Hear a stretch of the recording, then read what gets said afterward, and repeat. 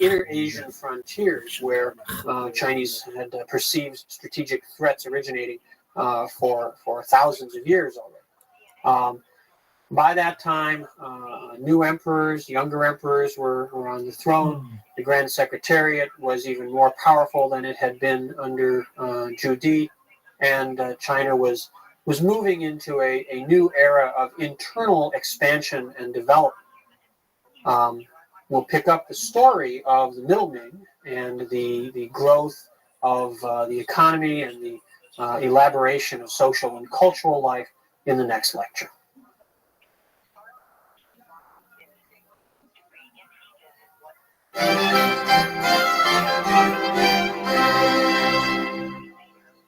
The Ming Dynasty, which had been founded in chaos and rebellion at the latter part of the 14th century, and had gone through some fairly tumultuous times in the reigns of the first emperors, stabilizes by the middle of the 15th century. And indeed, the Ming then embarks upon a prolonged period of peace and prosperity, and domestic economic expansion, which makes it one of the golden ages in Chinese history. It's a period that even today is looked back upon by many Chinese as one of the finer eras in their past. After the reign of the Yongle Emperor, Zhu Di, the dynamism of the monarchy seems to fade a bit. The great strengths and charisma of the founding emperor and of Zhu Di himself give way to a succession of emperors, several of whom are fairly nondescript. There are some good emperors later on in the Ming, but in the immediate wake of Zhu Di's passing in 1424, there are several emperors who don't contribute much to leadership. He was immediately succeeded by his son, Zhu Gaozhi, who reigned for less than a year in 1425. The next emperor, Zhu Jianji, held the throne from 1426 to 1435, but didn't prove to be a very dynamic ruler. And he then is succeeded by Zhu Qizhen, who was only 8 years old when he comes to the throne in 1435. In this period, in the wake of the disappearance of strong leadership on the part of the emperor, not surprisingly, it is the Grand Secretariat which emerges as the principal political force in China, the kind of central office of the imperial government. And indeed, during this period, there are three remarkable individuals who served in the Grand Secretariat, who came to be themselves the leading political figures of their time. There were other Grand Secretaries during this period. These aren't the only three individuals in the Grand Secretariat, but they stand out, in part, I suppose, because they all shared the same surname. They were all named Yang, and the Chinese refer to them collectively as the three Yangs, the San Yang in Chinese. Yang Shuqi was, in addition to being a Grand Secretary and one of the leading political figures of the day, was one of the most prominent literary authorities of his time as well. He sort of dominates the writing scene at this time.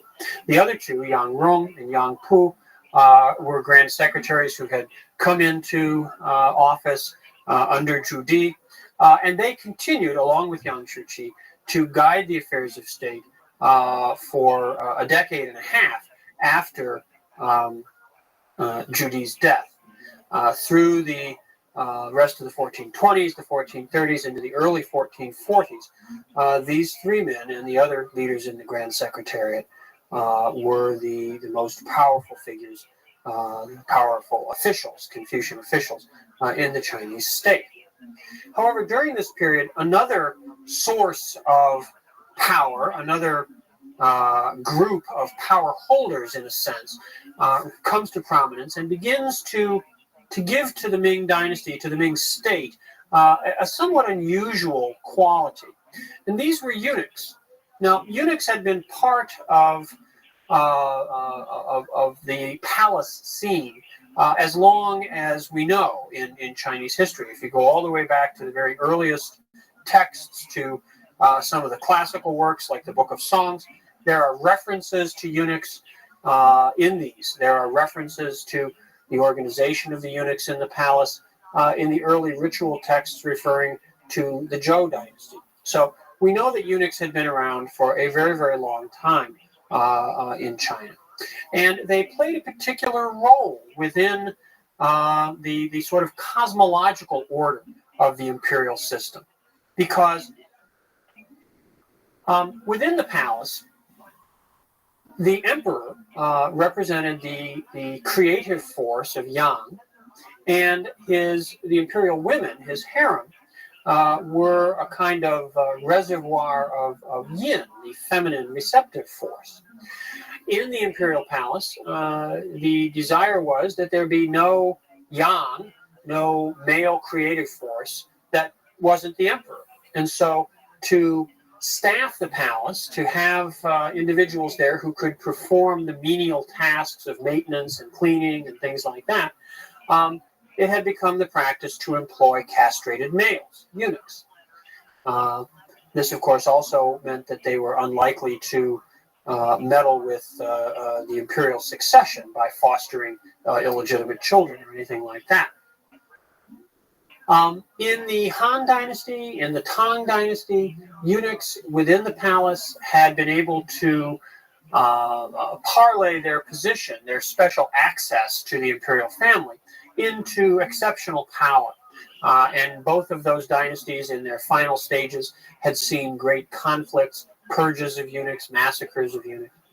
In the Ming Dynasty, this process gets off to a rather different start and takes on a much greater dimension than in previous instances. Zhu Yuandang, the founding emperor, had excluded eunuchs. He had known enough of history and the precedents of the past that he put up a proclamation saying that eunuchs were not to be allowed access to government documents. They were not allowed, in fact, to be taught to read, and anyone who violated this would be subject to severe punishment. But Zhu Di, when he was conspiring and preparing to seize power, had used eunuchs from his princely palace as emissaries and as secret agents as he prepared to launch his attack on his nephew at Nanjing. Even after seizing the throne, Zhu Di continued to employ eunuchs as his personal agents, perhaps carrying on to some extent his father's mistrust of the literati, even while building up the power of the Grand Secretariat. Zhu Di wanted to have individuals in his employ who were completely dependent upon him. The literati, of course, had their own power base. They were landowners for the most part. They had the examination system. They had a sort of separate identity, which kept them more or less autonomous within the political system. They were dependent upon the emperor. They were appointed by the emperor, and yet they were not completely the emperor's creatures. The eunuchs, on the other hand, were entirely dependent upon their imperial masters. Zhu Di gave eunuchs not only these sorts of secret missions, but allowed them to become involved in the handling of documents, the transmission of information within the palace. And indeed, right at the end of his reign, he set the stage for the founding of what comes to be known as the Inner Palace School, which was an academy within the imperial grounds for the training of eunuchs so that they could help with the documentary processes of government. This was a direct contravention of Zhu Yuandang's wishes, but Zhu Di seems not to have been overly troubled by that. So the mature Ming state, as we see it from, say, the 1530s on, includes a sort of balance that has to be maintained between the power of the eunuchs in the inner palace and the power of the Confucian officials in the outer court and in the empire at large. Late in the dynasty, certain emperors begin to actually send eunuch commissioners out from the palace to oversee various kinds of economic actions, to conduct sort of secret police functions.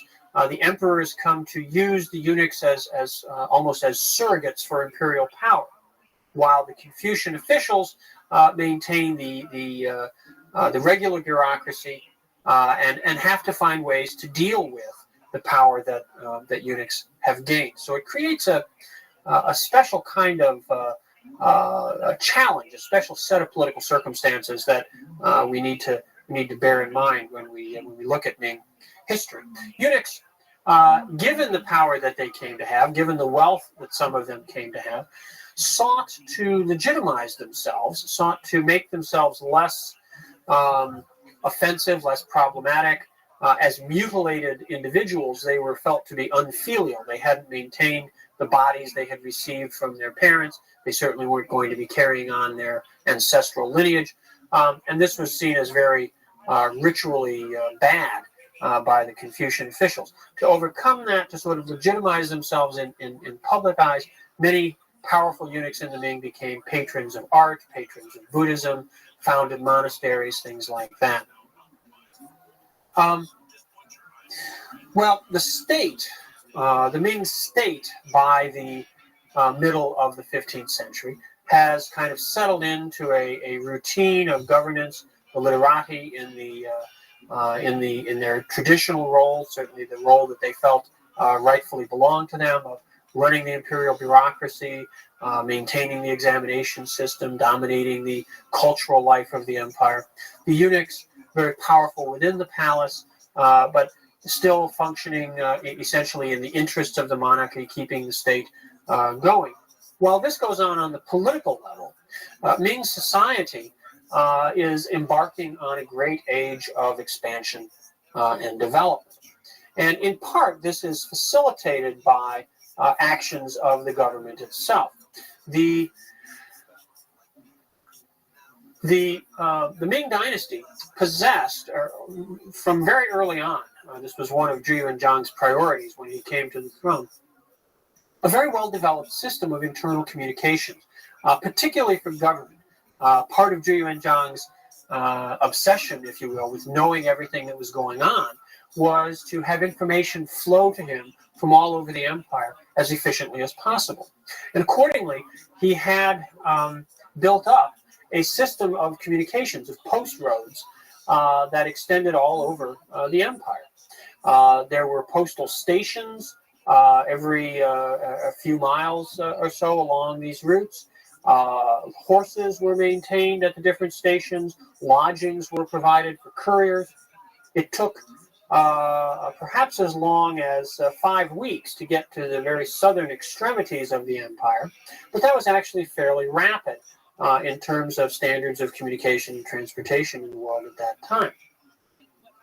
This system of official post roads, stations, communications became the core, the infrastructure for a much more expansive system that was used not by only official representatives, but by merchants and other kinds of travelers. Since these roads were already there, since there were there was an imperial presence at these post stations along the way, there were guards, the imperial army tended to be garrisoned along these routes, they were safe. And so travelers, merchants in particular, who wanted to be traveling with money or with goods, found it safe to travel along these same roadways. So the Ming official postal roads became the network of the trading system of the Ming dynasty as well. That in turn contributed to further economic growth as services directed towards these commercial travelers began to spring up in conjunction with the official stations. There might be an official station where imperial couriers would stop and change their horses and eat and rest. And around those grew up hostels, taverns, inns, other kinds of services to be provided for private travelers, but in the same places, along the same roads, and under the same basically secure conditions. Merchants were also allowed to utilize certain government facilities, particularly the transport barges on the Grand Canal. The Grand Canal was used to ship grain, which was grown in southeastern China, north to the imperial capital. Beijing at this time was such a large city, it was unable to meet its grain needs from the immediate countryside around it, and so grain was shipped from the south to the north. When these barges traveled back south, or even on the northern journey, if they weren't full, they could be utilized by merchants to ship commercial goods. So there were a number of ways in which the official infrastructure of the Ming state contributed to and encouraged the growth of the domestic economy. We see in this period, from the beginning of the 15th century on through the 16th and even beyond, a revival and indeed a further intensification of the process of regional economic specialization that we talked about back in the Southern Song, where certain areas within China began to develop particular specialized kinds of production. The textile centers in the Jiangnan region, where cotton was grown and spun and woven, where silk was produced, the tea growing centers of Zhejiang and Hunan, the great imperial kilns at Jingdezhen in northern Jiangxi province returned to their very large scale operations. These kinds of centers of production meant that you had large population areas where they were producing things, either growing things or manufacturing things, which were then traded out into a national market and indeed beyond China into an international market. But those areas of specialized production also became areas of consumption because families which had formerly been subsistence farmers or self-sufficient farmers now were producing, say, cotton for the market or tea for the market, but weren't producing their own food. And so it became necessary to import food into these areas. And these exchanges, these long-distance exchanges, going often along these imperial routes of communication and transport, revived and intensified the commercialization, the growth of the Chinese commercial economy. That growth is reflected, the more complex kinds of economic operations that were attendant upon this kind of economic growth are reflected, for example, in the development of financial institutions, bills of trade, the circulation of paper money, which had been experimented with back in the Southern Song, is tried again in the Ming Dynasty. Certain sort of proto-banking institutions begin to develop. Interestingly, particularly in Shanxi province in the northwest, where financial instruments, paper financial instruments, not government money, but private commercial paper begins to circulate and begins to be used during the Ming. While domestic growth is in many ways enhanced and facilitated by government action, the international situation is a little bit more complex. The Ming government, particularly after 1435, after the end of the voyages of exploration that had been commanded by the eunuch Zheng He, the official view of the Ming state is rather negative on international trade. When the dynasty had first been established, one of Zhu Yuanzhang's concerns had been for coastal security. There had been some resistance to the establishment of Ming rule on the southeast coast, and there's something called the Maritime Interdict, which is an effort to control trade, coastal trade is put in place. And this remains a concern through much of the Ming dynasty. It's not so much an effort, a real effort to totally eliminate trade as to regulate it very, very carefully. There are times when trade is banned completely, but for the most part, the government simply tries to regulate it very carefully. But that's very problematic because the impulse to trade is very strong. And what happens is when the state is clamping down on trade, trade goes into private hands and indeed into outlaw hands. And one of the chronic security issues in the Ming dynasty in the 15th and 16th century is piracy. People who are traveling on the sea and who are going from port to port and who are acquiring goods and acquiring wealth cannot do this legally, and so they wind up becoming pirates. And when they are resisted by coastal authorities, they wind up raiding instead of trading, and this becomes a chronic problem along the coast in the Ming, particularly during certain periods. Nonetheless, there is official trade or officially tolerated trade that continues throughout this period. And indeed, particularly with Japan, what gets established is what comes to be known as the tally trade, which isn't a trade in tallies, but it's the use of tallies of markers, which are sort of divided in half so that the Japanese merchant has one half and the Chinese official has the other half. And when the merchant comes to port, you can match the halves together, and that proves that this is an authorized, a legally sanctioned exchange rather than a kind of piracy. And that served to facilitate trade with Japan. This was particularly important because Japan at this time had discovered rather significant deposits of silver, and silver mining was going on fairly significantly in Japan. And the flow of silver from Japan into China helped to facilitate the monetization of the Chinese economy, the increased use of money rather than barter in the Chinese domestic economy.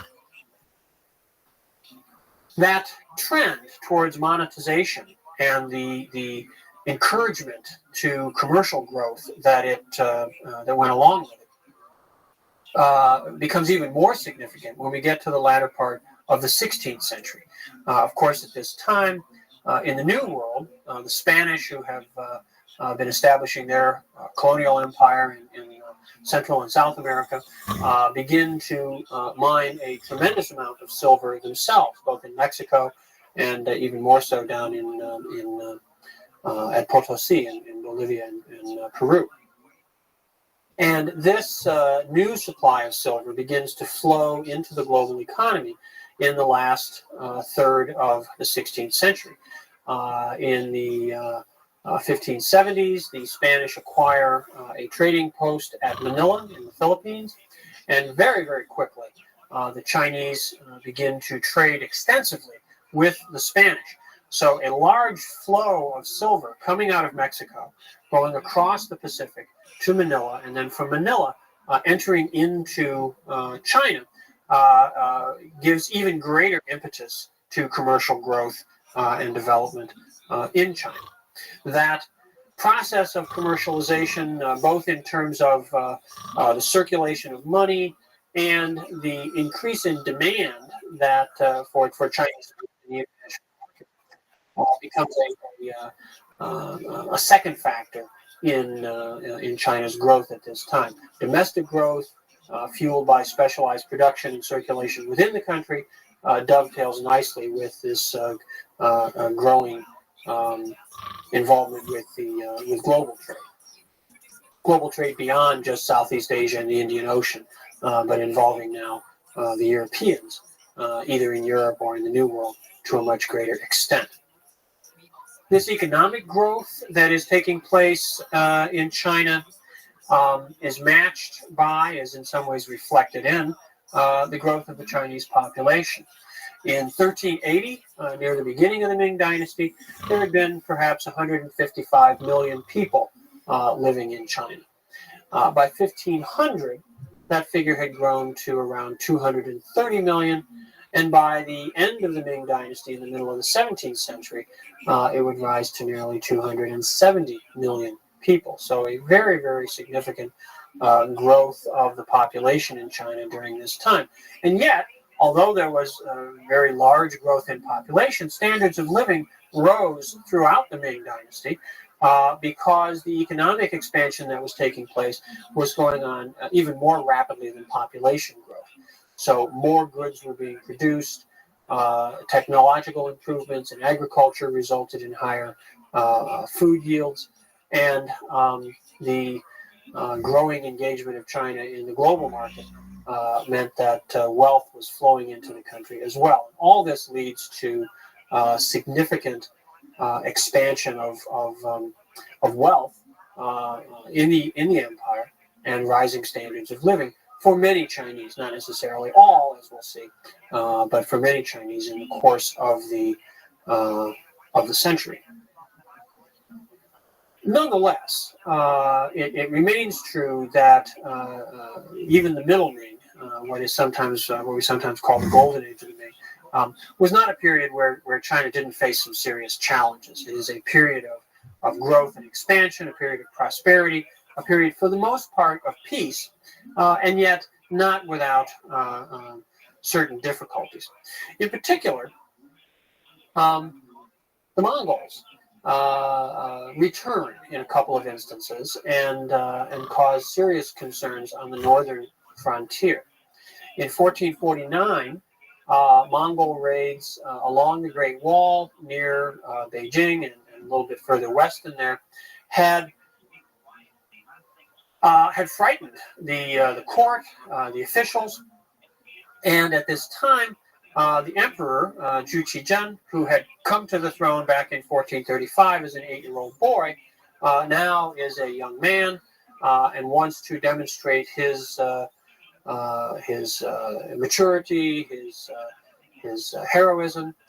He is advised by one of his eunuchs, a man who had been his tutor when he was a young prince, and now, after the death of the three Yangs, new leaders within the Grand Secretariat are not as powerful or influential with the emperor, and the emperor, listening to his eunuch advisor, decides to launch an expedition to punish the Mongols and to lead it himself. This proves to be a disaster, and in September of 1449, after wandering around ineffectively beyond the Great Wall, the imperial entourage is attacked just before re-entering China proper, and the emperor is actually captured and held for ransom by the Mongols. So this incident, which has political repercussions that go on within China for several years thereafter, is the first case where the Mongols really are revived as a threat. A century later, in the late 1540s and the early 1550s, Mongol forces once again begin to raid across the Great Wall and indeed come within sight of the city walls of Beijing. And this puts the question of border security once again right at the top of the imperial agenda. Indeed, there are major factional conflicts, major political debates about how best to deal with the problem of the Mongols that run right through the late 1540s and 1550s and become very, very significant concerns at court. At the same time, the issue of these so-called pirate raids down on the southeast coast in the Jiangnan area also becomes a concern. In the 1550s, there's a real coincidence of these two threats: the threat from the Mongols on the northern frontier and the threat from the pirates on the southeast coast. Now, the pirates during this period, when you read the Chinese sources, they refer to them as Japanese pirates. This is the sort of standard term. In fact, although there certainly were Japanese sailors and captains amongst the forces that were along the coast, many of the so-called pirates, many of the so-called Japanese pirates, were in fact Chinese. Some of them were merchants, some of them were adventurers, some of them were simply outlaws, but many of them, if not most of them, were actually Chinese. These forces would raid, particularly in the Jiangnan area, the very wealthy area of textile production and commercial towns. There was a lot of wealth there. It was near the mouth of the Yangtze River, so it was easily accessible from the sea. And this became a major source of insecurity, and like the Mongol threat on the northern frontier, led to political debates and policy factionalization around the late 1540s and 1550s as well. Eventually, the Ming managed to put together a military force and a political initiative which suppresses piracy along the coast. And fortunately, they then decided to relax some of their policies controlling trade along the coast and allowed more more access to ports and more international trade to proceed. That worked out nicely in terms of the timing of the arrival of the Spanish and all their silver, so that this could become a more significant zone of activity in the second half of the 16th century. By the end of the 16th century, other problems began to emerge within the dynasty. Some of these were the result of the very success that the dynasty had had up to that point and the rapid growth that had been taking place in the economy. Other problems arose not so much from material issues, but from social and political stresses within the empire and related cultural and intellectual developments. And other challenges to the Ming began to arise from factors outside of China. We'll look at the confluence of these various concerns in the next lecture.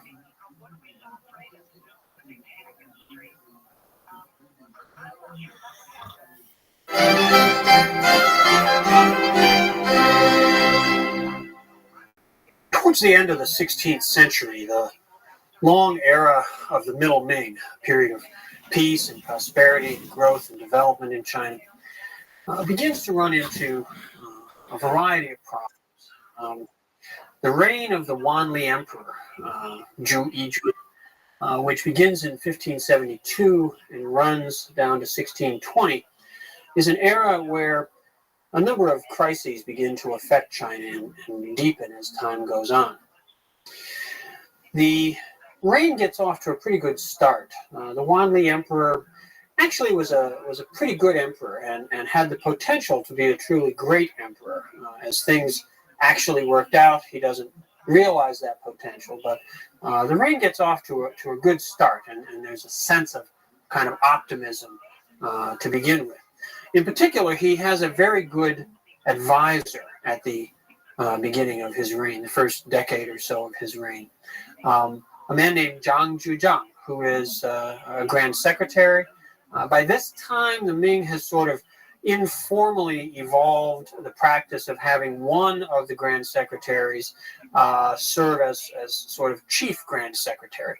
And that's the role that Zhang Zhujiang steps into at the beginning of the Wanli era. What Zhang Zhujiang wants to do is to strengthen the power of the central state. He wants to serve the emperor. He wants to allow the state to more effectively respond to its mission, its challenges in governing China and in addressing some of the stresses and problems and tensions that are building up within Chinese society. We can see Zhang Zhujiang in some ways as a successor to one of the streams of thought within imperial statecraft that goes back to figures that we've seen before, such as Wang Anshi in the northern Song dynasty, or the great dynamic Emperor Wu all the way back in the Han. Zhang Zhujiang sets out to reform the revenue system, the taxation system, and to restrain the excesses of both local officials and private wealthy families in local society. He wants to also reform the tax system in response to changes that are taking place in the Chinese economy with the growth of commercialization and the monetization of the economy. In other words, he's responding to some of the developments that have been taking place in the course of the Ming, and in particular to the flow of silver into the Chinese economy. He undertakes a series of reforms.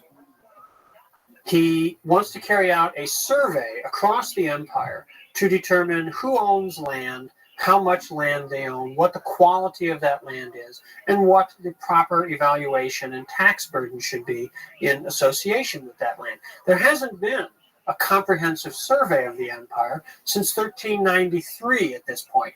And so Zhang Zhujiang simply wants to bring the records of the revenue system, the knowledge of the central government into line with realities which will have changed significantly out there in the field, out in the provinces. To do this, he sends officials out to try to survey land, to try to go through the existing records, to try to determine ownership and use and things like that. He also undertakes a series of reforms designed to make the collection of taxes both easier and more efficient, to streamline it so that it's easier for people to pay their taxes, and to reform it in such a way that a greater proportion of taxes that are paid wind up in the imperial treasury. Okay? Now, the central aspect of his reforms, what come to be known as the single whip reforms, well, there are two basic aspects to it. One is timing, and the other is the way in which taxes were paid. Taxes had traditionally been paid in kind. In other words, not in money, but in grain or cloth. And these taxes were accordingly collected at times of the year when grain or cloth would be likely to be in good supply. Grain taxes tended to be collected in the fall after the harvest came in. Cloth taxes tended to be collected in the spring when the winter weaving season was completed. Okay, so this had been the practice from time immemorial. What Zhang Zhuzheng wants to do is to convert the payment of taxes from essentially a sort of barter transaction to a cash transaction, and have taxes be paid now in silver. And indeed, he does this, and this aspect of the single whip reforms is put into effect. He also consolidates the payment of various kinds of taxes, which had previously been assessed in terms of so much grain or so much cloth, into single lump sum payments in money. Okay, so it's a good system. It allows people to pay their taxes efficiently. If they're grain dealers, to sell grain and get money. If they're cloth merchants, to sell cloth and get money. If they're farmers, to sell whatever it is they're producing and get money. Everybody can use the common currency of exchange, which is silver, and the taxes are denominated in terms of silver. And so in those parts of the empire where commercial development has been taking place, which is where large centers of wealth, of course, have come to be concentrated, this proves to be a very effective set of reforms. His efforts to survey the empire and to get a better sense of the taxes that people actually owe and who owns the land does not go as well as the monetary reforms. And this is because the wealthy families that own land don't really want the records to be accurate. It's not in their interest to have this survey take place. And of course, here we see, once again, the classic sort of contradictory situation of the literati elite. On the one hand, literati serve in the government. It is from the ranks of the literati that government officials are recruited through the examination system. And in their capacity as officials, in their capacity as servants of the monarchy, of course, they're part of the system that is out there trying to do this survey and trying to get a better understanding of the financial situation. But the literati are also the local elites. They tend to be the wealthy landowning families, and particularly in the wealthier parts of the empire, the Jiangnan area, the southeast coast, the Yangtze River Valley, there's a contradiction. In their capacity as private citizens, in their capacity as local elites, they want to resist the efforts of the state to extract more wealth from their land. And so they resist the efforts to conduct this survey. They sort of thwart and frustrate the officials who are sent out. And they are fairly effective at undermining Zhang Zhuzheng's ability to carry out this survey. And indeed, they resent his actions so much that as the decade of the 1570s goes on, Zhang Zhuzheng becomes politically suspect. He becomes the political enemy of large contingents within the ranks of the literati, even within the ranks of literati serving as officials. It's felt that he's going too far, that he's pushing an activist line for the state, where in fact the state should be a little more hands-off and allow the literati, the local elites, to manage affairs more directly themselves. Now, eventually, by the beginning of the 1580s, this will lead to Zhang Zhuzheng's downfall from power. At the same time, though, the effects of his monetary reforms, the effects of the single whip reforms in terms of paying taxes in silver instead of in kind, also become a little more complex. As I said, in those parts of the empire where commercial development has been taking place, this is a very effective reform. It's a popular reform. It's easier on the citizens who are paying taxes, and it results in better revenues for the government. But in other parts of the empire, areas where commercial growth has not been as extensive, areas where silver is not widely in circulation, the single whip reforms become a burden. And in fact, they make the situation worse for many people. Peasant farmers living in, say, the northwest or the far southwest, in Shanxi or Guizhou provinces, find themselves having to take their relatively meager crops and sell them for money so that they can pay their taxes. The problem with that is that in these areas, less silver is in circulation, more copper is in circulation. Copper coins, copper cash are in circulation. So they sell their grain for copper cash, which they then in turn have to convert into silver. And the exchange rate between silver and copper is very biased against copper. So you wind up spending more copper to get the silver you need to pay your taxes than you would if you were simply paying your taxes in grain or cloth, or even if you could just pay them in copper coins. So the single whip reforms have a negative impact on large parts of the empire away from the coastal areas and the Yangtze River Valley. And at first, this isn't particularly significant. When the reforms are first put into place, the flow of silver that's coming into the treasury looks so good that nobody really worries about it very much, and the situation takes a while to develop to the point where these tensions, the disparities between the more commercialized and the less commercialized part of the empire really begin to become a serious problem.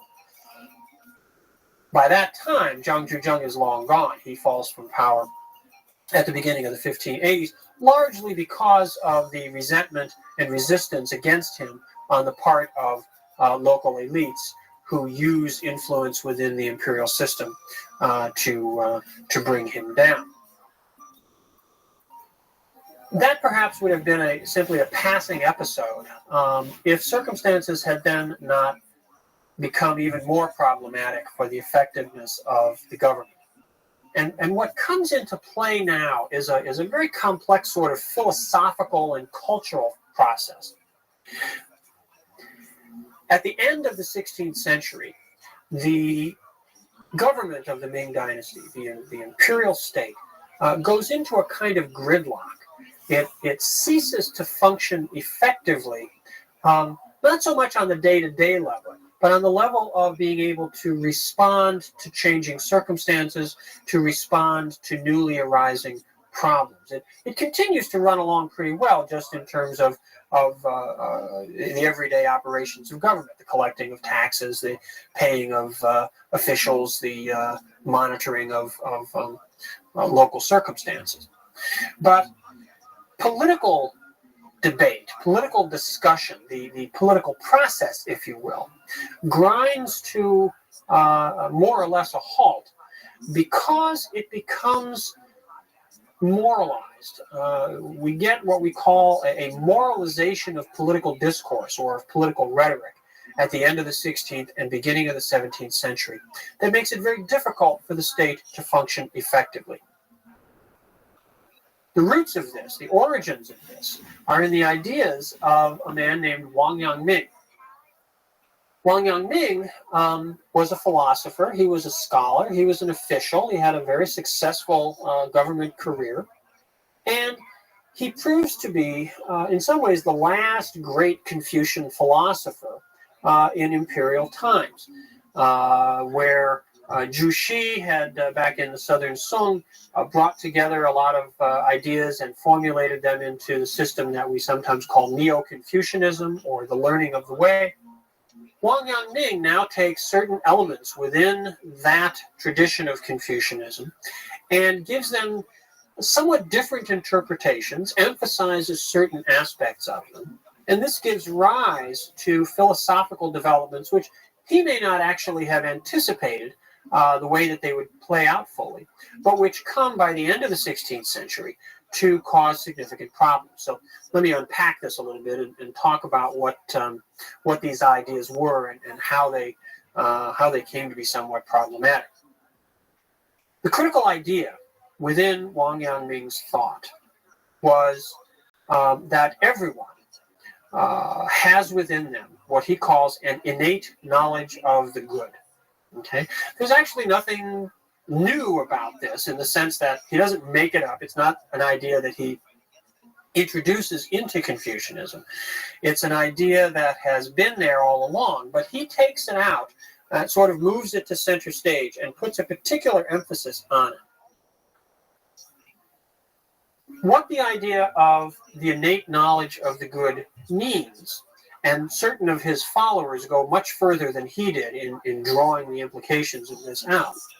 What it means is that individuals have a responsibility for moral judgment. Okay? In Confucianism prior to this, the tendency had been for most people, the vast majority of people, to simply defer moral judgment to their superiors, to the elite, particularly to the literati. The literati as the bearers of the literary cultural tradition, as the educated elite, the people who were steeped in the Confucian classics, were looked to provide the leadership, the moral models for other people to follow. Wang Yangming's ideas suggest that individuals would find within themselves the source of moral responsibility, that they would have a personal conscience, that they would have a personal agency in acting in the world. And Wang Yangming placed an additional emphasis on the idea of the unity of knowledge and action. It wasn't enough to simply know what was good, to have an innate knowledge of the good. It was imperative that you act on the basis of that knowledge. And again, this is consistent with Confucian teaching over the previous 1,500 and more years. But in conjunction with his emphasis on the innate knowledge of the good being in everyone, this idea that it was necessary to act on that knowledge really has almost revolutionary implications. It comes to be seen in the context of the 16th century, in the context of all the many other changes taking place in China at this time, the growth of a commercial economy, many things that are similar to circumstances in early modern Europe. This comes to be seen as a sort of rise of Chinese individualism, a kind of individualist humanism, very similar to things taking place at the same time in European thought. Well, as the 16th century went on, Wang Yangming himself dies in 1529, but as his followers interpreted and developed his ideas, a variety of popular movements took place. People from non-literati backgrounds, merchants, even ordinary peasants, farmers, artisans, became involved in movements based upon or growing out of the ideas of Wang Yangming. Sometimes these defied the power of officials. Sometimes they set up utopian communal experiments, all based upon the idea that it was not necessary to defer to the power and authority of others, but rather to act on the basis of their own moral insights, their own moral knowledge.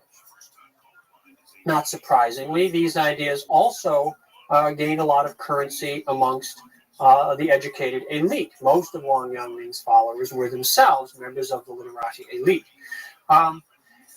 These debates about morality, these discussions about individual moral responsibility and agency, penetrated the political culture of the Ming state.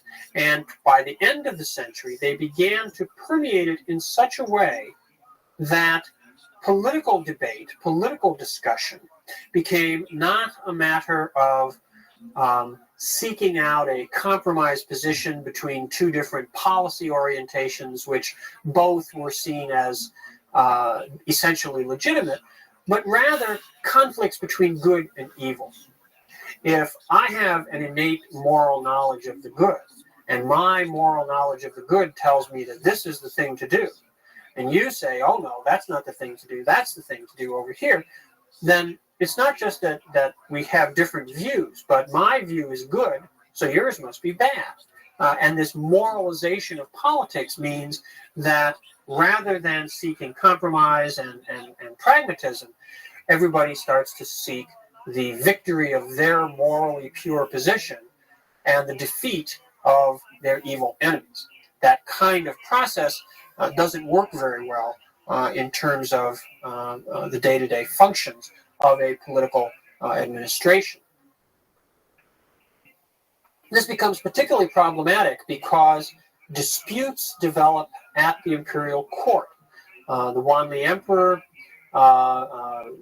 who had already been married and had an empress and a young son who was to be his heir when he came to the throne, as a young emperor acquires a new imperial favorite, has a son with her.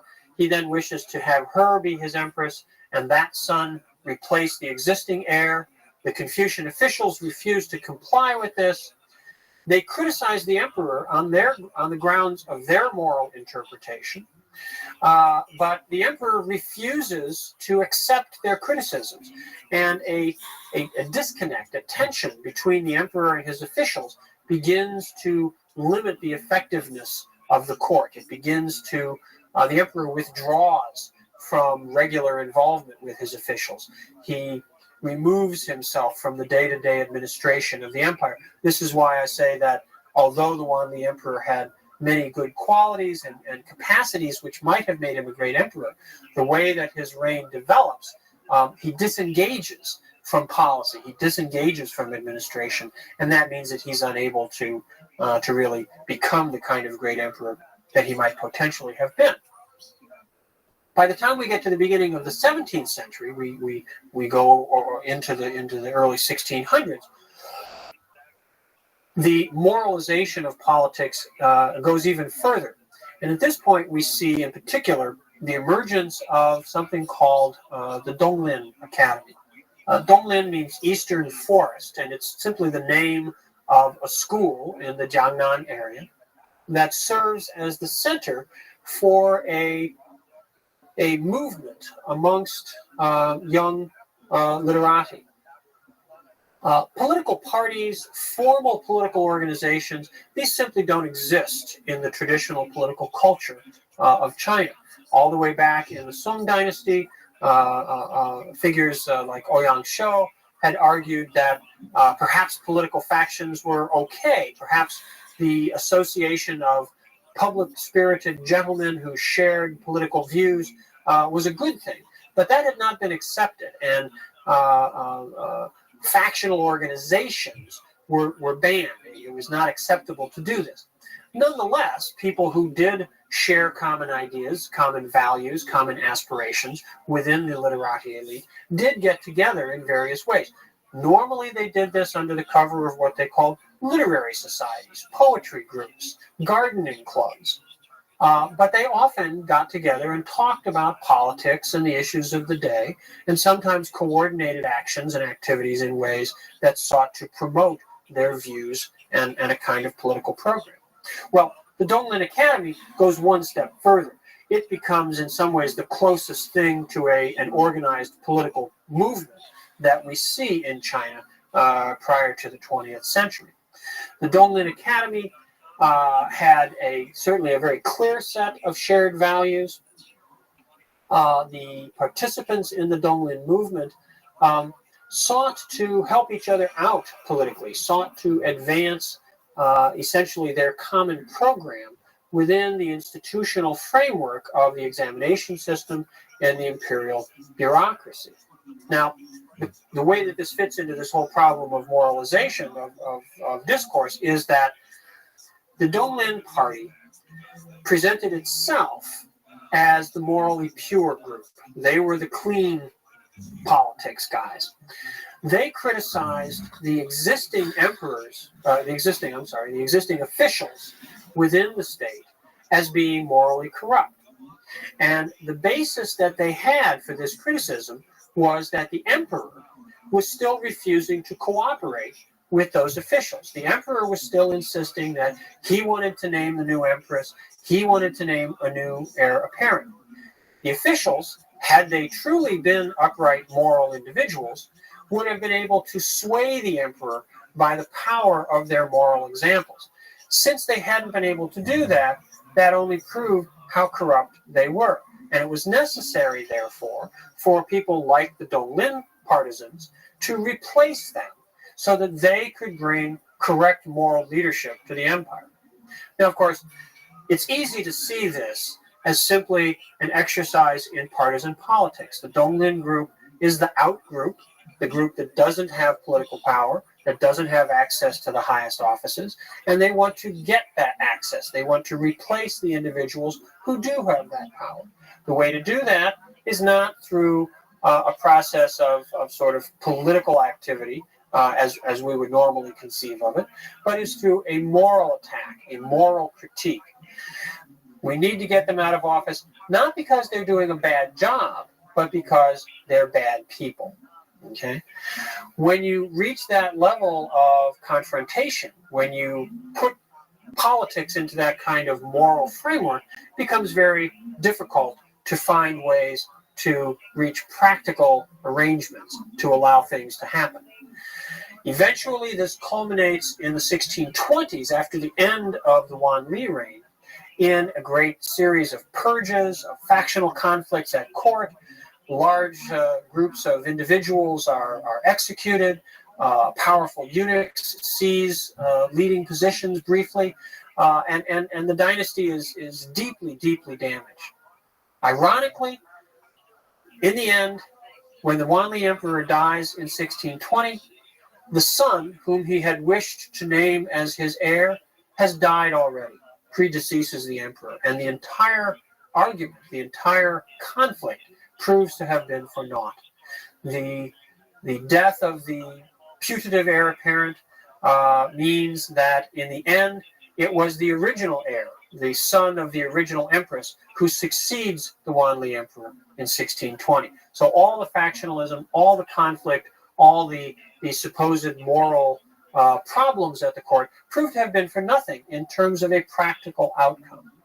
But the damage that they have done to the system by 1620 is so severe that once the Wanli emperor himself has gone from the scene, and we have again a series of relatively ineffective emperors in the mid-1620s, it allows this factional conflict to simply erupt in a way that costs many, many lives and further paralyzes the ability of the Ming state to act effectively.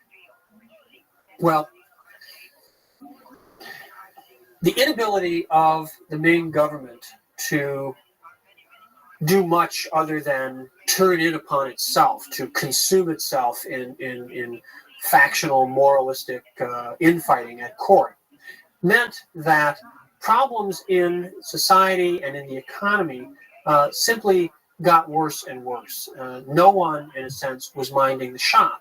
And so the discrepancy, the disparity between the prosperity of the coastal regions and the poverty of the interior, particularly the northwest and southwest, that situation simply got worse and worse. In particular, the burden of silver taxation began to depress the livelihood of farmers, particularly in the northwest, and this led to people defaulting on their taxes, people having assets seized, people losing their land, and a downward spiral of economic circumstances in that part of the empire that that began to push people outside the bounds of lawful society. And we will see shortly that banditry and eventually rebellion grows out of the deteriorating economic situation in the Northwest. Even in the parts of the empire where commercial growth was proceeding, where wealth was expanding, further tensions, further contradictions were arising within Ming society.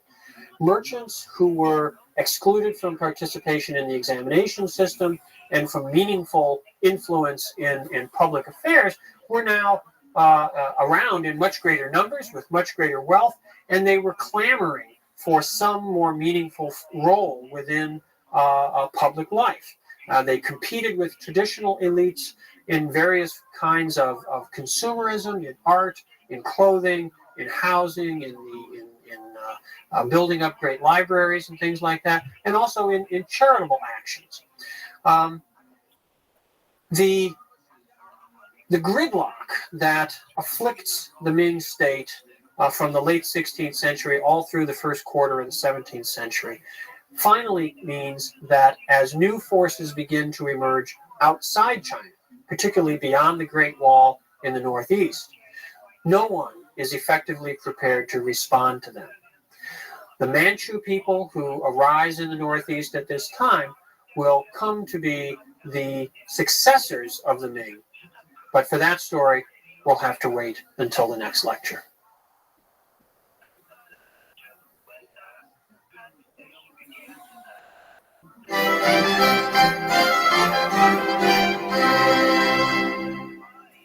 We've been talking about the crises, the gridlock that had afflicted the Ming dynasty from the end of the 16th through the first few decades of the 17th century.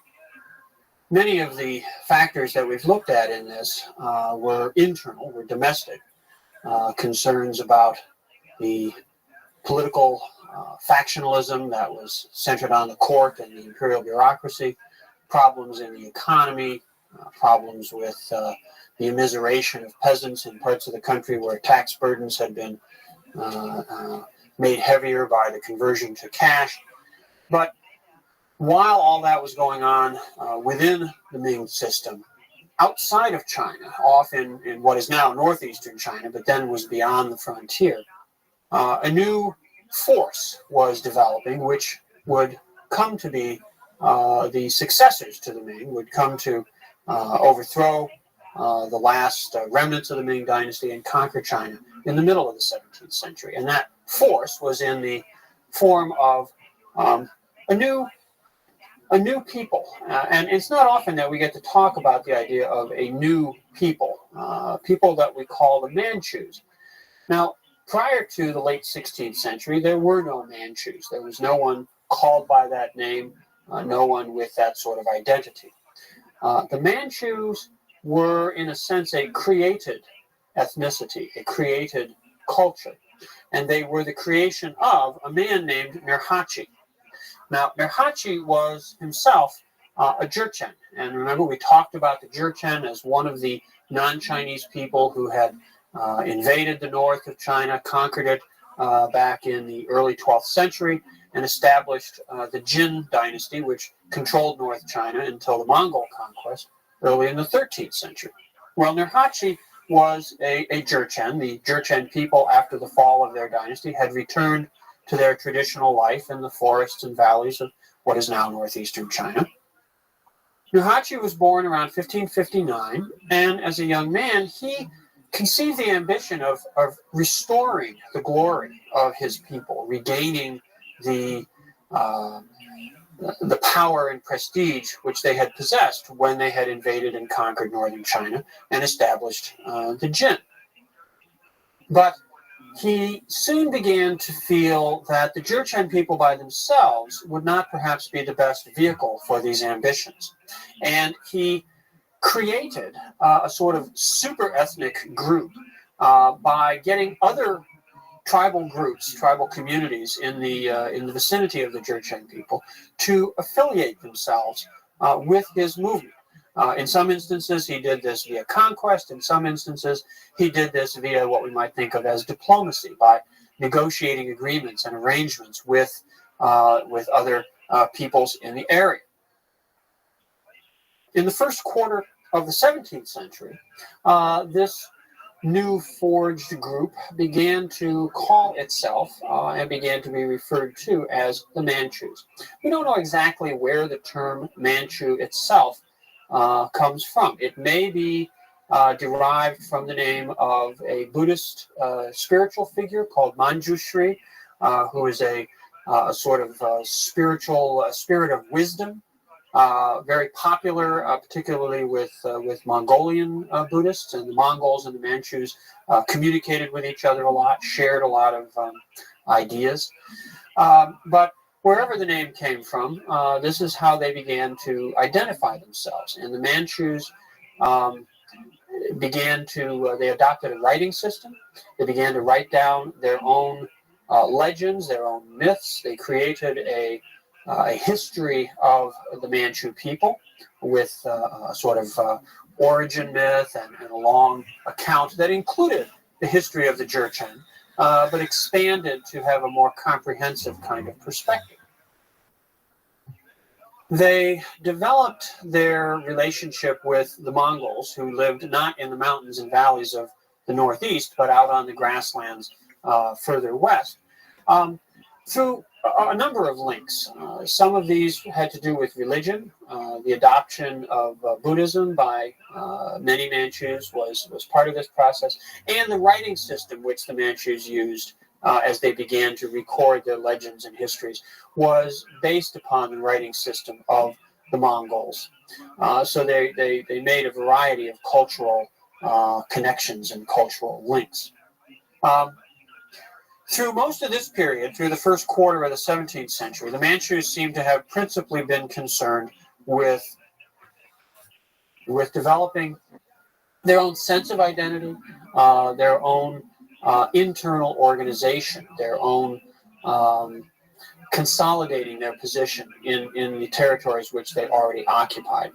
But as we moved into the second quarter of the 17th century, the Manchus began to directly challenge the Chinese, the Ming Dynasty, for power, first in the northeast and then later, as we'll see, in China itself.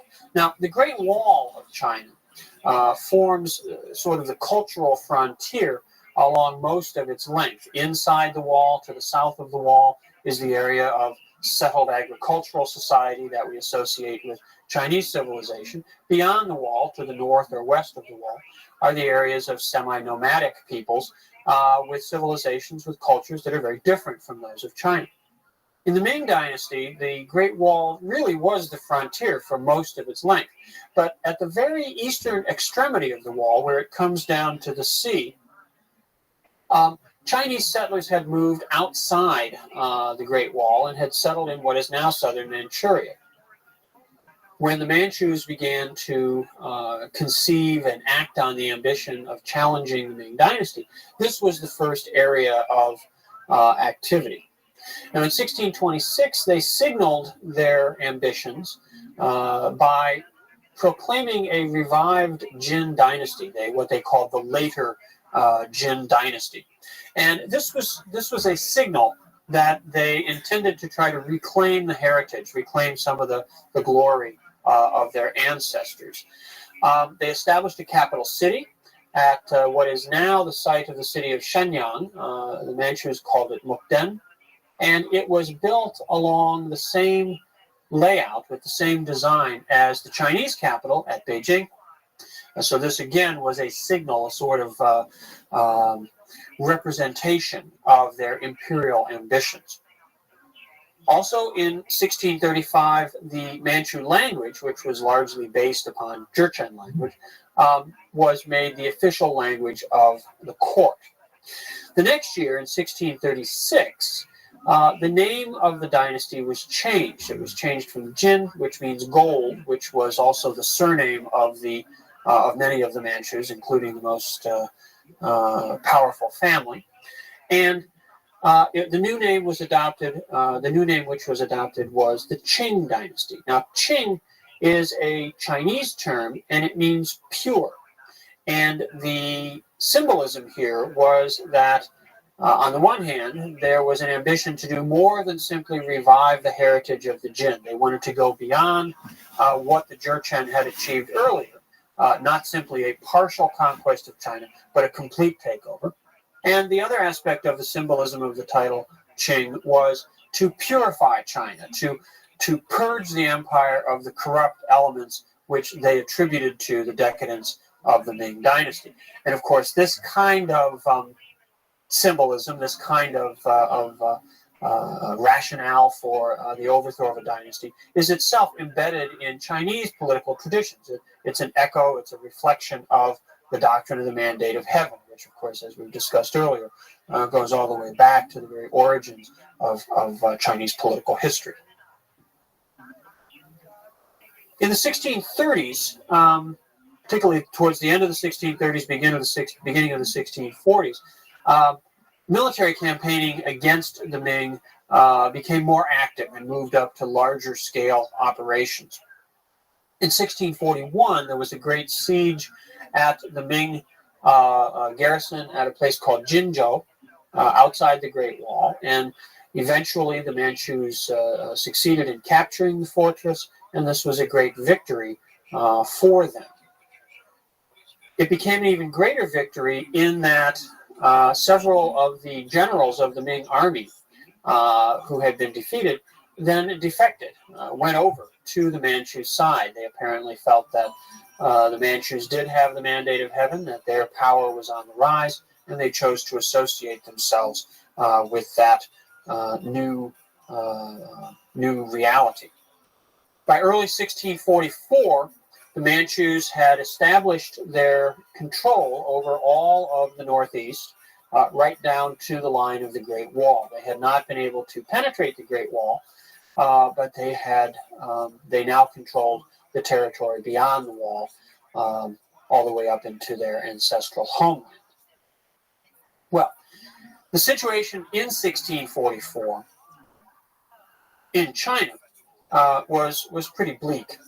As we've talked about before, the crises that had been building up at the end of the 16th and beginning of the 17th century had not been addressed by the Ming state. The imperial government was ineffective. It was locked up by internal factional conflicts, by the moralization of political debate and discourse, which meant that compromise and pragmatic policy solutions were much more difficult to produce and to put into effect. The financial problems of the dynasty had begun to intensify as well. In the Northwest and the Southwest, the areas where commercialization had not advanced as far, the rationalizations, the reforms of the tax system, which had been put in place back in the 1570s, finally began to really have some very negative effects. Larger and larger numbers of farmers were not able to maintain their tax payments. The process of selling their crops, getting copper coins, converting those to silver, and then paying their taxes in silver was not a very good one for them, and it led to increasing defaults, loss of property, and a growing landless group within the peasant population.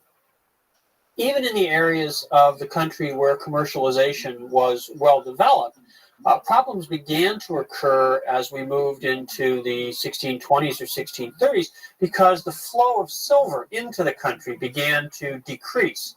The silver coming out of Japan dried up almost completely because the Japanese had put export controls on silver. They didn't want silver leaving their economy. And silver coming into China from the New World, from the Spanish mines in Latin America, also began to decrease. It didn't stop by any means. It continued to flow in, but the rate at which new silver was coming into the Chinese economy began to fall. And that meant, along with the Japanese situation, that as the economy was growing and expanding, that money became scarcer. And this, of course, led to various kinds of problems. The factional conflicts at the court in the 1620s were very brutal and very bloody, but they are brought to an end finally finally, in 1628, when a new emperor comes to the throne, and when the power of the last of the great evil eunuchs, as they're called, was broken. And the political infighting really comes to a close for the most part. It doesn't disappear entirely, but it ceases to be such a powerful block on the effectiveness of government action. And after 1628, the new emperor embarks on a process of reform, trying to get the dynasty back online. The problem is that it's really just too little too late. He does some good things, he makes some sincere efforts, but the problems that have begun to beset the empire are simply beyond his capacity to resolve with the kinds of resources that he has at his disposal. Through the 1630s, the situation, particularly in the northwest, in what is now Shanxi province, just gets worse and worse. Large numbers of farming families are dispossessed, are just sort of wandering on the roads. And not surprisingly, as we've seen in earlier instances, they begin to organize themselves and be organized into rebel bands. Larger and larger bodies of armed men with really no vested interest in the stability of the present order begin to raid, to attack small towns and administrative centers to try to simply seize the livelihood that they need to break into government granaries, to get food, to raid government treasuries, to get money. And this pattern of rebellion needs to be addressed by the government by, of course, deploying troops. The problem is that the lack of revenue, the decline in tax revenues means that sometimes the troops don't get paid. Unpaid troops will sometimes defect to the other side, and the situation then, of course, simply continues to deteriorate. By the end of the 1630s, and as we move into the beginning of the 1640s, one individual emerges as the main leader of these rebel movements in northwest China, and this is a man named Li Zicheng. Now, Li Zicheng didn't have any particular political program, unlike the founding of the Ming Dynasty when Zhu Yuanzhang positions himself at the head of a great mystical peasant movement. It doesn't appear that there was a particularly well-developed spiritual or religious program in the 1630s. It was more simply a struggle for survival, a struggle by these groups to overthrow the existing authority and perhaps establish conditions or circumstances in which their particular livelihood would be better guaranteed. Li Zicheng leads a large peasant army to the north in the course of the early 1640s. There's a lot of fighting in northern Shanxi, and this is not far from the imperial capital at Beijing. Finally, in the spring of 1644, Li Zicheng is positioned to make an attack on the capital itself. He leads his forces towards the capital from the northwest, and finally, in April of 1644, is able to enter the capital and seize it and occupy it for himself. At this time, this is sort of the final tragic moment for the imperial court. The story is that on the morning when the rebels had seized the city, the last of the Ming emperors gets up in the palace and goes into his audience hall, only to find that all of his officials have fled. The court had departed overnight, but somehow no one had felt quite ready to tell the emperor this. So the emperor realizes that the situation is hopeless. He walks, which was unusual for emperors, out of the palace to the north and goes up a hill, what's called Coal Hill, which is an artificial hill built up out of the dirt that had been dredged from the moat surrounding the palace. He took with him a bit of silk, and when he reached near the top of the hill, he cut his finger, and wrote on this piece of silk the two characters which mean the Son of Heaven, the official sort of title or name for the emperor, the most convenient way to refer to the emperor. He then tied a sash around his neck and hanged himself from a tree on this hillside. And that brought the rule of the Ming Dynasty effectively to an end. Li Zicheng was in control of the city. The officials of the court and some princes of the imperial family were fleeing to the south. They made their way to Nanjing, which of course was the secondary capital of the dynasty. And they did hold out there for a while. There's efforts to proclaim a successor, but as we'll see, none of those will really work out. In Beijing, Li Zicheng proclaims a new dynasty of his own, with himself as the new emperor. And he begins to undertake the process of trying to establish himself in the palace. He puts up notices calling on officials of the former dynasty who are still in the capital to present themselves at his court, promises that they'll be pardoned, they won't be punished if they show up. And a few actually do, and he begins the process of trying to put a new governmental regime together. But this doesn't last long because the Manchus have not gone away, and nor have all the loyalists of the Ming Dynasty itself. Over at the eastern end of the Great Wall, at a place called Shanhaiguan, which means the pass between the mountains and the sea, the place where the wall comes down out of the mountains and runs right down to the coast, there's a great fortress. And it is at that fortress that the Manchus had been stopped in their efforts to come into China previously. Well, the commander of that fortress is a man named Wu Sangui. And Wu Sangui was a general in the Ming army and was a very good general. That's why he had been given responsibility for such an important position. And he had exercised that command quite effectively, keeping the Manchus on the outside of the wall and his Chinese forces on the inside. However, when Li Zicheng captures Beijing, Wu Sangui finds himself in a difficult situation. He, of course, is still a Chinese general and is charged with protecting the empire from the barbarians, the Manchus, the outsiders. But now his dynasty is in trouble. His emperor is dead. And of perhaps more direct concern to him, his mistress is in Beijing, and he is worried that she may perhaps be recruited into the harem of the new emperor, Li Zicheng, if he succeeds in establishing himself in power. And so Wu Sangui makes a very difficult choice.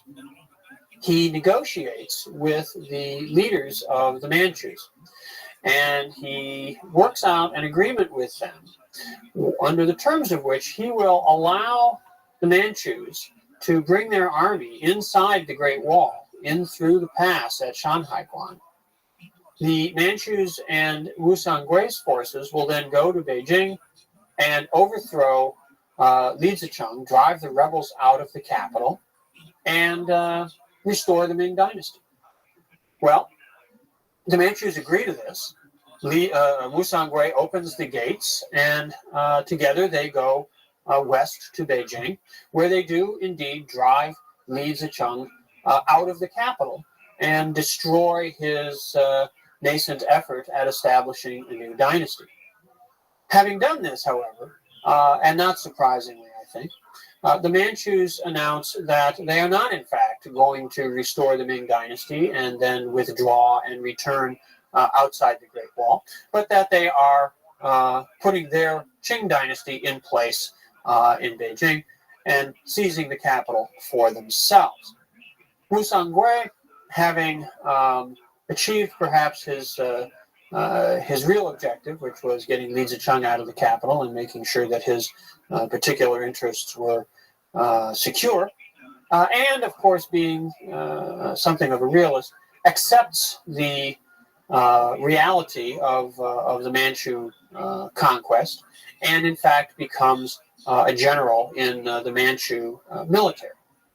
Now, having seized the capital was a very important step, of course, but there was a lot more to the Ming Dynasty, a lot more to the empire than the capital itself. The Manchus then had to set about establishing their rule over the rest of the empire, and this was not an easy or simple process. Most of the military campaigning that was involved in the conquest of China takes place over the next 2 years, between 1644 and 1646. And as in previous conquests, particularly if we look back at the example of the Mongol conquest in the 13th century, the greatest resistance to the Manchus came from the Jiangnan area, the area near the mouth of the Yangtze River, where the Yangtze comes out to the sea, which was the wealthiest area, the area where the greatest concentration of literati could be found, where the developed commercial economy, in conjunction with this very ancient traditions of Chinese culture and elite life, meant that perhaps a sense of I suppose we could say patriotism, or at least a cultural resistance to barbarian invasion, was greatest. And so it was in the Jiangnan area that we see the most dramatic efforts to fight off the Manchu conquest. This has come to be symbolized perhaps most powerfully for the Chinese by the story of Yangzhou. Yangzhou is a city actually on the northern side of the Yangtze River along the Grand Canal, a great commercial city, a city famous for its painters, for its poets, for its luxurious lifestyle. The Manchus arrived to besiege the city in 1645. It put up a fierce resistance, much more than the Manchus had expected. And when finally the city was surrendered, the Manchus took a very savage vengeance upon it. For 10 days, there was basically the looting and killing of anyone that was found, any Chinese that were found in the city. And the massacre of Yangzhou became a symbol, on the one hand, a symbol for the Manchus, a message that they were sending to the Chinese, saying that if you resist, if you hold out too long and miss the opportunities to surrender, which we will extend to you, this is the fate which you can expect to suffer. On the other hand, it becomes a symbol to the Chinese of the barbarism of the conquerors and of the heroism of the Chinese who had resisted and had chosen death rather than surrender. So this becomes a motif which returns in later Chinese history, particularly at the end of the Qing dynasty. The legacy of Yangzhou is often invoked at the end of the dynasty as an appeal to Chinese patriotism and nationalism in the early 20th century. Well, the Ming court, which had fled from Beijing, even though the emperor had not managed to escape with it, settles in Nanjing. The Manchus arrive and besiege Nanjing. The court eventually flees from there. A series of princes are named as emperors. None of them remains as emperor very long. They're captured or killed one after another. By the end of the 1640s, most effective resistance to the Manchus has been brought to an end. A remnant of the court flees to the far southwest, and the last claimant to the imperial throne, the last sort of direct, legitimate successor to the title of emperor for the Ming, actually flees the country and goes into what is now Burma, and remains there as a kind of exile until 1660, by which time the Manchus are firmly in control of the southwest, and they negotiate an agreement with the Burmese rulers under the terms of which the last of the Ming royal family is returned to China, turned over to the Manchus, given a very nice banquet, and then executed. And that brings the dynasty to pretty much an absolute end. Although there are still some loyalist elements who hold out, particularly on the island of Taiwan. Taiwan at this time is in a very sort of peculiar circumstance because it is part of China. It's technically part of Fujian province on the southeast coast, but it has become a focal point for activity by Westerners. In particular, the Portuguese and the Dutch have a presence on Taiwan, and they, in addition to these foreigners, there are what are called pirate groups, sea raiders that are based on Taiwan. Ming loyalists cross the straits and go to Taiwan and hold out there as well, without ever making much of a serious attempt to return to the mainland. But nonetheless, their presence is an irritant to the Manchus. It's not until 1683, though, that the last remnants of Ming loyalism over on Taiwan are finally suppressed. So it takes almost 40 years from the beginning of the conquest in 1644 with the Manchus' entry through Shanhai Guan until the very last vestiges of Ming loyalist resistance are put to rest. But by the 1680s, the new dynasty is on a very firm footing. A new emperor is on the throne, and the Qing is about to settle into a prolonged period of peace and prosperity, not unlike the long age of the Middle Ming. After the turmoil of the founding and the usurpation of Zhu Di, the Ming dynasty, as we've seen, settled into a fairly long period of stability, prosperity, and growth. And we see perhaps an even greater example of this in the story of the Qing dynasty from the late 17th through the 18th century. And we'll take that story up in the next lecture.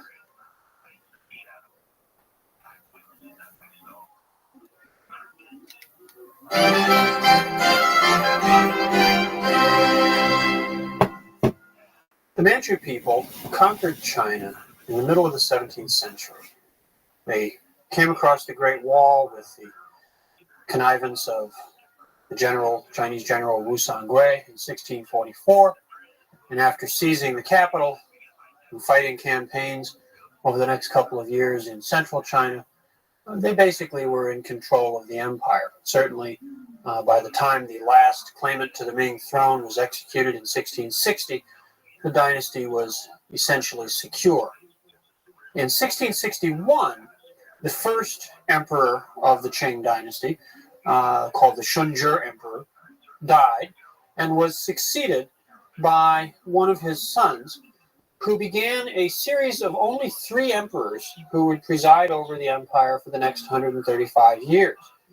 The reigns of the Kangxi, Yongzheng, and Qianlong emperors cover the central part of the Qing dynasty, and in some ways, these 3 emperors represent the greatest achievements of not just the Qing dynasty, but Chinese civilization in general. The peace and prosperity and stability over which they presided was also a great age for culture and art and literature and many of the other things that we identify with the greatness of Chinese civilization.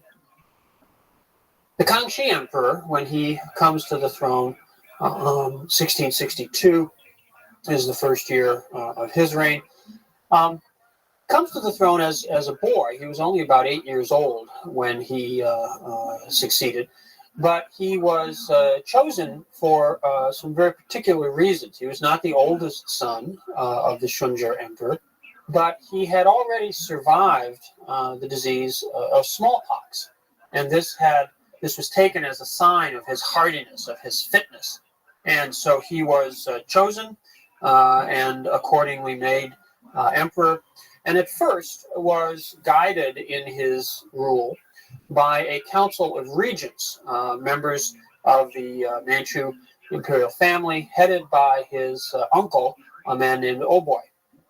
And what's called the Oboi Regency is the first 5 or 6 years of Kangxi's reign. At the end of that time, in 1667, when he was still just a mid-teen, he decided to take power into his own hands and contrived to have his uncle Oboy set aside and had the regency disbanded, and from that point on, rules in his own right.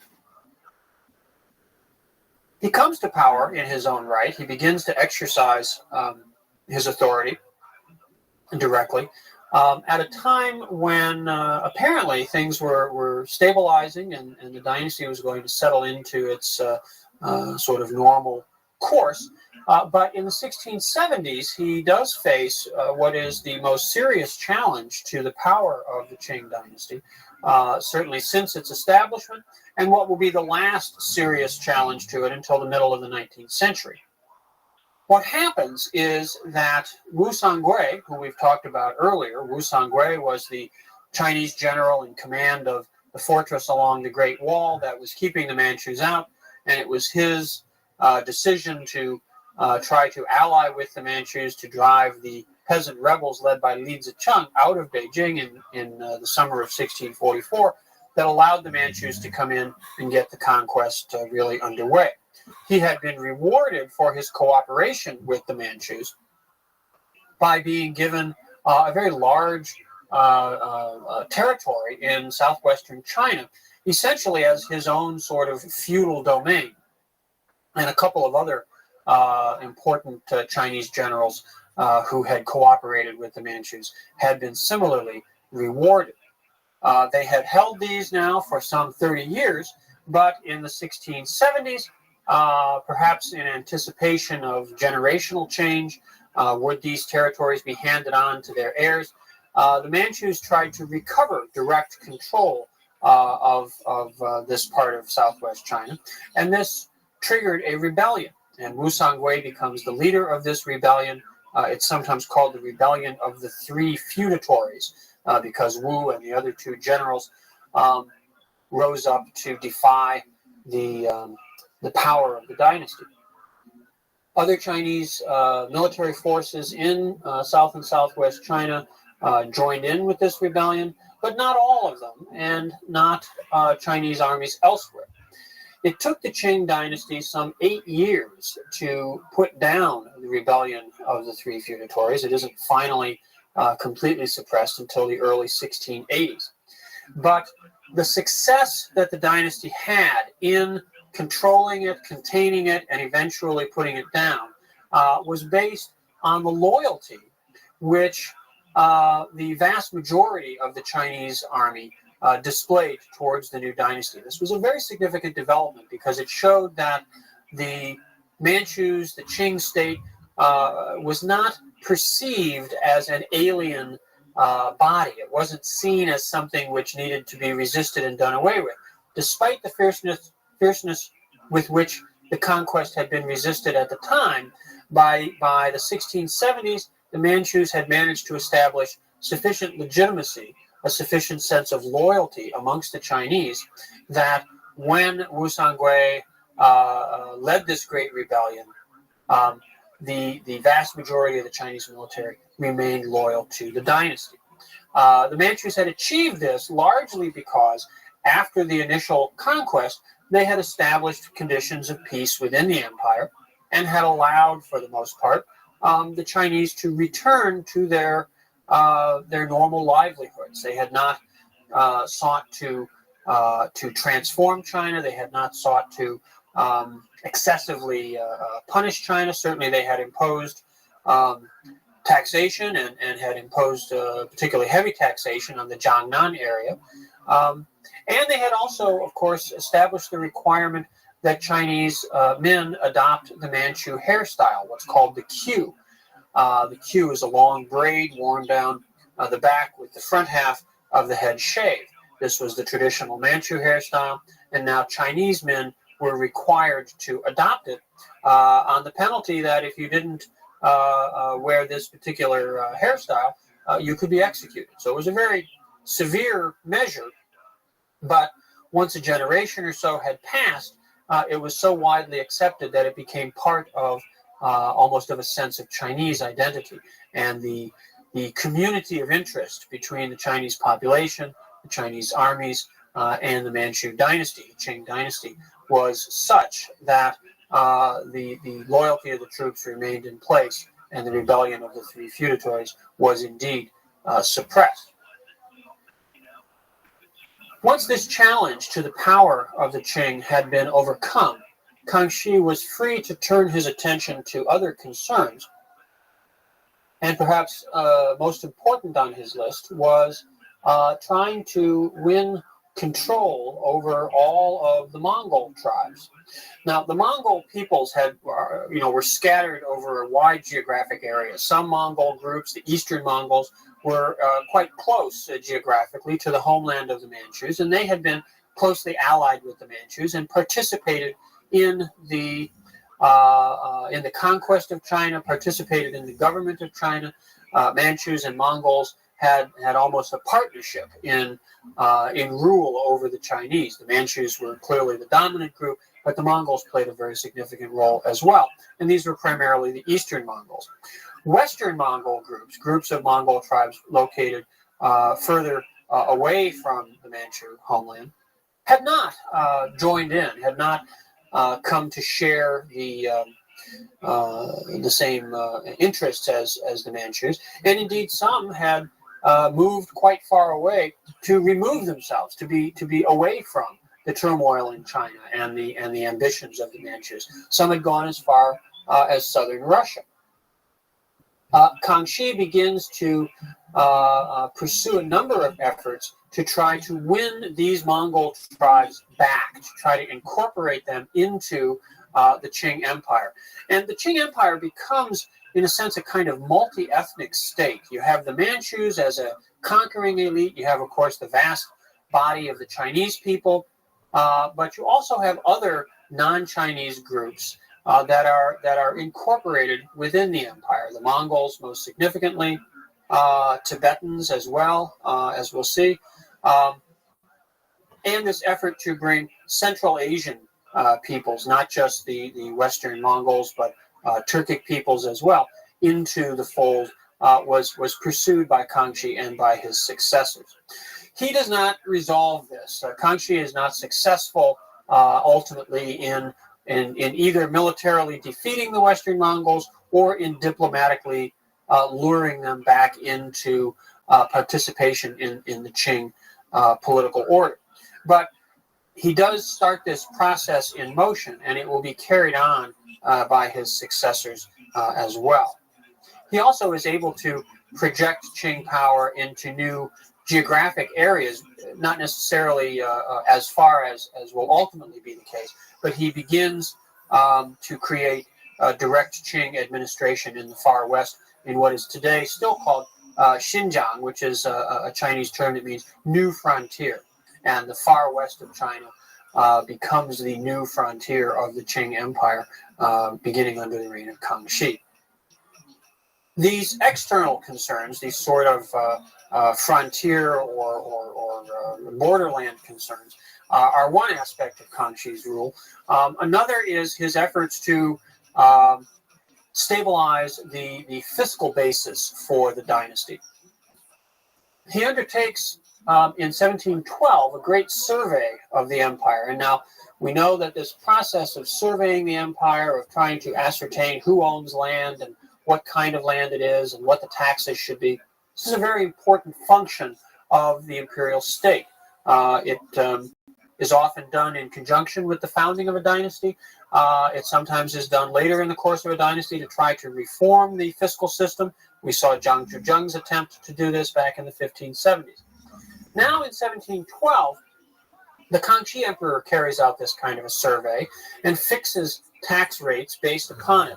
But he adds kind of a new wrinkle, which is that he proclaims that the taxes based upon this survey of 1712 will remain in effect in perpetuity. They will always remain as they have been fixed under the survey of 1712. And this comes to be known as the Tax Edict of 1712. And it lays the foundation for some serious problems in the financing of the dynasty in later times. Well, in 1722, the Kangxi Emperor died after being on the throne for 60 years, and he is succeeded by one of his sons, who becomes the Yongzheng Emperor. Now, when Yongzheng comes to the throne, the circumstances of his succession are a little unusual. Indeed, some Chinese historians, some Chinese at the time, questioned the legitimacy of his succession. He was the 13th son of the Kangxi Emperor, so he was far from at the head of the queue, head of the line, to become emperor. And yet, he is named in an edict which was purportedly written by the Kangxi Emperor on his deathbed. This edict, however, was believed by some, if not most Chinese, to have been forged. The conduct of the Yongzheng Emperor after coming to power was also a little tended to generate a certain amount of suspicion as well, because he had very bad relations with most of his other brothers, and he had almost all of them. There were only one or two with whom he seemed to get along very well. He had almost all his other brothers either imprisoned, exiled, or in some instances murdered. So, however he came to the throne, the perception was that it was not necessarily the most proper of successions. Nonetheless, the Yongzheng Emperor turns out to be a pretty good emperor. He doesn't have a long reign, but he devotes himself during the years that he is on the throne to trying to improve the administration of the empire, to make it more efficient and more effective, and in some ways more compassionate, more benevolent. His biggest challenge, not surprisingly, has to do with the financial system. Already in the 1720s, the effects of the 1712 tax edict are beginning to be felt. The flow of income to the imperial treasury was not what Yongzheng thought it should be. There were problems in the collection of taxes out in local communities. There were problems in the transmission of taxes to the capital. Taxes would basically be collected on a local level, forwarded up to a provincial level, consolidated there, and then shipped off to the court, to the capital in Beijing.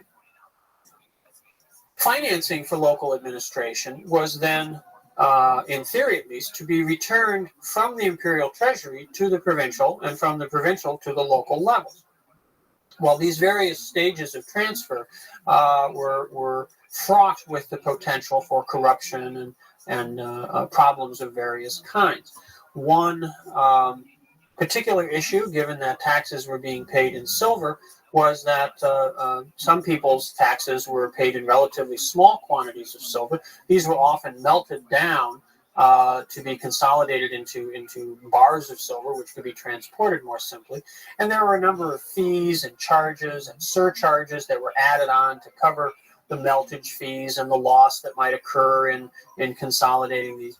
So that there were various irregular duties, irregular taxes that were being imposed by local officials. These taxes tended not to become part of the official records, tended not to make their way to the capital.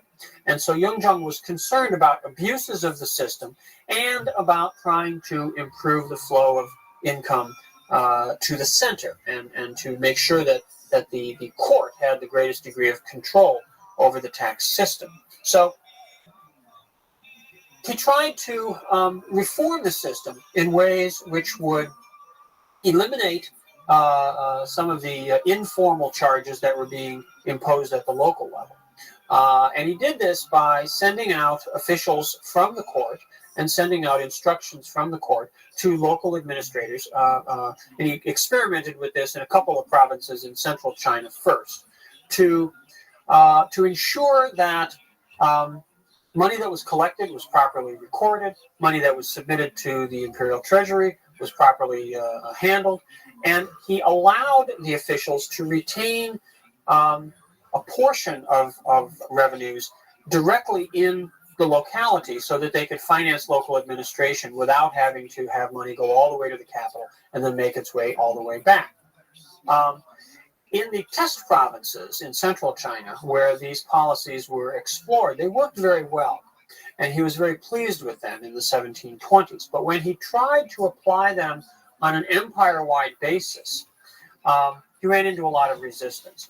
And the reason for this was basically that the provinces where he had experimented with these reforms in central China were neither the richest nor the poorest part of China, a sort of cross-section or middle range of economic and social life. When he attempted to apply these policies in the wealthier areas, particularly along the coast, he ran into a lot of resistance, again, from local elites and from local officials who really wanted to have the informal control over revenue flow rather than more direct control from the central government. And this is reminiscent of themes that we've seen earlier on, the resistance to Zhang Zhuzheng's reforms, the resistance to Wang Anshi's reforms back in the northern Song dynasty. It's a sort of classic pattern of conflict of interest within Chinese fiscal administration and within Chinese political culture in general.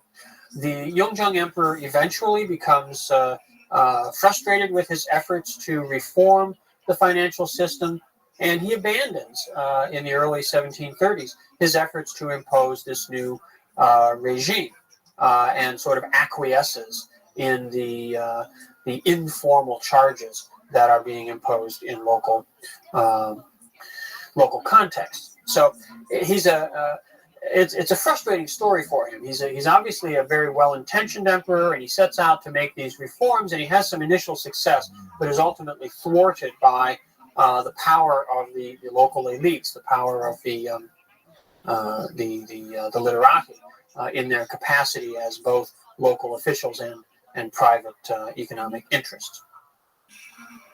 Other aspects of administration were more effectively reformed under the Yongzheng emperor, and in particular, he begins a process which comes to fuller development under his successor in the form of what comes to be called the Grand Council. In the Ming Dynasty, we talked about the functioning of the Grand Secretariat after 1380, when the first Ming Emperor, Zhi Yuanzhang, had abolished the position of chief minister and had assumed those functions for himself. Later in the Ming Dynasty, the Grand Secretariat emerges as sort of the principal center of political activity, of policy debate and policy formulation within the Ming government. The Grand Secretariat continues to exist in the Qing Dynasty, but it comes to be supplanted in its central political function by what we call the Grand Council, which was perhaps an even more informal body than the Grand Secretariat itself. As it begins under Yongzheng and as it develops under his successor, excuse me, the Grand Council is almost entirely a deliberative and consultative body. It doesn't have so much of the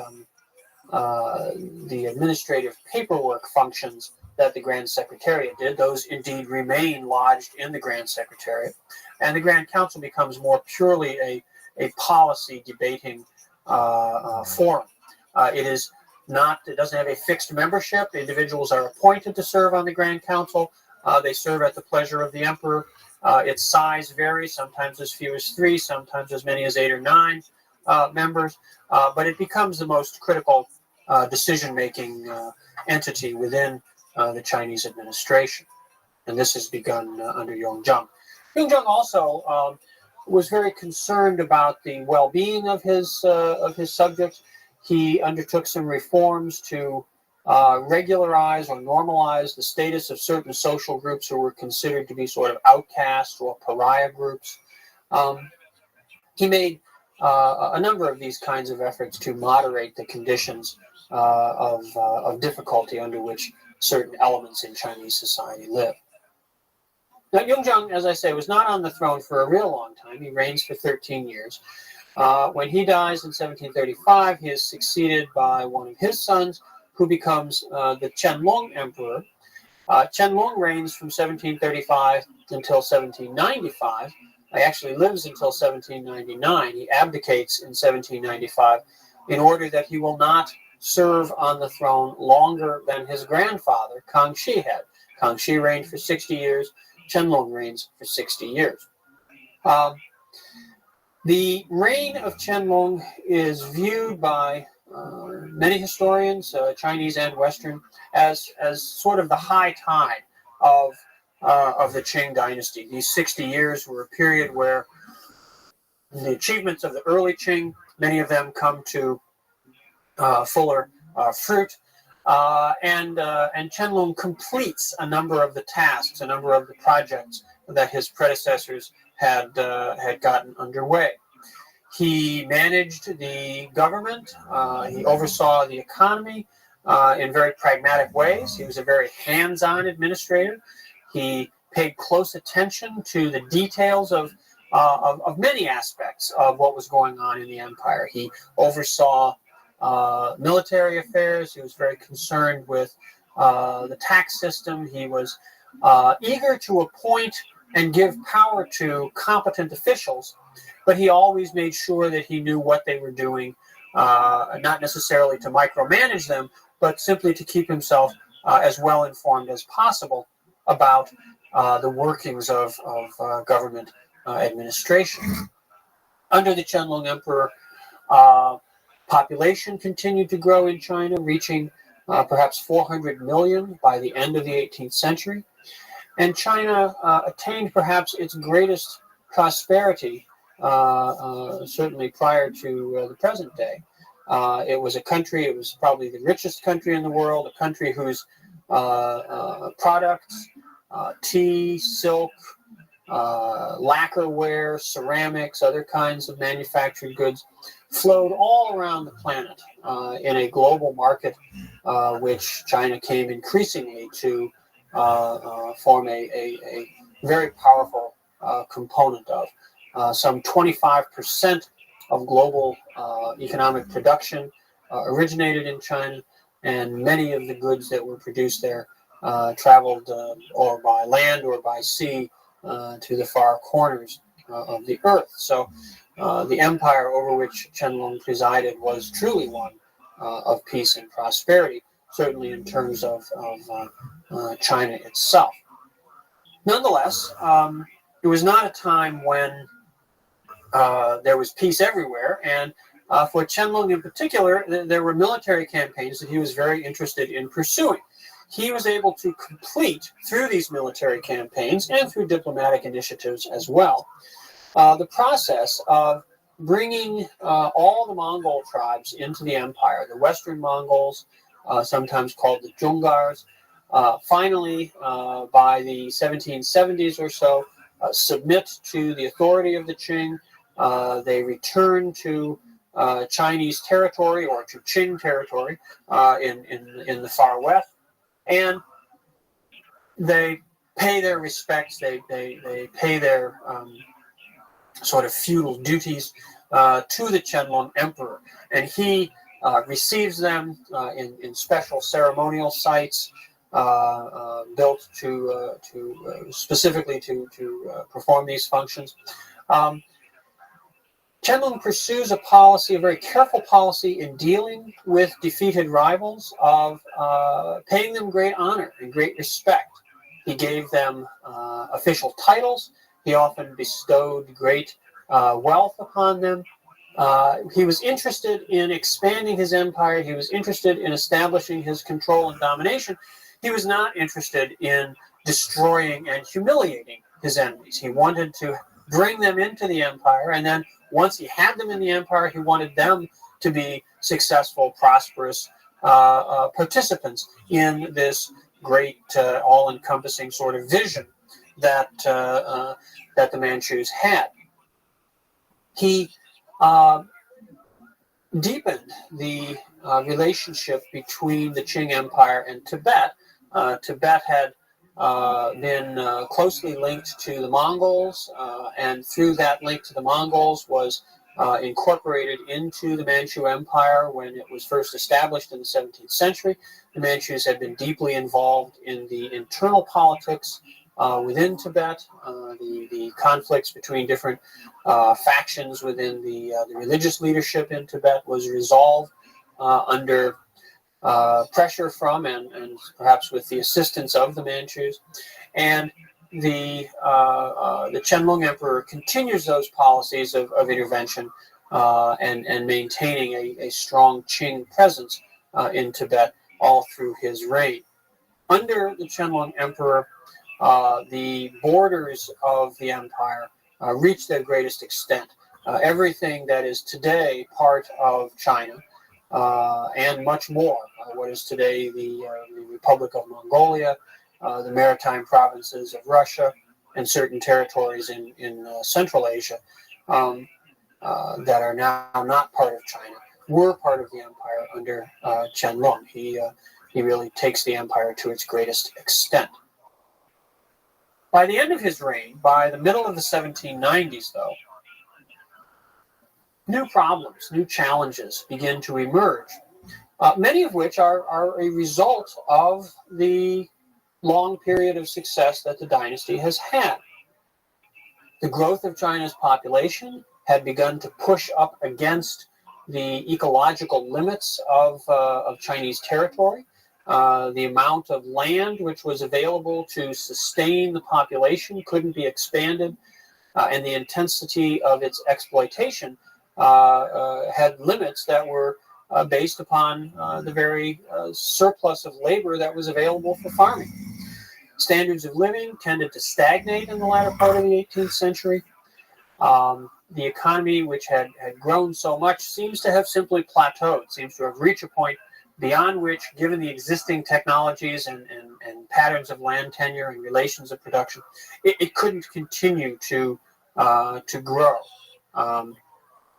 At this same time, new pressures began to be placed on China from the outside world. In particular, the rise of a very aggressive and expansive system of state-sponsored capitalism in the West began to lead towards a conflict between the Atlantic-centered world and East Asia. We'll look at the background to that and bring the story up to the threshold of European-Chinese interaction in the next lecture.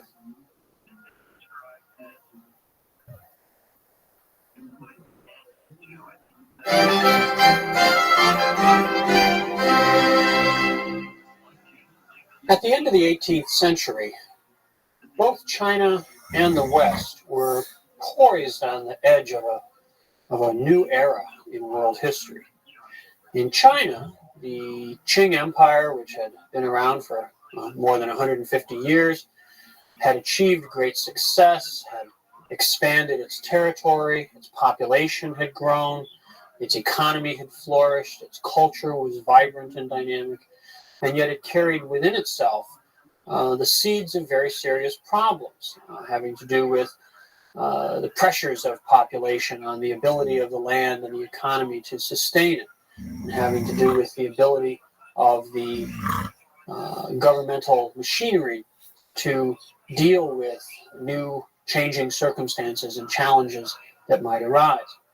In the West, the end of the 18th, beginning of the 19th century, is a period where trends and developments that have been taking place, again, both in the economic realm and in cultural and political life, were about to usher in a new age of expansion, of the projection of power, both in terms of trade and commerce and in terms of military and political domination.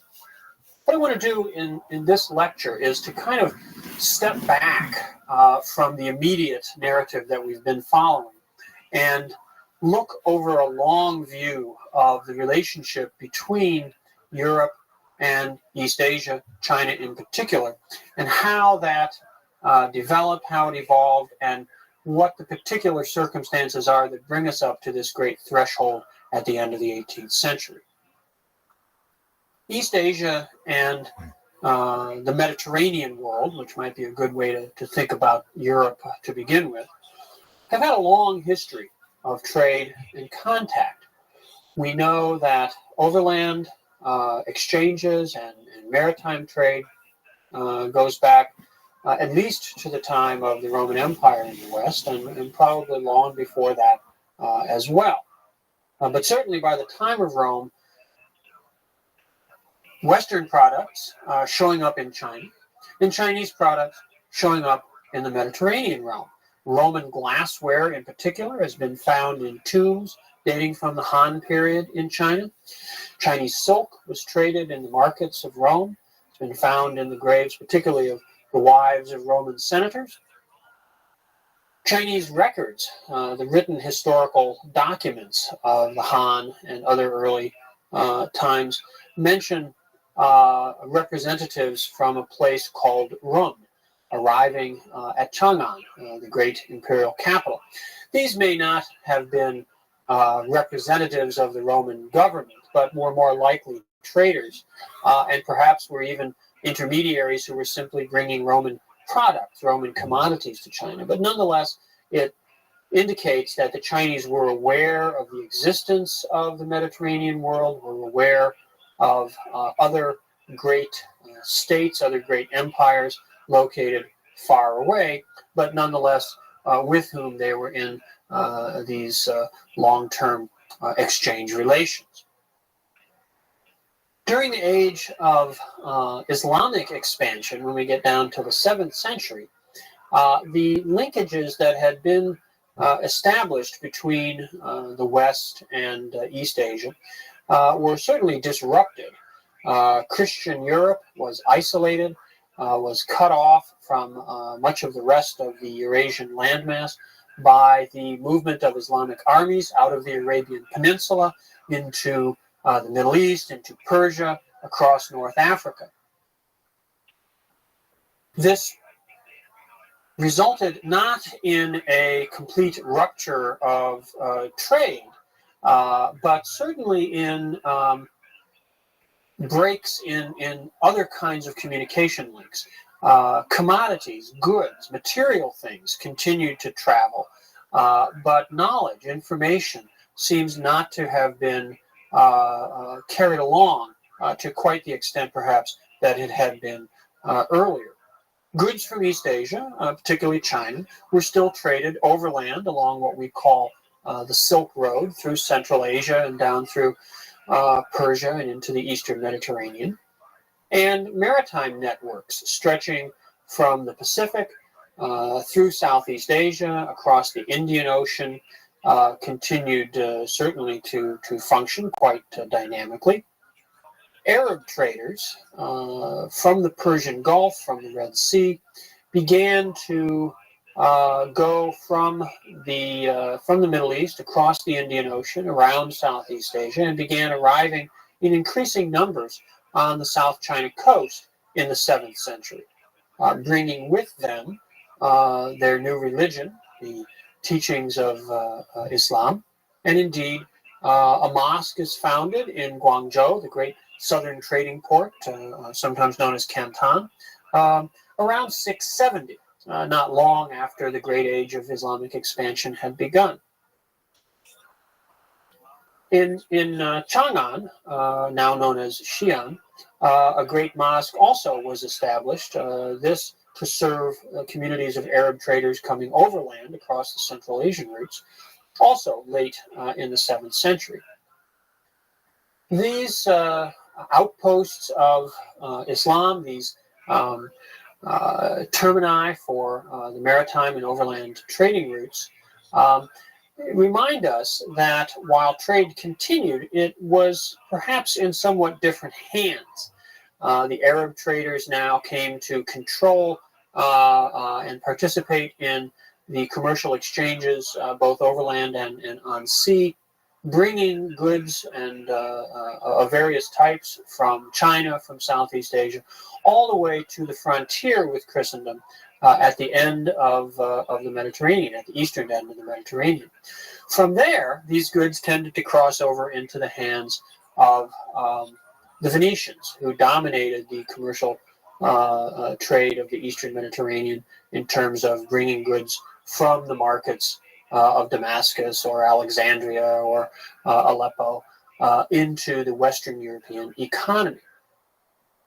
Now, as we've noted earlier, during the age of the Mongol conquests, when Mongol armies spread out from Central Asia and extended their power over Persia and over other parts of the Middle East and into Russia, China, Central Asia, all under the control of the Mongol people, this created conditions which allowed travelers, merchants, to cross the Eurasian landmass in greater security than had previously been possible, particularly during the age of disruption and the tensions and frictions between Islam and Christianity in the West.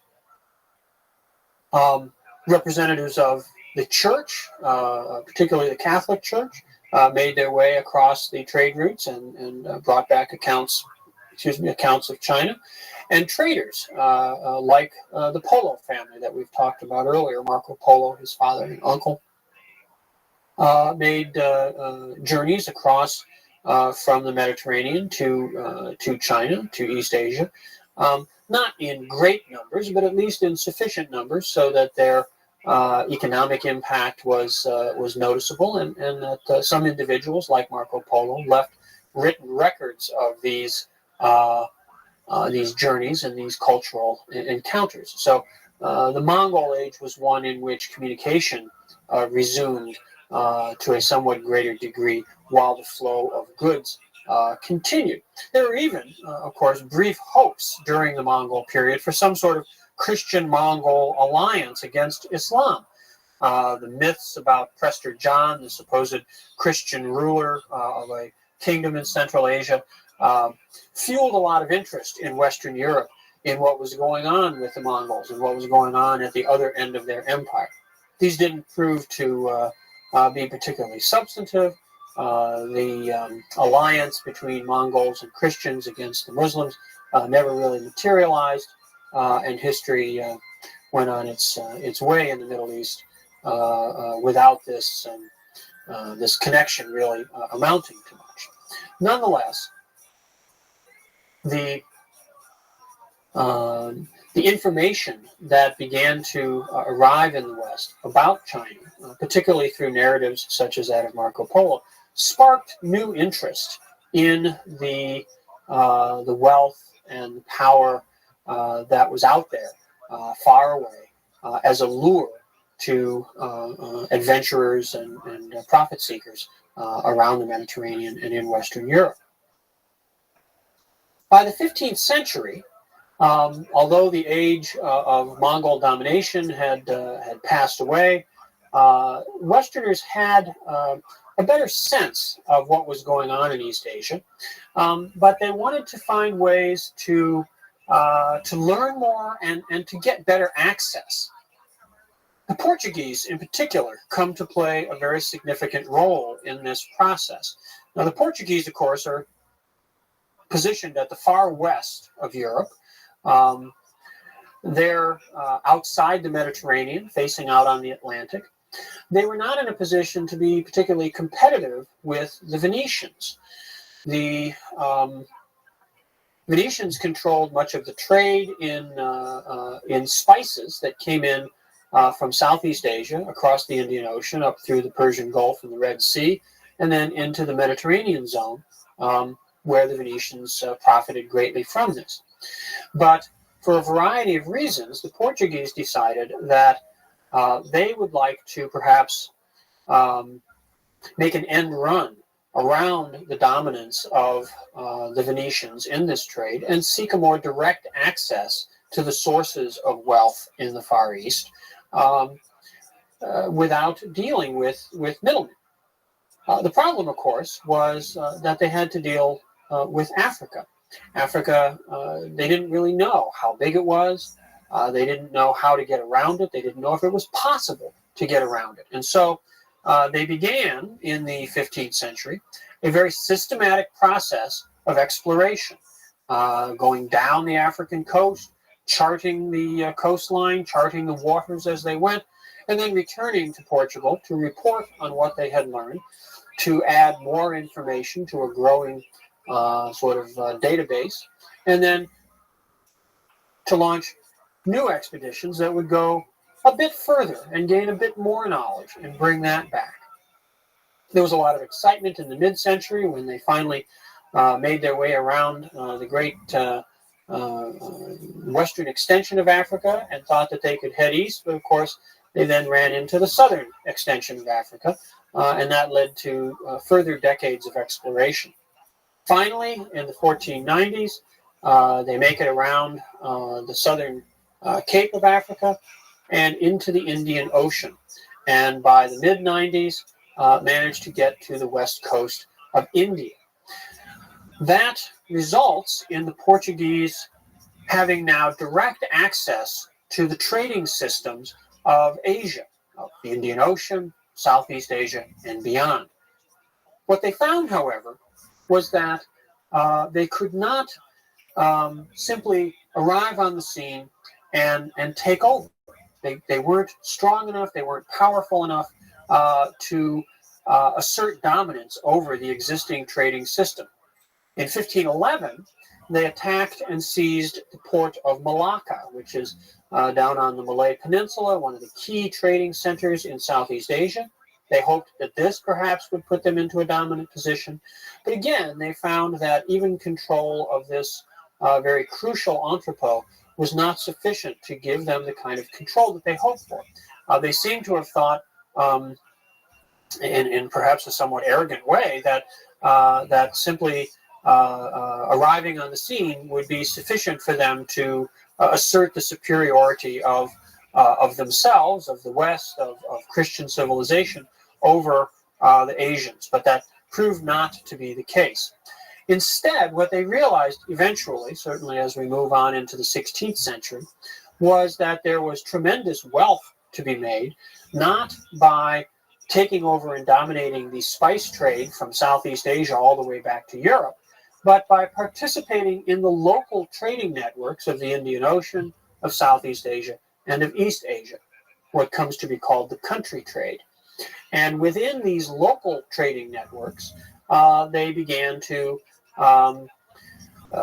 carry cargoes, to establish a presence in ports all over the region, and to do most of their economic activity within the local context, going back to Europe only occasionally, and even then making most of their money not from the transportation of goods over these very, very long distances, but from the shorter trading excursions that they made within Asia. The Spanish followed suit. The Dutch and the English, beginning around 1600, also established trading companies to manage their affairs in Asia, and became part of this same process, not of establishing dominance, but of becoming participants in a trading network, a trading system, which was so extensive and so lucrative and so wealthy that there was enough for all of them to find profitable roles within it.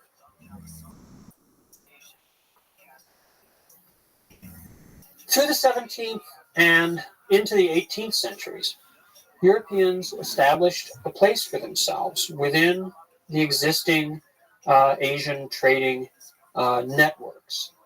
But they remained merely one group out of many participants in this larger system.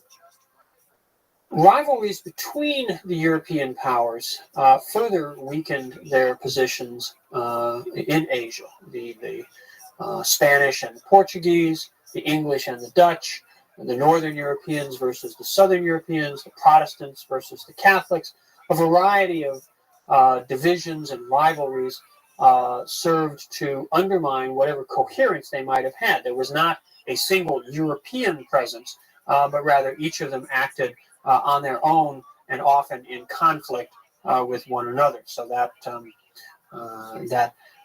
perhaps further prevented them from achieving any kind of true domination. The Dutch eventually came to focus their economic activity on the islands of Southeast Asia, what is today the country of Indonesia, and in Japan. The Dutch were able, indeed, when Japan sought to close itself off, to restrict trade with outsiders, trade with with foreigners. The Dutch managed to be the only foreigners, the only Westerners who were allowed to trade regularly. Twice a year, they could send ships to Nagasaki, but all other Western traders were banned from Japan. The Spanish, of course, established their position in the Philippines, and after 1571, when they took over Manila, that became a very, very lucrative center of trade for them. We've talked already about the role of Manila as the western terminus of what are called the Manila galleons, the great ships that sailed from Acapulco in Mexico across the Pacific, bringing silver from the Spanish mines in Mexico and Latin America, and Chinese traders who came from the Southeast China coast over to Manila absorbed much of this silver and transported it back to China to pay for all the commodities, all the various goods that were sold to the Spanish. The Spanish would then transport these things back across the Pacific to Mexico. Some of them stayed there. Some of them eventually made their way across the Atlantic back to Europe. The Portuguese, who had, who had been the first to seek out a presence in Southeast Asia, in Asia, maintained some role there. They had trading positions on the west coast of India, and of course, in the 1530s, established a small enclave at Macau on the south coast of China, which remained in Portuguese hands until 1999. But they devoted much of their attention to Africa and to Brazil, and so did not become as significant a factor in the European presence in East Asia as they might have been. While the Dutch and the Spanish and the Portuguese were interested in their various particular localities, the British, of course, became very much involved in India. All the Western powers continued to see China as the greatest prize of all, but one which it was very difficult for them to gain access to. They saw it as a tremendous potential market, a place where they could sell goods to a vast number of potential consumers, and of course, more realistically, perhaps, they saw it as the source of high-quality manufactured goods. These were what were in great demand back in Europe and in other places. The ceramics, the tea, the lacquerware, other kinds of silks and textiles that were higher in quality and better in price than what was available in Europe. At the end of the 18th century, we get back to our threshold. We've talked about the situation in China and some of the problems that were beginning to emerge there towards the end of the reign of the Qianlong Emperor. But in Europe at this time, in the West at this time, things were also moving through a period of great change. And it's really two principal areas that I want to look at with regard to this. The first should be familiar to most of us already, is the Industrial Revolution. The Industrial Revolution, which takes place certainly first and foremost in Britain, creates new conditions for the production of goods. The conditions that led to the Industrial Revolution, the technological circumstances, the economic factors, the nature of commodity production, the kind of market economy that the Industrial Revolution grows out of. Many of these factors were also present in China, certainly in the Jiangnan area, the very wealthiest and most commercialized part of China. To a certain extent, also in parts of India, particularly in the Bengal region of India, where rather similar economic developments had been taking place. Nonetheless, it is in England that we see the Industrial Revolution actually taking place. There's a lot of debate about this, a lot of discussion about how this came to pass.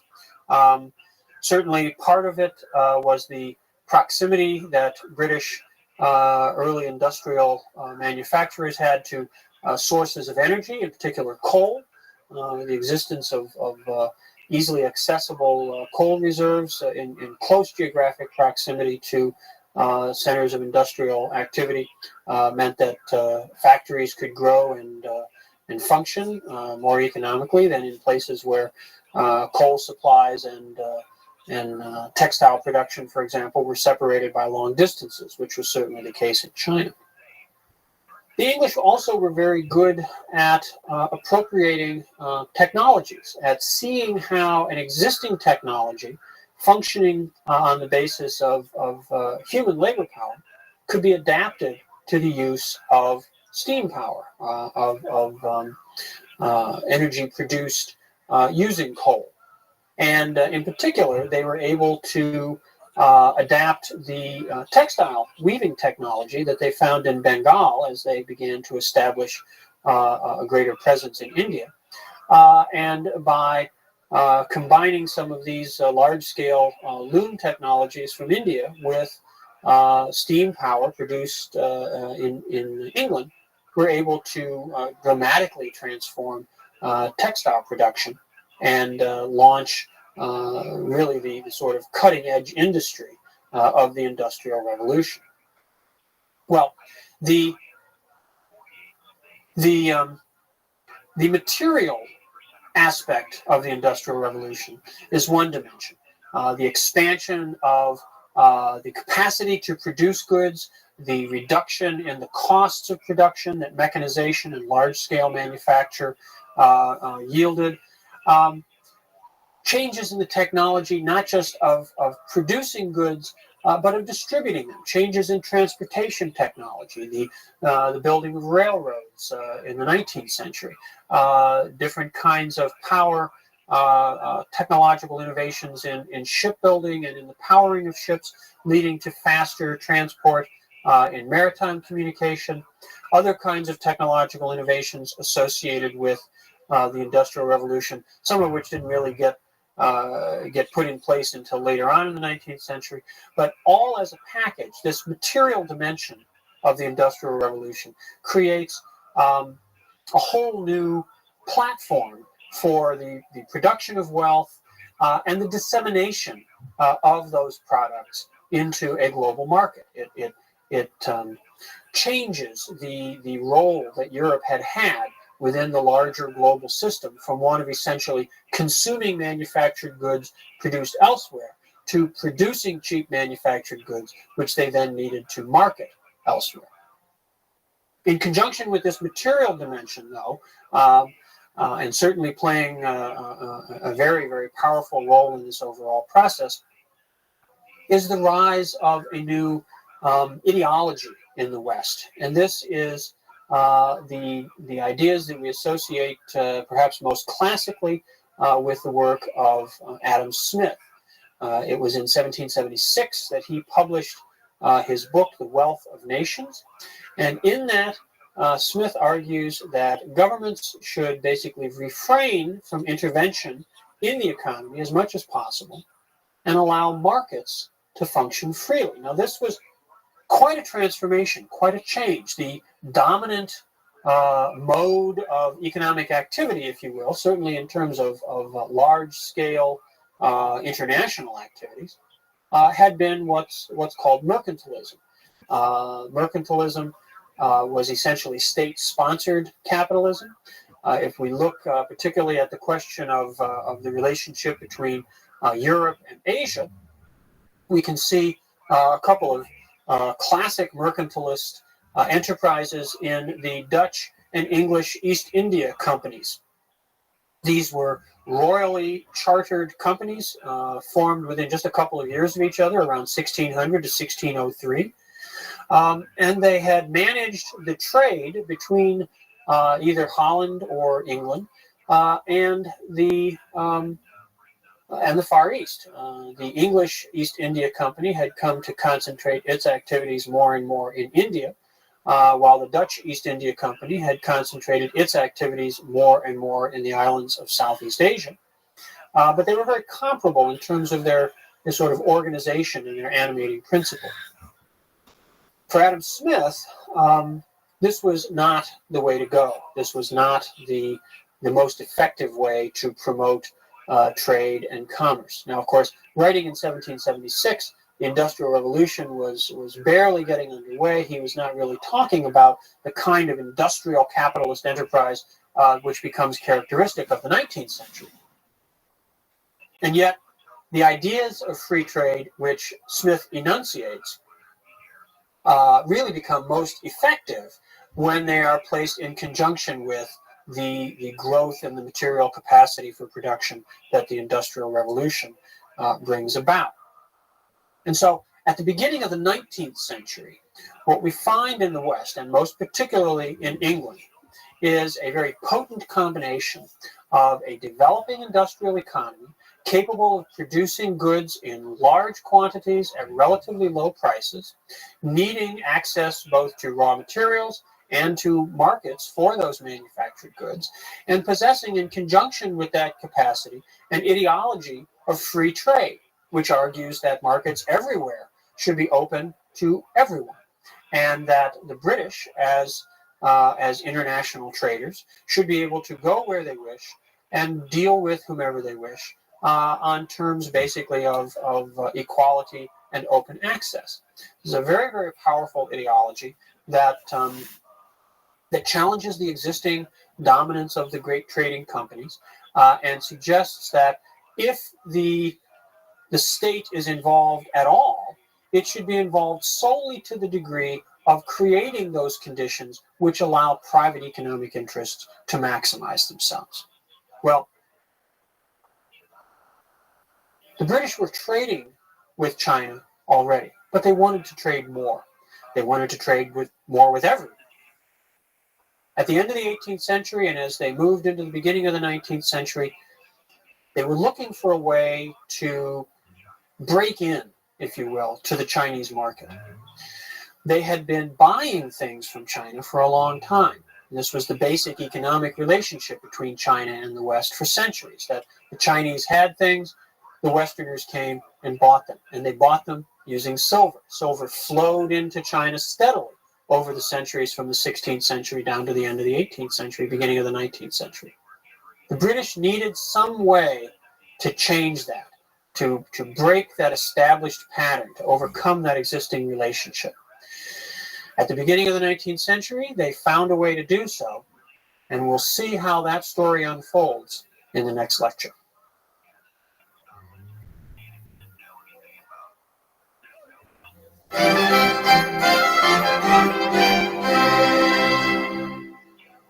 We come now really to the great turning point in modern Chinese history and in some ways in world history that the beginning of the 19th century represents. From this point until really very recent times now, the story of Chinese history that we've been following goes on to a rather negative decline, a rather negative trajectory. Problems arise, have been building up both within China and coming to China from outside. And it is at the beginning of the 19th century that we really begin to see these manifest themselves in much more serious ways. The end of the reign of the Qianlong Emperor in the mid-1790s is a good marker. It's a convenient, historically, sort of line of delineation, demarcation, where we can see that the very successes that the dynasty had achieved have begun to bear negative fruits. Population growth, which was, of course, a sign of the prosperity and the stability and the peace of the Qing Empire, which had been quite rapid, brought up to about 400 million people by the beginning of the 19th century, has started to push against available resources. The food supply, the land available for cultivation, simply reaches a point that it can't yield much more given the existing technologies and forms of cultivation and organization. The elites, whether they were the traditional elite of merchants, of literati, or the new elites of merchants, were very conservative, very concerned with protecting their wealth, their economic interests. We've seen, particularly for the literati, how repeatedly in the late imperial era of China, they had resisted efforts by the state to rationalize fiscal administration, to extract greater revenues from private sources. At the beginning of the 19th century, the strength of the literati elite remains very, very powerful. And with the passing of the Qianlong emperor, we get a succession of emperors. We move into a period where, although there are still good emperors, they're not as powerful, they're not as charismatic, they're not as dynamic as Kangxi and Qianlong in particular had been. Frustrations, resentments amongst the populace begin to manifest themselves in the form of rebellions. It had been a long time, over a century, since there had been large-scale insurrections, popular movements directed against the Qing.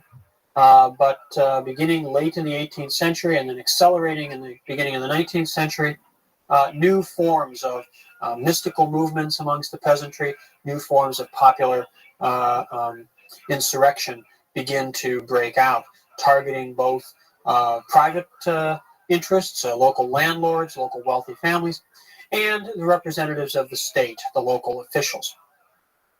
As we've noted, the international context was also shifting.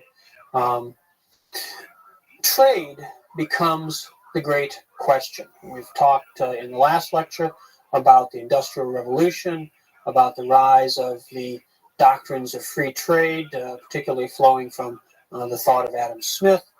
And both the increased economic capacity of the West and the changing ideology of free trade begins to come into conflict with the established relationship between China and the West, and particularly China and England, at this turning point of the 18th to 19th century. From about the middle of the 18th century, China had regulated its trade with the Western countries through what's called the Canton system, the Canton trade, or sometimes called the Cohong system. Under this system, trade only could take place in one location, in one port, which was Canton, or Guangzhou in Chinese, in the far south, as far away from the imperial capital as could reasonably be done.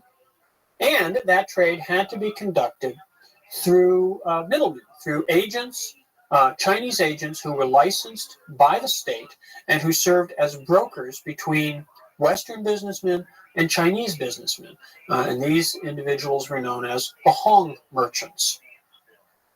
Now, this trade did function. It was quite a lively trade. But it was essentially a trade in which, as had been the pattern for centuries before this, the Western merchants brought silver to China, and with that silver, they then bought Chinese commodities, tea, silk, ceramics, lacquerware, other kinds of manufactured goods, which were in great demand in the West. This regulated system, this controlled system of trade was quite satisfactory to the Chinese. They were certainly making a lot of money and they had good outlets for their manufactured goods. It was in some ways satisfactory to the Western merchants because they were certainly acquiring goods which could be sold profitably in the West. But there was a sense that there was still great untapped potential, that there was still a tremendous amount of wealth to be had in dealing with China, if only a way could be found to sell the Chinese something which the Westerners had, which the Chinese wanted, and which the Chinese themselves would be willing to pay for, to pay perhaps not just in trade goods, but in silver, to reverse the flow of silver into China and start to balance it out a little better between the Europeans and the Chinese. In 1792, and again in 1816, sort of before and after the Napoleonic Wars, the great age of disruption in European affairs, the British sent diplomatic missions to China to try to open trade relations, or to try to establish what the British thought of as normal diplomatic intercourse and commercial relations between England and the Qing government. In both instances, these missions were received very politely, but were told essentially that the Chinese were simply not interested. There's a very famous letter that the Qianlong Emperor writes and sends to King George III, in which he thanks the British king for his interest, but says, we have everything that we need within our empire. We have no need for the shoddy goods that you can offer us. We welcome you to come and trade with us, but it has to be on our terms and in our way.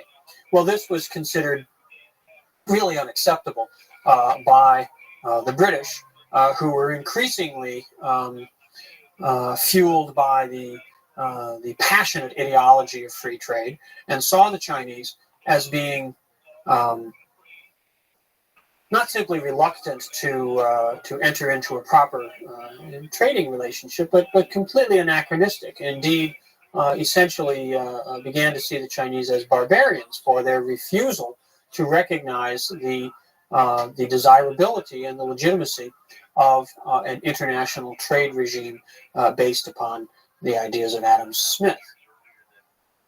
The key to all this remained the question of what did the British have that the Chinese might want to buy. And after about 1816, after the Napoleonic Wars are over and the British are able to sort of devote their attention to all this more seriously again, they finally come up with the key that unlocks the door to the wealth of China. And that key proves to be opium. Opium was a substance that was already familiar to the Chinese. It was produced in relatively small quantities in the far southwest of China. It was known as a medicine, a substance that could be used for certain particular utilitarian purposes for a very long time.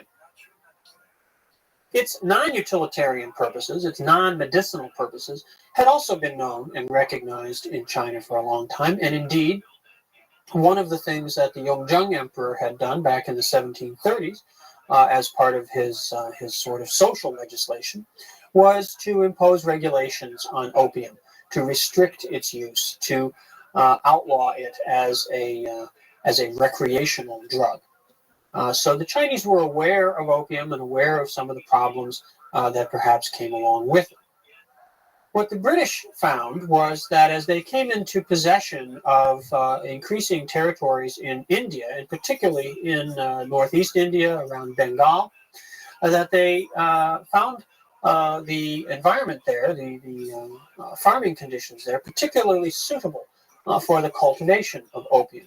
Opium was already grown there, but what the British did was to first go about undermining the existing cotton industry, in part, of course, because they didn't want competition with their expanding cotton industry and textile industry in England, but also because they wanted to convert the land which was being used for cotton production to opium production. And so this was done very aggressively, very assertively by the British authorities. And this resulted then in them having access to a large and growing supply of opium. They then discovered, first in Southeast Asia and then much more extensively in China, that they could market opium, particularly to the poorest strata of society, although people on all levels of Chinese society came to consume opium. And they discovered that indeed in South China there was a tremendous amount of potential demand for this commodity. And they began to ship opium in ever-increasing volume from Bengal, from eastern India, around through Southeast Asia and up to the port at Canton, where it was offloaded and entered into the domestic economy of China. Between 1816 to 1830, the volume of opium shipped from India to China increased significantly every year. Well, the impact of this trade in China was dramatic. Millions of Chinese became addicted to opium. It became a tremendous social problem. People were not productive. The same kinds of concerns with crime and antisocial behavior that we associate with certain drug problems in contemporary society begin to manifest themselves in southern China in the context of the growing opium trade. On an economic level, the British were demanding payment for opium in silver. And this had the effect quite rapidly of reversing the flow of silver. Silver had been flowing into China. China had run a positive trade balance in terms of silver with the Western countries for centuries. In the decades from the mid 18 teens to the mid 1830s, that completely reverses, and silver begins to flow out of China at a very rapid rate, so much so that it leads to economic disruptions throughout the empire and starts to cause all sorts of adverse ripple effects within the domestic economy. And this, of course, comes to the attention of the government quite profoundly. By the 1830s, there were shortages of capital for investment. Prices were subject to dramatic fluctuation as the money supply was destabilized by the outflow of silver. And these kinds of economic effects, in addition to the adverse impact on social life that opium was having, began to be taken quite seriously by the Chinese government. The Qing state, however, was having problems dealing with these kinds of challenges. The government had become increasingly unresponsive. Conflicts, policy debates within the Qing leadership had bogged down. Efforts to deal creatively with problems were particularly frustrating because the bureaucratic mentality of always doing things the way they've always been done was quite strong. And so to try to propose new solutions, to try to find ways to address problems that weren't based on well-established precedent, this was very difficult. Revenues were declining. The outflow of silver and its adverse effects upon the economy meant that taxes were not being collected as extensively.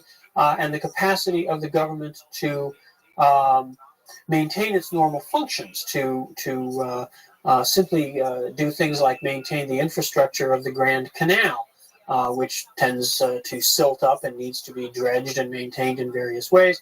Well, money for these kinds of activities began to become hard to come by, and this resulted in further problems. And of course, each of these problems, as it develops, only aggravates the existing ones, and the situation tends to go from bad to worse. Well,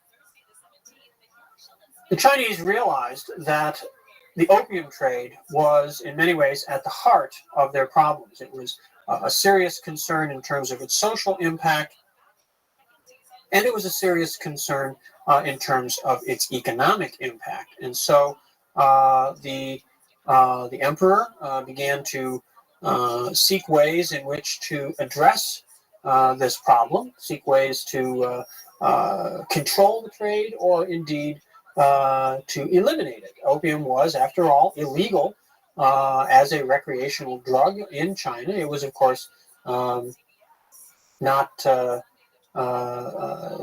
widely available in that sense in the West either. The West was certainly aware of the adverse effects. The British were very aware of the adverse effects of opium.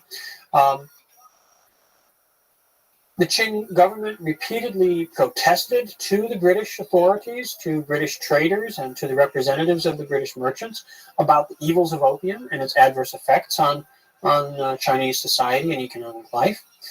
And the emperor then called for a debate amongst his officials about how best to deal with this problem. Many expressed their opinions. There's a very lively policy discourse around this. One individual in particular caught the emperor's attention, and this is a man named Lin Zexu. Lin Zexu was an experienced official. He had served in Central Asia in dealing with the security problems of that the Qing faced with the Muslim populations in Central Asia. And he had distinguished himself as an official who was able to be flexible and creative in dealing with problems, and who was concerned not merely with the formalities of effective government, but with addressing the needs of the subjects, addressing the needs of the people. Lin Zexu submitted a proposal, a memorial to the emperor, in which he suggested basically a two-track approach to the opium problem. On the one hand, he had a rather compassionate program towards individuals who had become addicted to opium. He advocated rehabilitation programs, in essence, sort of job retraining programs, things that sound very familiar to modern-day social reformers, to address the bad effects that opium addiction was having on people, to help them to shake their addictions, to give them ways to achieve more functional, more meaningful lives, and basically to address the demand for opium through these kinds of programs. At the same time, the other aspect of his program was one of strict prohibition of imports and sales. This was, after all, already the existing law. He simply advocated that it be enforced quite stringently. He felt that a combination of attacking the supply of opium by going after those who were importing and selling it, and undermining the demand for opium by providing these various social and rehabilitation programs for addicts, that these two approaches would, in combination, serve to eliminate this problem. Well, the emperor was very impressed with Lin Zexu's memorial, and it was debated and discussed at court. And eventually, in 1838, Lin Zexu was named to be imperial commissioner in charge of eradicating the opium trade in Canton. He travels south from the capital to Canton in the winter of 1838 to 1839, and in 1839 is finally ready to launch a serious campaign directed at stopping the flow of opium into China. He takes a very direct approach to this. In Canton, the foreign traders had warehouses, what they called factories, or sometimes they were called go-downs, places where their goods were brought ashore and stored before they were shipped off into to various destinations in the interior. Well, Lin Zexu, in the spring of 1839, ordered that opium, which was held in these warehouses, be confiscated. And a large quantity of opium was accordingly seized. And he had a large trench dug in the ground, and the opium was poured into this trench, dumped into the trench. Lime was then spread over it, and the whole concoction was burned. I gather that the lime was meant to, in some way, makes the burning of it more effective and less dangerous. When the Chinese destroyed these opium supplies, The British merchants, of course, were quite upset, and they demanded that something be done. The British military representatives at that time assured the merchants that they would be compensated by the crown, by the British crown, but Lin Zexu proved to be intent upon keeping the trade under control, keeping the trade shut down. And so the British, who thought that perhaps this was just a sort of one-off demonstration, and that some more pragmatic solution which would allow them to continue to trade might be found, were quite upset when it turned out that Lin Zexu had no intention of allowing the trade to resume. After a second round of destroying opium and no compensation being forthcoming, the British decided that they had to take action. The British debated this. There's quite a debate in Parliament over what to do about China. It is a debate which is framed largely not in terms of the opium trade, but on the more lofty principles of free trade in general. The British did not wish to present themselves, of course, as a drug cartel, which is essentially what they were, but instead argued on the basis of an economic doctrine. And so when war is declared and when the British fleet is sent out to attack China, it is done not on the basis of making the world safe for drug dealers, but on the basis of promoting the doctrines of free trade. Well, British military superiority, which was unquestioned at that time, the British fleet, British armaments, the industrialized British military, which had technologically been upgraded very, very significantly by the transformations of economic life in the West since the end of the 18th century, the British were able to inflict humiliating defeats upon the Chinese, and did so repeatedly. The war begins in 1839. It goes on until 1842. There are a series of periods of great activity. British naval forces sail into various ports along the South China coast and shell the cities, terrorizing the local population. When they come far enough north and begin to look like they might approach the imperial capital region, the Chinese enter into negotiations, but those negotiations go on over a very long time. The British launch a second phase of military activities, which brings them very close to the capital in the north. And this finally impels the Chinese side to reach a settlement. That settlement takes the form in 1842 of what's called the Treaty of Nanjing, signed between the British and the Chinese government, the Qing government. It did a number of things. It opened a series of ports along the South China coast to British traders and allowed them to establish commercial residences in those ports. These come to be known as the treaty ports, of course, based on the Treaty of Nanjing itself. And they could trade freely without using the Kohong brokers. It ceded the island of Hong Kong, which had been occupied by the British and used as a base. It ceded that to Britain for 100 years. Eventually, of course, that is expanded and territory adjacent on the mainland is added to that, and that all remains in British hands until 1997. The Treaty of Nanjing also established a very important principle, which is called the principle of extraterritoriality. And the principle of extraterritoriality basically says that while British citizens are in China, they will be subject not to the laws of China, but to the laws of Britain.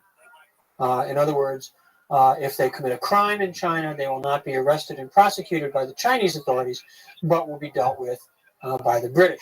This was in response to a number of instances in which British sailors who had been ashore in Canton had been involved in violent incidents of one type or another and had been arrested and prosecuted by the Chinese and were treated in ways which the British felt were inappropriate for subjects of the crown. And so to protect foreigners in China, particularly the British themselves, they imposed the element of extraterritoriality in the Treaty of Nanjing. Well, the Treaty of Nanjing is signed in 1842 in rapid succession over the ensuing 2 or 3 years. Other Western powers also signed treaties with China. The United States signs its first treaty, I believe, in 1844. The French, the Dutch, the Russians all get in on the action fairly quickly. These treaties, each one adds a little more to the concessions which are being extracted from the Chinese. More ports are to be opened. A very important feature of these treaties is that they include what's called the No Most Favored Nation clause, which says that any concession which is granted to one power in a treaty automatically extends to all the powers which have treaties with China. So this sort of shares the benefits of imperialism amongst the foreign powers.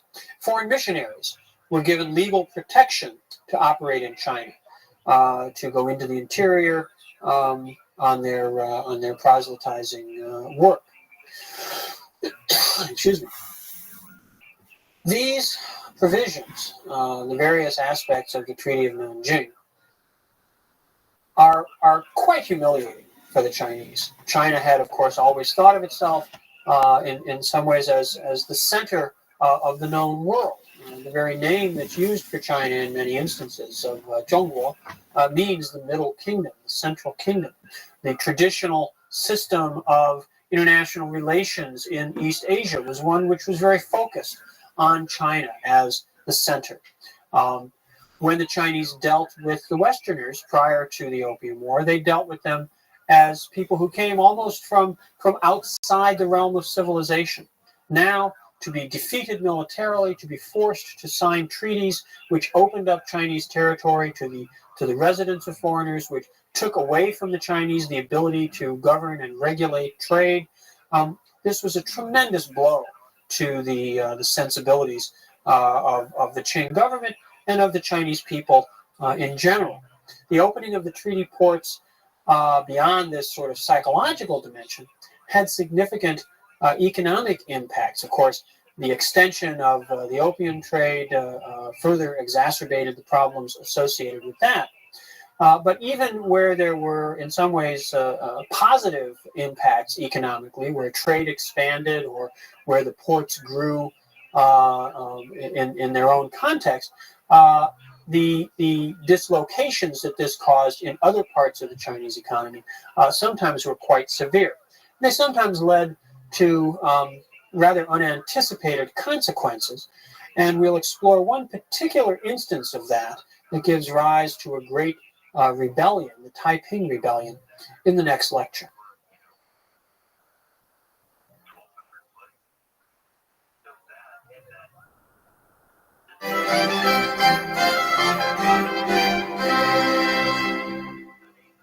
China's defeat by Britain in the Opium War and the opening of China to greater European influence, greater Western influences with the Treaty of Nanjing and the other treaties that other Western powers signed in the ensuing years, created new circumstances that put a lot of stress on the social life of southern China. Some of this, of course, came from the effects of the opium trade, the spread of addiction, but others were related to more fundamentally economic causes.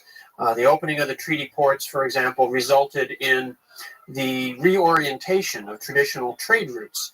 People who had been involved in the transportation of goods in China's interior were in some instances thrown out of work as ports along the coast assumed a greater role in trade and interior markets were accordingly neglected somewhat. And there were a variety of other effects that began to be felt in, particularly in southern China, in the wake of these new circumstances. There were, of course, already plenty of problems within Chinese society, as we've talked about, stemming out of some of the weaknesses in the system, overpopulation, the limits on further economic expansion, stemming out of the population growth from the 17th and 18th centuries. Southern China, by the middle of the 19th century, was a place that was in many ways ready for fairly catastrophic events, and they came along quite appropriately. The particular circumstances of South China, because of its geography, because of the way that we've talked about several times, that it's hillier, population tends to be not spread so smoothly around the region, but concentrated in the lowlands and the valleys and coastal plain areas. There were in certain areas of southern China, particularly the rural parts of Guangdong province, southern parts of Hunan province, there were local ethnic groups, local populations that had very distinctive cultural traditions. And one of these, not one of the formerly indigenous people, the people who had been displaced by Chinese migration and had moved up into the highlands, but actually people who had migrated from northern China themselves, who were themselves Chinese, but who were seen by their neighbors as different, people who were known as the Hakka, or in Mandarin, the Gejia, the guest families. These were families, northern Chinese families, who had moved to the south later on, after the initial waves of Chinese migrants had come south. And they therefore brought with them a culture, a northern culture, which was a little different from that which had evolved in local society. And they retained that distinctive quality. Indeed, they retain that distinctive sort of identity even today. Well, the Hakka people, because they were kind of marginal, somewhat outsiders in the larger context of South Chinese society, tended to really take care of each other, tended to be very self-reliant. But they were affected particularly strongly by some of the consequences of the opening of the treaty ports and of the internal problems that Qing society was facing early in the 19th century. And this made them perhaps more receptive to new ideas, more receptive to unusual ideas which were not part of the traditional cultural scene in China. An individual appears in South China who presents a really interesting story, who we're going to look at here, and I have to sort of put him into a special context because it's unlike anything we've really dealt with thus far. This is a man whose name is Hong Shou-chuen, and Hong Shou-chuen was himself a Hakka, so he starts off as something of a special, in a sort of special situation. He was from a family that was not particularly wealthy, but was well enough off that they had been able to allow him to be educated and to prepare to take the examinations. And his ambition, his hope was that through success in the examinations, he would be able to lift his family fortunes. So there was a lot invested in him, a lot invested in his education, a lot materially invested, and a lot psychologically invested in this idea that he was going to, in some ways, be the salvation of his family. He repeatedly took the entry-level examinations to get a start into the Confucian examination system, but each time he sat for the examinations, he failed. He was never successful in passing even the entry-level examinations. Now, to take these examinations, he would go into the large city of Guangzhou, or Canton as we know it. And when he would be in the city, of course, it was a very lively and dynamic city. It was a port city. It was a city where there was a strong Western presence, even before the Opium War, as the focal point of the trade with foreigners. And it was a city where he encountered people and ideas that were very different, very unfamiliar, very alien. Among the unusual people that he may have encountered in Guangzhou were Christian missionaries. And we know that, in fact, during one of his visits to take the exams, he was given a set of writings, of missionary tracts, which he didn't apparently pay a lot of attention to immediately, but took home with him, read them through, didn't really understand what all this was about, and sort of set them aside. A few years later, during another effort to pass the exams, another unsuccessful effort to pass the exams, he basically exhausted himself. He had studied so hard, worked so hard, and then the stress of the exams was so difficult, and the psychological blow of yet another failure seems to have caused him to have a kind of breakdown. He goes home, he takes to his bed, he spends weeks basically just trying to shut the world out.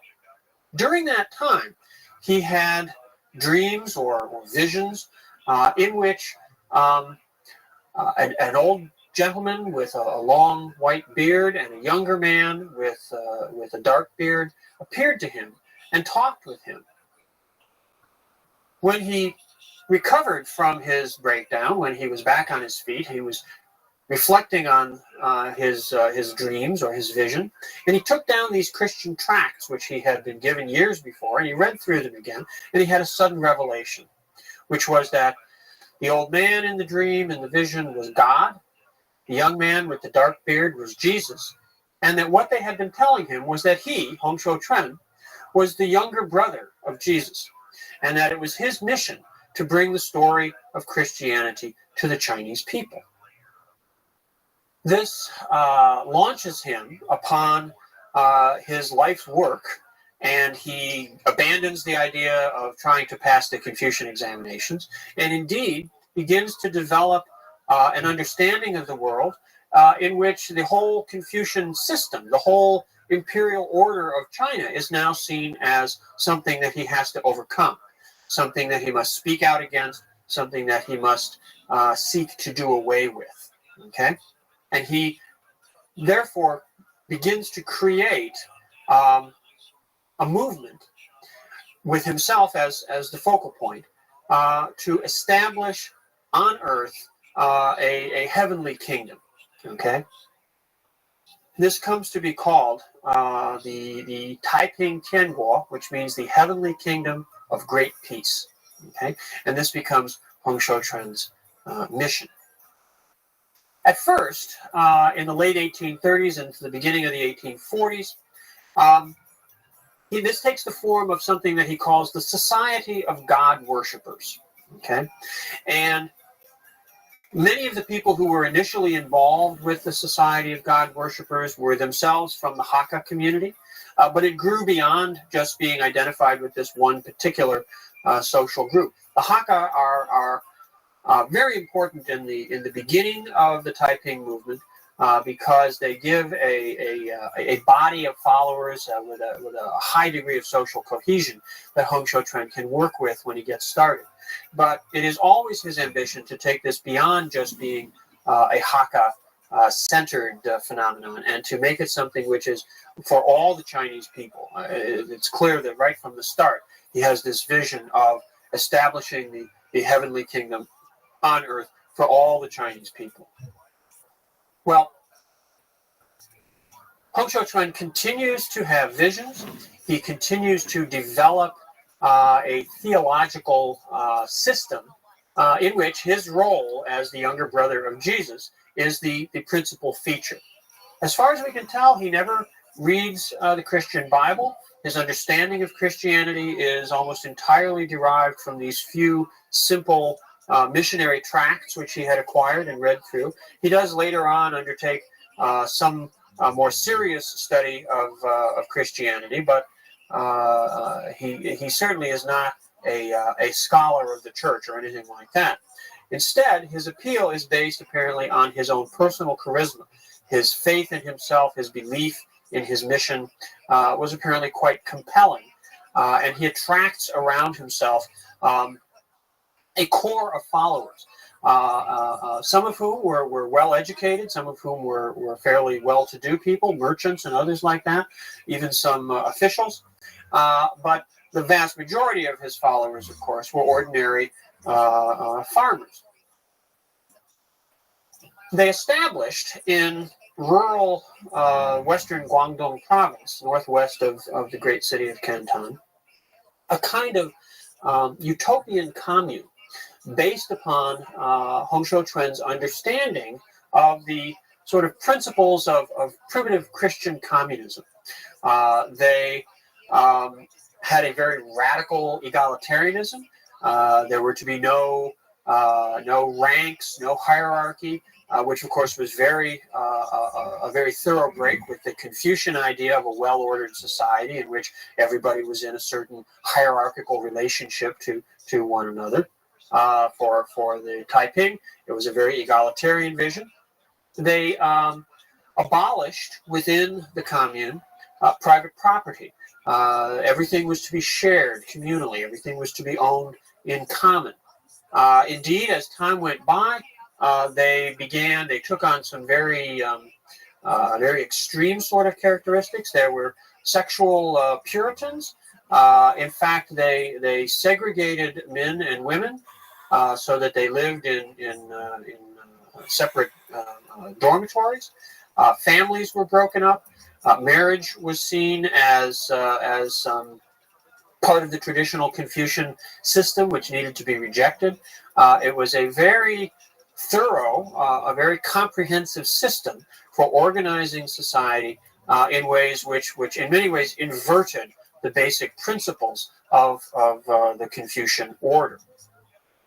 This apparently had a tremendous appeal because thousands and thousands of people came to take part in this movement. And in the course of the 1840s, it grew and it expanded territorially, and the number of people involved got to be greater and greater. And in the course of that, Hong Shou-Chuan's ambitions also grew, also developed, and he went from simply having a vision of a community that was separate from Chinese society, that was sort of a pure retreat from Chinese society, to taking that movement, taking that community as a base for launching an assault on the existing order and for trying to overthrow the Qing dynasty and to establish the heavenly kingdom right now, right there on earth in China.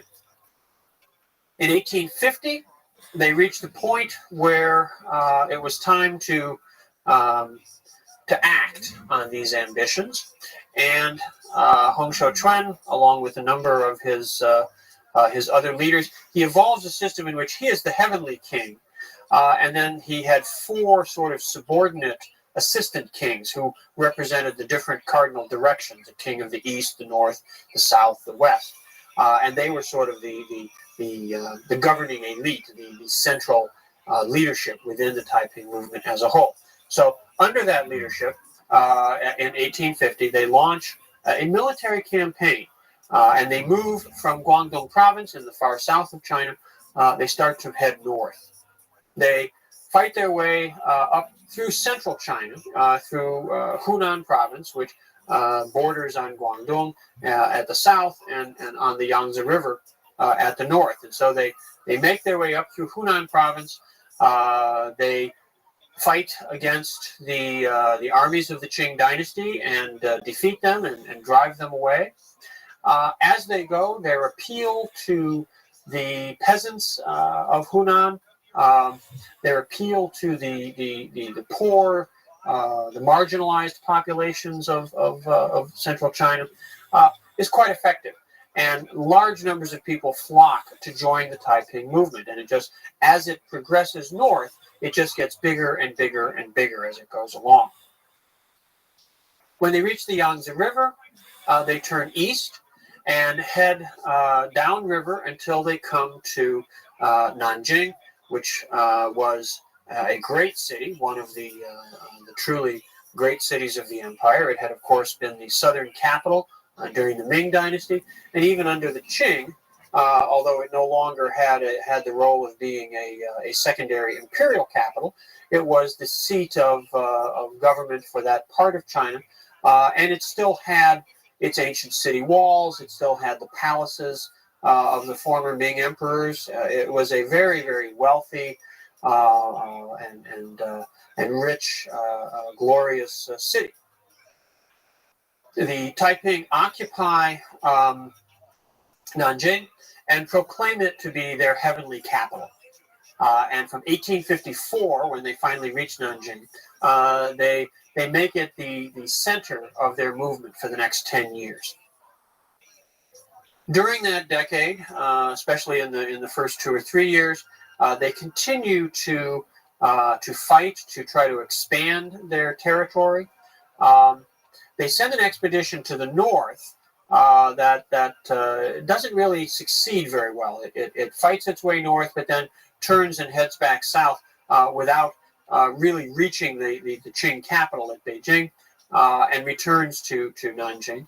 They also fight in the area south and east of Nanjing, and indeed over time the territory that they control sort of shifts around. Initially they have more strength in the west, but later on their control shifts over further to the east. Once they are in Nanjing, the Heavenly Kingdom undergoes some changes which prove to be quite problematic. Most particularly, once they occupy this great capital city, Hong Shou-chuen and the other kings move into the former imperial palaces. And when they settle in there, they begin to really live a much more imperial kind of life. They eat very well, they have lots of luxuries, and perhaps most significantly, they establish a kind of harem for themselves in the imperial residence. Meanwhile, the vast majority of Taiping followers continue to live in circumstances of Puritanism, egalitarianism, and indeed relative poverty. As many as 100 million people seem to have been involved in the Taiping movement at its peak. This was perhaps a quarter of the population of China. They controlled a significant territory, several southern provinces, parts of Jiangsu and Jiangxi, Zhejiang province on the coast, Hunan province and Hubei province in central China. At least parts of all these provinces were under Taiping control. So it was geographically a very extensive space and controlled a very large population. Now, the differential in lifestyle that emerges once they reach Nanjing begins to be a problem. There's some resentment on the part of ordinary members of the Taiping movement towards this luxurious lifestyle that Hong Shou-chuen and the other kings are leading. The enthusiasm of ordinary families, ordinary people, for this very austere lifestyle, for the sexual segregation, for the breaking up of families, seems to have waned as time went on. It was very difficult to maintain that level of intensity and enthusiasm year after year after year, particularly once they had settled in with Nanjing as the capital, and once the phase of real active military campaigning had come to an end. So tensions begin to build up within the Taiping community, within the Taiping kingdom itself. Well, while all this is going on, of course, the dynasty has to respond in some way. The outburst of the Taiping movement in South China and its march up through Hunan, and then its occupation of Nanjing, these are very, very problematic from the point of view of the government. The Qing dynasty has suffered these great military defeats and humiliations at the hands of the British and the other Western powers, and now they have to deal with this very, very serious threat from within. they're not very effective initially at doing so. The military situation within the country is not good. The Qing dynasty military system had two basic components. On the one hand were what were called the banners, and this was the military system of the Manchus themselves, which they had built up before the conquest, had been the system they used in conquering China. And Manchu banners, which were not solely composed of Manchu people. There were Chinese and Mongol and other ethnic members within the banner system. But the banner troops were sort of the elite troops. But then there were also what was called the Green Standard Army, which were the ordinary Chinese troops. And there were many, many more of these than there were of the banner forces. But both the banner forces and the Green Standard Army by the 1850s were not in very good shape. They weren't very well trained. Discipline wasn't very high. They weren't very well equipped. Many of the banner troops hadn't seen action in over a century. They tended to preserve their traditions, but not very well. And the Green Standard Army hadn't been used extensively since the suppression of Wu Songwei's rebellion back in the 1670s and early 1680s. So these were not military organizations in their fighting prime. And they melted away to a large extent as the Taiping made their way north. The dynasty then had to find a way to make a more effective response. And what they did was to turn to a new source of organization and a new source of support for military activities. What they wound up doing, and this becomes very significant politically, even after the Taipings are suppressed, was to turn to local Chinese elites.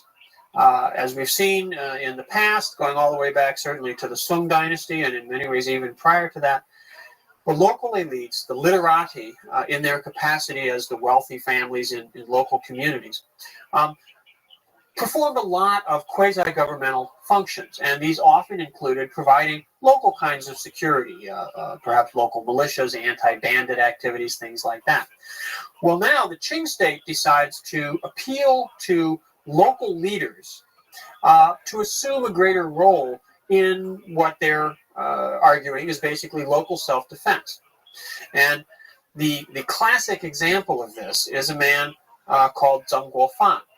Zheng Guofan was from Hunan province, which had been the province that the Taiping had marched through and which the imperial military had been completely unable to defend.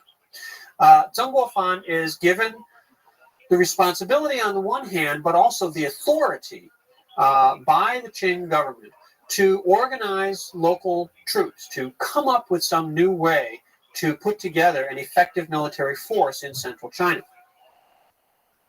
Most significantly, or most helpfully, he's also given a new financial basis to do this on. Part of the problem with the banner troops and the Green Standard Army is that they're not paid very well. There's not resources in the imperial treasuries to support them.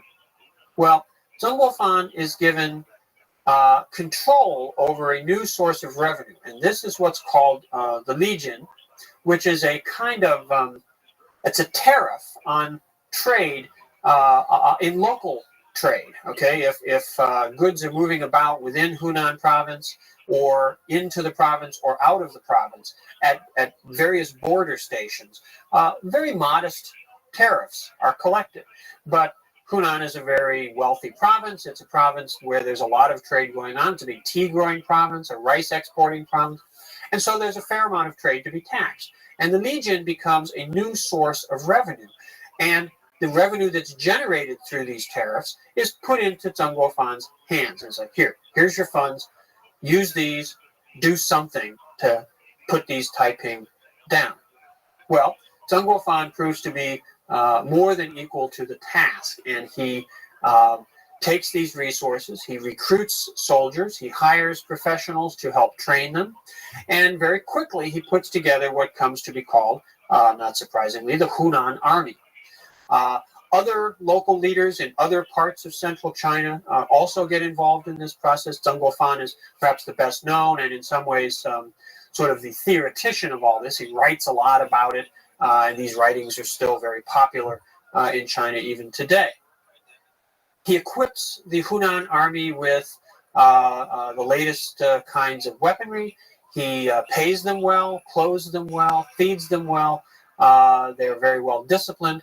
And he then begins, towards the end of the 1850s, beginning of the 1860s, to deploy them in campaigns directed against the Taiping Heavenly Kingdom. The Western powers also have an interesting role in all of this. The treaty ports that are opened in the wake of the Treaty of Nanjing, the Opium War, are along the South China coast. The most northerly of them is Shanghai, which, when it is opened as a treaty port, is a relatively obscure fishing village, but grows quite quickly, since it's the treaty port closest to the mouth of the Yangtze River, grows quite quickly to be a very, very large city. And by the time that the Taiping Rebellion is in full swing, and by the time the Taiping are occupying Nanjing, although it's only been about a decade since Shanghai is opened as a treaty port, it has already grown to have a significant Western presence. It becomes, in a sense, sort of the capital of the Europeans in China. Now, the Europeans find themselves in an interesting situation because Hong Xiuquan claims to be a Christian. He presents his rebellion as a Christian movement. He is, of course, Jesus' younger brother, so he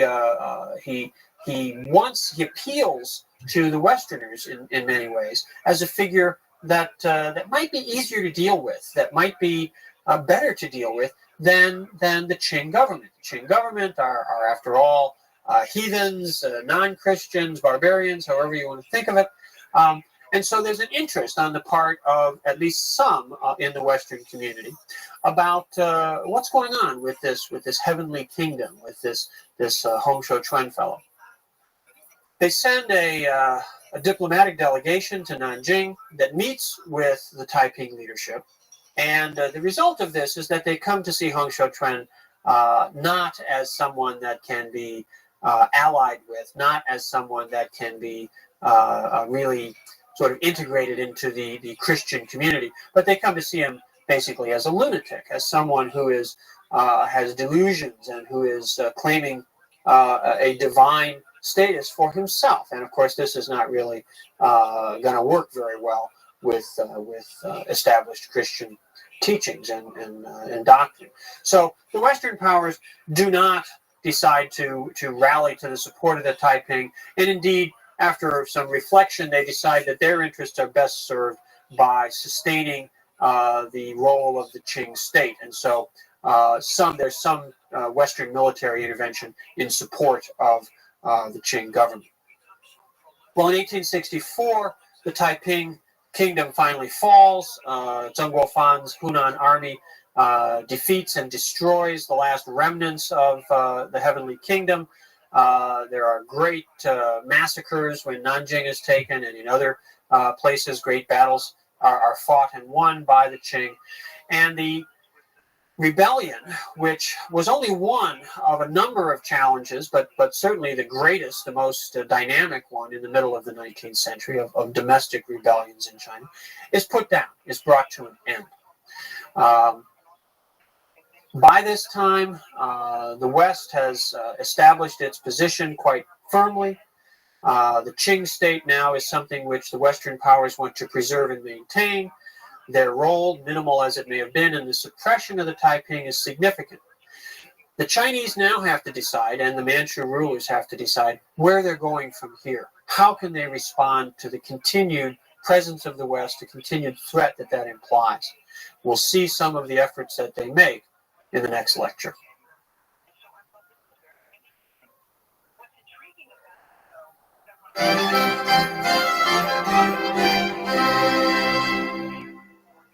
China's defeat in the Opium War and then the trauma of the Great Taiping Rebellion in the middle of the 19th century shook the foundations of the Qing dynasty quite profoundly.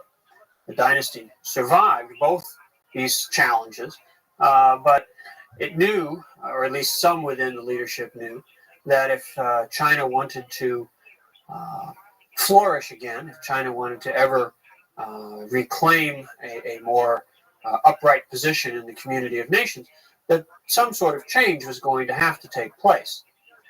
In the years from the 1860s through the early 1890s, certain leaders, both within the Chinese and the Manchu elites, began to pursue a program designed to give China the ability to stand up to the Western powers, to not have to simply accept the humiliations of economic dependency, of the treaties, the unequal treaties as they came to be called, the doctrines such as extraterritoriality, under which foreigners were not subject to Chinese law but only to their own regulation. This movement from the 1860s through the early 1890s comes to be called the self-strengthening movement. The idea being that China couldn't rely on outsiders, couldn't rely on the foreign powers to take care of it. They obviously were pursuing their own interests, which were often antithetical to those of China. If China wished to be strong enough to assume its own control of its own destiny, they had to strengthen themselves. And so the self-strengthening movement is the response of some leaders within the Chinese government to these challenges. The 1860s was a time when it was possible to make some changes in China, in the Qing government, because a young emperor had come to the throne in 1860. And being young, he was subject to a regency, a council of his elders who guided his reign. And those elders, among them were some officials who were very receptive to the need for new solutions to the problems China was facing. Leaders like Zheng Guofan, that we mentioned in the last lecture, who became a military reformer and put together the Hunan army that was so critical in the suppression of the Taiping movement, and other provincial leaders amongst the Chinese emerged in the course of the self-strengthening movement to really provide the brains of an effort to get China back on its own feet. The 1870s and 1880s are really the core of the self-strengthening period. During that time, the Chinese undertook a number of fairly diverse initiatives to try to improve their situation. On one hand, they recognized that the superior position of the West was largely founded simply on military strength. The British in the Opium War in 1839 to 42 had not really met serious resistance from the Chinese. The superiority of British weapons, the superiority of British naval vessels was so clear that the Chinese realized, that the self-strengthening leaders realized that they were going to have to find a way to counter that. And the way to do that was to develop their own modern military sector. Part of the way they went about this was to simply try to buy ships and equipment from the Western powers. But they recognized that even that was not enough. If they really wanted to develop a sense of self-reliance, if they really wanted China to be able to advance on the military front, they had to be responsible for their own armaments. The British, who sold the Chinese a number of warships and other military systems in the second half of the 19th century, were always very careful to make sure that the equipment that they sold was outdated and often obsolete from their own military perspective. They were willing to sell it off to the Chinese, knowing that it would not be equal to the equipment that they themselves were currently putting in the field.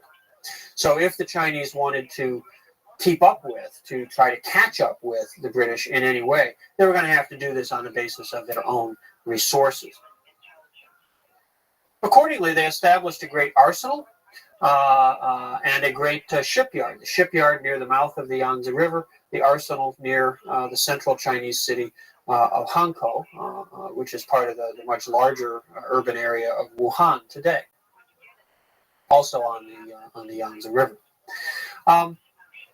The arsenal at Wuhan was also near sources of coal and iron ore, so that they were able to begin the process of developing a steel industry as well, which initially was designed to supply military needs, but eventually extended beyond that as well.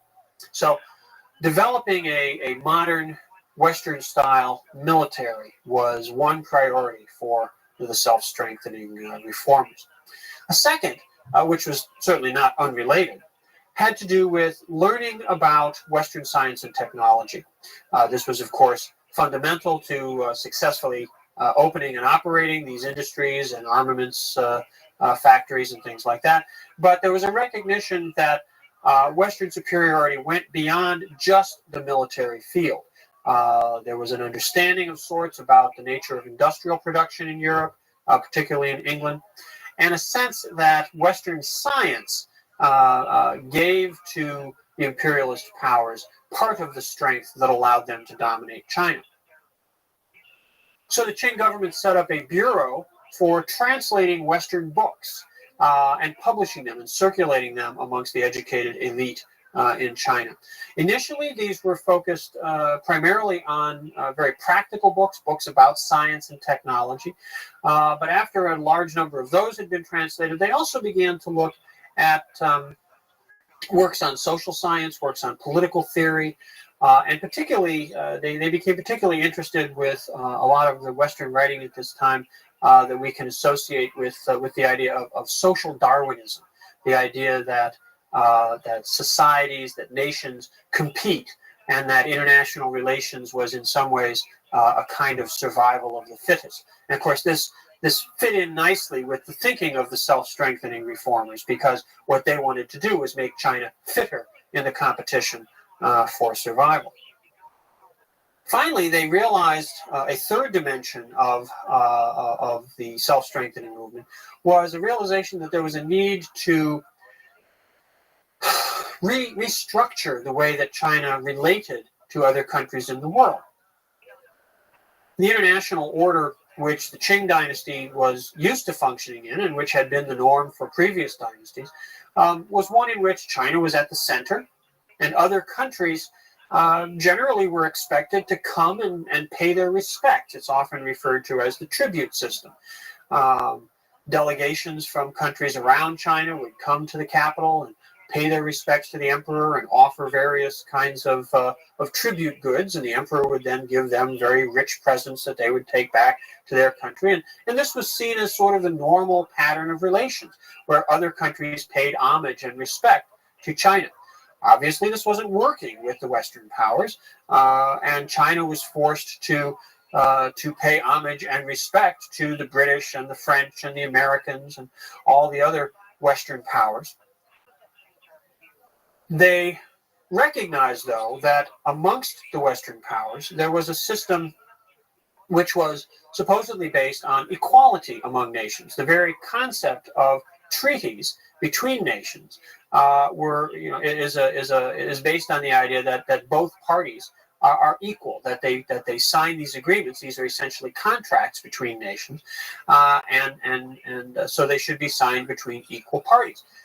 The real content of the treaties that were in place in the 19th century were unequal. They were dictated, the terms were dictated by the power of the Western countries, and China simply had to basically accept whatever was offered to them. But they realized that the rhetoric, at least, of international law, of international relations, was one that was based upon diplomatic relations amongst equal partners. And to give China the ability to participate more fully in that system, they created a new institutional structure for China's international relations, which was focused on what's called the Zhongli Yamen. The Zhongli Yamen was a sort of foreign ministry, and that was what the governmental body which then became responsible for handling diplomatic interaction with the Western powers.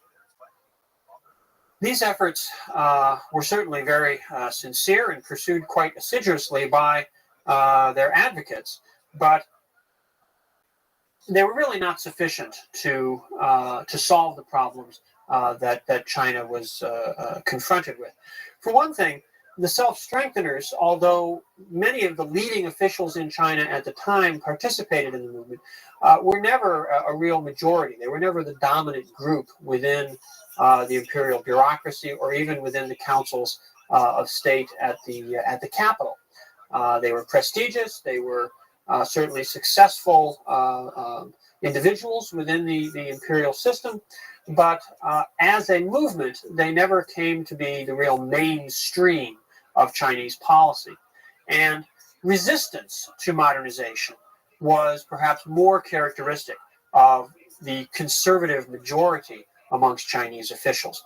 So there were efforts to undermine the position of the self-strengtheners. There were efforts to sort of preserve the old ways, a very classic bureaucratic mentality. We don't want to do new things. We don't want to try new approaches because this is the way things have always been done. And there was certainly plenty of that mentality within the Chinese and Manchu elites. The insufficiency of the self-strengthening movement begins to be demonstrated in the mid-1880s when China was defeated in a war with France. France was at this point attempting to establish, and indeed being successful in establishing, their control over Indochina. Vietnam in particular had always been a close ally, almost a dependency of China. And they appealed to China, to the Qing, to defend them against the French. And the Chinese did indeed send part of their modernized navy down to the Gulf of Tonkin, but they were defeated by the French. And this was a further humiliation and certainly a setback for the self-strengtheners. 10 years later, the failures of the self-strengthening movement really were most clearly revealed in a war between China and Japan. Without going into the details of the history of Japan at this time, suffice it to say that when Japan had been forcibly opened by the Western powers, by the United States in the 1850s, they had decided to embark upon a campaign of modernization in a thoroughgoing, all-out kind of way. The Meiji Restoration in the late 1860s set the Japanese on a course of out-and-out modernization, industrialization, westernization. And by the end of the 19th century, they had gone a long way to achieving those objectives. They had developed their economy, developed their military, established their position in the system of international relations, almost on a par with that of the great Western powers. This was demonstrated in the War of 1894 to 1895, which was fought largely in Korea and over issues of who was going to control Korea. But in the course of which, the Japanese simply inflicted one defeat after another on the Chinese. On land, they defeated the modernized forces of the Chinese army, and at sea, they were successful in destroying much of the modern component of the Chinese fleet. So the war, the Sino-Japanese War, as it's called, was an even greater humiliation for China. It was one thing to be defeated by the Europeans. They were barbarians, yes, but they were foreign strangers. No one really knew much about them prior to the Opium War. There was almost a disdain on the part of the Chinese to learn that much about these Europeans until they had to be taken seriously based on their military strength. The Japanese were very familiar and had always been seen as sort of little brothers, sort of junior partners in the cultural system of East Asia. To have the Japanese now inflict this kind of military humiliation on China was very dispiriting, to say the least. In fact, the defeat, which was finalized in a treaty, the Treaty of Shimonoseki in 1895, triggers a protest movement in China. Candidates for the imperial examinations assembling at the capital in Beijing circulate a petition which gets several thousand signatures and is submitted to the court, demanding that a more effective response to imperialist aggression be made. Leaders of this movement, in particular a man named Kang Youwei and another Liang Qichao. Kang and Liang worked very closely together. Began to write articles, began to publish newspapers, wrote memorials to the throne. Both Kang and Liang had passed the examinations and were minor officials and had the right to submit memorials to the throne. And they were joined in this by other officials in other parts of China as well. They advocated that the Qing government adopt a more thoroughgoing program of reform, not just of sort of piecemeal modernization, but of complete institutional restructuring to give China a more effective, modern-style government, in some ways along the lines of what the Japanese had been doing since the Meiji Restoration. In 1898, after 3 years of agitation around these themes, the reformers got a chance to put their ideas into action. The emperor at that time, known as the Guangxu Emperor, had come to the throne as a very young man and had been dominated by his ancestor, the Empress Dowager Cixi, a very, very famous and powerful woman in Chinese history.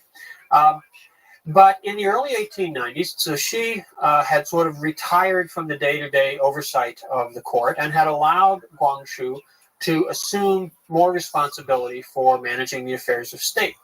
Well, in 1898, Guangxu is convinced by the arguments of the reformers that it's necessary to save China, to embark on a program of fairly radical reform. And from the middle of June till the middle of September 1898, we have what comes to be called the 100 Days, the 100 Days of Reform.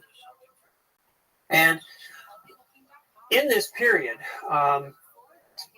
Guangxu listened to the advice of a number of his officials. He received further ideas from Kang Youwei and Liang Qichao and others. And he issued a series of edicts designed to streamline administration, to reduce bureaucracy, to open up the channels for popular input so he could know more about what was going on in the empire and what the desires and aspirations of ordinary people were. He appointed a number of the advocates of reform to high positions, including in the Grand Council, and appeared to be quite well embarked upon a process of transforming the machinery of the imperial state. But as with the self-strengtheners, there were many people in the Qing establishment who were uncomfortable, who were quite resistant to the 100 Days reforms, and who either simply ignored them, sort of passively sat things out, waiting to see how things would really develop, or actively resisted them, simply refused to implement them, or conspired to try to undermine the reformers. Eventually, in mid-September, conservative Manchu officials and some Chinese officials, in particular a man named Yuan Shikai, who was, ironically enough, commander of the modern troops within the Chinese army, decided that the reforms had gone too far, and they, along with Cixi, the Empress Dowager, resolved to put an end to this, to put a stop to this. And accordingly, the emperor was effectively placed under house arrest. The leading reformers were rounded up. 8 of them were executed. Kang Youwei and Liang Qichao managed to get tipped off and fled Beijing, made their way to Shanghai, eventually to Japan. And the reforms were brought to a complete halt. This ended what had been perhaps the last best hope for getting the Qing dynasty onto a course of modernization, which might have given it the capacity to enter into a modern political era, an era where it could have remained as the effective government and leadership of China. But by terminating the reforms, by bringing this process to an abrupt and violent end, Cixi had signaled that a more conservative orientation, a more traditional orientation was going to remain dominant.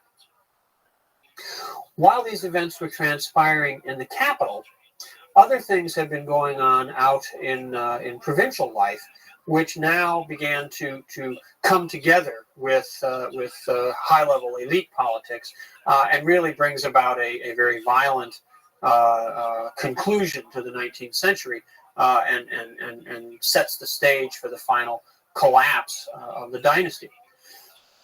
And this is what we know as the Boxer Rebellion. Now, the Boxer Rebellion is, in many ways, part of a long tradition of popular peasant movements in Chinese history, in Chinese society. If we go all the way back to the Han Dynasty, we talked a little bit about the peasant rebellions late in the 2nd century that were part of the collapse of the Han. Similar movements were involved in the fall of many dynasties as the course of Chinese history progressed. Often, these popular movements were religious in nature or had a strong spiritual component, and that is certainly the case with the Boxers. The name that we use for this group, we call them the Boxers, is based upon the fact that it arises from, and their leaders certainly were involved in, a martial arts school, a martial arts movement. They believed that by practicing certain kinds of exercises, spiritual exercises, and physical exercises, they would make themselves invulnerable. They would assume sort of supernatural powers, and they would not, for example, be hurt by bullets fired from the guns of the Westerners. This was a movement that spread quite rapidly. It had its center in the western part of Shandong province, a little southeast of the capital. And this was an area that had its own very particular circumstances. It was an area that was relatively poor. It was an area where popular peasant movements had arisen many times in the past, earlier in the 19th century. And it was an area also where there was a very strong foreign presence. The Germans, in particular, had acquired concessions in Shandong province at the city of Qingdao, which, of course, is where they establish a brewery, which is still very popular today. But the German presence in Shandong went far beyond Qingdao, and indeed there were many German missionaries in the interior of Shandong province. And this fed into a number of problems in local society. The missionaries, of course, were seen as aliens, as foreigners intruding into China. But Chinese who converted to Christianity, who took up the Christian message, were also seen as problematic in local society. For one thing, some Chinese became Christians perhaps not out of a completely sincere religious experience, but because there were material benefits to be gained. Benefits in terms of access to charity, access to food supplies sometimes. So these people were often disparaged as rice Christians by their neighbors, but also protection.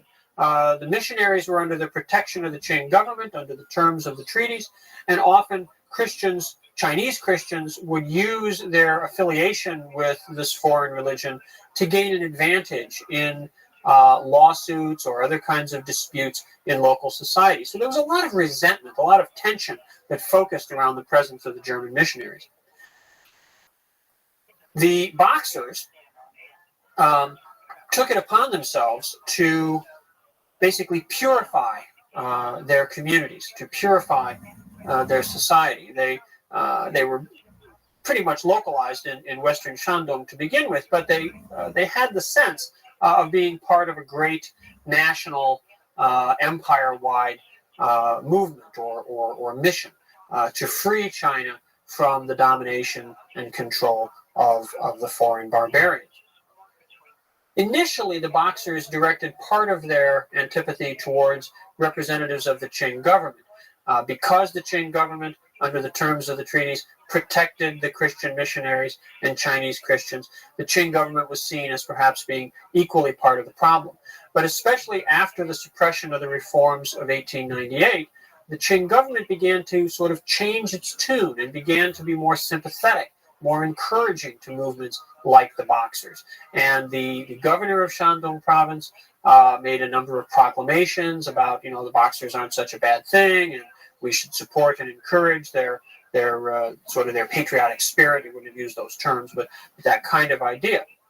That encouragement by 1898 led the Boxers to sort of step up their activities, and they became a much more aggressive and dynamic movement. And as they did so, they also began to attract larger and larger numbers of followers. In the winter of 1899 to 1900, they moved out of Shandong province and began to make their way north towards Tianjin. Tianjin was a great treaty port southeast of Beijing. And eventually, by the summer of 1900, they marched on the imperial capital. They entered into the capital. They were well received. The imperial army did not try to keep them out or inhibit their activity. And indeed, the Empress Dowager, Cixi, who was now firmly in control of the government, proclaimed that she was on the side of the Boxers.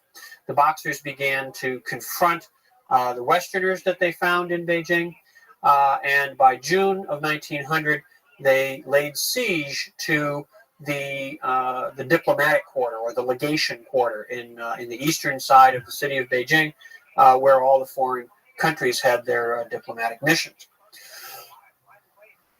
This siege lasted for some 55 days, and was only lifted when an international military force with components from 8 different countries, including, most interestingly perhaps, Japan, which was now seen as a sort of equal partner with the other imperialist powers, fought their way from Tianjin up along the railway line and entered Beijing at the middle of August, and were able to defeat the Boxers and relieve the siege of the diplomatic quarter.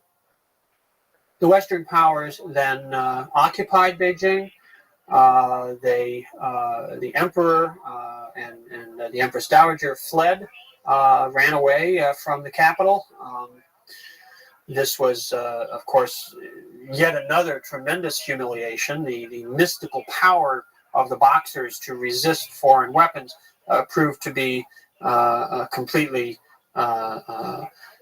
meaningless. There was no substance to that, of course. And this left the Qing state once more prostrate before the Western powers. A treaty is signed to allow the Qing government to resume its activities. The Empress Dowager and the Emperor are to come back to the capital. Certain Chinese government leaders who had supported the Boxers were executed. Of course, many of the Boxers were killed.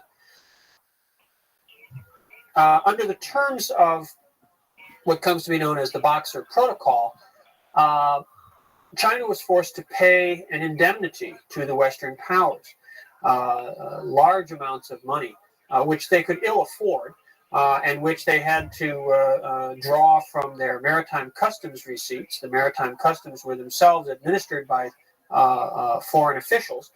So it was just a really terrible set of blows to the dignity of the dynasty. And it pretty much signaled that the Qing state was no longer really a viable, workable government for China. The days of the dynasty were pretty clearly numbered. It lasted just about another decade. But during that decade, new alternative ideas about China's future became much more influential and much more significant. Revolutionary movements designed to overthrow the entire imperial heritage and establish a modern form of government for China were waiting in the wings. And we'll see the drama of how that story unfolds in our next lecture.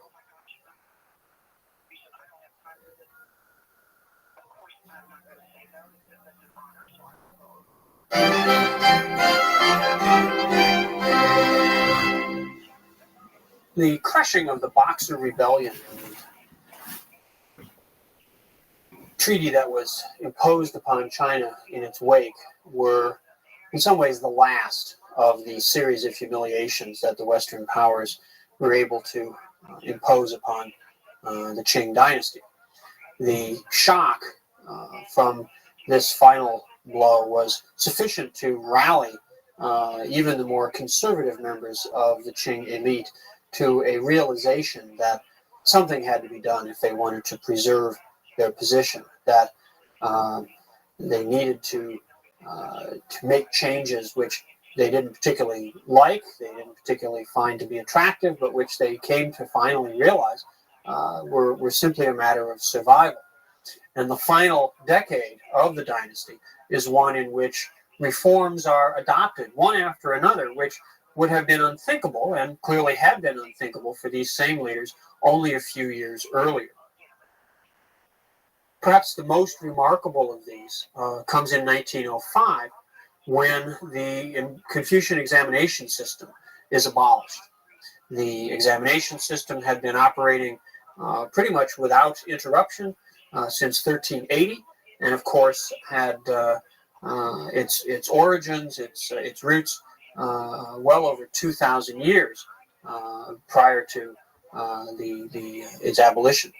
It had been the perhaps most important institution, the most important cultural apparatus within China's political system, within the intellectual life of the educated elite for over 1,000 years. And to have it simply be swept away as a political gesture in 1905 was a very, very dramatic event. Many of the reforms that had been proposed and adopted and then rescinded in 1898 were now once again put into place.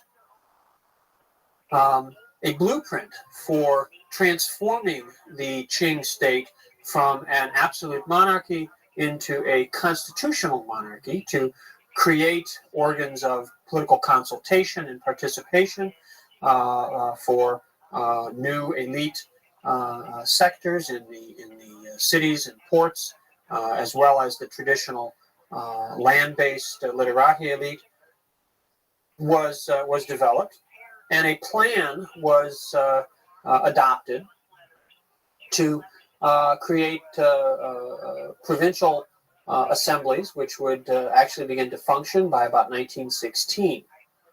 These measures, however, were not really sufficient to the situation. They were developed and began to be implemented in the years between 1901 and 1908.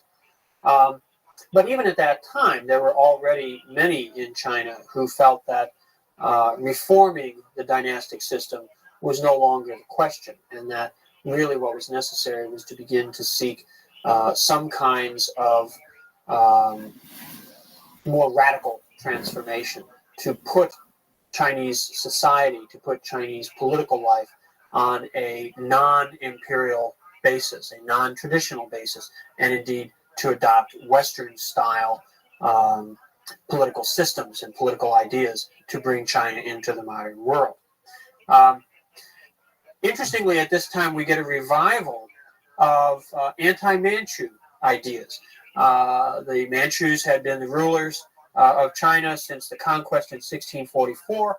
I mentioned when we talked about the Qing conquest, the siege of Yangzhou and the massacre that takes place after the city is captured. Beginning around the 1890s, the story of the siege of Yangzhou begins to resurface, begins to be reprinted and circulated amongst political circles, and a sense that the Manchu conquerors are in part responsible for the weakness of China, that doing away with the alien regime, as it comes to be called, is part of what's necessary to free China to be able to respond effectively to the challenge of modernity. This becomes part of the political discourse and is certainly on the agenda of many. And it blends with the broader anti-Western, anti-imperialist nationalism that was also growing during these years. One individual emerges as perhaps the most representative figure in the quest for a radical alternative, a revolutionary solution to the problems facing China, and this is Sun Yat-sen. Sun Yat-sen, even today, remains a very, very popular figure, often referred to as the father of modern China. You'll see portraits of him in public places, not only in Taiwan, where the political organizations that he had founded continue to be dominant, but even on the mainland, even under the communist regime, Sun Yat-sen is seen as the great national hero. Sun Yat-sen was actually born in the far south in Guangdong province near Hong Kong. He was educated partially in Hong Kong, partially in Hawaii, which at that time was still an independent kingdom. His brother lived in Hawaii, and Sun, as a young man, spent time there living with his brother and going to school. In the 1880s, Sun Yat-sen began to be attracted to ideas of radical change. He, by virtue of sort of having a position in both the traditional culture of China and a great exposure to the ideas of the West that he saw both in the British Crown colony of Hong Kong and in Hawaii, which, although still an independent country, certainly had strong cultural influences from America and Britain. He came to believe that the imperial system held China back, and that a republic, a modern Western-style republican system, would be the solution needed to put China on the path of modernization. In the 1890s, he began to build a political movement, an avowedly revolutionary movement, aiming not to reform and adapt to the institutions of the imperial state, but to abolish them and replace them.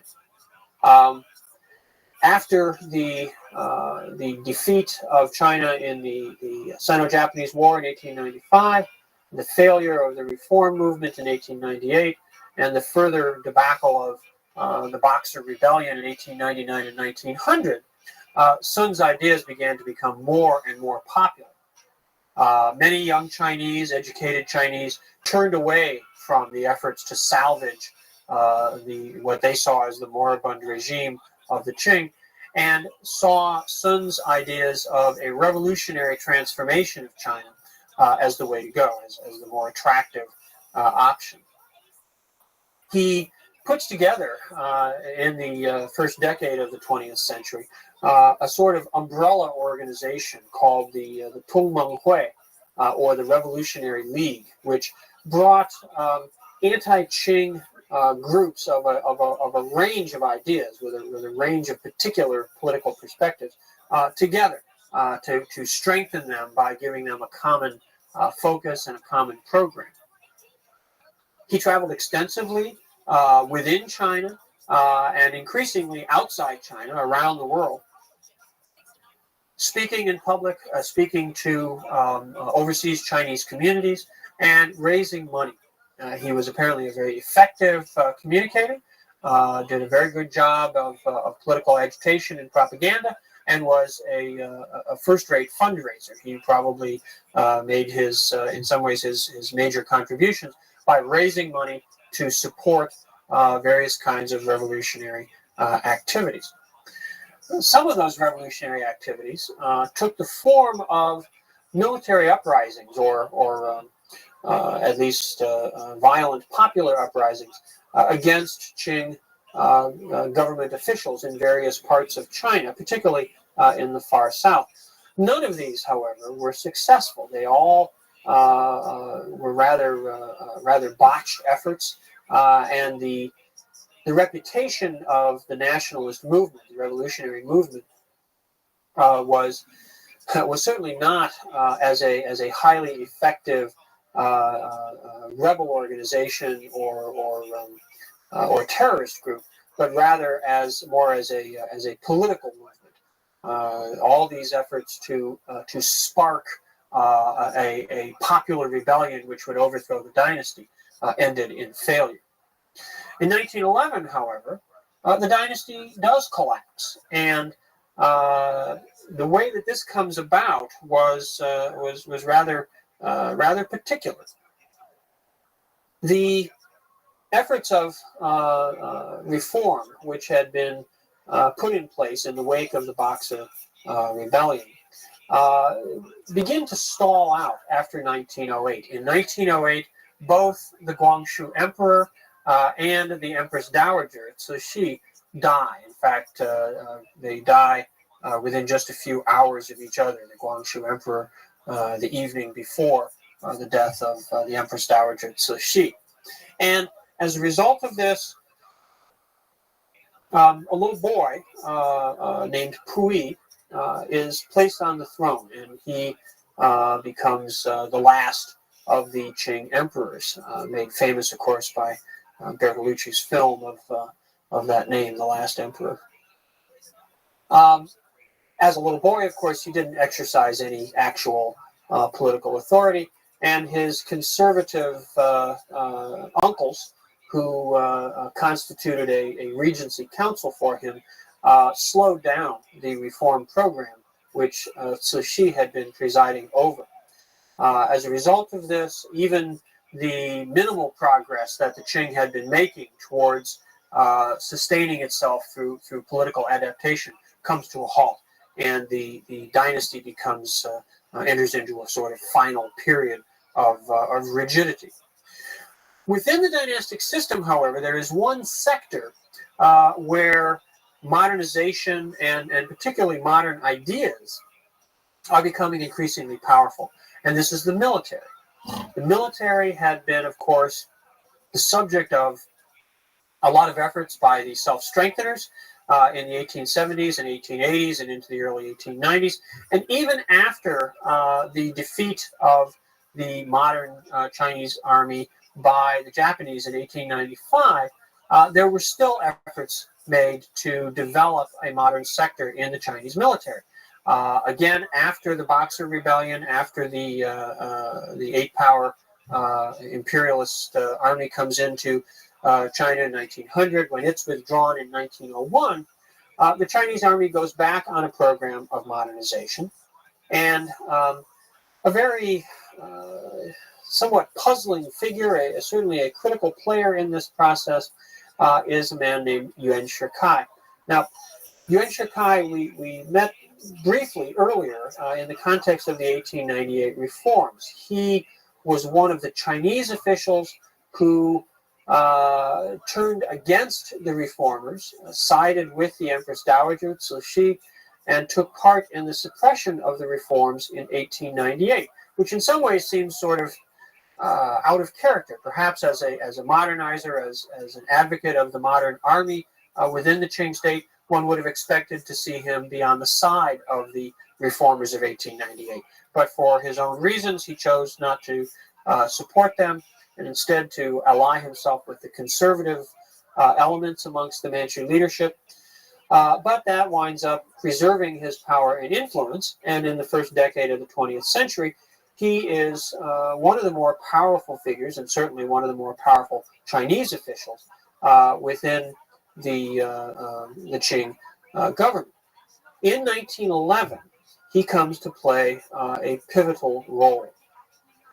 The modern military, the modern units within the military, had become a focal point for political activity. This in some ways was probably an unintended consequences of the efforts to modernize the army, but the officer corps in particular, and especially the junior officers who were reasonably well educated, were exposed to Western ideas, not just about military affairs, but about history and politics, began to develop ideas of their own, which were rather radical and progressive.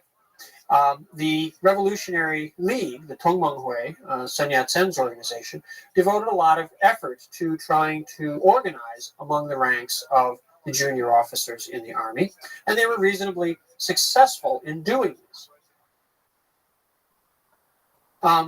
Many junior officers joined the Revolutionary League. Many junior officers were involved in conspiratorial groups, thinking about planning different kinds of insurrection. In October of 1911, one of these groups in Wuhan, in central China, was plotting some bombings, preparing to try to trigger a popular uprising, and their activities were accidentally discovered. A bomb that was being prepared by one of them within a part of the city that was actually under the control of the Russians. It was a Russian economic concession, exploded. And unintentionally, it wasn't supposed to go off at that time. And as a result of that, the authorities became suspicious, and they began to prepare to round up and arrest some of the politically outspoken members of the army. Well, this triggered a sort of defensive move on the part of the radical soldiers, and they launched a sort of coup within Wuhan, and arrested senior officers, arrested some of the local representatives of the Qing government, the local magistrates, and called upon the military and the people to support them in a rebellion against the Qing dynasty. They proclaimed a republic in the province in which Wuhan is located, Hubei province, and they proclaimed the independence of that province from the Qing Empire. Over the next few weeks, other military units in other provinces, particularly initially in central China, but then spreading to other parts of the empire, followed suit and proclaimed their independence, disavowed their allegiance to the Qing state. These events were largely spontaneous. They were triggered by this accidental uncovery of a plot in Wuhan. But they spread quite quickly and began to be coordinated from one location to another. Now, interestingly enough, Sun Yat-sen was not even in China at the time that this rebellion breaks out. What will prove to be the end of the empire and the foundation of the republic. The great revolutionary leader wasn't even on the scene. He was actually in Denver, Colorado, when he received word of the Wuhan rebellion. He was on a speaking tour, raising money to continue his political work. He sets out to return to China. Not one might think he'd go, back west to San Francisco and sail immediately across the Pacific, but instead he continues on around the world, east across America, across the Atlantic, to Europe, speaks there a bit, and eventually makes his way back to China. He doesn't arrive back in China until the end of December of 1911. Before he gets back, as he is making his way back, and as events are continuing to develop in China, the revolutionary movement begins to realize that they're about to be successful, that the dynasty is, in fact, on its last legs. And they need to figure out what they're going to do about that, how they're going to cope with the disappearance of the Qing state. Well, this is where Yuan Shikai comes back into the story and plays what becomes a very, very critical and pivotal role. Now, Yuan Shikai was at this point the commander of what's called the Beiyang Army. Beiyang means Northern Ocean, and it just simply refers to the modern military forces that are in northern China. In that capacity, he was based very close to the capital, and of course he had very good political access to the Manchu elite.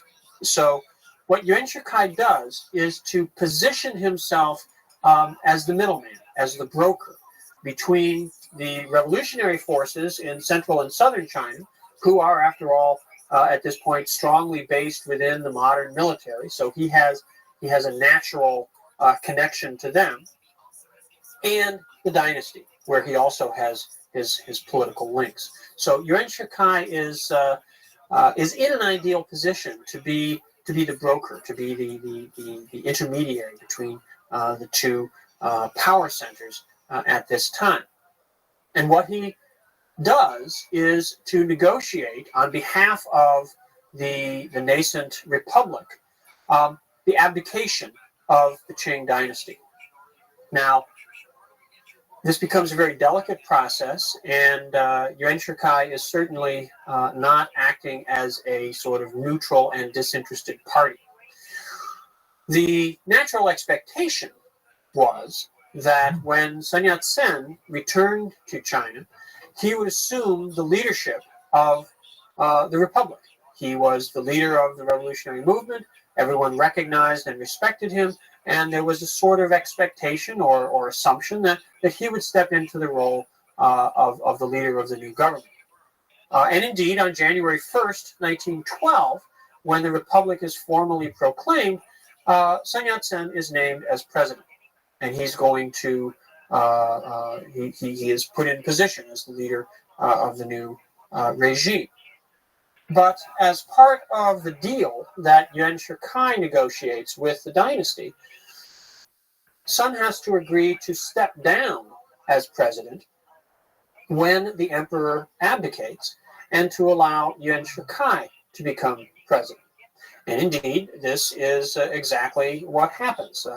The emperor finally abdicates in February of 1912. Sun Yat-sen resigns the presidency of the republic, and Yuan Shikai is named to assume that post. Now, the plan in the winter of 1912 was that Yuan Shikai's presidency was a provisional one. There was no constitution yet. There was no institutional structure for a permanent government of the republic. And the idea was that Yuan Shikai would serve as president during the period when the preparations would be made to establish a more stable and permanent regime. The critical event in this process was the election of a provisional National Assembly in the fall of 1912, because it was the duty of that body to then produce a constitution. Accordingly, elections were organized and held, and Sun Yat-sen's group, which now was transformed from the Tongmenghui, the Revolutionary League, to what's called the Kuomintang, the National People's Party, or the Nationalist Party, as it's more normally referred to. The Kuomintang emerged as the clear victor, winning the most seats in the new assembly, and Sun Yat-sen was clearly positioned to guide the party forward in the writing of a constitution, and probably then in leading the republic. However, when the assembly met, when it was going to begin to deliberate the future of the republic, Yuan Shikai was unwilling to allow this process to go forward. Sun Yat-sen had decided not to take a seat in the Provisional Assembly. He wanted to preserve his special status. I think clearly he had in mind keeping himself free to assume the position of president again.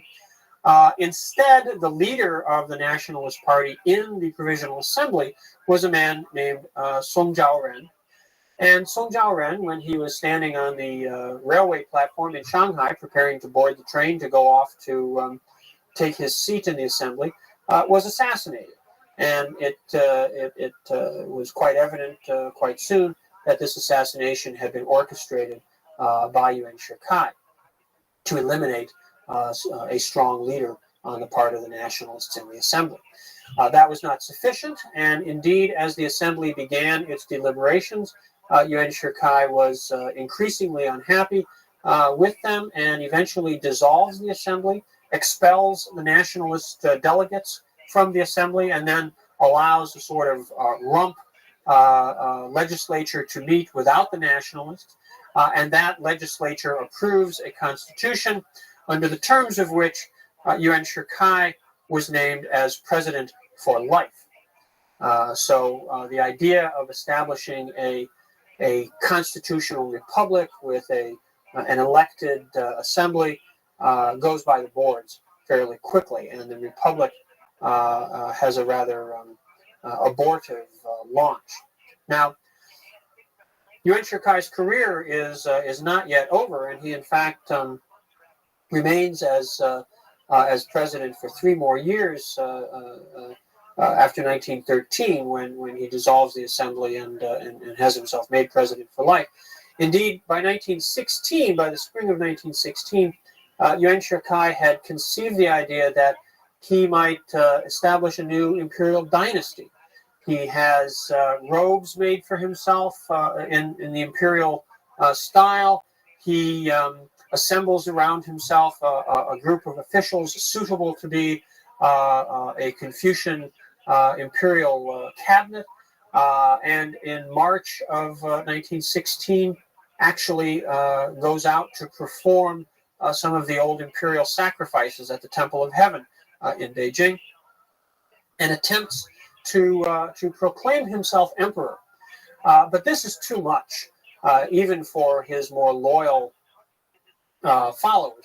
And his effort at an imperial restoration with himself as emperor collapses. He flees the capital just a short time after this, and on his way south towards his hometown in central China, he dies, ostensibly of a broken heart at the frustration of his imperial ambitions.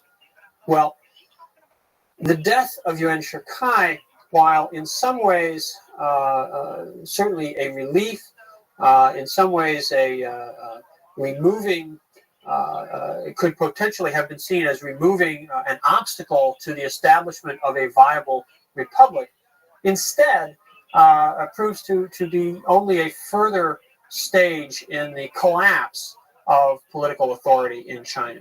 Once Yuan Shikai dies, the last really strong, charismatic figure who had provided a sense of national identity, national cohesion, and some substantive organizational effectiveness is removed from the scene. And what follows is a period of about a decade during which China basically falls apart.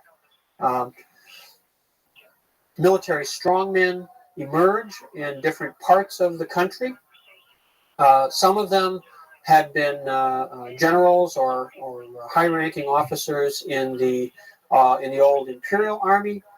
Some of them were individuals who had risen to prominence in the early years of the republic under Yuan Shikai. Others were simply individuals who seized the opportunity now to grab power wherever they could. And warlords, as they come to be called, established control all across China. There really was, from 1916 until 1926 or 27, no effective central government in China. There was no single capital.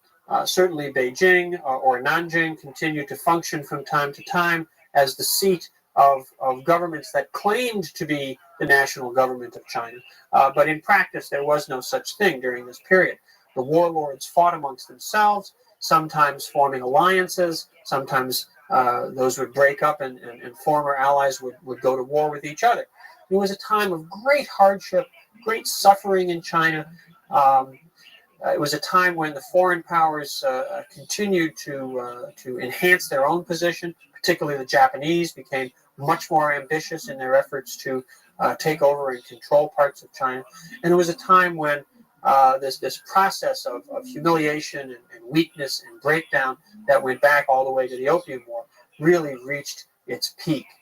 Out of that chaos, and in the context of that chaos, new voices, new ideas about ways to put China on even more radical courses of transformation began to be heard.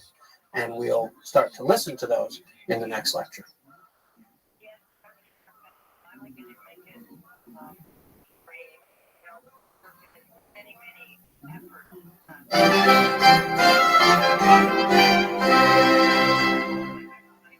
The end of the imperial system in China was in part a political process, of course, the destruction of the Qing dynasty, the elimination of the institutional structure of government was central to the process, but the political culture that had surrounded the Qing state, the imperial state, itself was part of what many Chinese came to see as the problem, the dead weight of the past, it was often seen as, which was holding China back from its modernization, from assuming a new role in the modern world. With the collapse of the dynasty, many Chinese embarked upon a pretty thorough repudiation of really all aspects of the traditional culture. If they didn't completely reject it, they certainly developed an extremely critical perspective on ideas, institutions, ways of behaving that had been part and parcel of the old imperial order. In particular, the Confucian heritage was seen as having been a major component and still constituting a major obstacle in the path of China's, of a changing China, of a new China. In the same years that the Republic was, in a sense, being stillborn, when Yuan Shikai was seizing power for himself, and then after his death, as China fragmented into a network of warlord power centers, the critique of traditional culture and the beginning of the advocacy of new ideas, new solutions, very, very radical departures from the way things had been done and thought of in China. This process went on even while the political system was breaking down further and further. This period in the 19-teens is sometimes referred to as the New Culture Movement. And at the end of the decade, we get what comes to be called the May 4th movement. And I want, in this lecture, to talk about these two very closely interrelated phenomena, the New Culture Movement and the May 4th movement. The New Culture Movement, as its name would suggest, was about making a new cultural system for China. And of course, to embark upon the process of creating something new, many Chinese also felt it was necessary first to go through a process of criticizing and breaking with what was old. So the rejection of the old culture is really integral to this process of the New Culture Movement. Central to this, in many instances, was the question of language. Chinese elite culture, Chinese political culture in particular, was intimately bound up with the use of the classical Chinese language, the literary Chinese language, which was very different from the way that ordinary Chinese spoke in their day-to-day lives. Classical Chinese was based upon the language as it had existed perhaps 2,000 years earlier, as it had been preserved in the writings of Confucius and Mencius and the other sages of antiquity. And it had remained it had remained very true to those origins and had in fact become increasingly alienated from the ordinary speech of people as the centuries passed on and on. Now, educated Chinese began to advocate the use of what we call Baihua, meaning simple language, plain language. Okay, writing Chinese as it was spoken, using, in essence, a vernacular Chinese, just day-to-day common Chinese. When they wrote about not just the portrayal, perhaps, of conversations in fiction, where more simple speech had been used for a while, but even in articles, essays talking about the great political issues of the day, talking about reform in government and history and art and literature and things like that. The use of Baihua, the vernacular language, comes to be a marker, a sign of who's modern and who's not. Those who continued to use the classical language were seen as anachronistic, were seen as throwbacks to a former time. And the people who wanted to be perceived as progressive, as part of the new China, of forging the path to the future, wrote in a much more simple and accessible kind of language. This classical language, of course, had embedded within it the values of Confucianism, the ideas about hierarchical social relations, relationships of mutual obligation. These were now seen as essentially having been oppressive.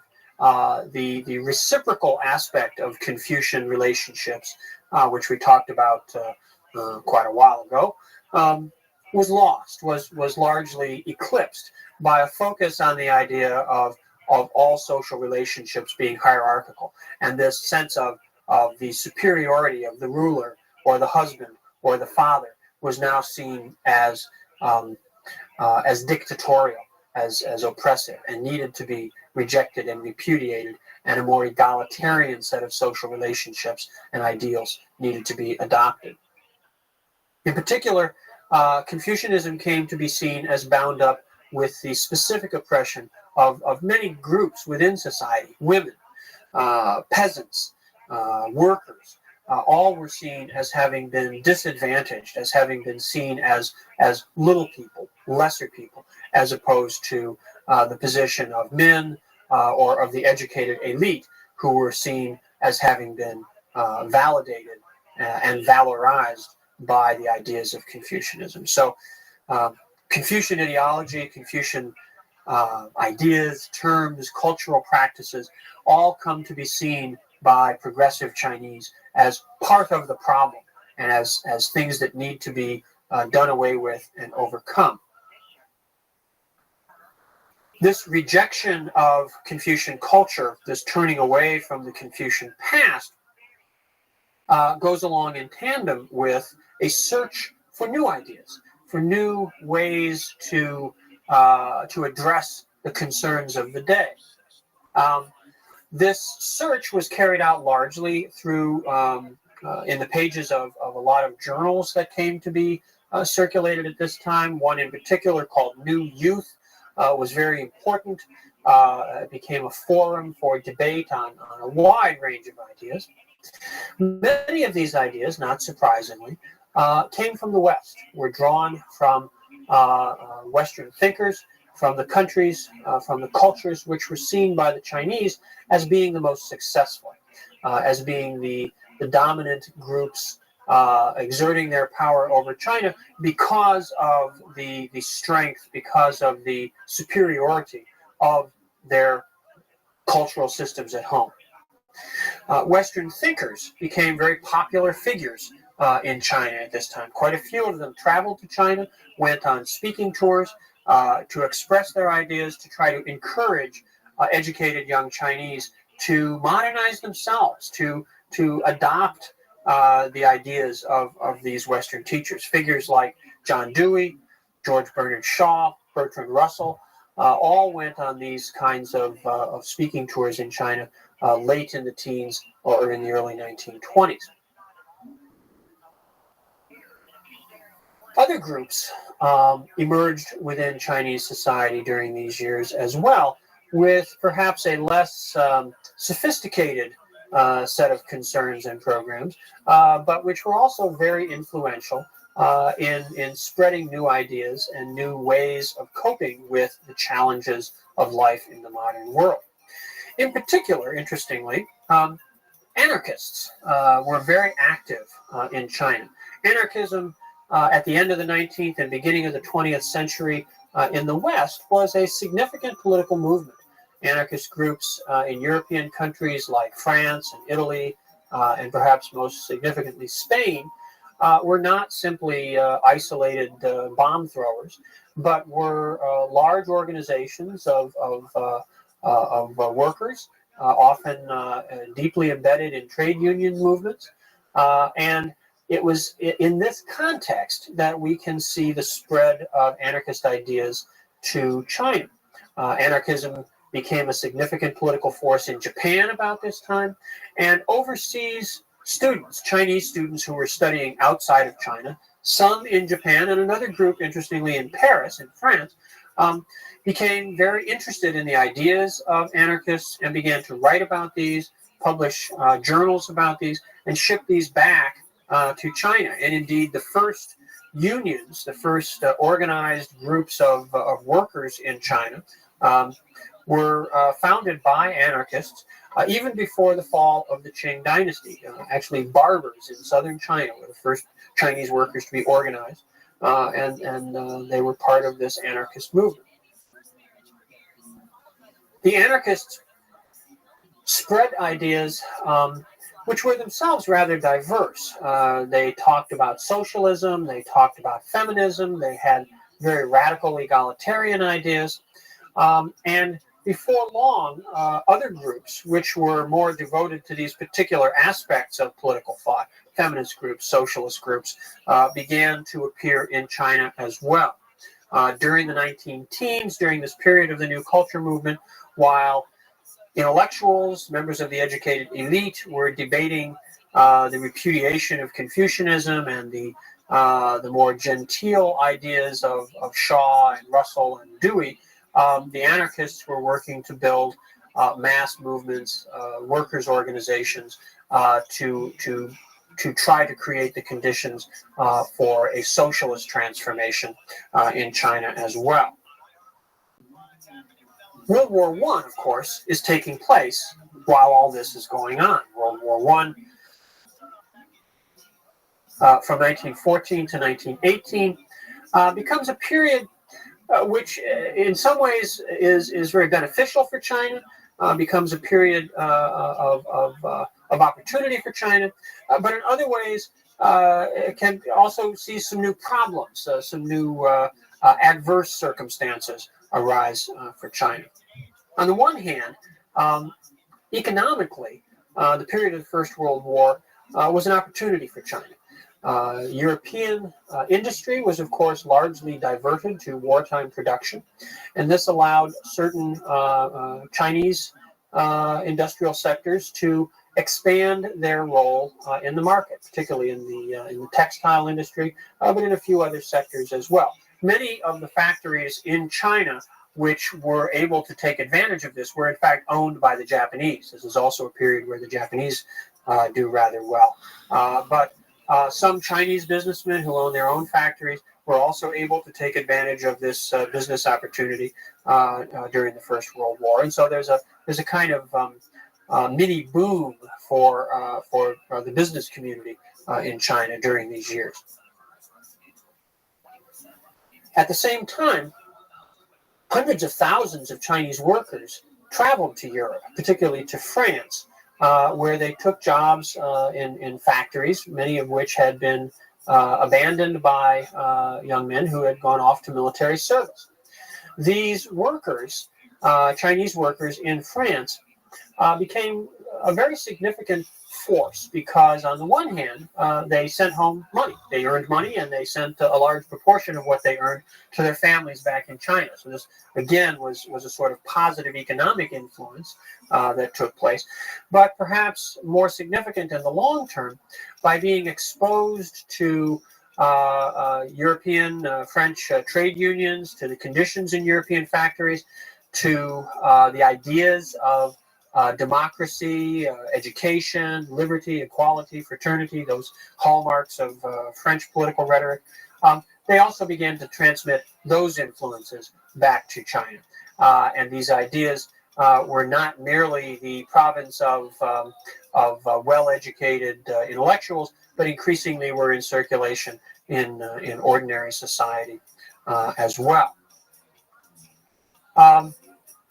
The end of the First World War proves to be a critical time.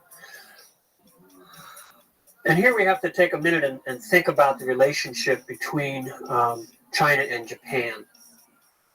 China, as we've already talked about, back at the end of the 19th century in 1894 to 1895, had fought a war with Japan in which it had been soundly defeated. The Japanese had launched themselves on their program of national recreation, if you will, in the middle of the 19th century and had achieved great success in this by the 1890s. As they moved into the 20th century, their successes continued. In 1904 to 1905, they fought a war with the Russians and defeated them. And this was a remarkable event for an Asian country to defeat a European power, even if it was Russia, which was sort of the weak link in the European system. Nonetheless, it was significant that a yellow nation had defeated a white nation, and this was seen as quite dramatic at the time. The Japanese had gone on to annex Korea to make it part of the empire. They had already gained the island of Taiwan from China as a result of the settlement back in 1895. The Japanese empire was expanding, and the Japanese were increasingly turning their perspective, conceiving their ambitions in terms of the Asian mainland. When World War I comes along, the Japanese see a window of opportunity. There are, of course, a number of opportunities for the Japanese at this time, but their situation in China is one of great concern to them. The European powers, which, while certainly wishing in their own ways to dominate and exploit the situation in China, had recognized China as an area where all the powers sort of played on an equal level. The Americans in particular had been very clear since John Hay's open door notes back at the beginning of the 20th century that there should be no special spheres of influence in China, that all the ports should be open to all the powers, a kind of equal opportunity approach to Western imperialism. But during World War I, the Japanese had a sort of special opportunity because the Western powers were clearly focused on what was happening in Europe, and they weren't able to devote as much attention to the situation in China. And accordingly, in 1915, the Japanese delivered to the Chinese government, and at that time, Yuan Shikai was still president, and there was still a single government entity to address. They delivered to the Chinese government what are called the 21 Demands. The 21 Demands are essentially a program to facilitate Japanese domination in China. They wanted special economic concessions. They wanted the ability to place Japanese officials as overseers in Chinese government offices. Basically, they were demanding to be given a unique special status which would allow them to dominate and control much of public life and economic life in China. The Chinese government doesn't accept the 21 Demands. They don't agree to the concessions which Japan is seeking, but this pressure that the Japanese put on China was quite severe, and it was quite intimidating to the Chinese. When World War I had broken out, the Japanese declared themselves as belligerents on the side of the Allies. Of course, they were far away from Europe, and in some ways this was not a particularly significant move, but the Germans had possessions, territorial possessions, in in China and in the Western Pacific. They had, of course, the port of Qingdao that we've mentioned earlier in Shandong province, and a few other concessions on the Chinese mainland. And they possessed a number of islands in the Western Pacific, which they had been developing as a source for various minerals and other resources. The Japanese occupied these German concessions. They sent military forces and simply took over these concessions and held them for the duration of the war. In 1919, when the war was over, of course, the Great Peace Conference was convened at Versailles in France. And it was at the Versailles negotiations that things went from bad to worse for the Chinese. Chinese had, of course, also been allies. They had been part of the Western, the alliance of the British and the French and the Americans against Germany and the Austro-Hungarian Empire. But while the Japanese were rewarded for their support, the Chinese wound up being essentially left in the lurch. And of course, there's a great irony and frustration involved in this. The Western powers during World War I had, of course, proclaimed it as a war to make the world safe for democracy. The American president, Wilson, in his 14 points, had proclaimed that among the war's aims was the idea of self-determination for peoples. Okay? Not surprisingly, many people around the world, particularly in colonial countries that were colonies of the European powers, interpreted the idea of self-determination for peoples as meaning that after the war, after they had supported their colonial masters, after they had sent troops off to fight and die in the war, that they would then be allowed a greater role in self-determination, that they might even attain independence and self-rule. Well, it became very clear at the Versailles Peace Conference that the Western powers had no intention whatsoever of allowing the colonial peoples self-determination, that in fact the maintenance of the colonial order was at the top of the agenda for the Western powers. In particular, for China, this was made clear when the former German territorial concessions in China, rather than being returned to Chinese control at the end of the war, were granted to Japan. Japan had seized them militarily at the beginning of the war and now was given the right to retain them. Well, this was seen as a real betrayal by the Chinese. And when word of this reached Beijing, a telegram arrives in Beijing, it sparked demonstrations, which became the focal point then of what we come to call the May 4th movement. The word came overnight from Paris on May 3rd that these were the terms of the treaty that China was being presented with. And students gathered the next day at noon at Tiananmen, the great gate at the southern entrance to the imperial city, where the government ministries were all located. This area today has been expanded into the great square, the great public space of Tiananmen Square. Several thousand, many thousands of students assembled at Tiananmen midday on May the 4th, 1919. And they marched eastward along the main east-west street there in Beijing towards the Western diplomatic quarter. The police blocked their access to the diplomatic quarter, so they turned aside into the narrow alleyways off to the north, where they went to the home of the foreign minister.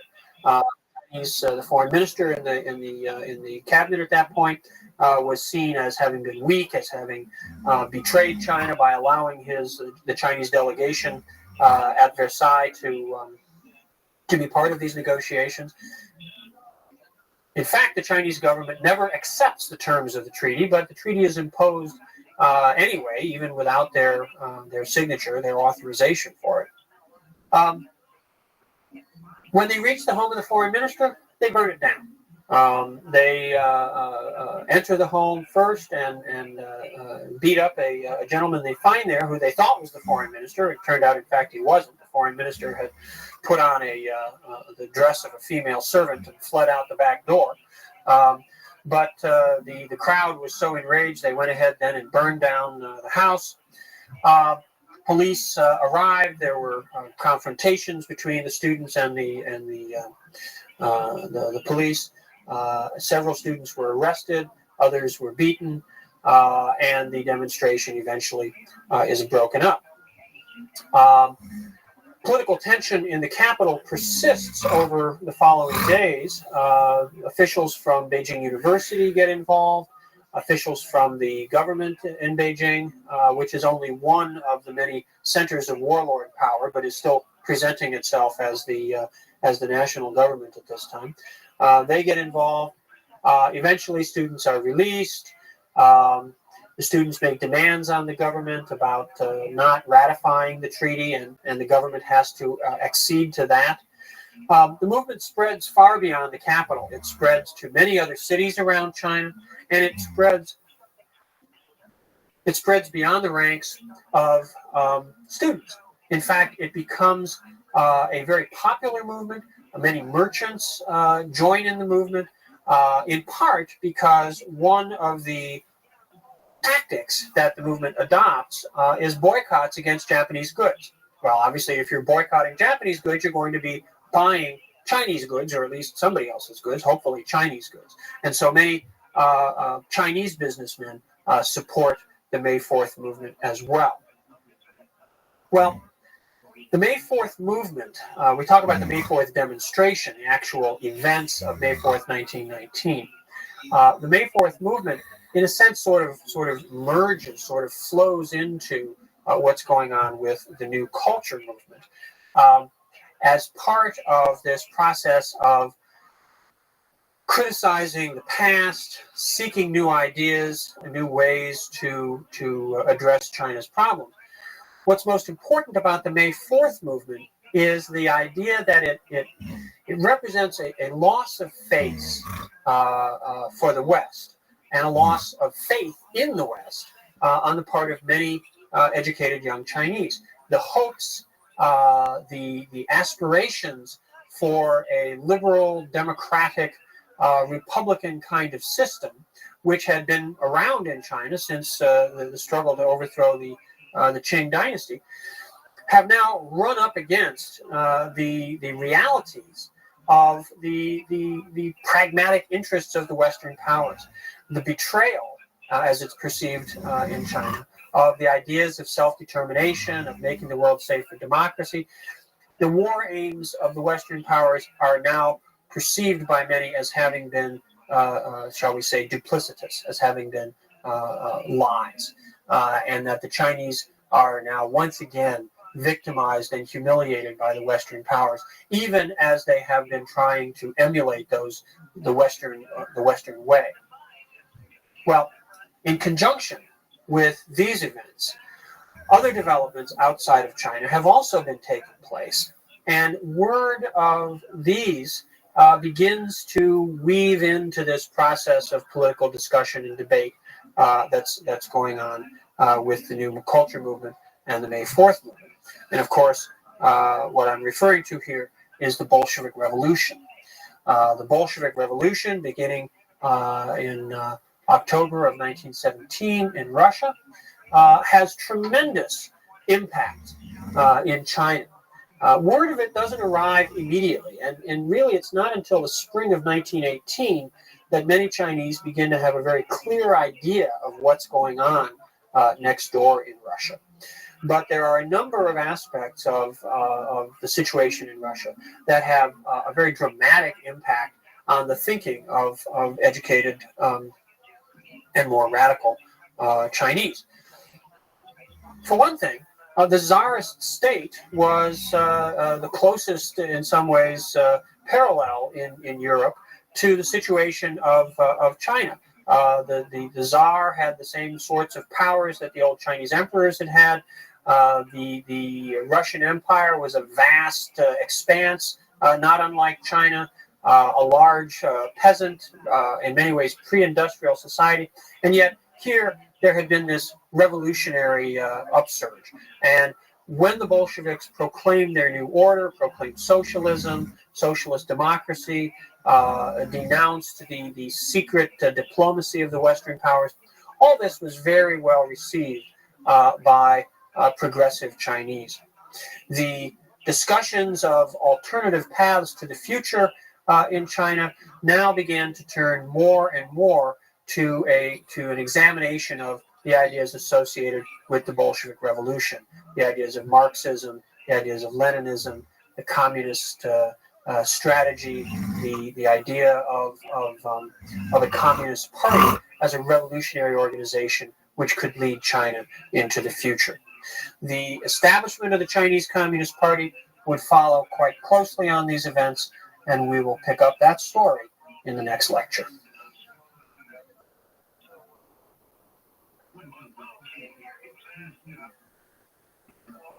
At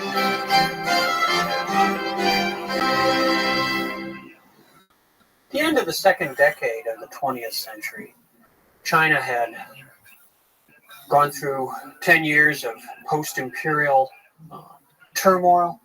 The First World War had come and gone. The hopes of perhaps an improved situation in the world after the war had been dashed by the Versailles Peace Conference.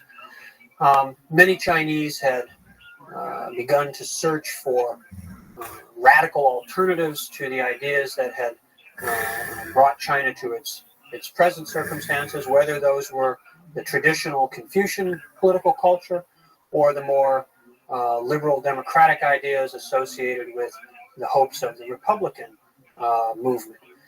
At the beginning of the 1920s, a new ideology, which had grown out of the activities of anarchists and socialists earlier in the century, and particularly from the influence of the Bolshevik Revolution in 1917, took root in China and took on institutional form in the founding of the Chinese Communist Party. The party was founded in Shanghai in 1921. It was the result, the get-together in July that actually put the party institutionally in place, formally in place, was the result of a process that had been going on for a couple of years. Marxist study groups in Beijing, in Shanghai, and other places had sprung up in the wake of the First World War and the Bolshevik Revolution. These had grown in size. They had begun to reach out and try to form links to workers' organizations, to socialist groups in other parts of the country.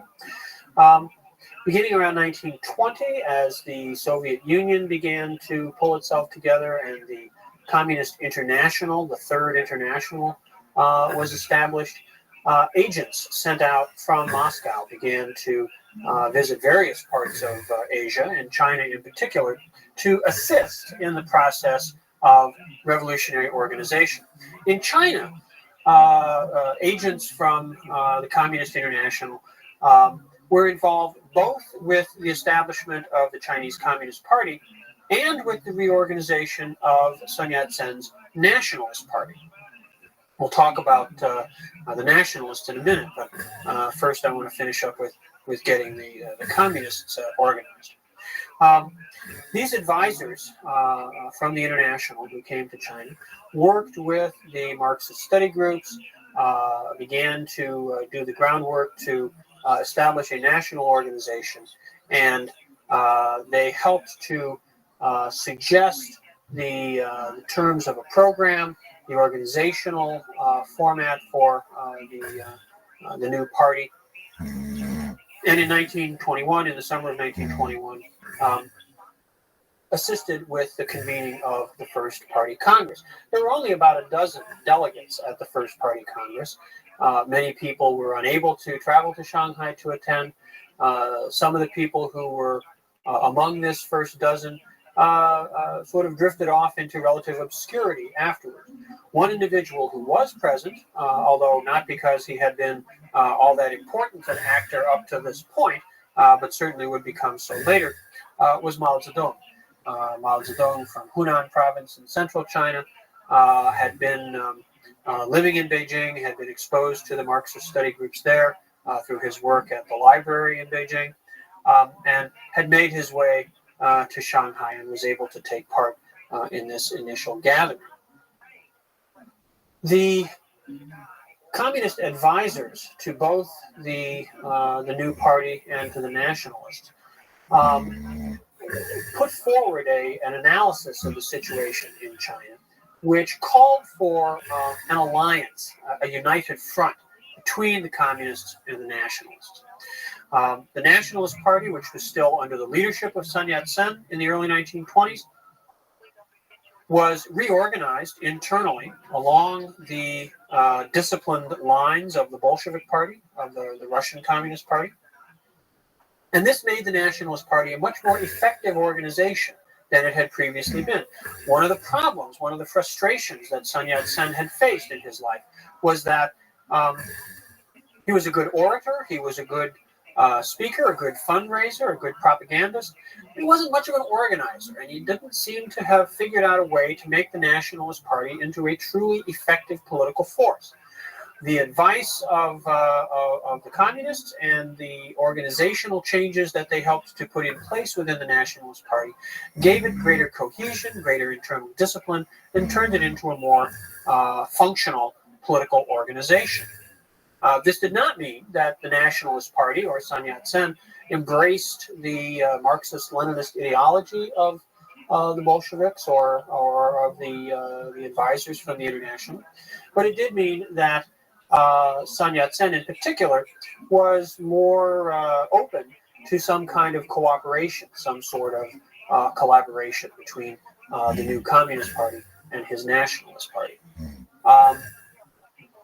The first United Front was accordingly put together, and under the terms of this, individual members of the Chinese Communist Party could join the Nationalist Party, could be members, in other words, of both parties, and could indeed even serve as officers within units of the Nationalist Party.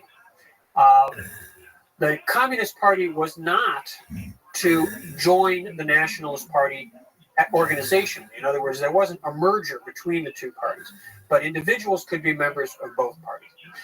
Many individual communists did join the Nationalist Party, participated within political activities of the Nationalist Party, and some even rose to positions of relative prominence within the Nationalist Party, including, with great significance for later developments, Mao Zedong, who became leader of the Peasant Bureau within the Nationalist Party. This was the peasantry was, of course, not seen as the most important group. Urban workers, industrial proletariat were seen as the focal point by both the nationalists and the communists. So Mao's position in dealing with the peasantry was not a particularly prestigious one, but it becomes his experience there and the ideas that he developed there become quite important, as we shall see later on. In 1925, Sun Yat-sen dies, and this is a critical turning point because so long as Sun Yat-sen was alive, so long as he was dedicated to his particular vision of the nationalist revolution and of a socially progressive version of nationalism, the alliance with the Communist Party made a lot of sense. The Communist Party was still relatively small. It certainly wasn't an organizational threat to the nationalists early on, and Sun's willingness to work together resulted in benefits for both sides. It allowed the Communist Party to grow and they gained a lot of experience, but it also benefited the Nationalist Party. Much of the work the communist organizers did was quite diligent and quite effective, and they actually brought a lot of members into the Nationalist Party, non-communist members into the Nationalist Party. In the wake of Sun Yat-sen's death, something of a leadership vacuum develops at the top of the Nationalist Party, and it takes a little while, a year or so, for a successor figure, a single successor figure, to really emerge. When that happens, the individual who comes to dominate the Nationalist Party, first as a military leader and eventually as its political leader as well, is Chiang Kai-shek. Now, Chiang Kai-shek himself is a very interesting figure. He was a military man, and he had been sent by Sun Yat-sen to study in Russia and to learn about the Bolshevik Revolution, to learn about the communist systems of organization, to learn about the Red Army. And he had spent 6 months studying and working in Russia. When he came back from that experience, he was very impressed with the organizational skills and techniques of the Bolsheviks, but he was a confirmed anti-communist. He was very, very opposed to the political program of the Russian Revolution and the Communist Party. Chiang Kai-shek became the commandant of the Nationalist Military Academy at Whampoa, outside of Canton, Guangzhou, in Guangdong province. And in that position, was able to establish quite a network of personal connections and loyalties within the nationalist military. He used his influence within the army and his position as leader of the nationalist army to as a factor in the political maneuvering that took place after Sun Yat-sen's death, and used that as a way to advance his own position and eventually to emerge as the new strongman within the Nationalist Party. In 1926, the year after Sun Yat-sen's death, Chiang Kai-shek finally felt himself to be in a strong enough position within the nationalist movement, and felt the nationalist movement itself to be strong enough militarily to launch an effort to reunify China. And what he undertakes, we call the Northern Expedition.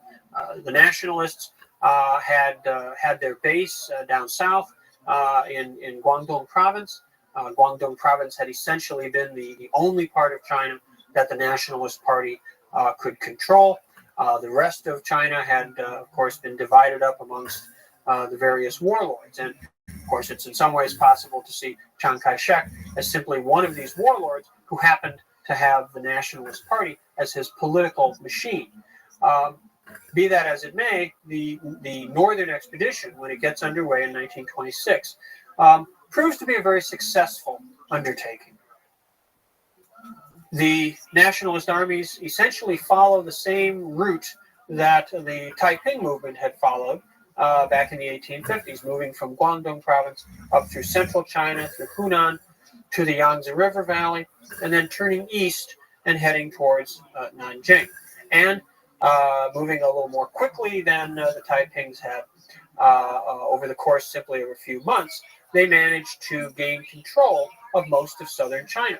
And this happens through a variety of mechanisms. In some instances, the nationalist forces fight against the forces of local warlords, and they generally win.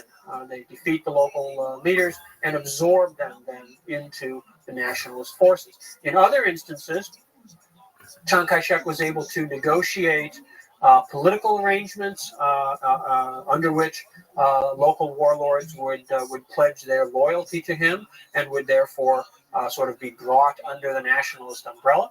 In other instances, he simply bribed people. He would, buy the loyalty of individuals who couldn't be appealed to on any other basis and whom he didn't feel like fighting or didn't wish to risk fighting.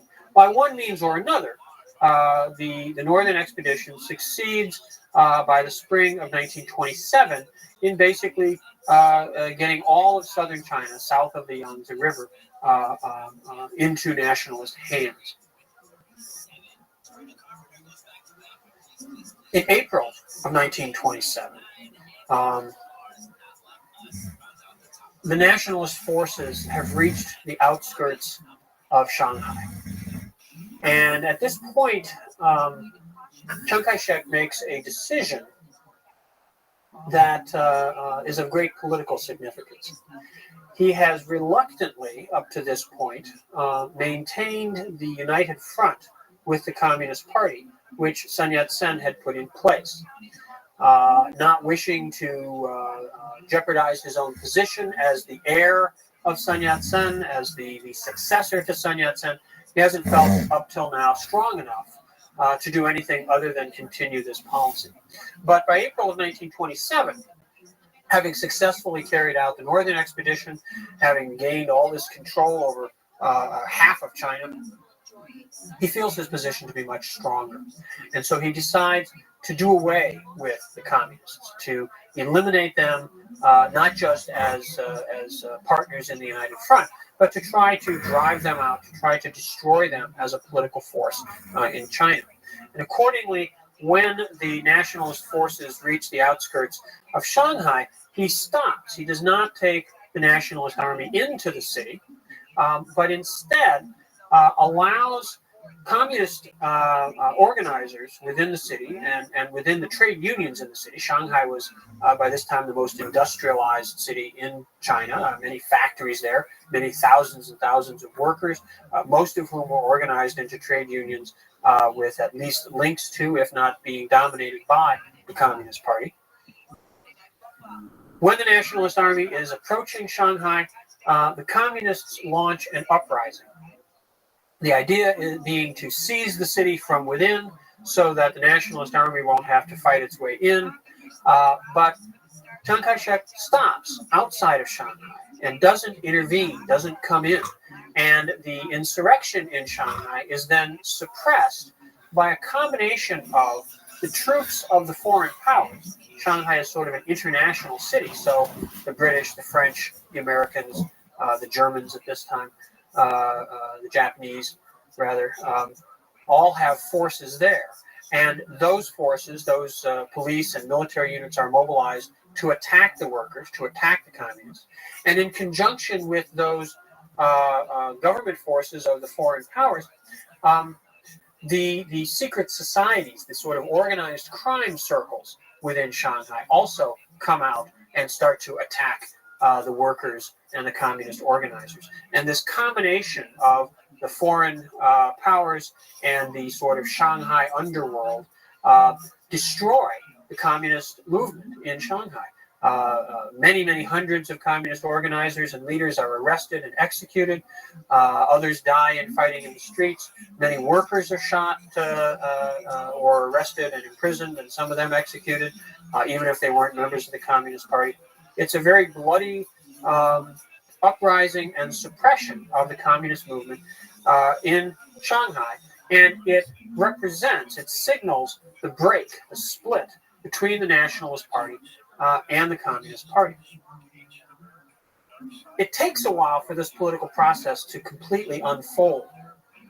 A sort of left-wing group within the Nationalist Party, which is centered at the city of Wuhan on the central Yangtze River, continues to ally itself with the Communist Party for a while. But before long, Chiang Kai-shek is able to convince them that they really need to split with the communists and stick with him, intimidates them militarily, and by the end of the summer of 1927, the left wing of the Nationalist Party reunites with Chiang Kai-shek's mainstream. And Chiang now is the undisputed leader of the nationalist movement, and of a nationalist movement which is no longer, in his view, hampered by this alliance with the Chinese Communist Party. Well, the Chinese Communist Party finds itself in a difficult situation. Their principal political orientation up to this time had been towards organizing urban workers. The classical theories of Marxism had emphasized the role of the industrial working class as the vanguard of the revolution. This was the force which would lead the transformation of society, build socialism. But now the organizational base of the Chinese Communist Party in the cities amongst the industrial workers is destroyed. Shanghai was the most important location, but once this rupture takes place in Shanghai, it's repeated elsewhere in other ports, in other centers of industry, and the communists are systematically driven out of urban China. How is the party to survive? What are they to do? It's at this point that the role of Mao Zedong begins to be significant. Mao Zedong, as leader of the Peasant Bureau of the Nationalist Party, had spent a lot of time in the countryside, had spent a lot of time observing what was happening away from the cities, away from the great coastal ports, in places like his home province of Hunan. And what he saw was large peasant movements, not unlike peasant movements that we have seen at earlier times in Chinese history, but now movements which were taking place in the modern world, in a modern context, and which could be imbued with a modern ideology and led by, in Mao's view, a modern political party. He saw the uprisings of the peasants as a very, very powerful force, a force so powerful that, as he put it to his comrades, their choice was to either try to lead it or just to get out of the way, because this movement was going to sweep across the country.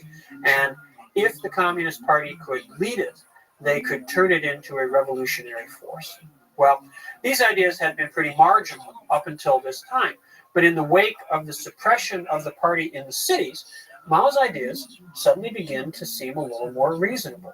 Now, this doesn't happen overnight. In fact, it takes a number of years for Mao's ideas to begin to be accepted and to begin to be dominant within the Chinese Communist Party.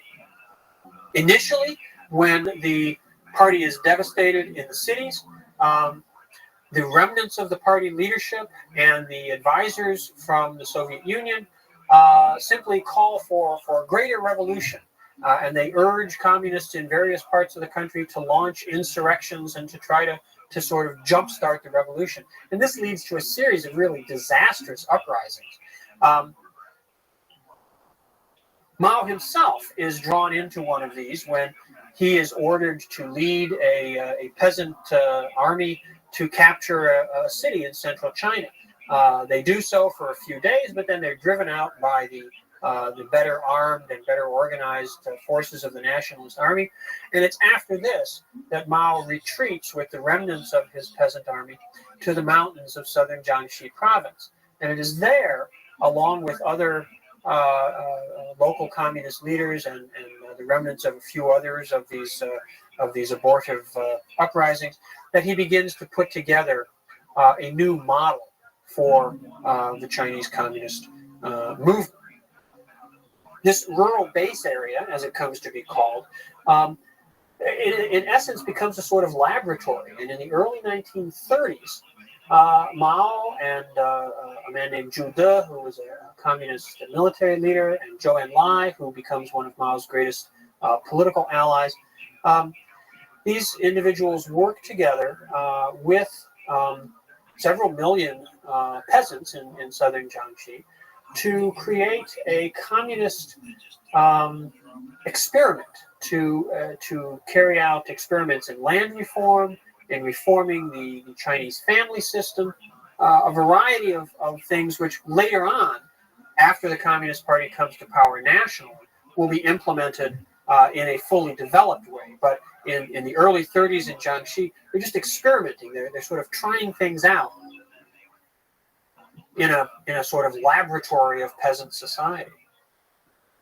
Well, Chiang Kai-shek went on after 1927 to complete the unification of China. In 1928, he takes his forces on to the north, defeats or wins over the remaining warlords, and establishes a reunified China, a single nationalist government, now based at Nanjing again, with Chiang Kai-shek as the leader, comes to be put in place. Even while he's completing the second half of the Northern Expedition, Chiang begins to have conflicts with the Japanese. Japanese military units are in Shandong province to protect their concession at Qingdao and some of their railway lines.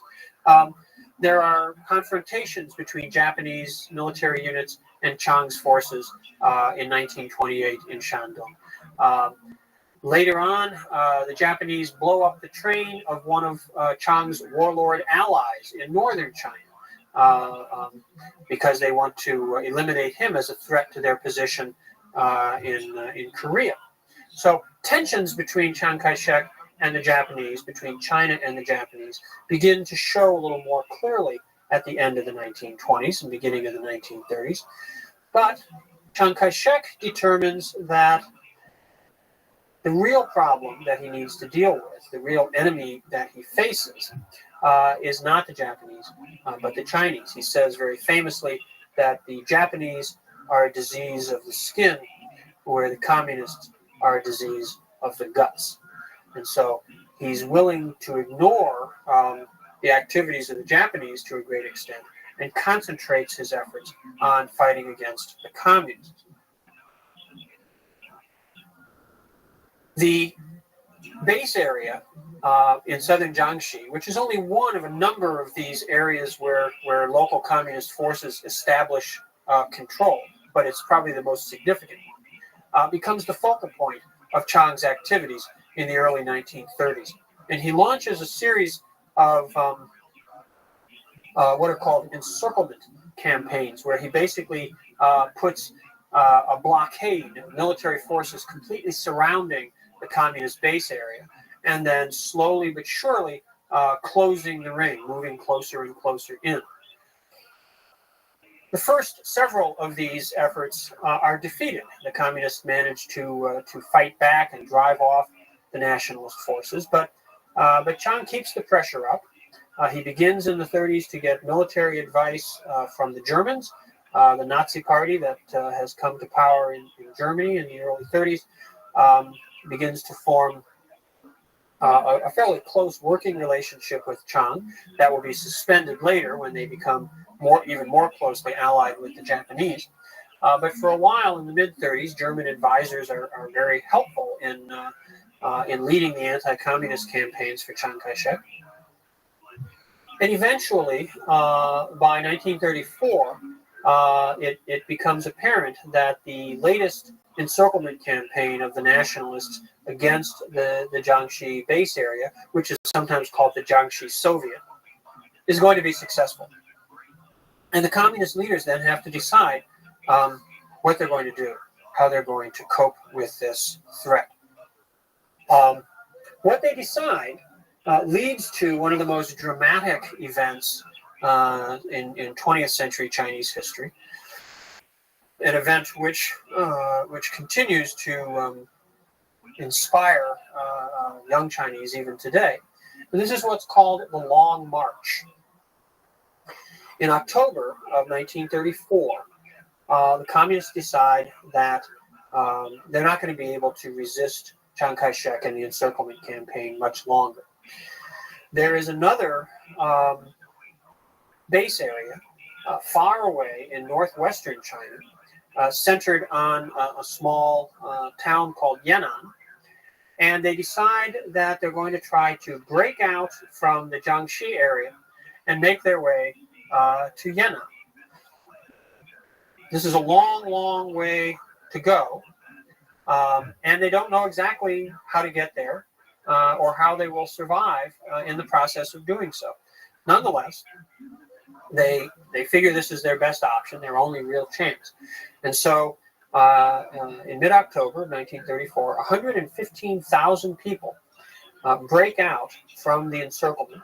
A small contingent is left behind in the heartland of the Jiangxi base area to make a last stand against the nationalist forces, and also to keep those nationalist forces occupied so that they won't be able to pursue the Long Marchers as they set out. The Long March strikes off to the south and west, and in the course of the next year, they troop over several thousand kilometers. It's not a simple straight path off to the northwest that they take. They travel through several provinces. They have to cross mountain ranges, swamps, deep river gorges. It's a very dramatic event. They're constantly being pursued and harassed by nationalist forces. Of the 115,000 people who embark on the Long March, 15,000 complete it. So 100,000 people are lost one way or another along the way. Early in the course of the Long March, a very important political event takes place, which is that Mao Zedong is named leader of the communist movement. He assumes the position of chairman of the party, and he holds this position uninterruptedly until his death in 1976. The triumph of Mao sets the stage for the latter part of the Chinese Revolution. Once the Long March reaches Yan'an at the end of 1935, the great age of what comes to be called the Yan'an era, or the Yan'an base area, gets started. And in the Northwest, the communists have a new laboratory, a new arena in which to experiment with their policies and their organizational methods. Later on, when the Japanese invasion comes, the Yan'an base area will be the center of resistance against the Japanese invasion. And indeed, by the end of 1936, from their position in the Northwest, they're able to enter into a second united front with the nationalists. We'll see the circumstances of that and how the war with Japan and the revolution which follows it play out in our next lecture.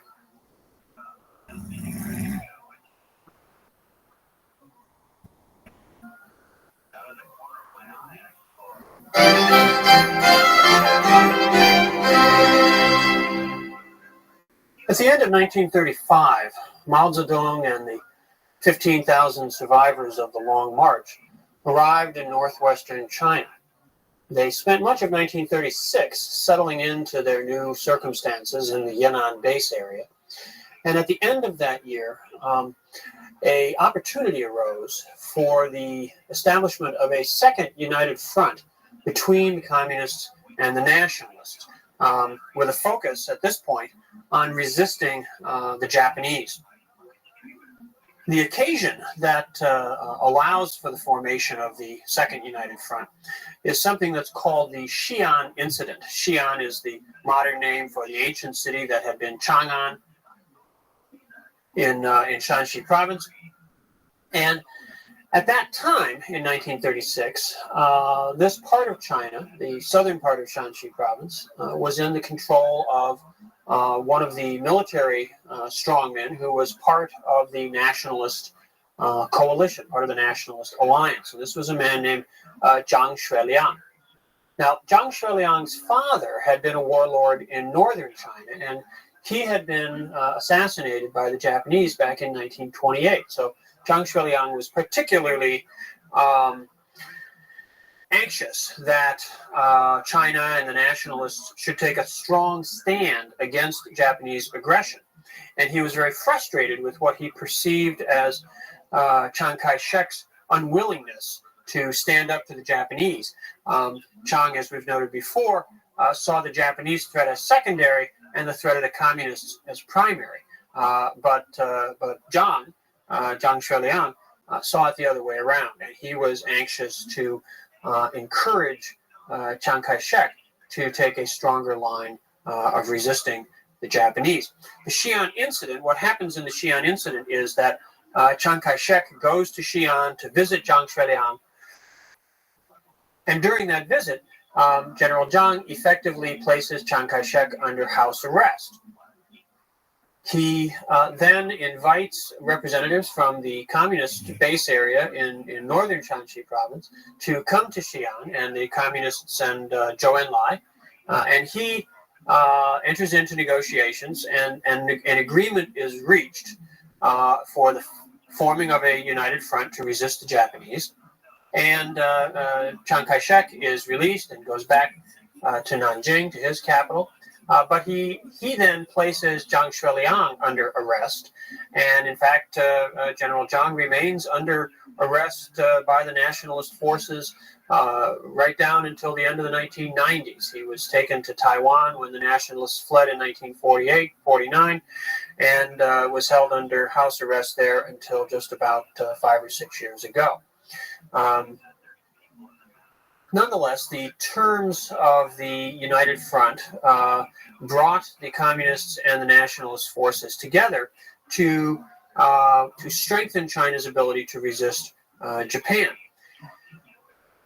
As it turned out, the timing on this was very significant. In 1931, Japan had invaded Manchuria and had occupied that part of China, had actually separated it from China and created a puppet state called Manchukuo, with the last of the Manchu emperors, Puyi, now as the ruler, the puppet ruler of this supposedly independent country. And in July of 1937, Japan launched a full-scale invasion of China proper. There's a famous incident in July of 1937, the so-called Marco Polo Bridge incident. It takes place at a site southwest of Beijing, where Chinese and Japanese troops have a kind of confrontation, and from that, the war breaks out steadily through the rest of 1937.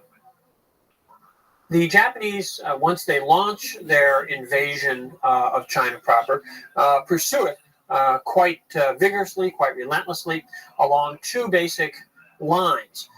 They come into China from the north, crossing the Great Wall from their puppet state in Manchuria, and start to move south basically along the railway lines running from Beijing down to central China, to the central Chinese city of Wuhan. So that's a north to south advance, which doesn't go very rapidly, but that's the line that they want to be following. And then the second front that they open up starts with the city of Shanghai. Shanghai was, as we mentioned before, an international city. There were British, French, Americans, Russians, and Japanese and others living in Shanghai, and many of the foreign countries that were represented there had their own troop concentrations, their own military units there. In the fall of 1937, Japanese forces based in Shanghai attack the Chinese part of the city, the western side of Shanghai, and then begin to fight their way west up the course of the Yangtze River. The Japanese plan was that the group moving west up the Yangtze River and the group moving south down the railway from Beijing would meet at the central Chinese city of Wuhan. And they expected this to happen fairly quickly. The idea was to have a sort of almost a blitzkrieg, a lightning sort of invasion. But that did not work out. In fact, both in North China and especially along the Yangtze River, the resistance that the Chinese put up was much more intense, much more fierce than the Japanese had anticipated. And in some ways, this should recall the experience that both the Mongols and the Manchus had in invading China, where the greatest resistance that they met was in the Jiangnan region. They were coming into the region from the north and the west, whereas the Japanese were invading from the east and coming out of the city of Shanghai.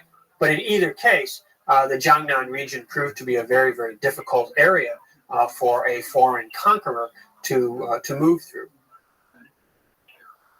Nonetheless, the Japanese were able to eventually achieve their initial military objectives, and the nationalist government was forced to retreat, first from the city of Nanjing, west up the river to Wuhan, and then eventually forced to abandon Wuhan and move on up through the Yangtze Gorges to the city of Chongqing in Sichuan province, where they established their what proved to be their permanent wartime headquarters.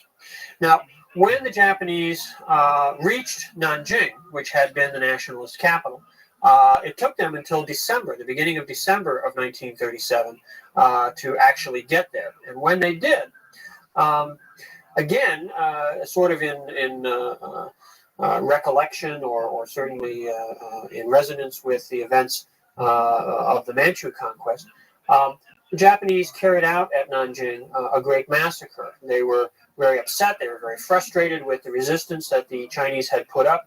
And when they took the city of Nanjing, although the Chinese military had largely withdrawn, the Japanese unleashed a very serious campaign of terror against the civilian population of Nanjing. Hundreds of thousands of people were killed. Many women were raped. The incident comes to be known as the Rape of Nanjing and is still today a source of very severe tension sometimes between China and Japan.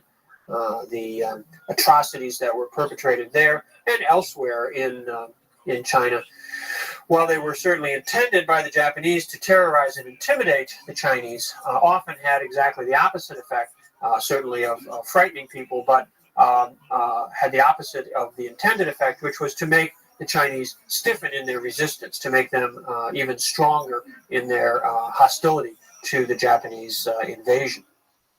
Well, once the Japanese had managed to occupy particularly northern China, the war, after the first year or two, begins to settle into a more stable pattern. The nationalists were based in the west and the southwest. They had their political center at Chongqing in Sichuan province, and another very important center down at Kunming in Yunnan. They also had troops still in various parts of South China. The Japanese did not occupy all of South China by any means. And so there were pockets, there were areas where nationalist forces continued to operate long after the initial Japanese invasion. In the north, the Chinese Communists, of course, had their base area in Shanxi province around the town of Yan'an. And from there, the Communists pursued a campaign, a very vigorous campaign of guerrilla warfare all across North China. The idea that the Japanese were occupying all of North China was a little simplistic. They, during the daytime, could extend their presence over many areas, but at night, except for the areas right along the main railway lines and in the main towns, much of the countryside was in the hands of popular forces led by communist guerrillas. So there was lots of sabotage, lots of fighting, ambushing of Japanese troops, blowing up of bridges and railway lines and things like that, designed to harass and tie down large numbers of Japanese troops who could not be spared then for other kinds of military uses. This pattern then persisted for several years, with the Japanese occupying much of China, not really being able to push their conquests further, not being able to really gain complete functional control, even of the areas that they basically were dominating militarily. Their invasion of China, which theoretically was designed to help them solve their problems at home, their economic and population problems in Japan proper, it proved to be a very counterproductive activity. But once they had invaded, once they had occupied China, the Japanese really had, from their point of view, no choice but to try to stick things out and hope to eventually defeat their enemies in the war and perhaps reap some benefits of victory down the way. That clearly was not the direction that the war took. And by 1944, it was pretty clear that Japan's defeat was inevitable. The war in the larger Pacific theater, the war with the United States, was one which, after the first few months, it became evident Japan could not win, despite the dramatic victories that they achieved at the end of 1941 and beginning of 1942. By the summer of 1944, the American counterattack was moving relentlessly towards Japan, and it became obvious that the USA would defeat Japanese imperialism, and that would radically transform the situation in China. In anticipation of eventual American victory, Chiang Kai-shek and the nationalists pursued a relatively static strategy vis-a-vis the Japanese. They resisted Japanese attempts to acquire more territory, but they didn't really launch major offensives to try to drive the Japanese out of territory they had already occupied. Chiang Kai-shek received a lot of military assistance from the United States during the war, and he tended to store that away to save it for the post-war period where he anticipated a great conflict with the Chinese communists. Frustration with this on the part of the Western allies, particularly the American military advisor Joseph Stilwell, resulted in tensions and almost an open break between Stilwell and Chiang. Stilwell eventually had to be withdrawn by the American government.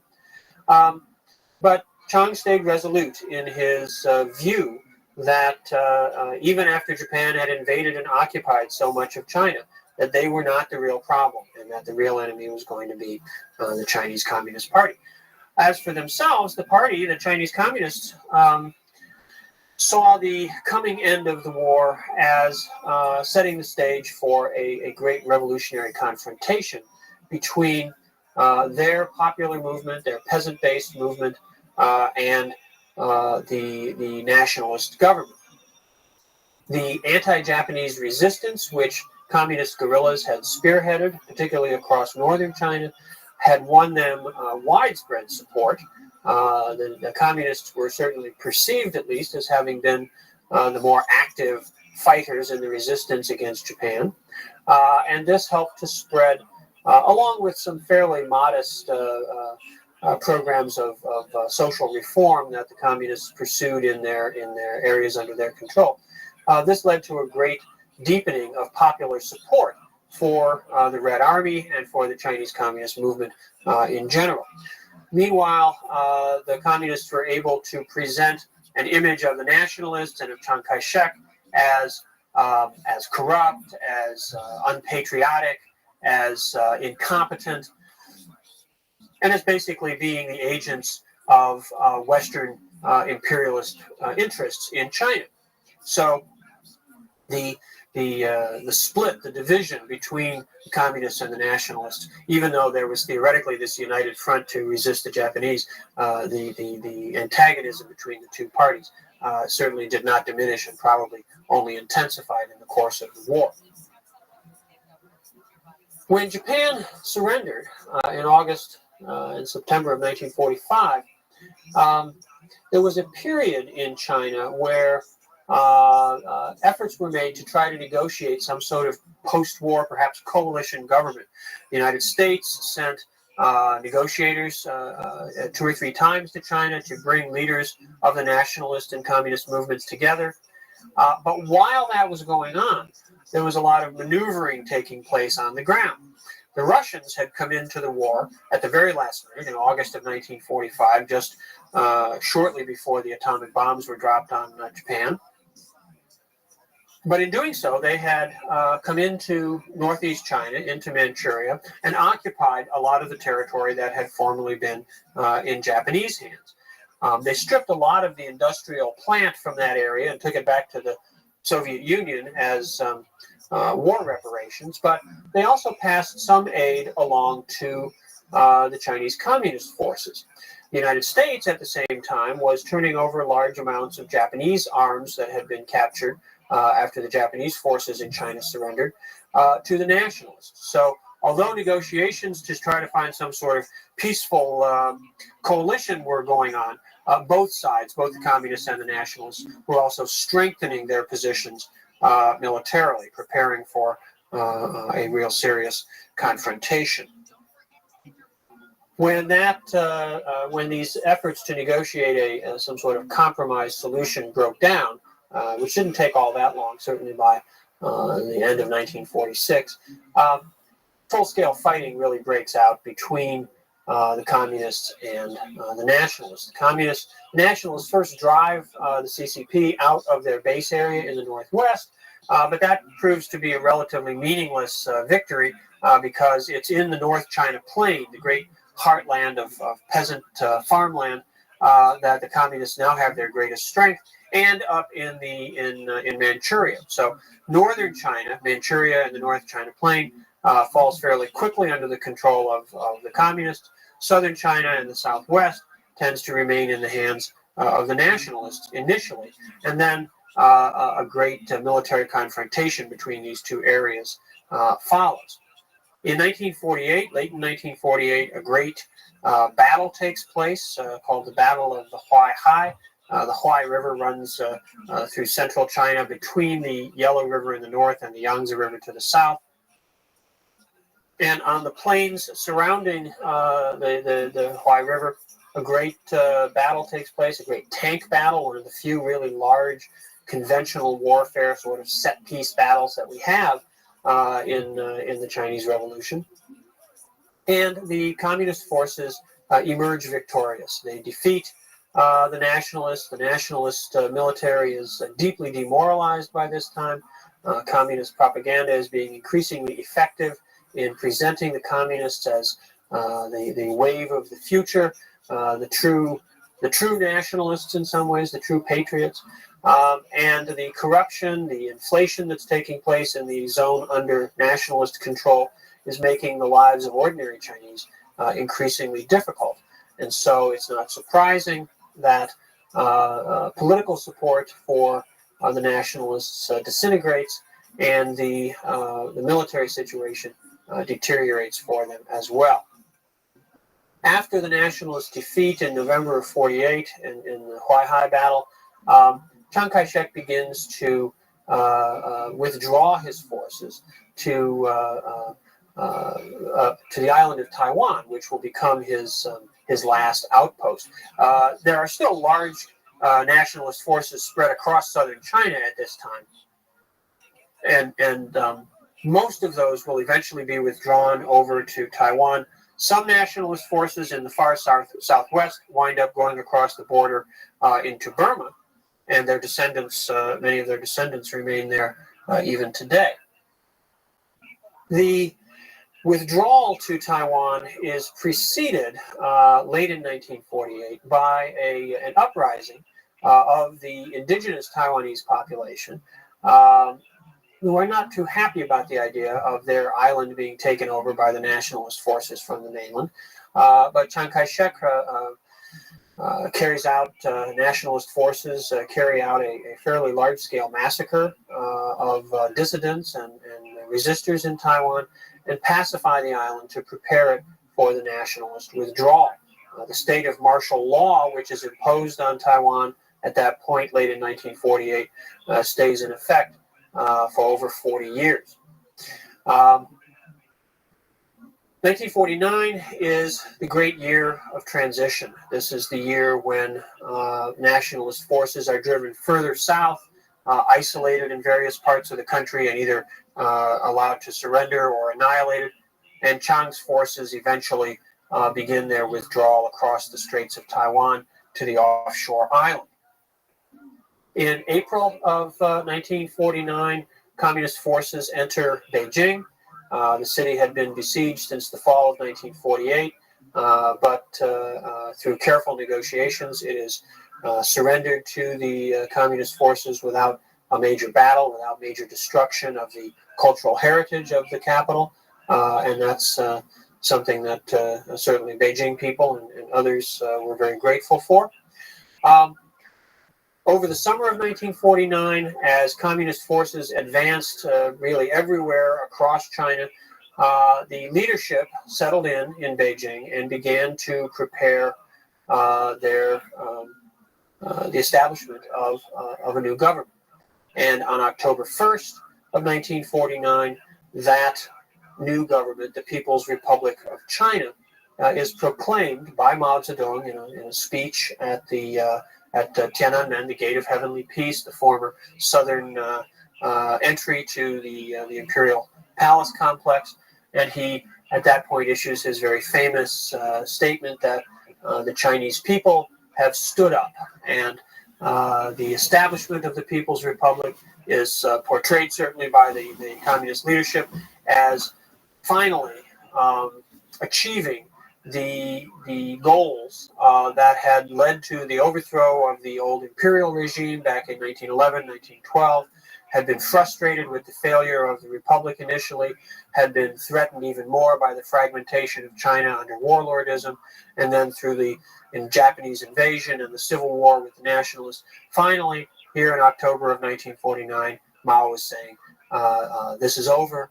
The long period of warfare and division and oppression by foreigners and by reactionary forces in China is over. The People's Republic of China allows the Chinese people to take control of their own destiny. A very dramatic moment, a very dramatic speech by Mao, and not entirely out of line with the realities of the situation, which were that for the first time in a very long time, there was a single unified national government in China with a coherent and disciplined and basically honest, not corrupt institutional core in the Chinese Communist Party. And the communists were set upon a program which, in their view, would end China's weaknesses and would begin the process of building what they consistently, quite hopefully, called a new China. Now, the core of their program was land reform.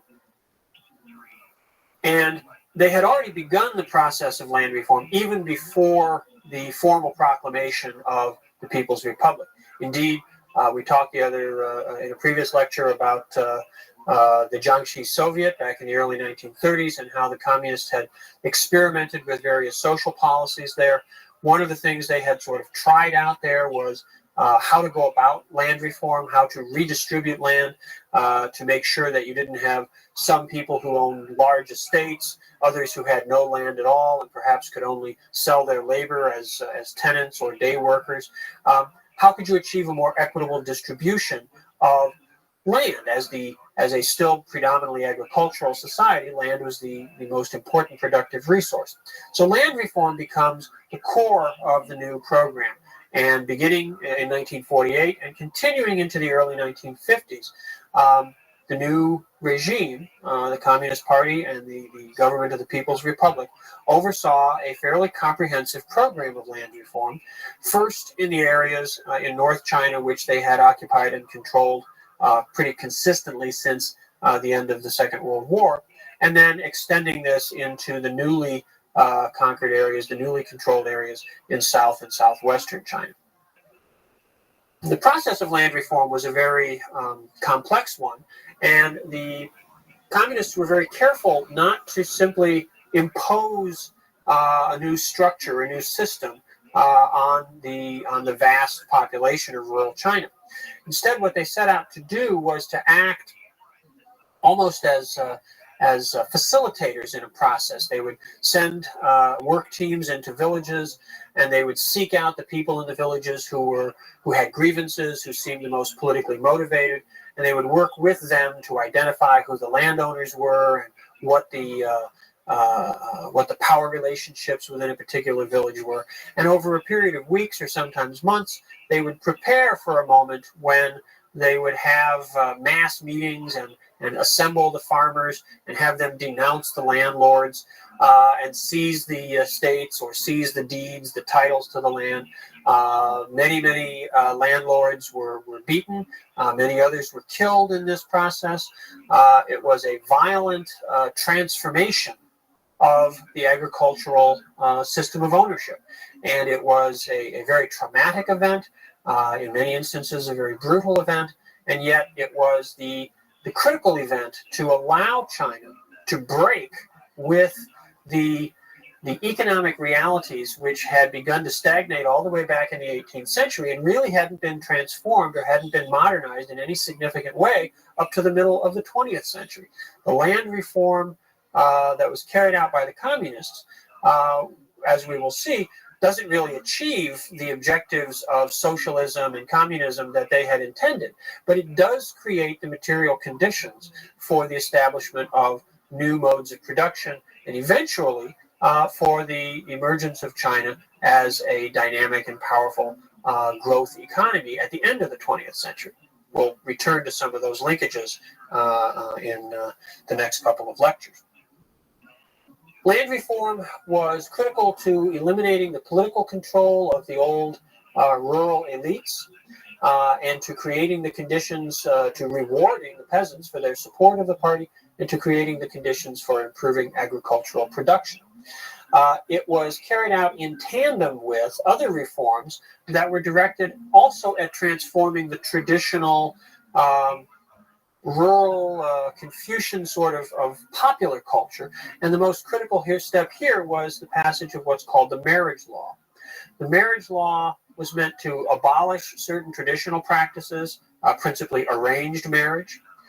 It allowed people to marry at their own will. It allowed for divorce. It allowed both men and women to initiate divorce. And perhaps most significantly, when land reform was carried out, under the terms of the marriage law, land as it was redistributed was not simply given to the head of a household, which would mean that it was basically redistributed among men, but was given to both men and women, so that men and women, husband and wife, would each have their own economic resources. And this was meant to empower women so that the legal empowerments of divorce and free marriage had some economic support, had some substance to them. So these were very radical reforms directed at transforming the core values, the core structures of the traditional system. And they were very effective in doing so. They didn't necessarily achieve the intended outcomes that the communists had, but they were critical to the ability of China to develop in the future. The Chinese established an alliance with the Soviet Union, which, as we'll see in the next lecture, was very important for economic development in the course of the 1950s. Soviet advisors came to China, helping with economic development. The war in Korea between the North and the South threatened to bring American troops into China again, but massive Chinese intervention in the fall of 1950, while prolonging the fighting on the peninsula, did keep the Chinese homeland basically secure. By the end of 1950, the communists were certainly in firm control of all of China. They were embarking on their program of socialist construction, and we will follow the course of that construction through the first quarter century of communist rule in the next lecture.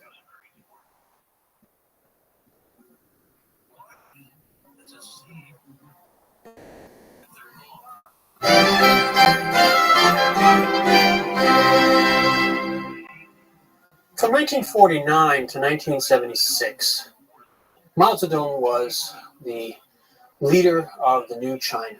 And this was a period during which many of the ideals and visions that he had for building a modern socialist China went a long way towards being achieved. But it was also a period during which there was conflict within the leadership of the new China over exactly how a modern industrialized society could be built. And these disputes eventually brought the party close to self-destruction. And by the time Mao died in 1976, China was poised on the brink of a further radical transformation. What I want to do in this lecture is to consider China under Mao, look at the high points of development along the course of his under his leadership, and see how the splits between different groups within the leadership affected the ways in which China evolved and developed during this quarter century. Mao Zedong's vision of a new China was the dominant rhetoric throughout this period. What Mao said, Mao's writings, his speeches, these were the public goals. These were the ideals that the Chinese Communist Party and the People's Republic of China officially pursued. But almost from the beginning of the People's Republic, there were different groups within the leadership who interpreted the goals of building socialism and building a modern industrial society in different ways, who saw different roads, different paths, if you will, that could be followed in pursuit of these objectives. The These debates were generally kept within the leadership of the party. The party sought to present, as long as possible, a unified public face. But we know now, particularly in retrospect, that many of these divisions became quite acrimonious, and on occasion they broke out into more public forms of conflict. Mao was generally able to prevail, at least in terms of keeping the party line, the stated positions of the party, in accord with his views. But from time to time, he was forced to compromise, sometimes to give up some of his control over various aspects of the government. And he never really was able to have the kind of absolute power over all aspects of development, all aspects of the program of the party or the government, which he probably would have wished, and which would have allowed him perhaps to pursue his particular vision more successfully. In the 1950s, the principal area of contention between different groupings within the party had to do with agricultural policy. China at this time was still overwhelmingly an agricultural nation. The agricultural sector within the economy was far the largest, and nearly 80% of the Chinese people still lived on the land and were still involved in farming. So how to deal with the agricultural sector was a critical question. Land reform, which we talked about in the last lecture, was carried out across the country and was very effective in redistributing land, getting land into the hands of farming families so that basically all the peasants, all the farmers across China had some land. Everybody wound up with something. They had individual titles to this land. They could cultivate it themselves. And the great estates, the great landlords were largely done away with, either given smaller plots of land to farm themselves, or in many instances driven off the land or sometimes killed. And a completely new setup in the countryside seemed to be taking shape. But the goal of land reform and the goal of the communist movement was not simply to redistribute land to small-scale peasant farmers and have them then go on with a system of small-scale private property, but was instead to build up a collective system, a system of collective or cooperative farming, which would allow various kinds of economic reforms to take place, and which would allow for economies of scale to be developed and would increase the productivity of the land. So in the early and mid-50s, incremental steps were taken towards agricultural collectivization. It's a very long and elaborate process, and I won't go through all the individual steps of it, but essentially from a widespread body of individual farmers to small-scale cooperative units, to larger-scale cooperatives, and then eventually to even larger-scale collective units. This was a sort of year-by-year process of development. And up until about 1956 or 1957, each stage in this process seemed to be very effective. There was very little popular resistance or resentment to this, largely because the kinds of reforms that were being carried out, the introduction of some small-scale mechanization, the introduction of better knowledge about techniques of cultivation, the use of fertilizers, cooperation between working groups, the ability to share certain instruments of production, whether it was livestock or farm tools of one kind or another.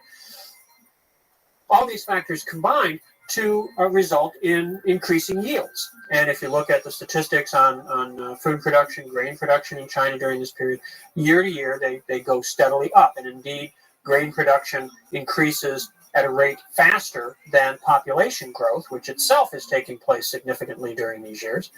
And that means that the available food supply per capita was also increasing. So the reforms that are carried out in the early and mid-50s were very effective, and were very successful, and therefore were well received. By about 1957, Mao becomes convinced that it's possible, building on these initial successes, to accelerate the timeline, to shorten the amount of time needed to achieve complete collectivization. And he begins to announce that moving to the highest level, moving to what come to be called the people's communes, which were very, very large collective entities, now is the time. He says that communes are a good thing. And a movement effectively sweeps across the country to leap up to these highest level cooperatives, collectives, and to then launch what comes to be called a Great Leap Forward. And the Great Leap Forward is, in some ways, the logical culmination of Mao's vision of unleashing the productive capacity of the Chinese peasantry, of moving to economies of scale, great large-scale cooperative labor projects to build water reservoirs and irrigation systems and all this kind of thing. The Great Leap achieves many very positive objectives, but it runs into some even more powerful negative forces. The core problem that develops with the Great Leap Forward is linked in many ways to Mao's idea of how to motivate people, how to get the vast masses of China to work together and achieve, almost by an act of will, a process of economic development. Enthusiasm is basic in this process, and the enthusiasm for success is such that people begin to falsify their reports of success. Not in a gross way, not in an excessive way, but if you add a few percentage points at the bottom level of reporting, and the person at the next level adds a few percentage points, and the person at the next level adds a few percentage points, by the time you get up to the national level, the level where the state council, the state planning bureau is formulating its information, making its plans for the future, you have gross distortions in what's going on. And that's exactly what happens. 1957, 1958, 1959, initially, the Great Leap Forward itself is a huge success. Crop production increases. The problem is it doesn't increase in reality as much as it increases on paper. It does gain, but it doesn't gain as much. Based on false figures, based on misunderstood realities in the countryside, the planners decide so much has been achieved, they can lift various kinds of rationing restrictions, they can allow people to basically consume what they want. And this results in a lot of grain, a lot of livestock, a lot of food resources of one kind and another, not making their way into the supply system for the cities, where they're at the same time trying to build up industry and raise the standard of living of the urban population. And instead, there's initially a sort of glut in the countryside. As a result of that, and then as a result of excessively high targets set for the next year, there begins to be a crisis in agricultural production. There's not enough food. Food which they thought was going to be there as a reserve has been consumed. As we move into 1959, the situation begins to be much worse. Bad weather sets in, a variety of other circumstances begin to contribute to problems in the countryside. And by early 1959, food shortages become characteristic. Now, there's a lot of debate, a lot of dispute in academia about the extent of the hunger, the extent of starvation that follows. You'll see figures ranging up to 20 million people dying as a result of the food crisis during the Great Leap Forward. It's hard to know exactly what the precise figures should be, but certainly, no matter how you look at it, it's a period of hardship, it's a period of widespread malnutrition, and certainly of significant deaths resulting from the shortfalls of the Great Leap Forward. The crisis that the Great Leap Forward engenders results in the first real serious split, the first real serious division between elements within the party leadership. There had been campaigns carried out in the course of the 50s directed against what were called people who were called rightists or anti-party elements. These were largely directed against intellectuals who had criticized the party for being overly bureaucratic. And this begins to point up what will prove to be a very serious problem for the party long term, which is that it goes from being, prior to 1949, a fighting revolutionary organization to a government bureaucracy, an administrative elite managing the affairs of the country, and with the capacity to draw to itself a lot of the material rewards and benefits that are being made available by economic growth and development. The bureaucratic alienation of the party from ordinary people, from the people which it supposedly is there to serve, starts to be more and more of a problem. And the false reporting of figures during the Great Leap is in one way an example of this, that the bureaucrats wanted to make themselves look good. They wanted to have the best sounding reports, and they weren't really cognizant of how this would have such an adverse impact on the actual lives of the people that they were managing. Well, needless to say, the food shortfalls that are occurring by the spring of 1959 lead some members of the leadership to be very critical of the policies of the Great Leap Forward. In August of 1959, a party conference takes place, and at that conference, in a place called Lushan, the defense minister at that time, a man named Peng Dehuai, circulates a letter amongst the party leadership very critical of Mao Zedong and critical of Mao's model of mass mobilization and modernization based on the agricultural sector and building up the enthusiasm of the peasantry. Mao learns of this letter and launches a counterattack against Peng Dehuai and eventually confronts the party leadership with a choice that if they support Peng Dehuai, he will resign, he says, and go back to the countryside and lead a new peasant revolution. Well, nobody really wants that to happen. Peng Dehuai is forced to resign as Minister of Defense. He goes into a sort of enforced retirement for a few years, although eventually he's brought back to a more active role. But Mao, although he is vindicated, although his leadership is sustained, nonetheless is forced to step back. He's forced to resign from the position of president of the People's Republic and to retreat to a sort of second stage level in terms of state affairs. He remains chairman of the party and, of course, wields tremendous power from that position. But it does represent a sort of a political compromise that inhibits Mao's ability to manage the operations of the state machinery on a day-to-day basis.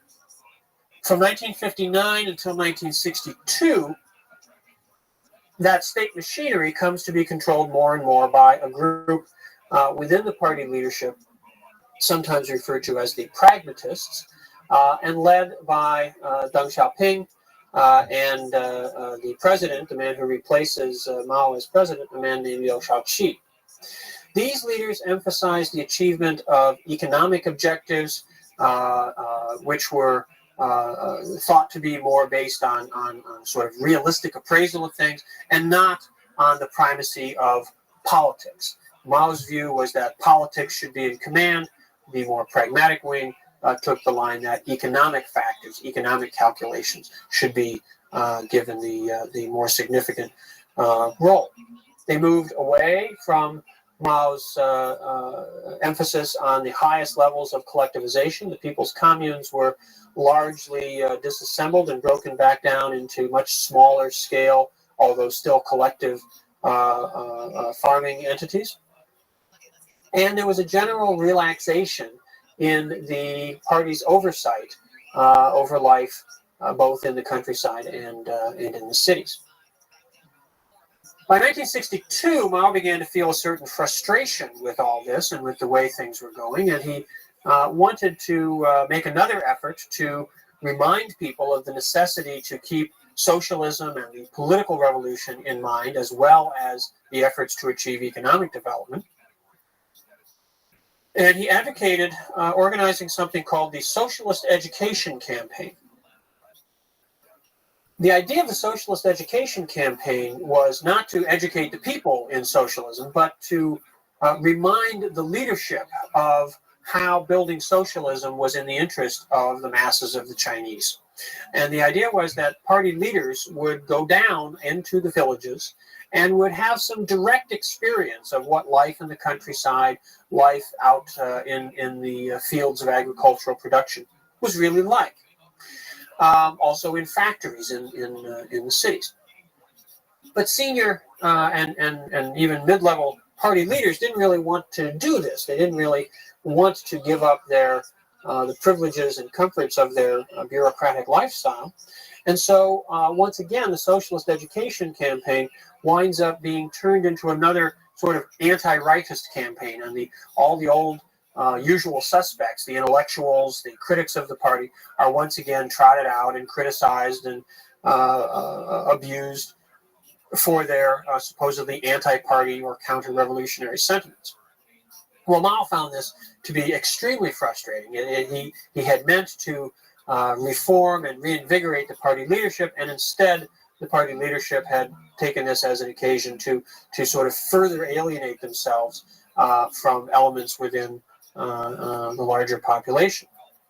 In 1965, Mao's frustration reaches a peak. He finds that at that point he has trouble getting some things that he's written published in the newspaper of the Communist Party. And this for him is just almost unthinkable. He leaves the capital, leaves Beijing, goes down to Shanghai, where he has there's a group of supporters that share his views and his thinking, and he prepares to launch what comes to be called the Great Proletarian Cultural Revolution. This gets fully underway in the spring of 1966, and over the next 2 or 3 years engulfs China in a tremendous public drama and public trauma.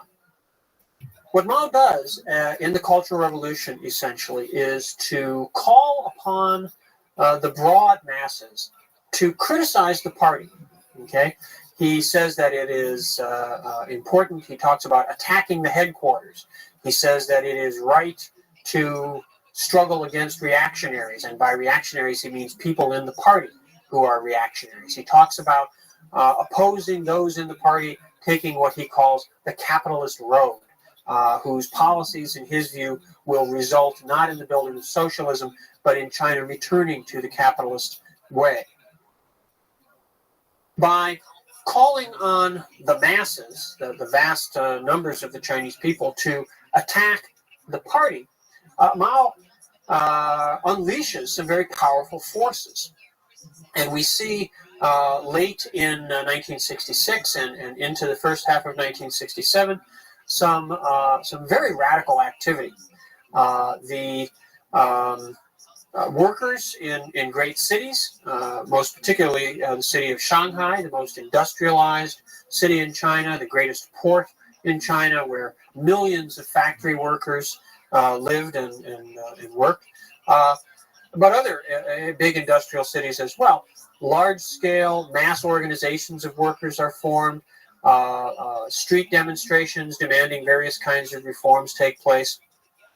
In some ways, what Mao unleashes, the kinds of popular movements that spring up, particularly in places like Shanghai, are almost anticipatory of things like the Solidarity movement in Poland a decade or so later.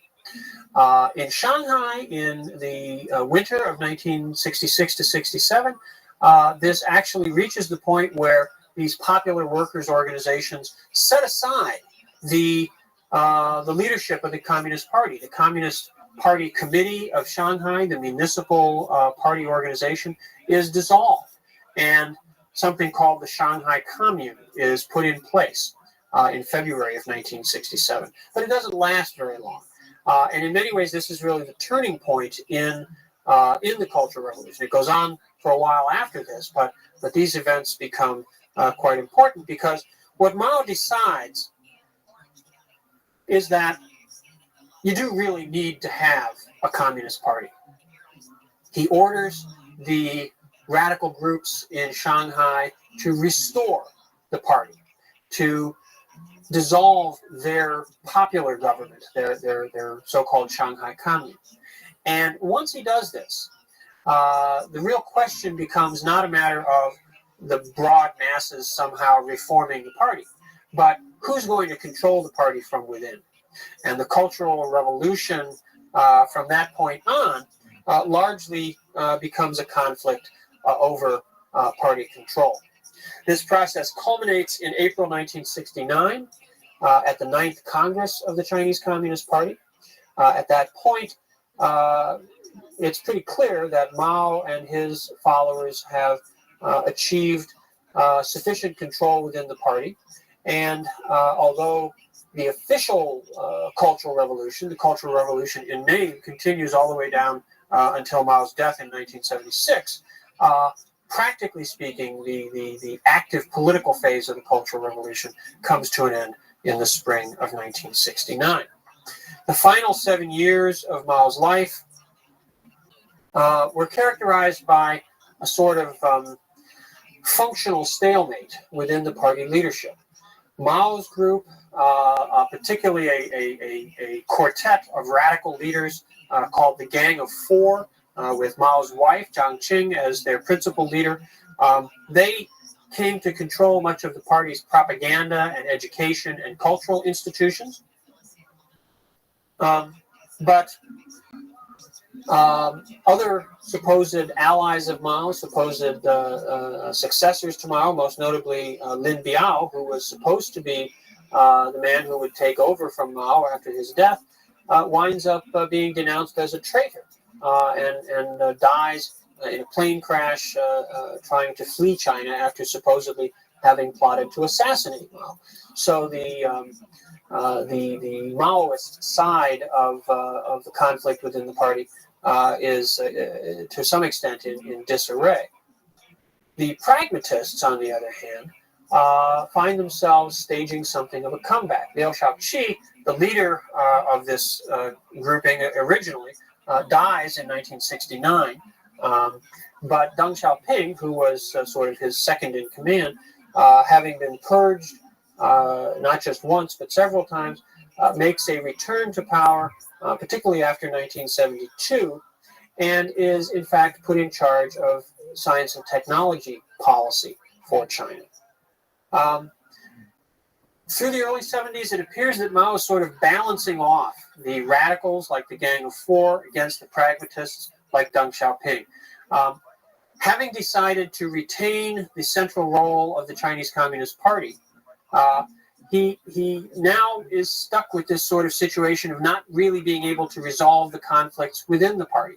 And this makes the last phase of Mao's leadership really a tragic and rather pathetic period.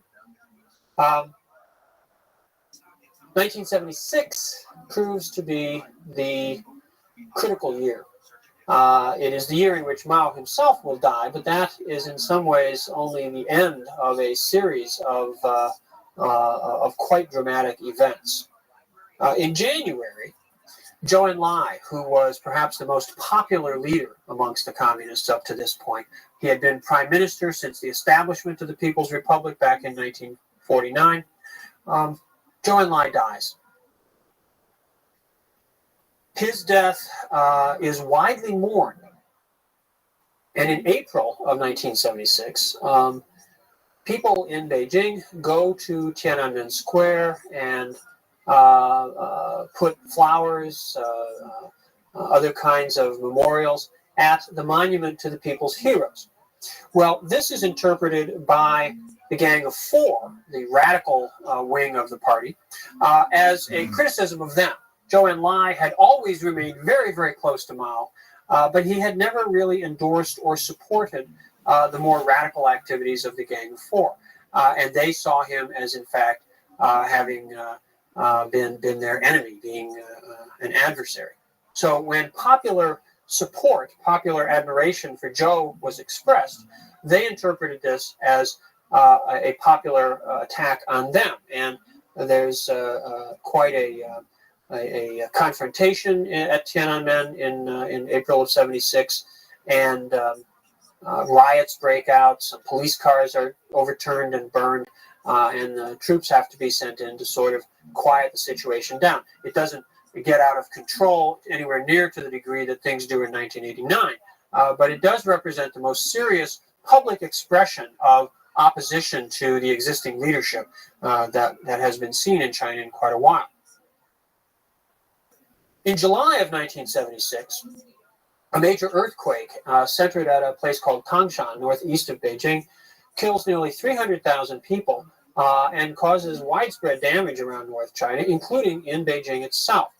Now, an earthquake like this, under the traditional cosmological worldview of imperial China, and still in popular consciousness, an earthquake like this is an omen, a portent of very serious, very negative impending events. Shortly after the Tangshan earthquake, Zhu De, who had been the founder of the Red Army, dies also. And then finally, on September 9th, Mao Zedong himself dies. So 1976 is a year in which three of the founding leaders of the communist movement pass from the scene, in which a serious public demonstration against the existing leadership takes place in the heart of Beijing, and in which an earthquake frightens not only the people, but the leadership as well. Almost immediately after Mao's death, the pragmatic wing within the party starts to move against his more radical followers. By early October, the Gang of Four are arrested, and the machinery begins to go to work for the final return of Deng Xiaoping to leadership and to preside over a fairly complete reorientation of the Chinese Communist Party and of China's course of development in the modern world. In our final lecture, we will turn to the situation of China after Mao, to China at the beginning of a new century, and we will see where China stands as we move into the future.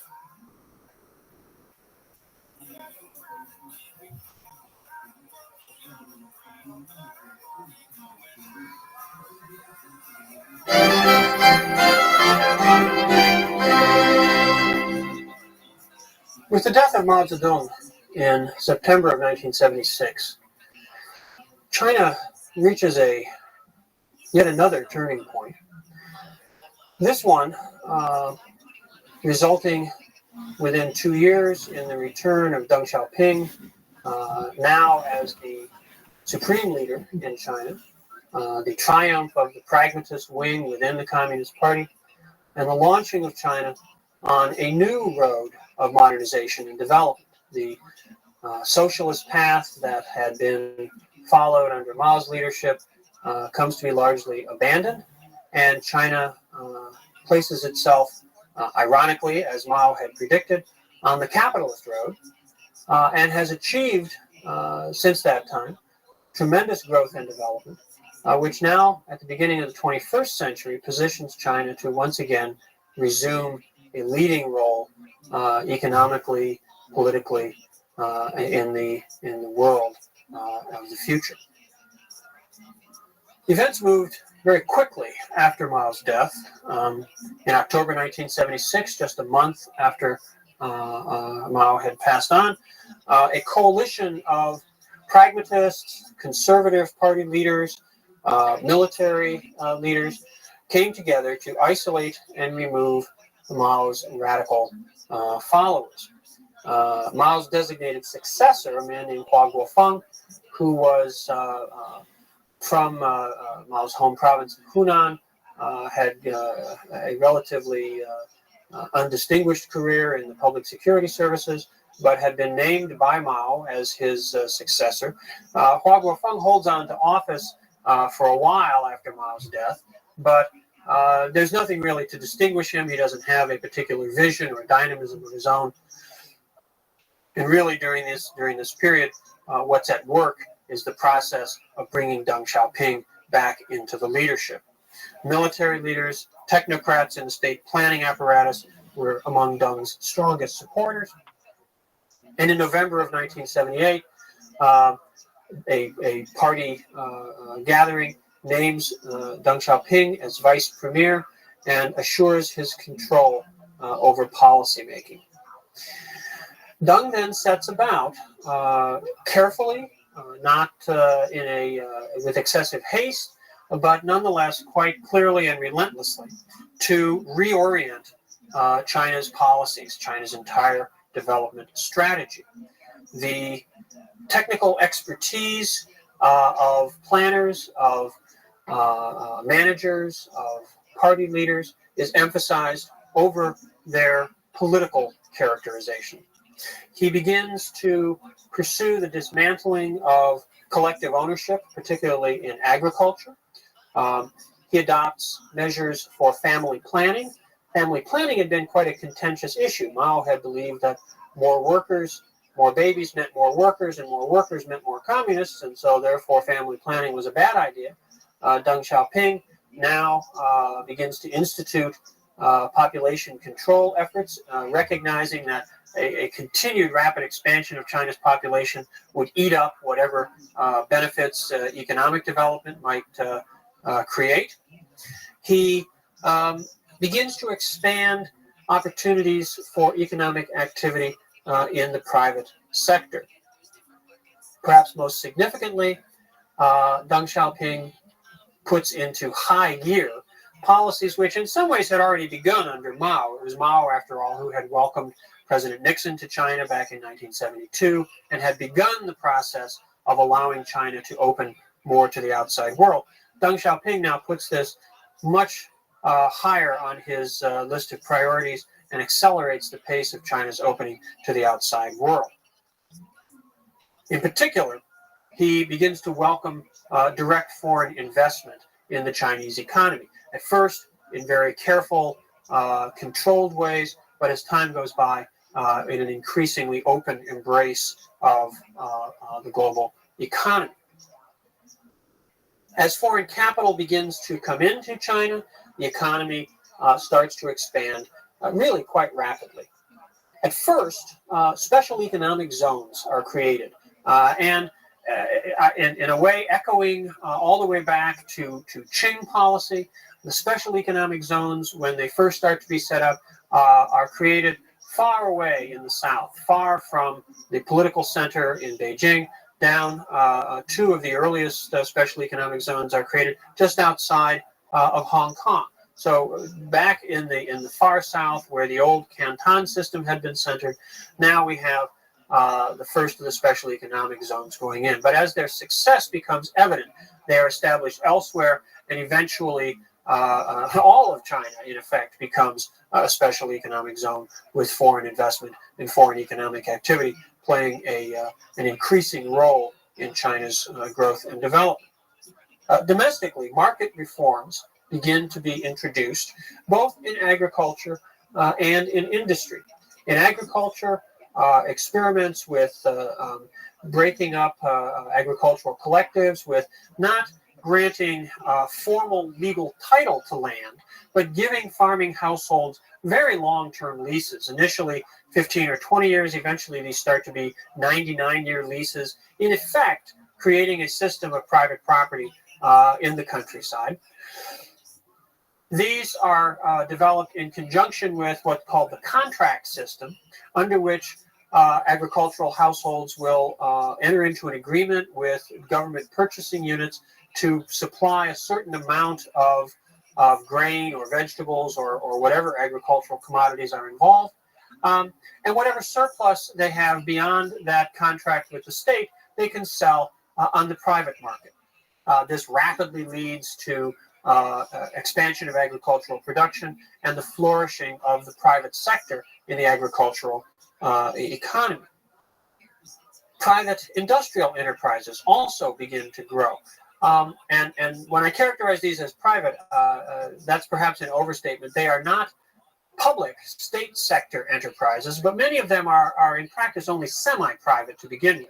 They are enterprises that are started not by the Ministry of Machine Building or the Ministry of the Electronics Industry or something like that, but by local level collective or cooperative units. Sometimes these are township governments, sometimes these may be county governments, sometimes they are public and private partnerships, but they are new forms of organization, new forms of economic institutions, and they become very, very dynamic. Growth in this private and semi-private component of the economy rapidly outstrips what's taking place in the public sector, and these become the most dynamic enterprises in China. Nonetheless, problems go along with this. Because of the heritage of socialism and because of the central role of the Chinese Communist Party, the process of transforming the economy, both institutionally and in terms of the actual allocation of resources, is one which comes to be distorted by the role of the party. And to some extent of the state machinery, but the party is perhaps most important here. Because to operate a private venture or to operate one of these mixed public-private enterprises, different kinds of permits or licenses will need to be acquired. And to get permission for those, the party secretary or the party officer of a particular government unit has to approve. And so opportunities for corruption, for bribery, for getting shares of equity, perhaps, in a new company as a sort of favor for the people in the party who have to grant approval. These become characteristic. And corruption becomes a significant component of the economic growth and development that takes place. And as we'll see shortly, concern about this, frustration with this, resentment about this becomes a very significant political issue. There's other consequences of economic growth and modernization that begin to manifest themselves as we move through the 1980s. Some parts of the economy, private enterprises, public-private partnerships, joint ventures between Chinese enterprises and foreign investors begin to grow and flourish. Incomes rise, wealth is being created, a more prosperous middle class begins to emerge. But other sectors of the economy don't benefit or don't benefit as much as these. For example, in the state sector, on the one hand, you have the massive industrial enterprises, steel mills, automobile factories, the railway system. These remain under state control. They're not very profitable in a sort of classic economic sense, and yet their position in the Chinese economy and social system are vital because they employ tens of millions, probably hundreds of millions of workers, and they provide a whole network of social services, educational services, health services, retirement services, which would otherwise have to be picked up by the government itself. So the reform of the state sector becomes a serious problem, a set of contradictions, a set of tensions pulling in different directions. Some of the state enterprises manage to adapt themselves a bit and become more profitable, more rationalized in an economic sense, and remain competitive. Others tend to stagnate and just sort of operate on a business as usual basis. But even there, the government is able to put some additional investment in and raise standards of living, raise income levels, not perhaps keeping up entirely with the private and semi-private sectors, but at least not falling too far behind. Other areas of public employment, most particularly things like education, the healthcare service, stagnate. Wages don't rise, working conditions don't improve, housing conditions don't improve, and teachers, professionals of various types begin to feel left out, begin to feel that they're being left behind as China moves forward with its economic development.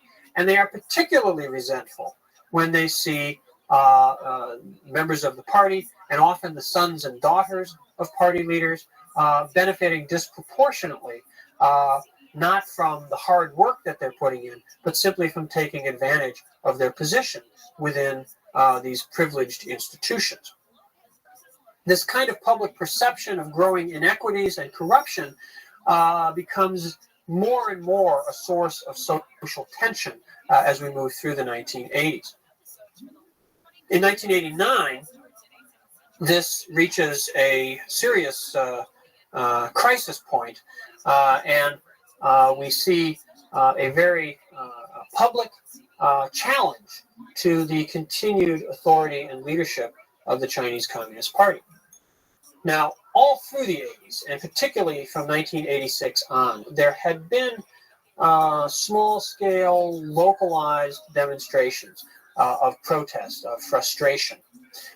Some of these were in the form of anti-Japanese protests. The hostility between China and Japan, the lingering legacy of events like the rape of Nanjing, are still part of popular consciousness in China, even among young people today. And the opening of China to the outside world, the influx of outside investment, well, some of that was coming from Japan, and the Japanese became a sort of convenient target. Frustration with economic change, frustration with corruption within the Chinese system could be vented in the form of anti-Japanese political actions. And those took place a number of times in the mid-1980s. Other demonstrations, other protest movements criticized the party leadership more directly. Some outspoken intellectual figures came to be quite prominent in their criticism and challenging of the party leadership. At the same time, within the party leadership, there were individuals who began to emerge as more sympathetic to these protests. And a reform wing, or perhaps a more rapid reform wing, begins to be discernible within the party leadership. These debates are now a little bit more public, a little more easy to observe than they had been back in the 50s or 60s. And we know that individuals such as Hu Yaobang or Zhao Ziyang came to be advocates of more rapid reform, more liberalization, more opportunities for the participation of ordinary people in the political process. Hu Yaobang, who had become very popular in this role and who had in fact been disciplined to some extent by the party leadership for being maybe a little too outspoken, dies in April of 1989.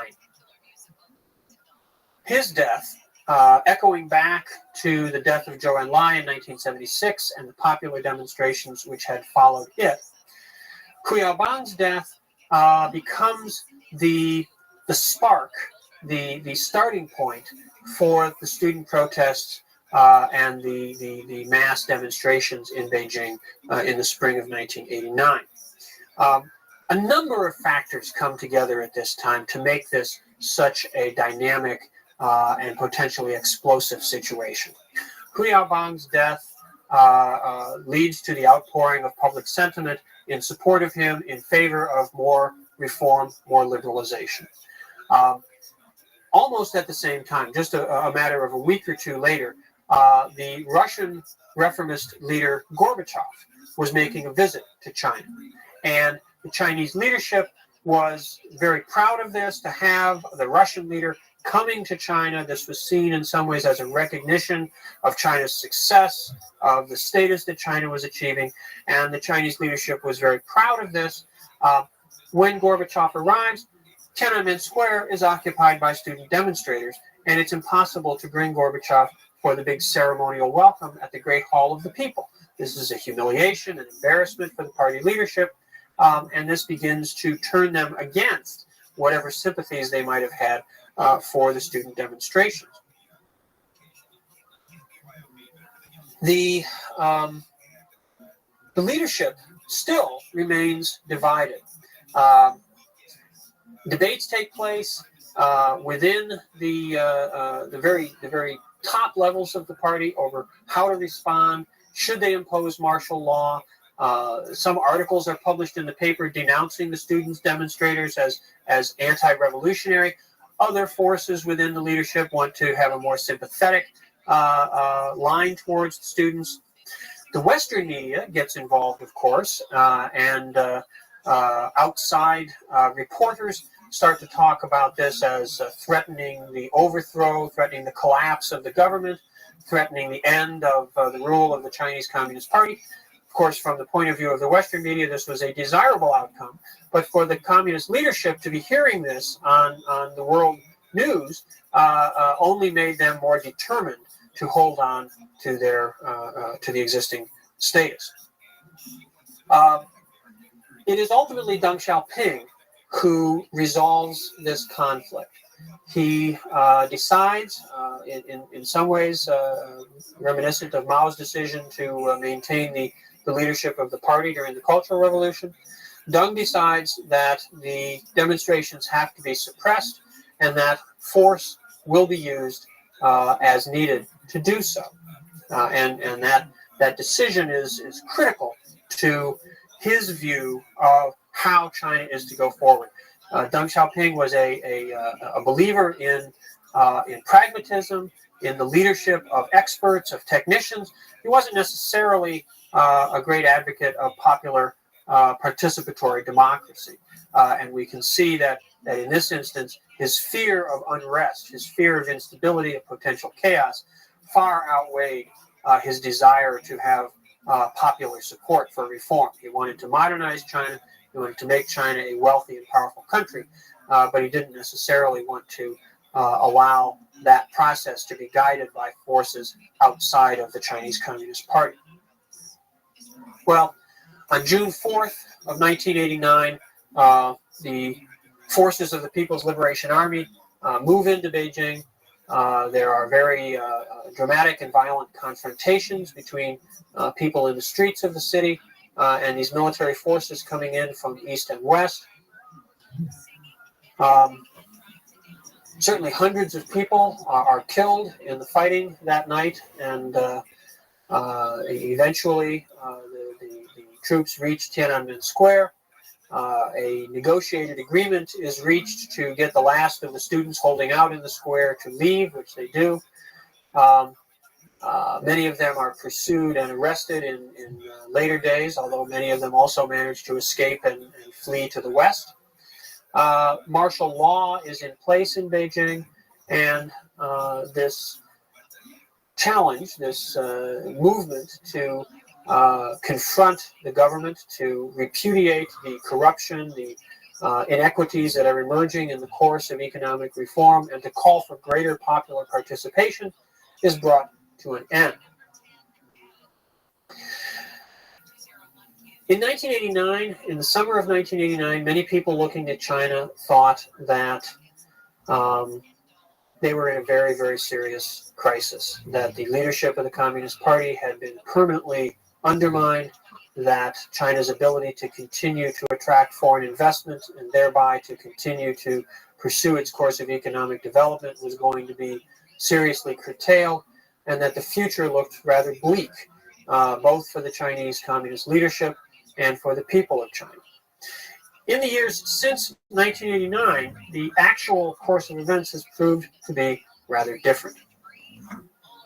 The Chinese Communist Party has managed to maintain its leadership and, to a significant extent, to maintain its legitimacy. It is still accepted, perhaps not overwhelmingly loved and admired, but certainly respected by the vast majority of the Chinese people. The foundation for this is really very straightforward, which is the capacity of the Chinese leadership to deliver steadily improving material standards of living and steadily increasing degrees of individual freedom to the Chinese people. China today is perhaps the most rapidly developing country in the world. Certainly of any countries of any significant size, it is the most rapidly developing country in the world. Chinese economy continues to grow at exceptionally fast rates. Average growth over the years, over the last 20 or 25 years or so, has been over 7%. This year's growth rate is anticipated to be over 9%. The leadership recently announced that they were going to try to cool things off next year, in the future, by reducing growth to only 7%. Most countries would be delighted to have 7% growth, and the idea that this represents a conservative turn for China only indicates how rapid their overall development has been. The economic growth of China has lifted the material standards of living for hundreds of millions of people. Between 1990 and 2001, almost 300 million Chinese had their incomes rise enough to place them above the United Nations poverty line. There are still over 100 million Chinese living below the United Nations poverty line, but no country in history has ever lifted so many people out of poverty in so short a time. So these achievements of growth, of development in China are truly phenomenal. Most recently, perhaps, the dynamism of China, China's ability to become a modern country has been demonstrated by their launching of a man into outer space. The first orbital flight by a Chinese astronaut on a Chinese space vehicle. This technological achievement was, of course, wildly welcomed in China and is seen by the Chinese as a demonstration of their return to prosperity, to stability, and to a place of significance in the world. Now, these achievements, however, have not come without considerable costs. The problems that were often associated with the old China, certainly with the China of the middle years of the 20th century, problems of healthcare, problems of disease, problems of crime, problems of drug addiction, problems relating to the status of women. Many of these issues, which had gone away to a considerable extent during the 1950s and 1960s and 1970s, are now with us once again in China. A function, certainly at least a byproduct of the economic reform programs that have given China tremendous growth, have also meant that social services have deteriorated. The educational sector has gone from one in which the goal was universal public education and expanding higher education for high school graduates. China was far from achieving its objectives, but was moving steadily in that direction, to one in which the public educational sector has stagnated. Funding for schools is grossly inadequate. Teacher salaries have not risen in anywhere near parity with the rest of the economy. And this has become so much a problem in China that in the cities, wealthy families, of which there is a largely and rapidly growing supply, are sending their children to private schools. So a two-tier system of education, a publicly funded but not very adequately funded system of schools on the one hand, and a private school system where the children of the new middle class, the well-off urban sector, can achieve really very good education. So a movement away from the egalitarian ideals of socialism and the building of a new China to a system much more similar to the capitalist economies of the Western world. Healthcare has gone in quite comparable directions. One of the great achievements of the Cultural Revolution was the system of what were called barefoot doctors, people who weren't really highly sophisticated, very highly trained or educated medical practitioners, but who had basic skills in disease prevention and sort of popular health services, who would go anywhere in the country, who often lived out in the countryside, who practiced in the poorest villages.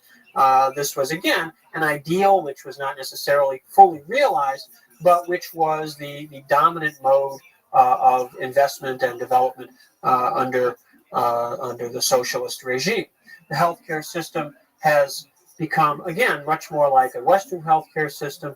Hospitals are expensive places to go. Health insurance is in short supply. Hospitals increasingly invest in high-tech medical equipment, which makes their costs, service costs, much higher. And health, too, has become something which is now available with a great deal of differential based upon incomes. So economic growth has also resulted in economic inequality, and that has resulted in the deterioration of services for many people. The situation of women, finally, is one which has been very problematic. The marriage law of 1950 was a very strong effort to equalize the status of men and women in Chinese society, to provide women with the kinds of economic resources necessary to ensure that their status was substantive and not merely putative. In the era of economic reform, the status of women has, I think, deteriorated quite significantly. When factories have been rationalized, the employees laid off first have tended to be the women. The ideal of women remaining at home, taking care of domestic tasks without, of course, being paid, has become the norm again, certainly in urban China. Educational opportunities for women have declined, particularly in the private sector. This is not to say that there are not women being educated, but the extent to which this is an egalitarian system has declined significantly. In the countryside, practices of arranged marriages, kidnapping women by marriage matrimonial agents, bride prices, dowries, many of the abuses associated with the old society have also returned. We're now on the threshold of the 21st century, moving into the early years of the century. It's a period where China's growth almost certainly will continue. There will be problems, there will be challenges which China will face, but it seems highly likely that as the century progresses, China will return to the position of power, prestige, world leadership, which it traditionally occupied. In many ways, the last 2 centuries, since the end of the 18th century, have been an anomaly. As we've looked over the long sweep of Chinese history, we've seen that there have been periods of growth and dynamism and periods of decline and fragmentation. I think in the long term, historians of the future will look back on the 20th century as an era of fragmentation, and on the 21st as a period when China returned to its former glory. It's been a pleasure working with you through these lectures. Good day.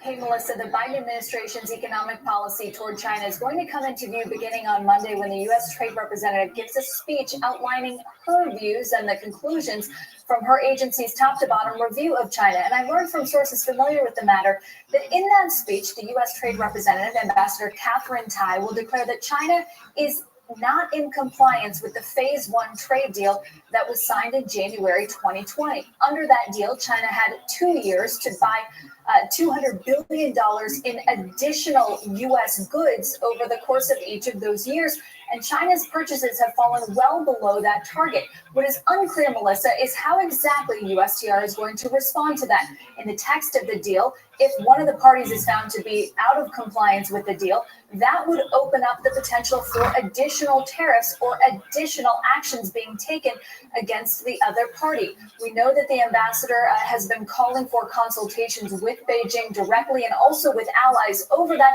It's going to be a critical speech to watch, especially as we near the end of that first 2-year period where China will need to make good on those purchases. And now we know the administration will say officially in the most forceful way yet, it has not.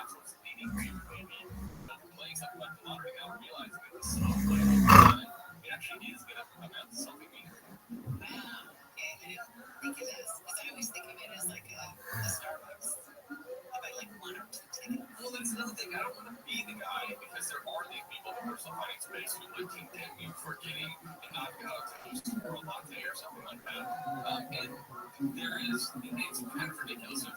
well, it's not like most people are getting 3 lattes a day from Starbucks. But I took my girls to Starbucks recently, and I was like, wait, that was kind of expensive. And when you do actually run the numbers and think about, okay, what if this little drip thing in our budget that's happening consistently, what if I were to eliminate it and invest instead? And I don't mean to take everything good and decent and lovely out of your life in order to build wealth. But like, if this has become a habit, something you do every day, maybe it doesn't feel as special anymore. And so maybe you come back from doing that thing 5 or 6 times a week to 1 time a week, invest the rest of that money in your life. It is amazing. Like those dollars and cents matter. It seems people laugh it off, but it's true. Like the little purchases, the little things we do.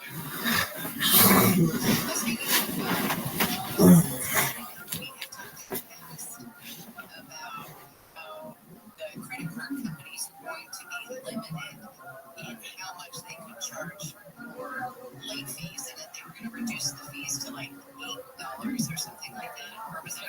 Yeah, but and we thought, isn't this a cool thing? But the credit card companies are finding ways around it. Of course, that is what they do. They are crafty, they are smart, they are profit-driven entities. And so, yeah, the Consumer Financial Protection Bureau essentially issued this rule saying, listen, we want to cap late fees at $8. So if you are late paying your bill, I think the average late fee was somewhere in the $40 range. They said that's egregious. The credit card companies are taking advantage of people who are paying their bills late. And so instead of the $40, which is going to add up for somebody who's consistently late, we want to cap that at $8. And when we talked at the time, I told you, hey, I get the reasoning behind this, and yeah, it's obviously terrible if someone's consistently late paying your bill, that they're racking up late fees to that extent. If you're the credit card companies are going to find somebody to claw back this income, and they're doing that. There was this article in Wall Street Journal yesterday talking about highlighting some of the ways that big credit card issuers are planning ahead, even though this CFPB attempt to reduce late fees is essentially stuck in legal limbo. It's in the court system right now. We don't know what's going to pan out. They are starting to issue new fees, different fees. So fees, if you get paper statements, for instance, so definitely if your credit card company is charging you for that, opt for digital statements and save them as a PDF if you feel like you need to have them for your records. Other credit card companies are even raising interest rates. And you might say, well, the Fed just lowered interest rates. It would make sense. The credit card companies are going to lower interest rates too and give us all a little bit of a break. Alas, that's not what's happening because they're trying to compensate for this other loss of income. Yeah, and we knew that this was going to be. We did know. And it's one of those things where I am actually a fan. I say this all the time. I'm a fan of credit cards. I think they're one of the best ways to pay. Their extra protections for you legally if you pay with a credit card. It also means that if something happens to the purchase, you have to challenge that purchase like you've had to do, maybe what they talked about. You're not out the money yet. You're not trying to claw money back that left your account already. And so I think credit cards, plus we talk about the rewards that credit cards offer, they can be significant. And so you have to just think about credit cards, but they're a tool, and they can be used well, they can be used poorly. And so when you think about these fees and these other ways that credit card companies are trying to get you, you have to play the game well. You have to outsmart the box, essentially. And how's that going to play the game well? So that just means I call the gold rules of plastic. And that means not spending money that you don't have because you're using plastic instead. And I think people have learned that over time. But the truth is only 50% of Americans pay their bill on time and in full. And when it comes down to it, the crux of the matter is that paying your credit card balance on time and in full, no matter what. Don't have the money to pay for it. Don't buy the thing, even if you can put it on credit. So a big chunk of people say, actually a large reason why I have a credit card debt is because of non-essential things. You might think it's people trying to buy groceries, but for the vast majority of people who are in credit card debt, it's a vacation. It is putting extra things that you wanted, not necessities, on the credit card. You got to limit those things if you're going to use credit cards because it's not worth the interest and fees that come along with it. You know, on time.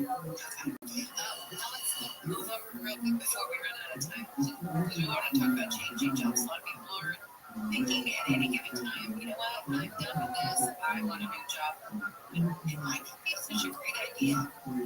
So it's interesting, there's like flip sides to this point. There's been data in the past, especially kind of post-COVID, where they're jumping ship and changing jobs, and then you're looking at people with significant pay increases, right? Especially in that incredibly tight labor market. People were saying, I think I'm going to go check out this other company or maybe even change careers. And because there was such a dearth of workers, people were seeing significant pay increases. But there was this new study from Vanguard that finds that when people switch jobs, even if they do get a bigger paycheck, they often end up saving less for retirement. They're putting less away in their 401k. So it's saying that I think it's this sort of inertia bias thing. So, hey, I'm in this job, and over time, I've started to save 12 to 14% of my pay into my 401k. I've got this good job, and maybe they launched me at 30%.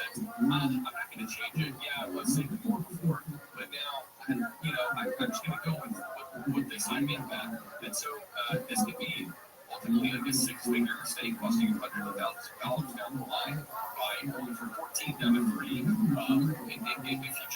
you haven't put the thought into it, when you switch jobs and you make more money, that's great, but make sure your 401k contributions are at least the same as you were doing at your former employer. Hopefully, especially if you're staying at home, hopefully you're able to raise 5 percentage point or 2 as well. Okay, so pay attention because they start outlining, but you can go and adjust that on your own. That's right. It's inertia bias. I mean, that's a complete human tendency is to say, you're starting at the 3. I'll leave it there. That must be good enough. But if you're contributing more before, you want to stay at that same rate in order to kind of continue to keep that savings rate up and continue to build wealth for your future.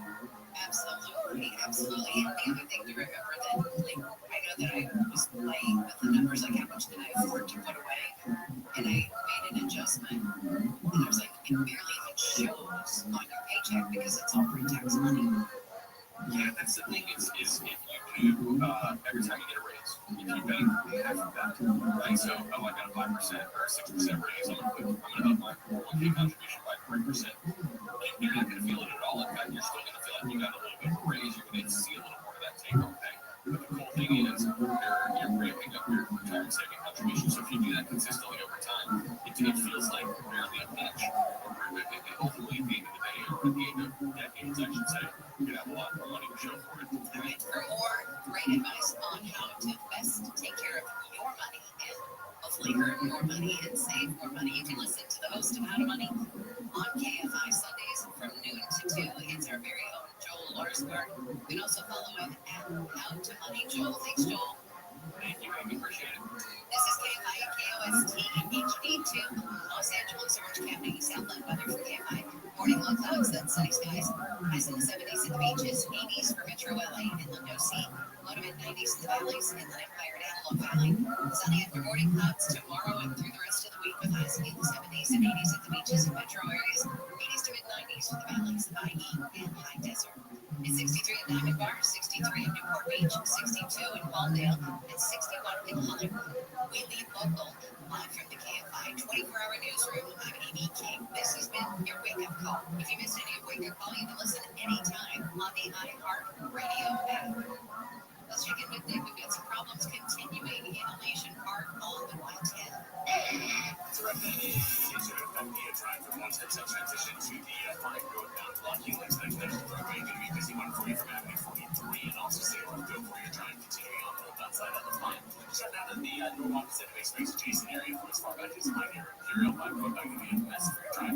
You're down in Commerce, East LA, and the Royal Heights area, especially still going for you toward downtown LA. The 101 have been released through the Royal Heights stretch past the 10 is San Bernardino freeway. We've got delays in through the Lincoln Heights and Elation Park area. Once again, 5 northbound as we go toward the 2. As we go southbound along the 5 as we go toward the 110. That will be busy for you. And then seeing some patchy delays continuing further southbound as we go toward the East LA area. And northbound along the 110 through south, the delays still going right now from Manchester's midway toward the 10 Santa Monica freeway for the northbound through downtown. Not too bad for your drive southbound side of the 110 and Elation Park and Lincoln Heights. In the 5 that will be busy as we go to downtown to the 10. For Southern California's only airport traffic reports, I'm Nick Colley of TV. Hi, Carrie Champion, and this is season 4 of Vegas Sports. Up first, I explore the making of a rivalry. Nathan Clark versus Nathan Cruz. Every week there needs to come. People are talking about that just because of one single game that was from here for that one. The Rocky Crews have changed the way we see sports. Listen to Making of a Rivalry. Nathan Clark versus Nathan Cruz. America's #1 podcast network, iHeart. Open your free iHeart app and search Making of a Rivalry. Nathan Clark versus Nathan Cruz. increase and start listening. Hey there, it's Michael. It's author of Going In, The Big Show, Run Golf, and Live. Latest season of my podcast is I'm exploring what it means to be a sports fan. And with the rise of sports betting is going through our teams, our states, and our cities. And in Las Vegas and New Jersey and beyond. Understand America's moves forward by legalizing. Listen to Against the Rules on America's #1 podcast network, iHeart. Open the free iHeart app, search Against the Rules, and start listening. Listen on the free iHeartRadio app for all your music, sports, talk, and podcasts. Free whenever, so it's open. KFRK 640.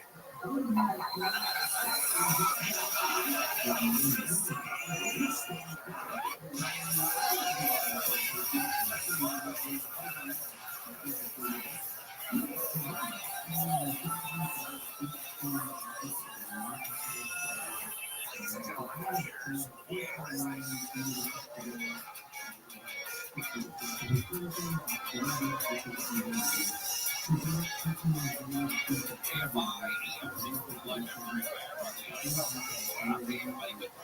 Good morning. Nielsen Baker here. Wayne Resnick is having some connection issues. This is a Bill Handel show. How does that even work? So Bill Handel's gone. Wayne Resnick's in, but now he's gone because there's tech issues. So technically, I'm filling in for Wayne, filling in for God, I was never good at math. Good morning, Amy King. Good morning, Nielsen Baker. Good morning, Tono. What's up? Of course, right in the middle of him trying to figure out how to put everything together. Amy King, you sure missed the game yesterday. I will tell you that I was out. The reason I didn't come in yesterday was I was at Boogie Boogie. Bash on Sunday night. Not only my boy and my wife, but also his cousins and my sister-in-law. And I will tell you, it is always a good time. It is. Disney does it up right. The only problem with it is it sells out so quickly. Like, we can talk about it all day and tell you how wonderful it is, but you can't go unless you can get tickets. It does. We got them, I guess, months in advance. So you've got your tickets for it already, right? I got you not going this year. I'm going the last 2 years. Boogie or Boogie, I will tell you, it was kind of sad knowing the passing of very talented voice behind Boogie. When there's one part of so Boogie is a character from Nightmare Before Christmas, and he was the boogeyman basically, and he is such a cool character, and this whole night is kind of devoted to him, and he has his Oogie Boogie lair at some point where you walk through and you see him, and he's talking to you, all these things, and it did make me think, oh my gosh, I'm totally blanked on the name. But the recent passing, especially because it is the season, right? I'm told we have Wayne. Good morning, Wayne. Well, let's see if we do or not. You're here. Okay. Simply, I'm calling somebody out. I don't know even if this is a person's name or what it means. So I don't know if I'm going to be in trouble or it doesn't matter. But if the phrase or the word heart terosa means anything to anybody in the building, you just ruined the show this morning. Wait, Kona, what was it? Someone named Mark Saratosa. Heart Saratosa. But were they on your channel? They were on the channel. I don't know why, but That's a medical issue. it's Heart Saratosa. Yeah. Well, it gave me a Heart Saratosa, I'll tell you that right now. Is that like that's like when you have happy juice sent to your heart? No, that's heart serotonin. Serotonin. I don't know who that person is. I don't know if it's even a person. Who the hell knows? And also, why? Never mind. This is kind of the right thing to do right now. is that because of all the remodeling that they did, that people are not in the same room together in this building. And so there are various technical mechanisms to enable proper visual communication. And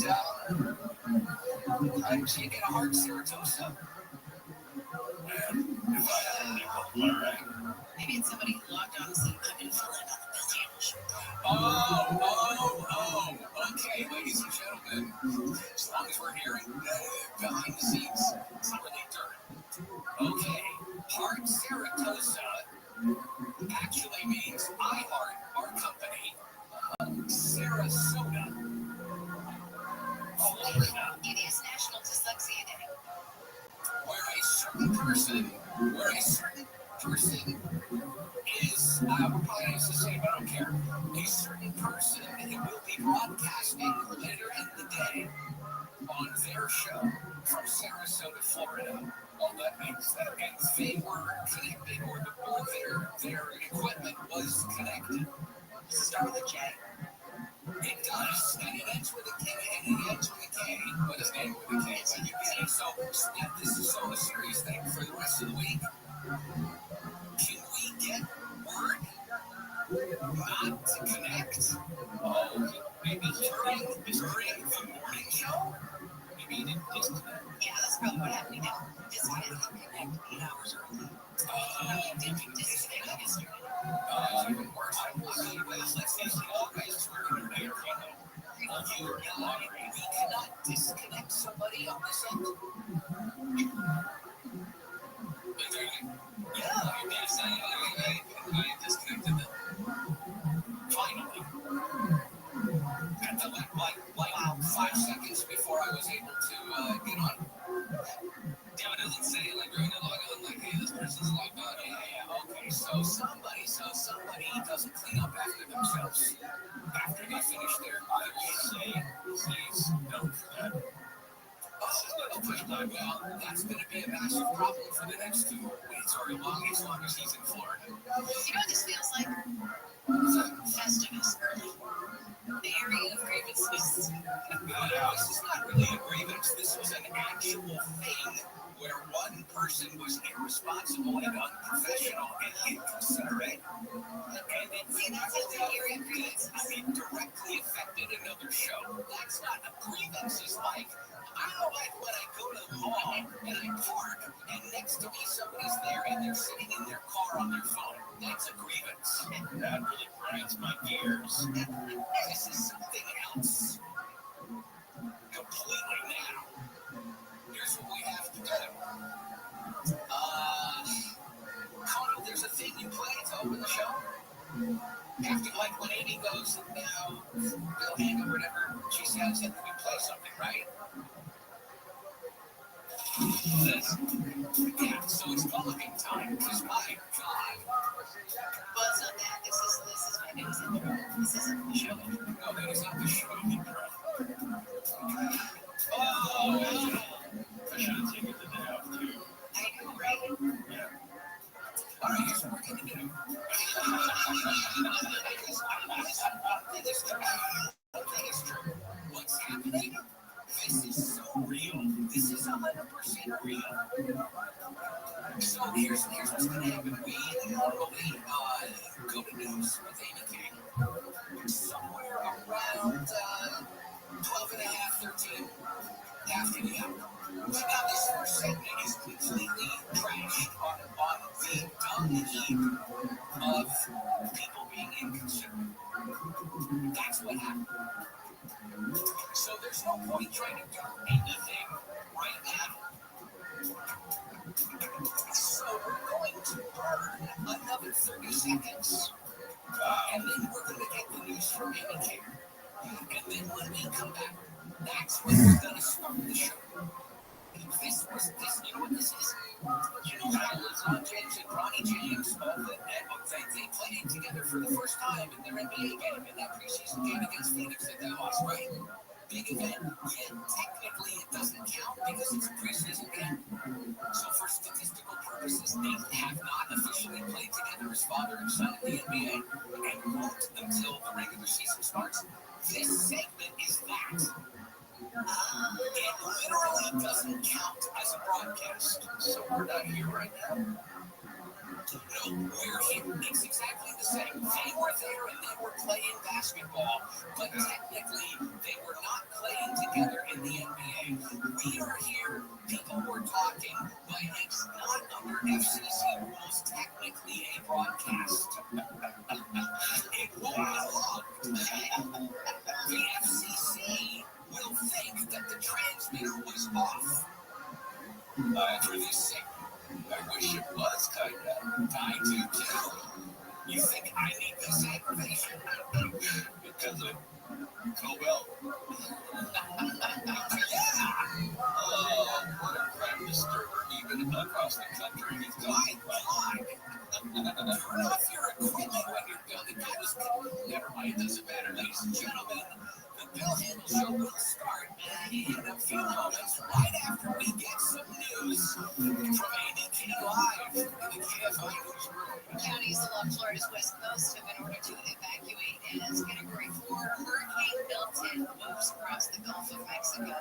It's expected to make landfall late tomorrow or early on Thursday. Sustained winds are 155 miles per hour. The storm is expected to weaken a bit before it hits the coast. Former LA City Councilman Jose Huizar has surrendered to the U.S. Bureau of Prisons to start his 13-year prison sentence for accepting bribes from developers and cheating on his taxes. Huizar will serve his sentence in a low-security prison in San Bernardino County. Grammy-winning singer and mother of the late Whitney Houston, Sissy Houston, has died. She was a soul and gospel artist who started a career as a backup singer for artists like Elvis Presley, Aretha Franklin, and Dionne Warwick. Sissy Houston was 91 years old. We'll check some problems on the 405 right after we give you a weather forecast. Fog in areas, then sunny with highs in the 70s. The beaches, 80s to mid-90s inland. This report brought to you by AutoZone. Get in the zone. Now let's check our traffic. We've got some slowing in Carson on the 405.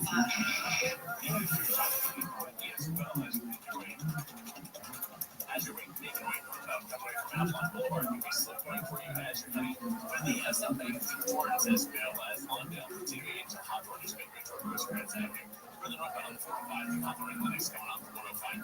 That will be slow going for you as well, continuing toward West LA on the 10 to southbound side of the 405. Slow going for you as you come to the San Fernando Valley out of Mission Hills, leaving Derbyshire. Signal delays to make way back into West LA towards Sunset. For Southern California's only airport traffic reports, I'm Nick calling you, Katie. Yep, I'm here at GB, and this is season 4 of Vegas Sports. Up first, I explore the making of a rivalry. Caitlin Clark versus Angel Reese. Every great series. People are talking about what basketball just because of one single game. But discovery of the basketball Clark and Reese have changed the way we consume sports. Listen to Making of a Rivalry. Caitlin Clark versus Angel Reese. America's #1 podcast network. iHeart. Open your free iHeart app and search Making of a Rivalry. Caitlin Clark versus Angel Reese and start listening.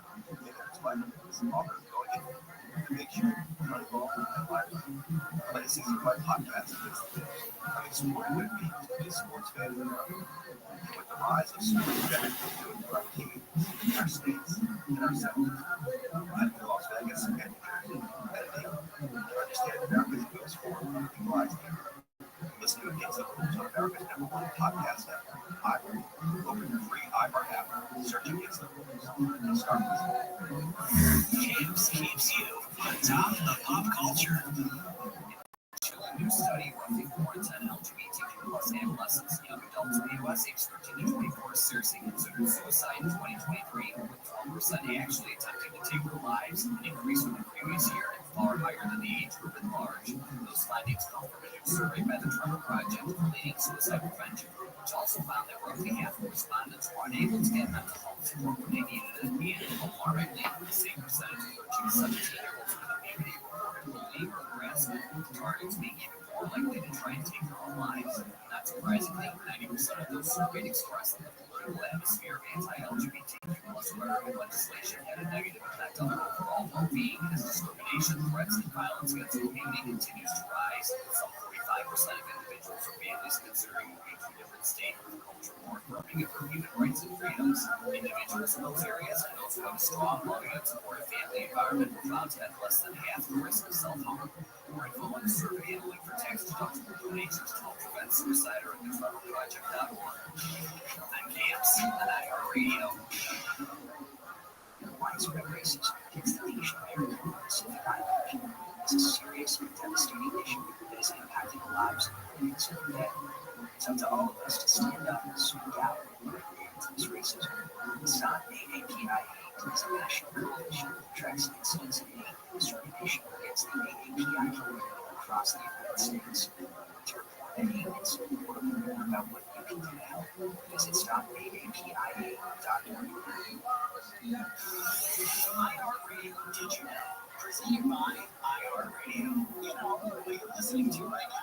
Did you know that iHeartRadio not only lets you listen to all your favorite AM/FM stations locally and nationwide for free, but iHeartRadio also lets you build your own personalized stations based around your favorite artists. We call it Artist Radio.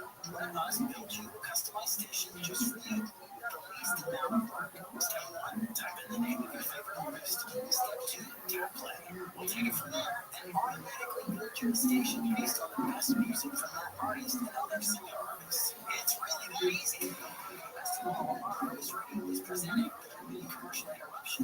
Unlike Pandora, where your personal stations are constantly being interrupted. If you want to take matters into your own hands, you can skip songs you don't like, and you can dump up and down songs to help personalize the station to your exact taste. And best of all, Artist Radio is free. Check it out today. You search your favorite artists, hit play, and we'll take it from there. iHeartRadio, #1 for music, radio, and podcasting, all in one app.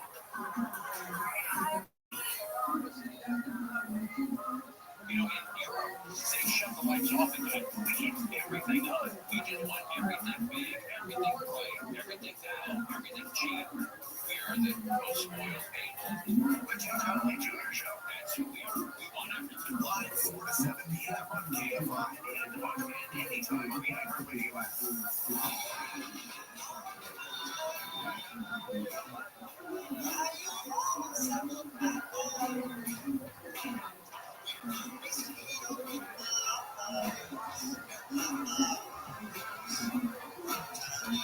KFI 640 live everywhere on the iHeartRadio app. Good morning. It's the Bill Handel Show. Our first segment this morning with Neil Saavedra. Good morning, sir. Good morning. Wayne Resnick, how are you? I'm good. Good to see you. Andy King, good morning. It's wonderful to start the show with you this morning. Yes. Producer Dan, hello. Good morning, Wayne. I think we're off to a great start so far in this very first segment of today's Bill Handel Show. And Kono on the board. Good morning. All right, it is the time that we bring you Handel on the news. With me, Wayne Resnick, in for Bill, who is on a vacation. Neil Saavedra, Amy King, and the lead story.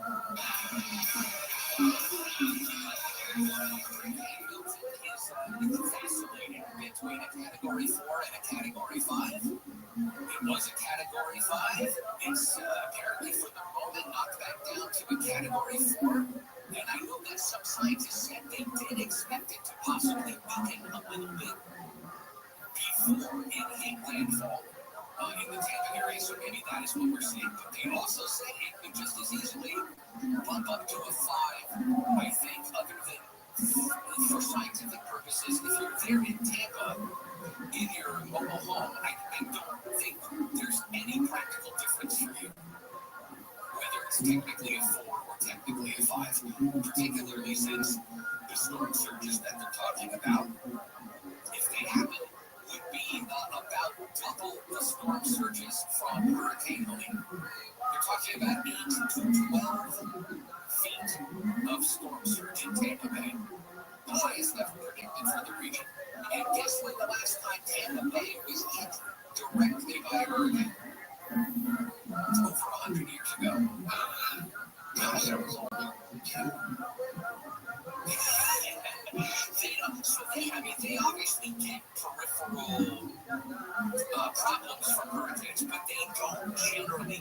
hit directly. I mean, the Hurricane Milton's weird because it's coming across the Gulf horizontally, which is highly uncommon. Yes, and also the degree that rapidly with which it intensified is apparently unprecedented.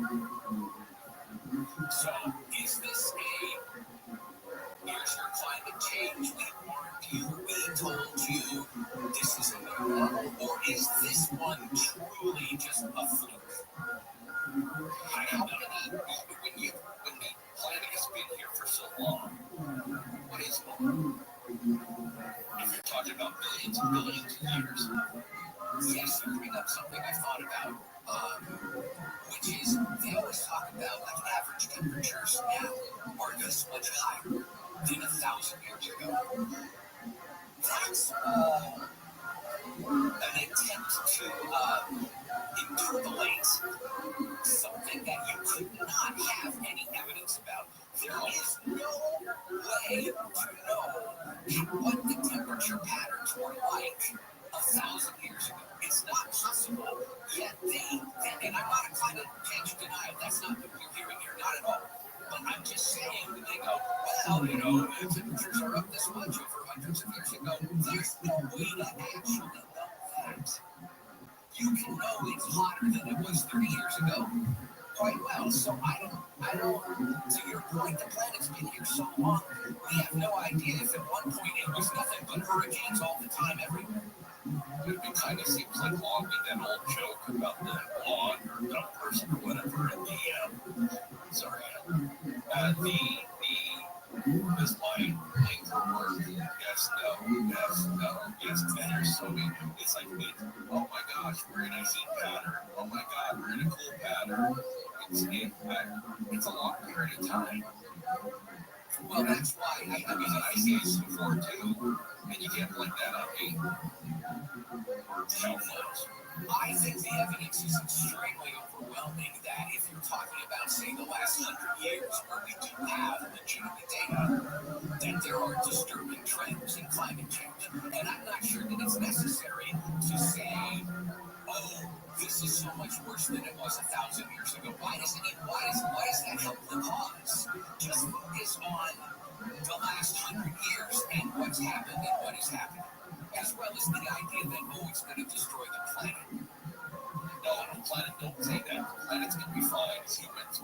We'll go past it. It's not. We are not harming the planet. We'll be fine. That's what people say that. We're not harming the planet. The planet is harming us. Now, we may be poking it. We may be poking the planet. You have something lacking. And it's so hard to kill the dinosaurs, and it's still fine. We're not. It's going to be fine. We will be dead. So don't act like you're protecting the planet. Oh, I'm doing it for the planet. You're trying to save your own ass. And you know what? I'm glad you said it that way because I suddenly, and this is true, I feel better immediately. I feel more contentment because you said, it's not be fine. We'll be dead. And you sort of meant we'll be dead from the effects of climate change. But then I realized something. We're all going to be dead anyway. So what's the difference? The result is the same. Whether, no pun intended there, with a homonym, it's exactly the same. If climate change continues to get worse and there's droughts and floods and everybody starves to death and hurricanes flatten everything and all that, we're all dead. Or if nothing happens and 100 years from now every single person is also dead. It's now just a matter of scheduling. But what if we're mostly dead? Well, then that's a George Romero movie. You're mostly dead. All right. One more before we do news. The call to stay away seems to be working. The number of migrants crossing into the U.S. illegally at the southern border has reached its lowest point of the Biden administration. 54,000 apprehensions of migrants crossed into the country between legal entry points along the border with Mexico in September. That's the lowest number recorded since August of 2020 when the COVID pandemic travel restrictions tied to the pandemic lowered those crossings. We should have told Biden that the That's a couple years ago. You think that was a political move on his part? I don't know why it's happening now. Well, it hasn't 3 months ago. Yeah, 3 months ago is when he gave the order to clamp down on asylum claims. Now, 3 months later, they're saying, oh, the numbers at the border have dropped. But that's not a surprise. Because if tomorrow he said everybody who asks for asylum is going to get it no matter what will happen at the border? It'll be overrun with people asking for asylum because they know they're going to get it. One more? Sure.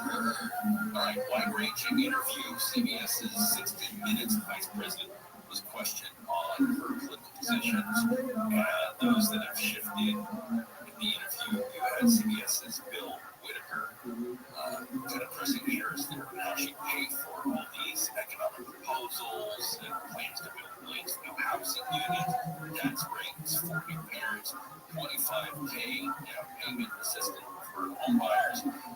And the vice president said, well, I'm going to go to the rich people and take it from them.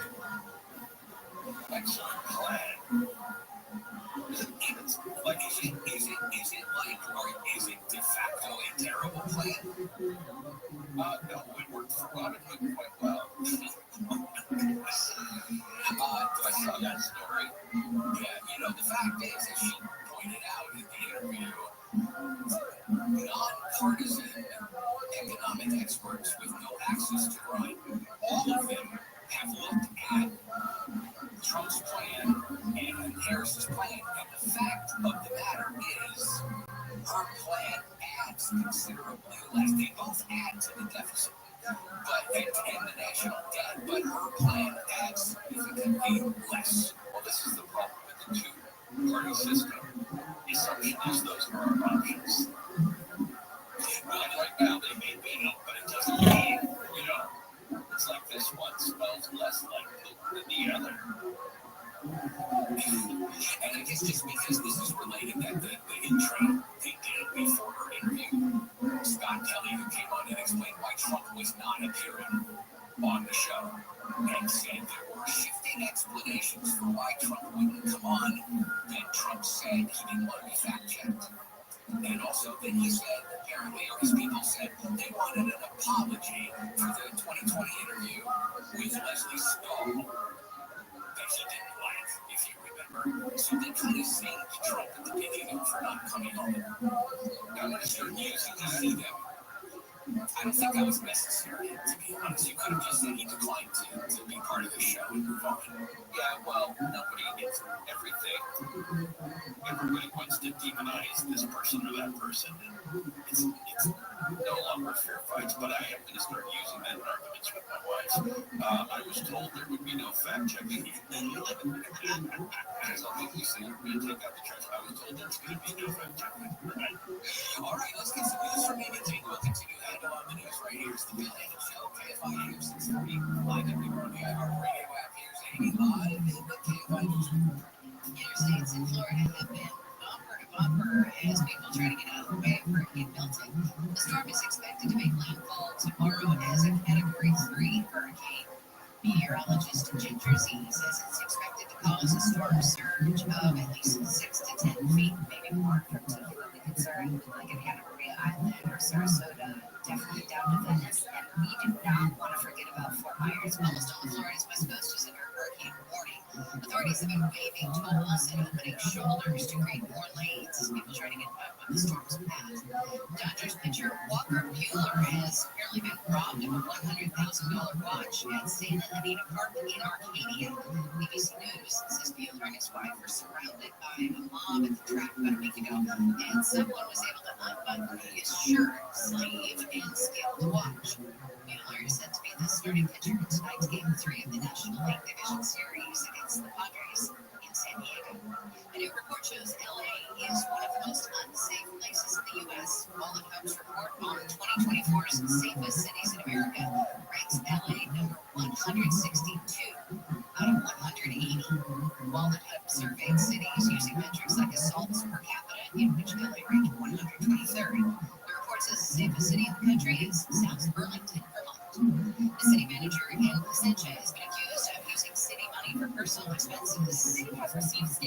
several public speakers accusing Damian Arula of using city money for personal car washes and of no one to charge her for his personal car. Mayor Jeremy Yamaguchi says the accusations are being taken seriously. The city council received a submission on the city fraud hotline with some allegations which are being investigated. At this time, we are limited in what we can say due to the ongoing nature of the investigation. The city council will consider stricter policies for city credit cards and how to tighten rules around travel expenses. An automatic email reply to Arula says he's currently unavailable. Prasad, KFI News. The Supreme Court has heard arguments on a move to regulate the kits used to make so-called ghost guns. BBC's Stephen Portnoy says the case involves a rule the ATF adopted in 2022 that treats ghost gun kits as firearms, subject to laws on background checks and serial numbers. Defendants say the agency has exceeded its authority, and law-abiding citizens should have the right to make their own guns with kits if they choose. That argument worked in front of the Fifth Circuit Appeals Court. Last term, the Supreme Court struck down a Trump-era ban on bump stocks. Justices ruled 6-3 that only Congress can ban the devices. Southland weather from KFI, sunny and with burn-off highs in the 70s at the coast, 80s to low 90s inland. Morning clouds, afternoon sun tomorrow and right up through the week with highs in the 70s and 80s at the beaches and metro areas, 80s to mid-90s in the valleys, IE and Antelope Valley. It's 58 in Mission Viejo, 60 in Fountain Valley. And let's check in with Will Bullschreiber, our KFI in the Sky, who's checking out a stall in West LA on the 405. Good morning, and this is already causing some big delays. Northbound side of the 405 right near the 10. Got a stalled lanes and traffic in basically a parking lot back from 105 in Hawthorne. So that's a long stretch. Really that 405 to already be that jammed up this early in the morning. Southbound 405, yeah, it's kind of slowing down the valley. It looks like Roscoe Armada down to some home, but we've got an earlier problem there. We've got a right shoulder. It was a crash. It's on the right shoulder, but still slow getting out of the valley. Also some problems right now. 5 southbound almost there. Right at the 170 crash on the right shoulder is traffic. Pretty slow all the way back to the 14. And look out on the 10 in downtown LA. It's just outside the 10 in Alameda. Entry crash reported there. West Southern California is only airport traffic reports. Well, Cold Schreiber, KFI in the Sky. I'm pretty great multitasking. I can wash dishes and do laundry. I can roll the table up to my job. I can even order lunch while doing my homework. But I can't use my phone while driving. Distracted drivers are one of the leading causes of death in the United States. So when it comes to driving, please help me multitask. Don't drive distracted. A message brought to you by iHeartRadio, the National Highway Traffic Safety Administration, Project Yellow Plate, and the Ad Council. The free iHeartRadio app is #1 for music, radio, and podcasts, all in one. Discover a new podcast from our library of over 350,000 titles. Here's an iHeartRadio podcast preview.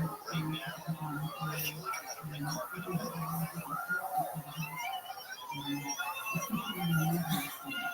People have been waiting here for hours, lined up 3 deep behind barricades,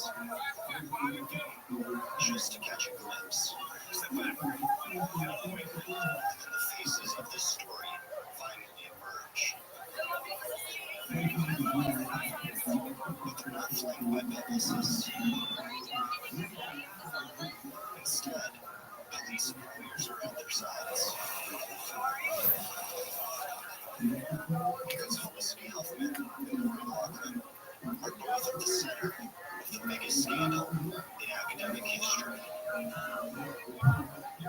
This is a big story today. Operation Varsity Blues. On that fallout from the college admission scandal rocking Hollywood this morning. Although Huffman and Loughlin are the most well known, they are only 2 of the many people charged with scamming the system to get their kids into elite colleges. Hi guys, it's Olivia Jade. I don't really care about school, as you guys all know. They were led by Rick Singer, a con man posing as an admissions counselor, and his vast network of co-conspirators who exploited his client's sense of entitlement, hubris, and obsession with status.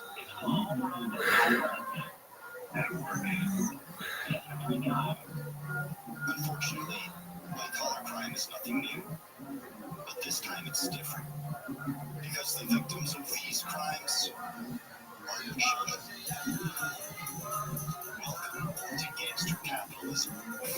Follow this podcast for free on the iHeartRadio app.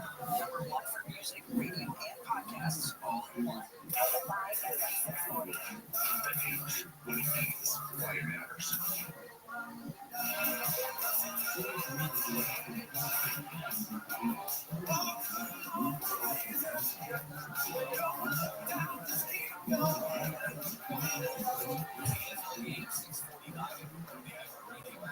Handel Show. Bill is on vacation on West Coast City, and Neil Saavedra is here as his naming king.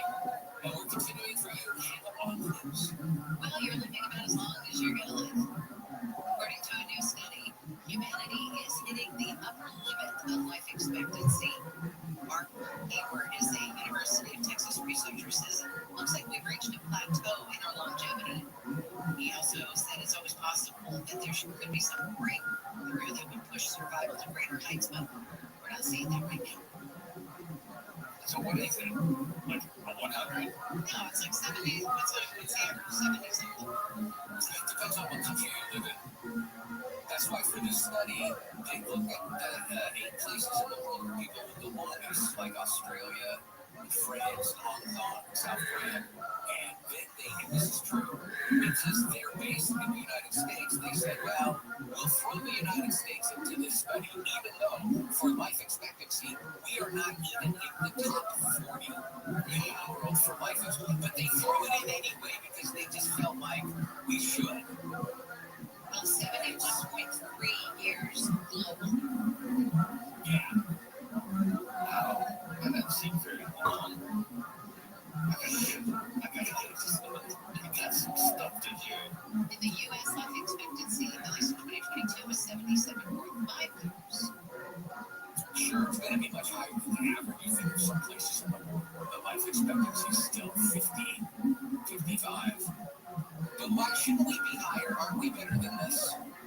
Oh, we're letting the Spaniards and the Swiss live longer than us? Australians 81 years for males and 85 years for females. Yeah, and you know what?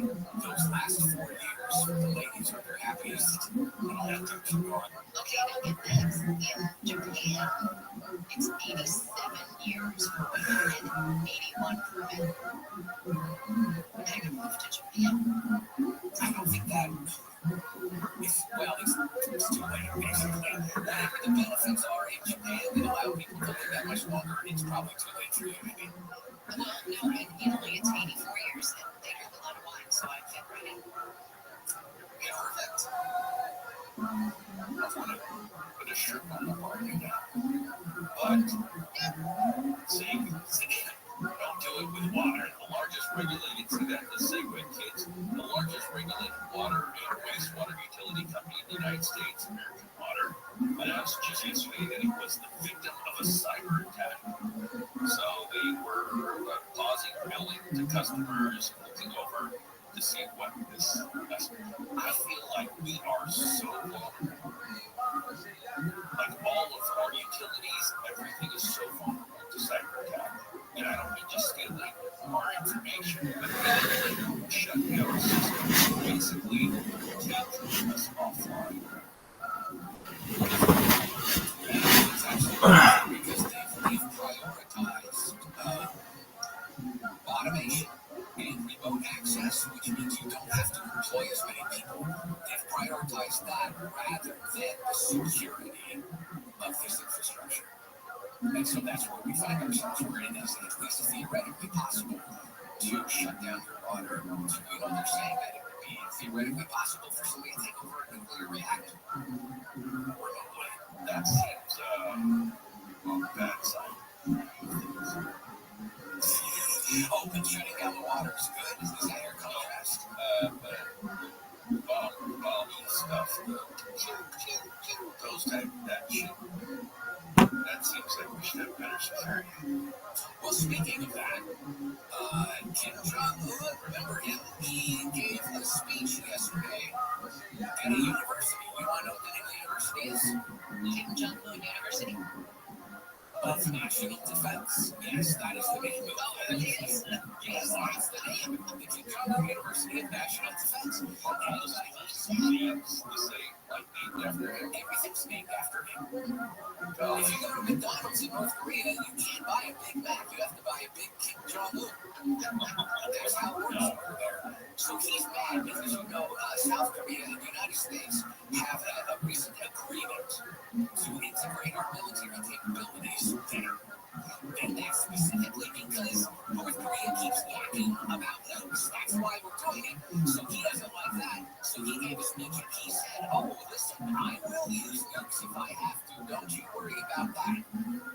So when you're doing the thing that makes the other countries band against you, and then you get mad, and then you continue to do the same thing that's making them band against you in the first place. That's Kim Jong-un. Yeah, that's good news. That's good news because this next story is so different in terms of because it's not, I mean, to me, it's not upsetting even a tiny little bit. It's just kind of funny. And it's a different change of pace. So let's get some news from Amy King. We'll finish our panel on the news here on the Bill Daniels Show. KFI AM 640 live everywhere on the iHeartRadio app. Here's Amy live in the KFI newsroom. First responders from LA County Fire are headed to Atlanta to assist in the Hurricane Milton recovery efforts. About half of the 45-member urban search and rescue team left Saturday. They're driving equipment across the country to Georgia. The rest of the team members flew out yesterday afternoon. Powerful hurricane is expected to make landfall late tomorrow or early Thursday. The Border Patrol says it has found $21 million in drugs across the San Diego sector during the month of August. The 10,000 pounds of drugs only account for seizures and legal ports of entry.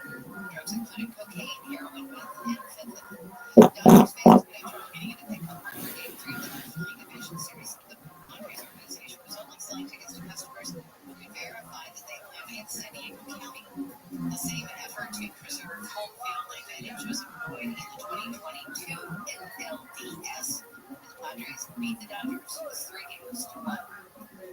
Sunny after the morning, low clouds and fog, highs in the 70s at the beaches, 80s in the metro areas, 90s in the valleys, IE and high desert. This report brought to you by your Amazon Fresh grocery store. We've got a fresh in Santa Fe Springs on the 605. Let's check in with the KFI staff. Every drive on both sides of the freeways, the 605 northbound, right past Telegraph. Looks like you crashed and worked out trying to clear that for planes. But yeah, this northbound side is stopped from the 105. The southbound side, that is jammed up from before Beverly Boulevard. So the 605 in a little bit of trouble there in the Santa Fe Springs area. The 405 northbound looking ugly early this morning. Starting at about the 105, you're going to be on the brakes all the way up towards Venice Boulevard. We had an earlier problem with the 10. It was a stall in lanes. Looks like that's gone, but you're still going to find some slowing there. That crash occurring in the Sepulveda passage before the Sepulveda passes the 405 southbound. Right near Sepulveda, everything's off on the right shoulder, but it is slow all the way back to Bosco.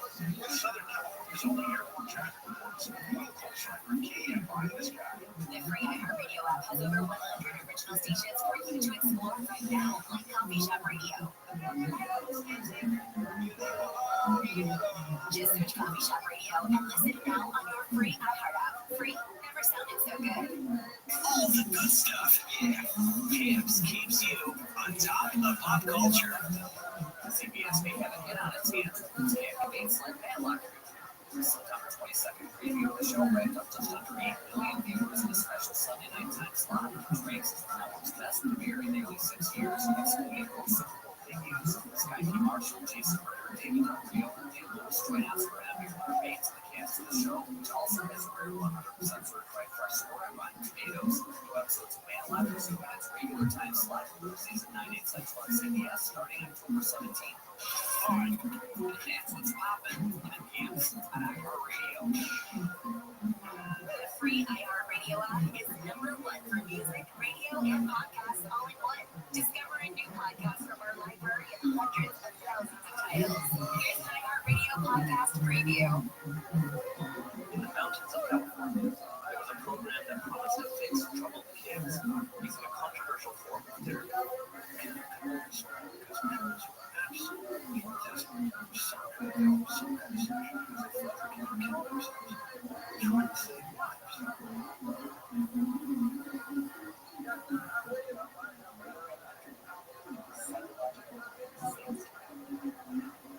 Everything is strange.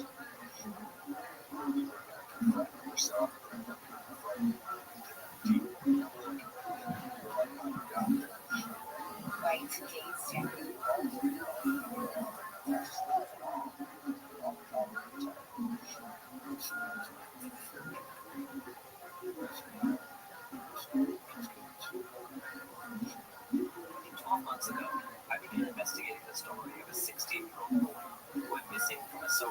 tough love residential home.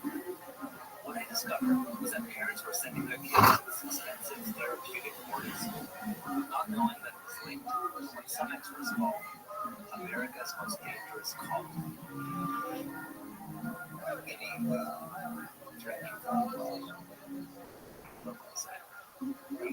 The Lost Kids Podcast. Listen and follow this podcast for free on the iHeartRadio app. Number one for music, radio, and podcasts, all in one app. All the good stuff. Yeah. Camps keeps you on top of pop culture. It's a homecoming source for the upcoming The Librarians. The next chapter is TNT has picked up the series. It was originally ordered by the CW, which pulled it off its schedule without explanation. Now the network will turn the original version of the fantasy adventure Blair sequel show. The deal is set to be for 2 seasons with the option for more. Monster turned a scripted series for the network just a few years after TNT dropped its remaining shows, also coinciding with the network losing its NBA rights to Prime Video. Ellen McGowan, Jessica Green, Olivia Morrison, and Louis Robinson joined Christian Kane from the original series of The Librarians. The next chapter, which is set to debut in 2025 on TNT. Alright, that's what's poppin'. It's iHeartRadio. They are sharing a deluxe version of their new album, Music. It's called Follow Music, and it features bonus tracks and 3 new original songs. The new edition includes previously unheard tracks that Brian King Angel song and Wave, which is written as a waving heart emoji on streaming services. There's also some live versions of some of the album songs. Olivia Rodrigo is lending a helping hand to a women's charity in the Philippines. On October 5th, the singer performed in Manila as part of her Guts World Tour and donated the nonprofits from ticket sales to Japan. The organization also provides families worldwide with access to reproductive health care, disease prevention, education, and more. The money was donated through Rodrigo's fund formula. The gospel singer Sissy Houston, the mother of the late Whitney Houston, is dead at 91. Sissy Houston's family says she died at her home in New Jersey on Monday while in hospice care for Alzheimer's. In a statement, daughter-in-law Pat Houston says her hearts are filled with pain and sadness following the loss of the family matriarch. Houston, a New York native, had a successful solo career herself, winning 2 Grammy Awards. She also performed with Elvis Presley and Aretha Franklin in the Girl Groups. Inspirations for Ace and Dee Morgan, the vocal groups like backup for the artist, including Ace and Dion already. Christy Marks, NBC News Radio. That's entertainment. I'm Jacqueline Cole. That's where we are in life. We have to have plexiglass and equipment and hinges and locks and just shut it down. And let's take those buses and shut them. Regate the streets. No bus lanes anymore. And we're all going to Uber out. The Tim Conway Jr. Show. That's my solution. I'm running for mayor. Live 4 to 7 p.m. on KFI and on demand anytime on the iHeartRadio app.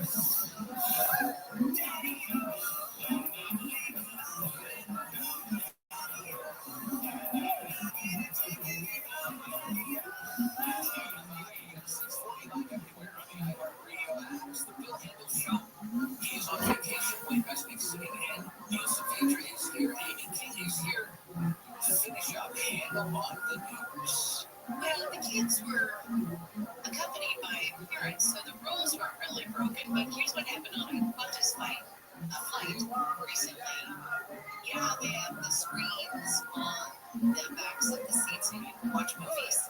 Well, there was a technical issue, and so they couldn't choose what movies to watch. So the crew said, here, let's just put a movie in. Well, they put an R-rated movie on, and it played for about an hour. It's called Daddy-O. Stars Dakota Johnson and Sean Penn. It has strong language throughout, lots of sexual material, and brief graphic nudity. Apparently, it's very uncomfortable for a while until they figured out that maybe it was more family. Johnson has nudity. Yeah. I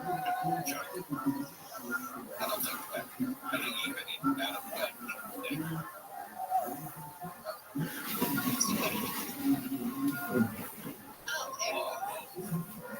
Is she the 50 Shades of Grey? Doesn't that movie take place entirely in the taxi cab? I've never heard of it. It's Sean Penn as a taxi driver and Dakota Johnson gets in the cab. And they start talking and there's like bonding and I haven't seen it, but It's like a real teenager.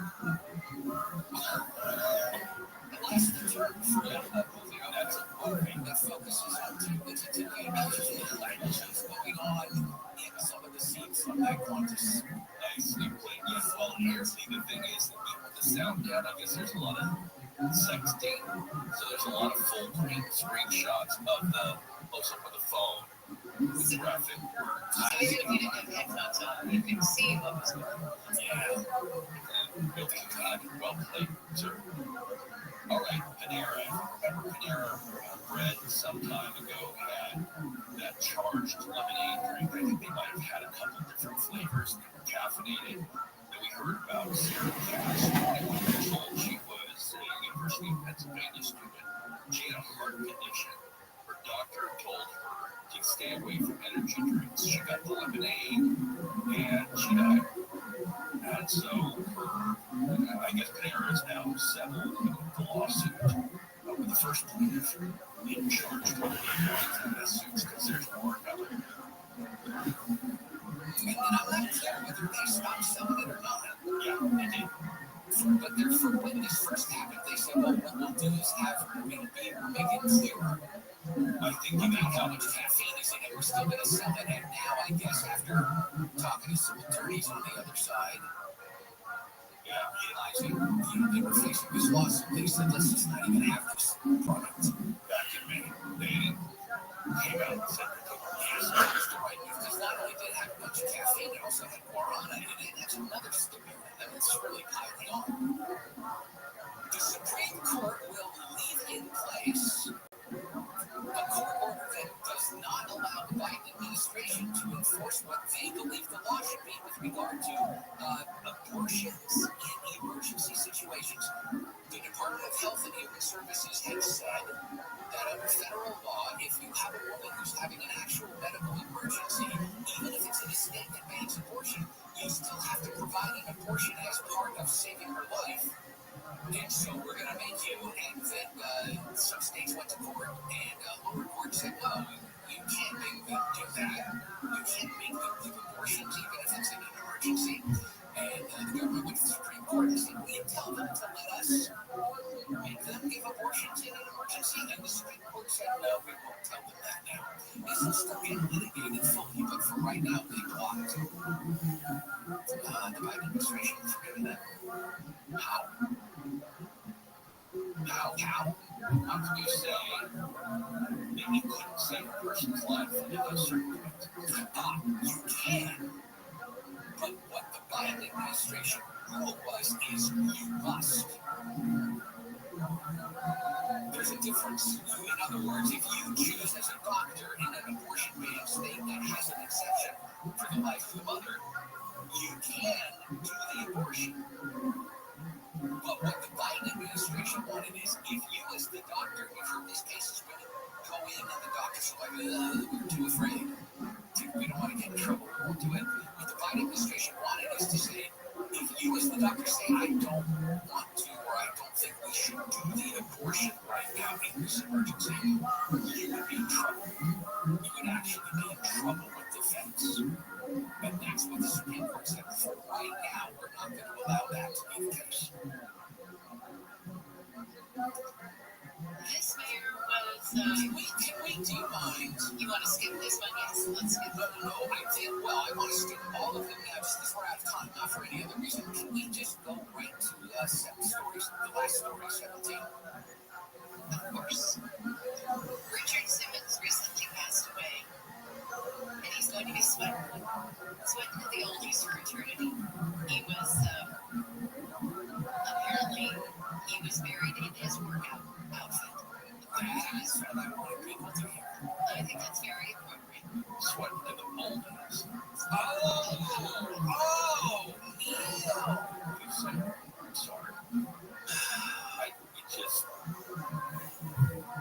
I saw it. You did.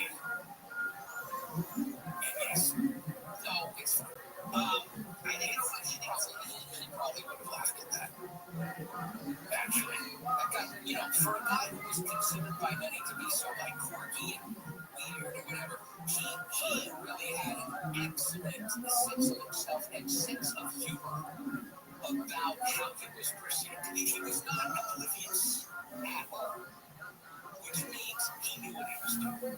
And he was doing what he wanted. And I think he helped a lot of people. He did. I always perceived it that way. I never saw him as a joke or anything. I saw him as a character,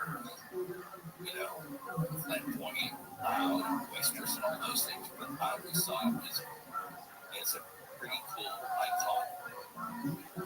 That seemed to care about people, laughing and crying with them all day. Very well said, sir. All right, we'll get smooth writing here. And then you will not believe how much more money is coming to solve homelessness. Folks, I'm here to tell you, you may be despondent. You may feel like all the billions of dollars that have been spent already haven't helped enough. But trust me, when you hear what's coming, you're going to have a big smile on your face because they finally cracked the code to completely fix the problem. It's KFIA 640 live everywhere on the iHeartRadio. Voice in a world full of great tweets. KST HD2. Los Angeles, County. Live everywhere on the iHeartRadio. Got him again. I'm Amy King, live from the KFI 24-hour newsroom. A man has been convicted a second time for the kidnapping, rape, and murder of a woman in Pasadena in 1988. Ron Jones is one of two men who abducted Lois Harlow from a mall parking lot. Prosecutors say the two men raped Harlow, then took her to a remote area and shot her. Both were convicted of the crime in 1991. However, Jones' conviction was overturned by a federal judge because prosecutors excluded black jurors from the case. Yesterday, a jury found Jones guilty of first-degree murder with 4 special circumstances and a gun enhancement. He's facing life without parole. He'll be sentenced in October. Reporting live, Blake Trolley, KFI News. News brought to you by Service Champions. A man from South Pasadena has been convicted of assault on a child for the death of his newborn son. Jurors were deadlocked on a murder charge with a vote of 11 to 1. Christopher Richmond was also convicted of domestic battery involving the boy's mother.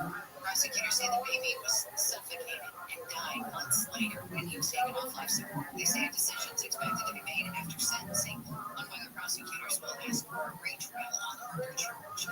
The LAPD's target hiring goal is projected to fall short again. The department is getting a high number of applicants, with fewer making it to the offer round and fewer are accepted when they do. Captain Robin Patillo says retirements are outpacing new hires, keeping the LAPD well below its goal of 9,500 to 10,000 officers. The situation is clearly dire. At their rate, the department will be deployed at 8,500 by the end of the fiscal year. Patillo says the department spends $35,000 a month on recruitment and is getting engagement from the ads, but it's not turning into new hires quickly enough. In downtown LA, Michael Long's KFI News. LA County has started taking applications from people who want to sell food made from their home kitchens. Permits will be given out starting next month. They will allow home chefs to store and will prepare and serve food at their homes as allowed by the California Health and Safety Code. Hurricane Milton is losing a little steam, but is still a Category 4 storm with 145-mile-per-hour winds as it heads towards the west coast of Florida. The center of the storm is still more than 500 miles offshore, but it's moving in a good clip and is expected to make landfall late tomorrow or early Thursday. Governor Ron DeSantis is telling residents to leave the danger zone and get to safety. Vice President Harris has criticized former President Trump for his criticism of the federal government's response to Hurricane Helene. ABC's Karen Travers says Harris called Trump extraordinarily irresponsible, Saying he's pushing misinformation about what's available to people impacted by Hurricane Helene. Trump had accused the federal government of intentionally withholding aid to Republican disaster victims and claims that FEMA has run out of money because the money's gone to programs for illegal immigrants in the U.S. Harris says FEMA has many resources that are available to people who desperately need them. It is my honor and privilege to welcome the Grand Marshal of the 2025 Tournament of Roses. Texas great Billie Jean, not Texas great tennis great Billie Jean King has been chosen as the Grand Marshal for the 136th Rose Parade. She was introduced yesterday at the Tournament House in Pasadena as Elton John's Philadelphia Freedom, which was written for King, played in the background. She says leading the parade is like a dream come true. The annual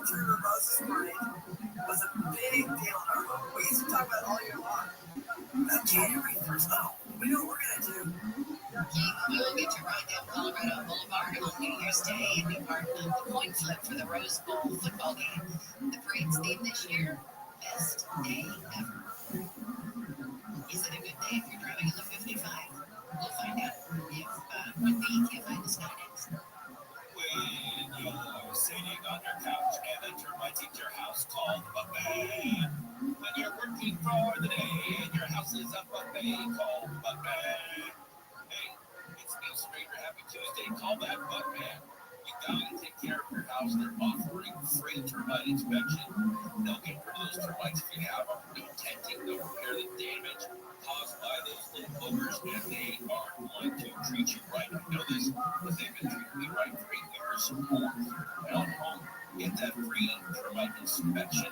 Dial pound 250, save the bug man. You'll also receive a free 1-year maintenance program with a completed inspection and service. I have that maintenance program, and I love it.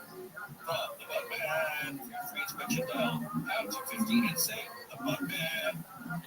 Southline weather from KFI. Morning, low clouds and fog, then sunny. Highs in the 70s at the beaches, 80s for Metro LA and Lucy. Low to mid-90s in the valleys, Inland Empire and Antelope Valley. Sunny after morning clouds, clear tomorrow and through the rest of the week. With highs in the 70s and 80s at the beaches and metro areas, 80s to mid-90s in the valleys, IE and High Desert. It's 60 in Anaheim, 59 Redondo Beach, 60 in Downey, and 58 in Canyon Country. KFI Market report. The Dow is trading up 20 points. The Nasdaq is up 186. And the S&P 500 is up 36.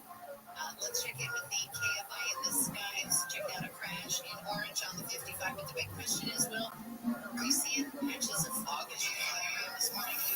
Oh yeah. There's a lot of patchy fog. It's a weird thing. It's like May gray. Or June, October. I don't remember this being the case, but yeah, there's a lot of foggy spots. We're looking down though, we're seeing some things. We are headed to this crash on 55 southbound. It's going to be right there in Chapman. Possibly some injuries involved. And at 1.4 right lanes for block 55 southbound in Chapman. It is definitely loaded up out of the Villa Park area, starting well before Quintella. So we'll go see if we can see that one. I will tell you, we're flying on the 210 freeway right now here in the Forte area. It is slow westbound side of the 210 from the 57 all the way out into almost downtown Pasadena. Just look at all the traffic, no limits blocked. Expect some delays there. Also, 605 northbound gas telegraph. We had a crash there. They're working on moving that anyway. But boy, the northbound side is jammed from the 105. Southbound 605 used to be slow from the 10. With Southern California's only airport traffic reports. Local traffic, KFI, Scott. The free iHeartRadio app has over 100 original stations waiting for you to explore right now. Like Coffee Shop Radio, acoustic rock, and the greatest singer-songwriters of the 90s to now. And Coffee Shop Radio goes commercial-free every weekend. Open the free iHeartRadio app, search Coffee Shop Radio, and listen now. Free never sounded so good. Hey there, it's Michael, author of Going In, The Big Show, Moneyball, and Liar. The latest season of my podcast is supporting what it means to be a sports fan in America. And with the rise of sports betting taking over our teams, our states, and ourselves, and in Las Vegas, and New Jersey, and beyond, to understand America's biggest form of legalized gambling. Listen to Against the Rules on America's #1 podcast network, iHeart. Open the free iHeart app, search Against the Rules, and start listening. Listen on the free iHeartRadio app for all your music, sports, talk, and podcasts. Free, never so good. KFI AM 640. You are listening to The Bill Handle Show. Here's where it resonates.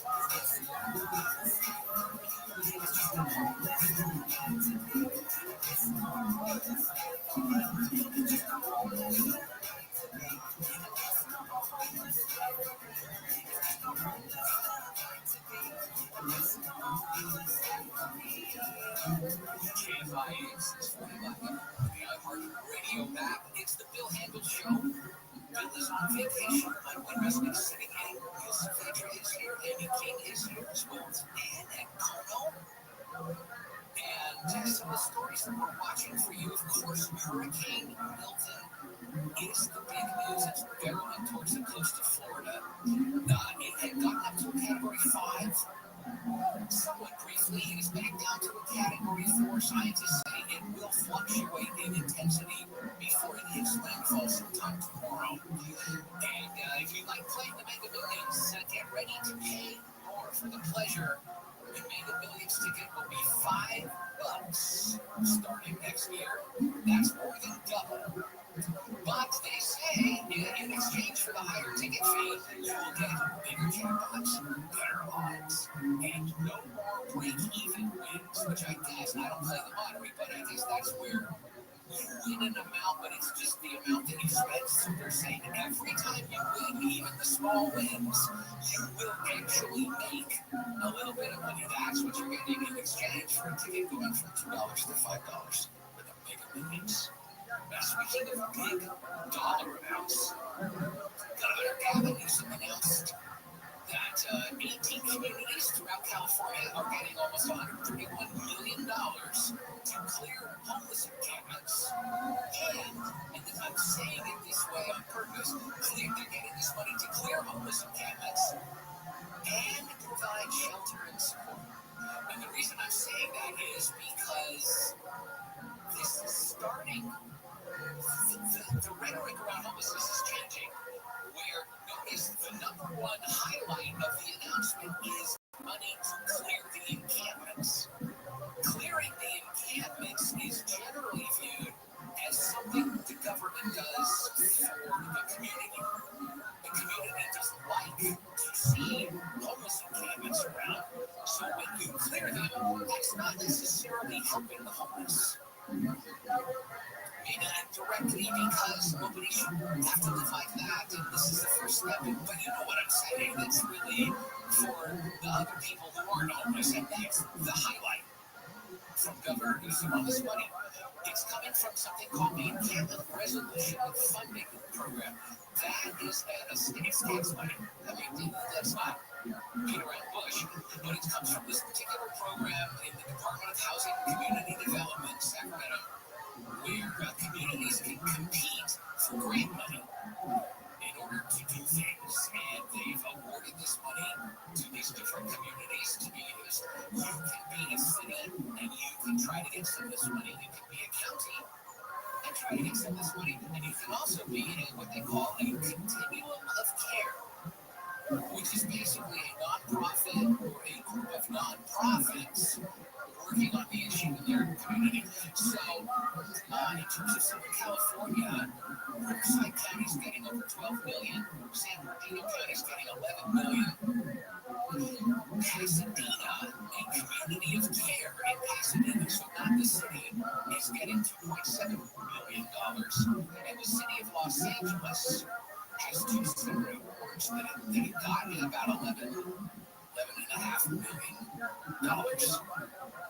Those dollar amounts are kind of chump change when it comes to what has been spent on the problem of homelessness. If you want to talk big money, November is coming, the election is coming. In less than a month from now, LA County residents will be able to vote to increase the sales tax. Specifically, the part of the sales tax that is specifically earmarked for homelessness, which people of LA County did already when we passed Measure H. You may remember that back in 2017, a 0.25% sales tax specifically to fund homeless services.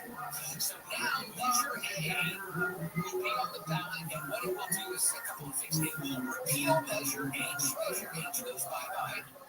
And instead of a 0.25% sales tax for homelessness, it will be a 0.5% sales tax. They believe, the people behind the measure believe that it will generate over $1 billion every year. It had been below 50% support.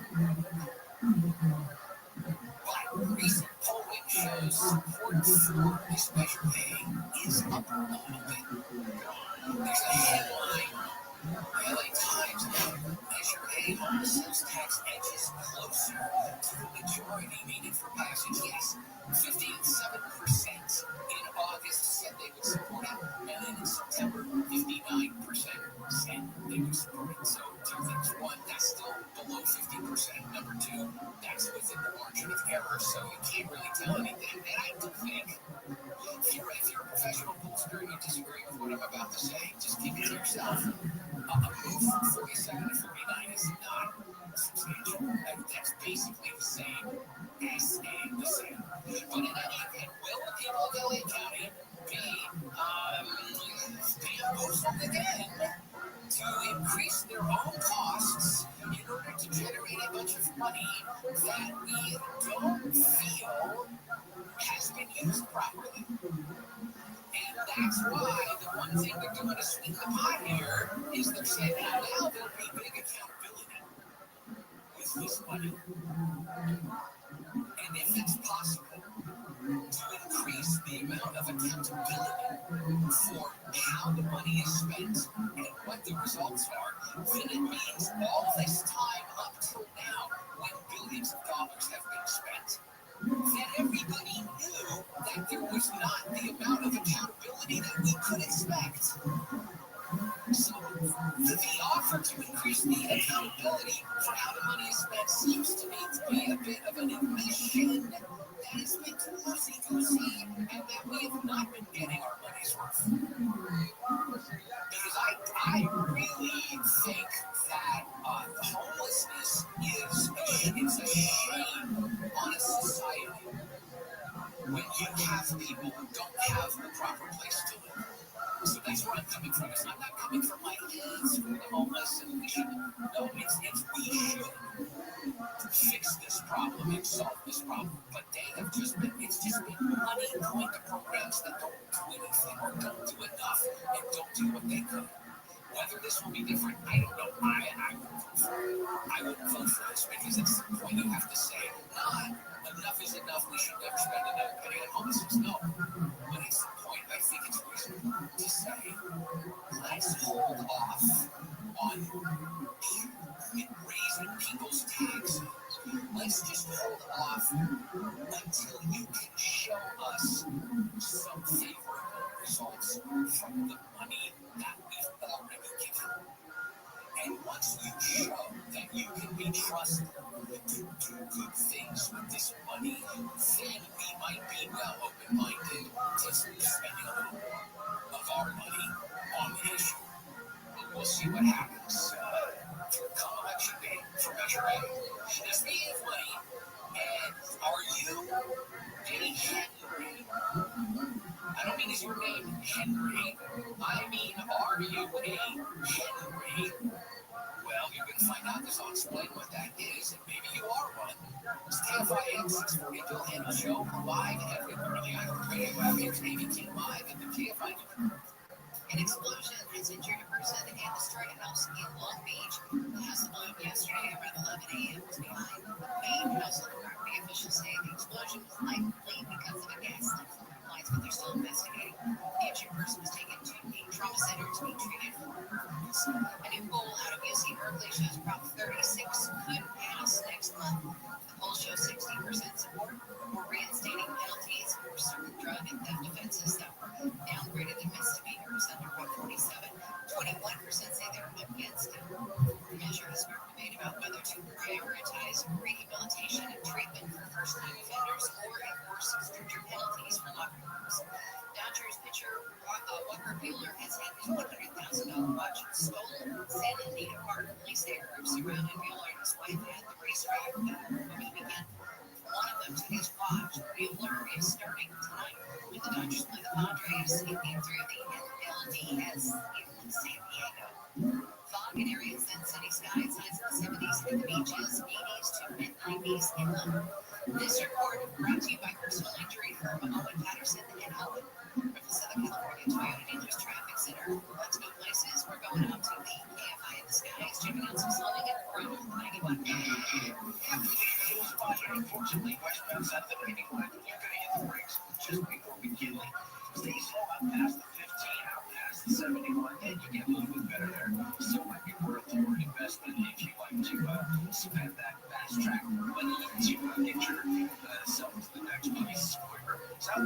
71 pretty slow getting away from 100 Greenwich Road, aka Euclid, there on the southbound side. Southbound 57 looks like we have something there, clearing right there at the bottom of the merge with the 68 and the southbound 57 kind of slows you get away from the 10 and the 71. One more slow spot for you on the 55. We've got a crash clear southbound 55 to Chapman. It was an earlier initial wreck. Traffic's pretty slow back to the 91. With Southern California's only airport traffic reports. Real Cold Driver KFI in this county. This message is sponsored by BetterHelp. It's your buddy old pal, El Sabega. How you doing? Happy Tuesday to you. I know with October we wear masks. It's kind of part of the festivities, but we also do it in real life. And there's no doubt that whether it's pain or confusion, whether it's sadness, we kind of mask it because we don't want to talk about it. We don't want to deal with the real issues. I told you I'm a fan of therapy. Gone to therapy myself. I know firsthand it works. And I believe we can always better ourselves with therapy. What I don't like is having to drive to an office, the time that it takes, high costs, etc. That's where BetterHelp.com comes in. If you're thinking about starting therapy, and I think we all should, give BetterHelp.com a try. It's entirely online. Oh, super convenient. They can work with your schedule no matter what it is. Start healing from trauma if that's what you're working through, or if you just need some guidance in relationships or career, use BetterHelp.com. To take a short survey, they're going to match you with the best licensed therapist for you. Visit BetterHelp.com/wheel today. Get 10% off your first month. That's BetterHelp, HELP.com/wheel. The free iHeartRadio app has over 100 original stations waiting for you to explore right now, like Coffee Shop Radio, acoustic rock, and the greatest singer-songwriters of the 90s to now. And Coffee Shop Radio goes commercial-free every weekend. Open the free iHeartRadio app, search Coffee Shop Radio, and listen now. Free never sounded so good. And then it's vitamins, author of Going In, Addiction, Moneyball, and Fires. The latest season of my podcast against the rules. I'm exploring what it means to be a sports fan in America. And with the rise of sports betting into our teams, our states, and ourselves. And Las Vegas and New Jersey and New York. To understand America's newest form of legalizing. Listen to Against the Rules on America's #1 podcast network, iHeart. Open the free iHeart app, search Against the Rules, and start listening. Gibbs keeps you on top of pop culture. The company's been forced to advertise on a platform. That's what Elon Musk appears to be implying as he's suing a handful of companies that had paused or stopped advertising on a social media site formerly known as Twitter. He's right about facing the South African immigrant billionaire who was recently as June admitted on what has been described as an apology tour to try to big advertisers who had previously told to literally F off. Many companies are not happy about their messages potentially getting placed onto the anti-Semitic content and other hate speech, along with child exploitation material that also originates on the platform, as reported by Adweek. Musk tweeted about the lawsuit, quote, "Now this is war, and not surprisingly, the companies are fighting back." One stated firmly that they alone control our advertising budget, and no platform has a right to our advertising dollar. I'm Camps on iHeartRadio. Kids picking stuff off the shelves and you walk out and nobody stops them. Imagine if we didn't have television and we didn't have social media, they'd be telling us, what if this ever happened? It doesn't exist. And we have the truth. And then they tell us, well, no, that's misinformation, Sean. No, that is not misinformation. That really happened. Live 1 to 4 p.m. on KFI and on demand anytime on the iHeartRadio app.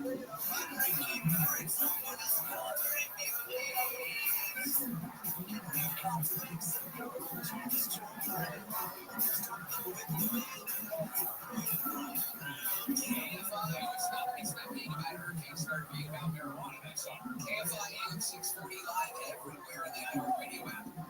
Civilian Joe is on vacation. We just like sitting in. His baker is here. Even King is here. And some of the top stories we're looking at, obviously, Hurricane Milton. This is how you know that it's a big deal.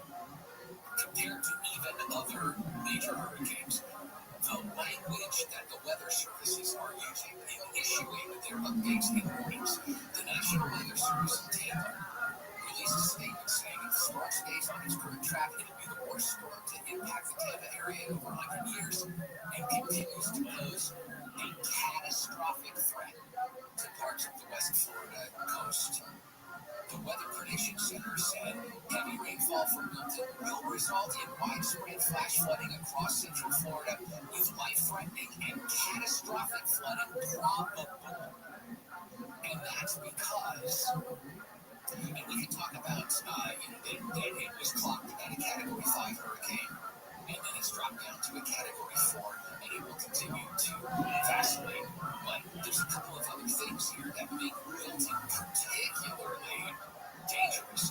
One of the wind speeds, yesterday it got up to wind speeds of 180 miles an hour, and there's only been 5 hurricanes in the Atlantic that ever were stronger than that. And the last one was Dorian, and that was in 2019. And the other thing is the pressure in the system.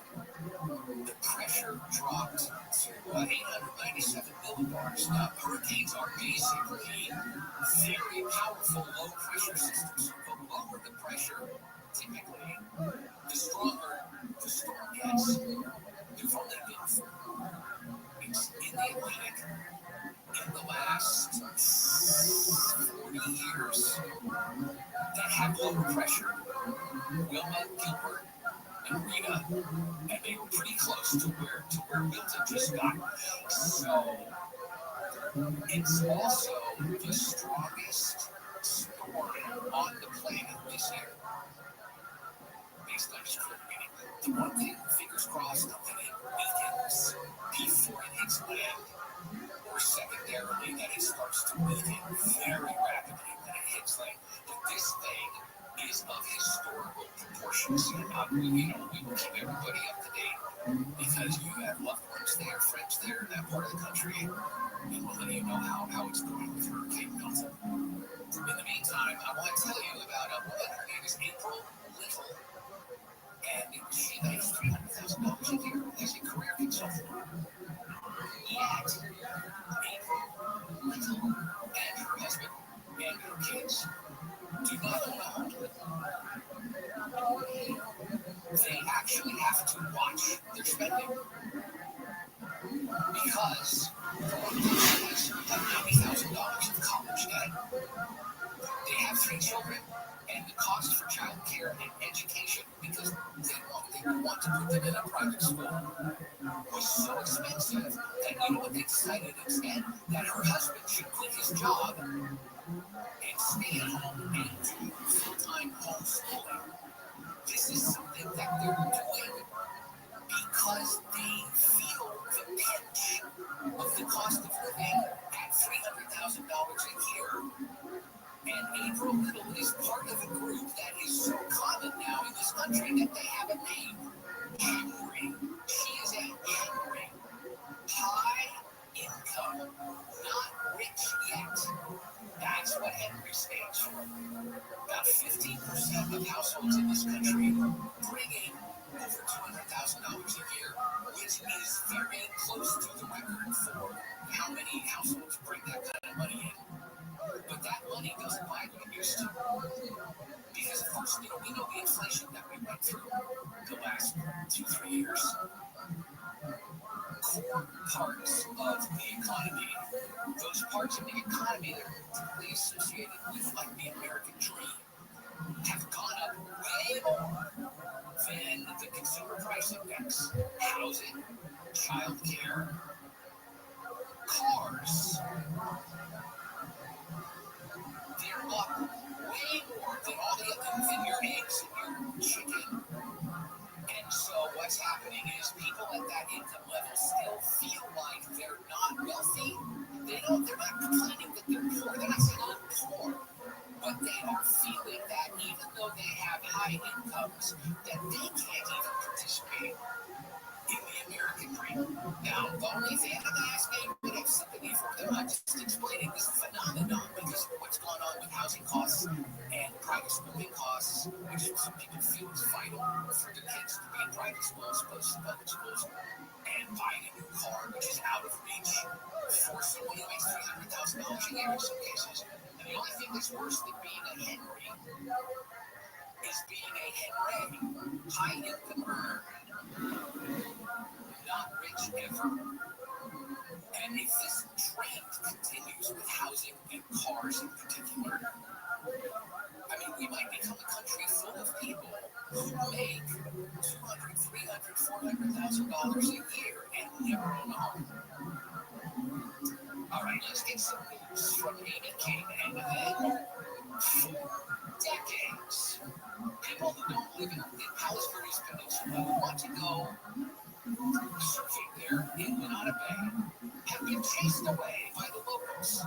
A lawsuit recently was settled that they say will stop this from ever happening again, but will it? Fully on the waves. Next is KFI 8640, Bill Hannah Show live everywhere. And I heart radio rapper Jamie King live on KFI. Hundreds of pro-Palestinian protesters who marched around USC mark 1 year since Hamas attacked Israel on October 7th. Shannon wave signs have blocked an intersection at one point. This protester says liaisons were on scene to speak with law enforcement. Everything went really smoothly. We had very limited interaction with police, limited interaction with campus police. The protest yesterday lasted for about 2 hours. The group says it was demonstrating against a year of ongoing genocide. At USC, Blake Trolley, KFI News. The San Bernardino County District Attorney has dismissed DUI charges against a retired airline pilot because of a screw-up. Lawyer Daniel Musache says Mark Winters blew a .013, but he spent the night in jail because everyone mistook the breathalyzer reading for .13, which is nearly double the legal limit to drive. Mr. Winters did nothing wrong by any account. It's having influence in his life and subjected to this entire process because nobody read the report. The police officer actually wrote the correct number on the report. Winters was declared factually innocent last week and was paid $115,000. Immigration, Ukraine, and the war in the Middle East have all been discussed in the CBS 60 Minutes special with Vice President Harris. She said in the interview that aired last night, she and President Biden have been offered solutions on immigration and defended the job they've done on the economy. She says it's thriving, but that prices are still too high. My plan is about saying that when you invest in small businesses, you invest in the middle class, and you strengthen America's economy. And small businesses are part of the backbone of America's economy. When pressed on how she's going to pay for it, Harris says she's going to make sure the wealthiest people here pay their fair share in taxes. Some economists say Harris would add $3 trillion to the deficit over the next decade. Former President Trump's returning to California. He's holding a rally in Coachella Saturday. He's expected to highlight rising costs in Vice President Harris's home state. Trump was last in Southern California in mid-September for a fundraiser in Beverly Hills and a news conference at his golf resort in Rancho Palos Verdes. He was also in Southern California in June for private fundraisers in Beverly Hills and Newport Beach, but has not held rallies. Southland weather for KFI, sunny after the low clouds burn off. Highs will be in the 70s at the coast, 80s to low 90s inland. Morning clouds, afternoon sun tomorrow through the week, highs in the 70s and 80s at the beaches, metro areas, 80s to mid-90s in the valleys, Inland Empire, and Antelope Valley. It's 80, or no, it's not 80, it's 60 in Orange, and it's 58 in Lake Forest. And it's slow in Rancho Cucamonga because of a crash on the 210. Let's check in with KFI in the sky. It sure is. If you're coming down the 15 and you want to head west, I would stick with the 10 and the 60 at this point because with the crash clearing, westbound side of the 210, right there, Carnegie, things are slow back from the 15. Now, once you get past that crash, it's pretty decent all the way up to the 57. Then you're going to get the brakes again. It's slow all the way into downtown Pasadena. 57 freeway southbound at Yorkland, not my Belinda, Yorkland. Southbound side, very slow there because of a crash. It's clearing. Things are slow from side to the very top of the pass there from about Moreno. Heavily slammer from the southbound side. Also, we've got problems on the 605 where there are crashes clearing. 605 northbound and Telegraph. It's still pretty slow on the northbound side, getting away from the 105 southbound side. Slow back on the 60 and 140 in Orange County to 55. 55 right there at Catella South outside. Crashed there as well. Actually, down by Chapman. The back of the starts at Catella. With Southern California's only airport traffic reports on Gold Driver KFI in this new. The free iHeartRadio app has over 100 original stations waiting for you to explore right now. Like Coffee Shop Radio, acoustic rock, and the greatest singer-songwriters of the 90s to now. And Coffee Shop Radio goes commercial-free every weekend. Open the free iHeartRadio app, search Coffee Shop Radio, and listen now. Free never sounded so good. The free iHeartRadio app is #1 for music, radio, and podcasts all in one. Discover a new podcast from our library of hundreds of thousands of titles. Here's an iHeartRadio podcast preview.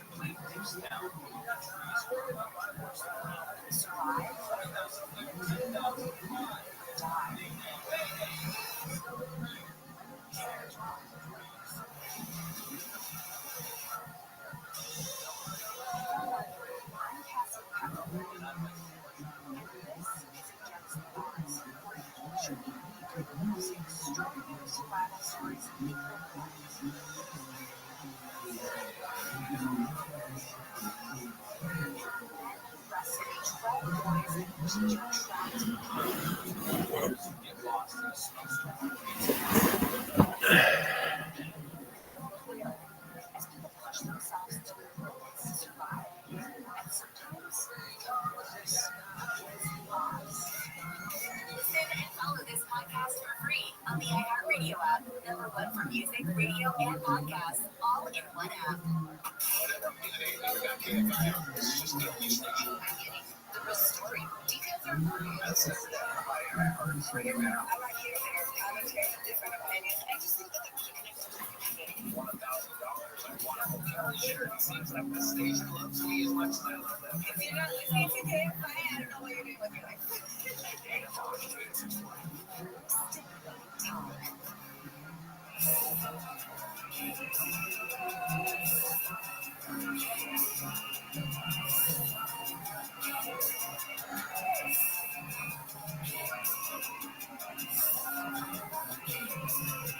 KFI 640 live everywhere on the iHeartRadio app.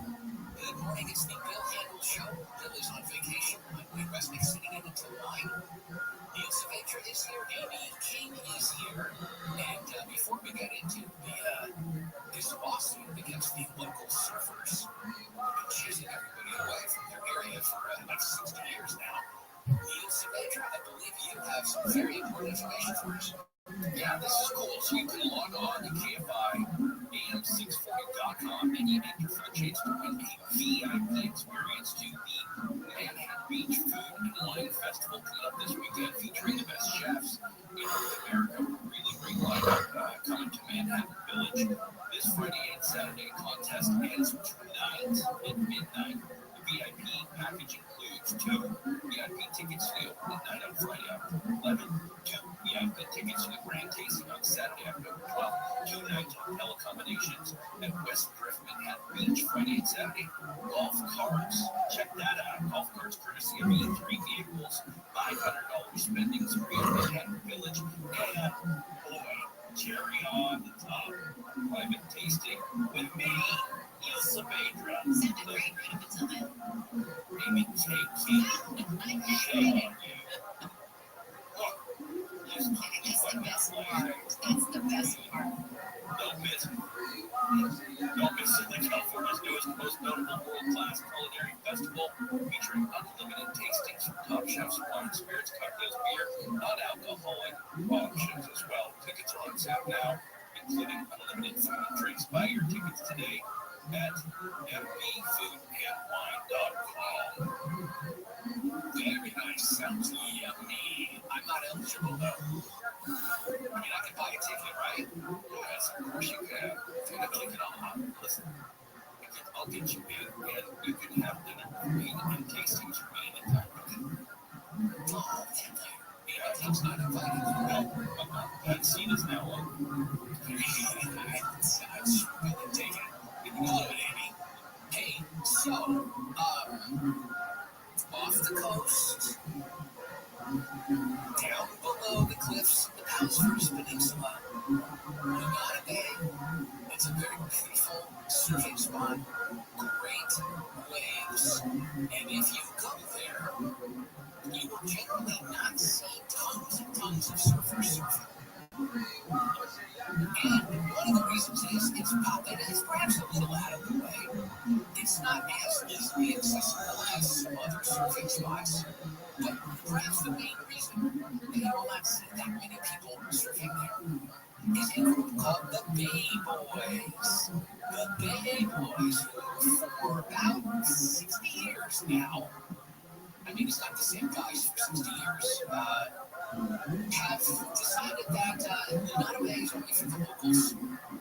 Only for the locals of Palos Verdes Estates. Nobody else should be allowed to come there and surf. And there have been reports going on, as I said, for about 60 years, of tires being slashed, of rocks being thrown at people, of local surfers deliberately crashing their boards into non-local surfers. All kinds of stuff, with, in some cases, a bit of a racist tinge.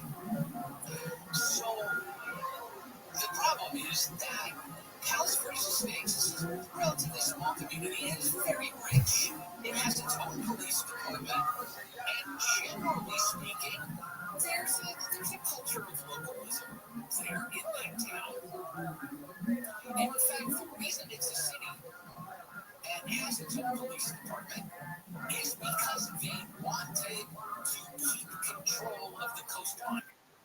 And we know that because news articles from back in the very late 30s.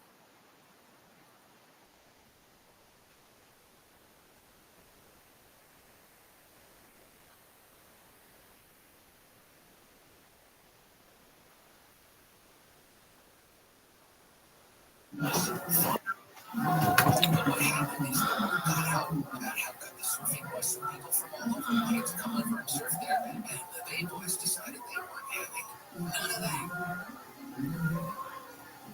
Now, the police department has, over the years, tried to do something about the things that the Bay Boys are alleged to have done that are actual crimes, like vandalism and assault. And in fact, that was about 8 years ago that this happened. They put together a sting operation. They were going to go in and they were going to catch these guys doing these terrible things. But somebody dropped the line to the Bay Boys, tipped them off, so they had to cancel. Really, a lot of people in the city there don't care. They don't mind that the Bay Boys are harassing outsiders. So finally, somebody got the idea to file a lawsuit against the city, Palos Verdes Estates, as well as a bunch of individual Bay Boys, saying that what they were doing violates the California Coastal Act. The California Coastal Act, amongst other things, says that the beaches of California belong to everybody. And that if you happen to have private property that is somehow in the way or in between people and the beach, you can't stop them from going to the beach. And there's been people, I don't know if you remember in Malibu, there was a guy who had a piece of property at the beach, and he didn't want people coming down using the beach, and he had a locked gate. And they were talking about fining him, I think it's $11,500 a day for these violations, and he was like, I don't care, I'm not unlocking the gate. So there have been these problems with access to the beach before, but really nothing on this level where people are actually intimidating other people and in some cases assaulting other people. So this lawsuit is filed, and the city of Palos Verdes Estates quite rightly realized that they basically are in violation. Now, they have not admitted wrongdoing. I want to be very clear about that. This is my opinion. That they maybe saw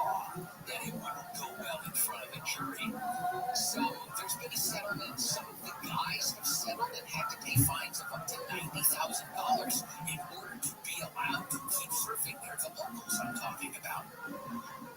And so there's some thinking that finally, with accountability for the city itself and some of these guys having to shell out some big bucks,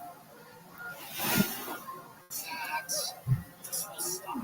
They will stop harassing people who want to come surf there on what is a public beach. But there's, I remember I said that there's some racial tinge to what's going on. There was an incident where somebody organized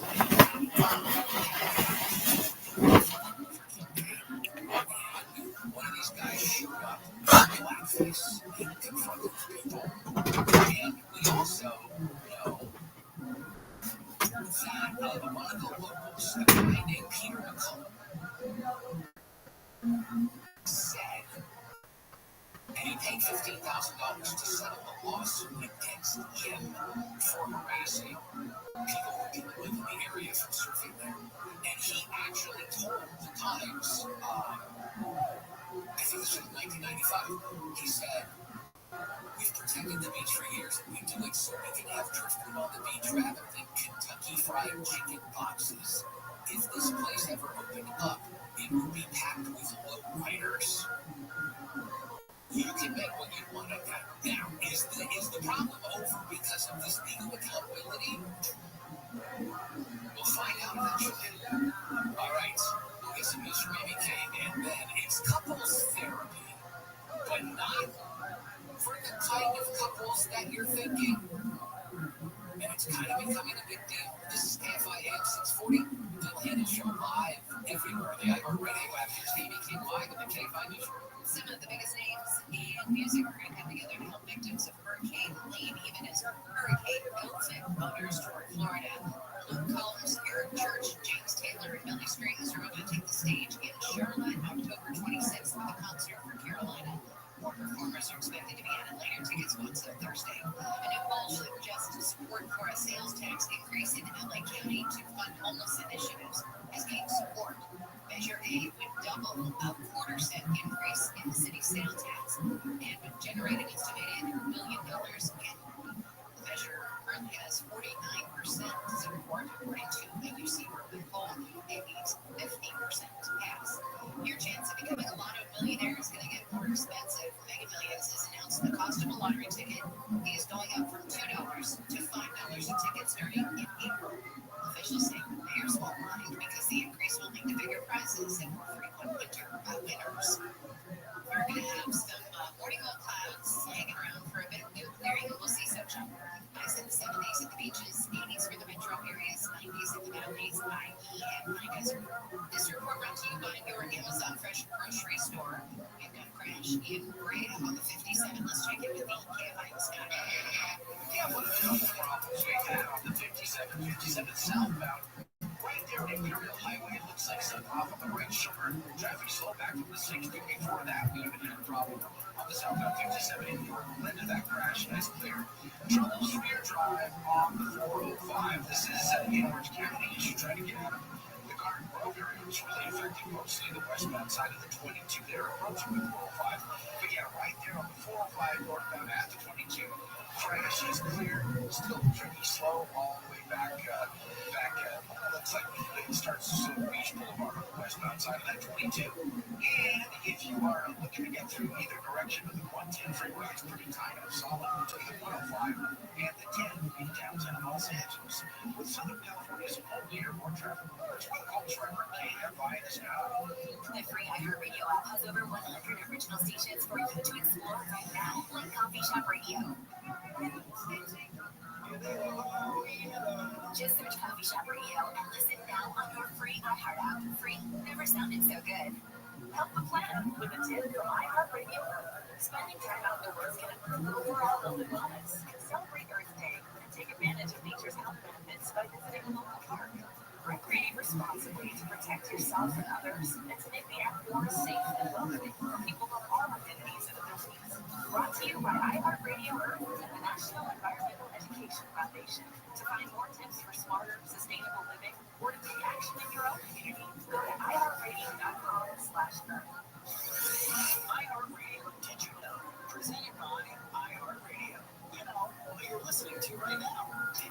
And iHeartRadio is always free to listen to your favorite stations, podcasts, artist radio playlists, and more. Yep, free to download and free to use. But there's a next level iHeartRadio experience as well. iHeartRadio All Access. You can search and play any song, enjoy unlimited skips, download all your music to your phone to listen offline with no connection, unlimited playlist creation, and so much more. You can try it out free for 30 days and see what the iHeartRadio All Access experience is like.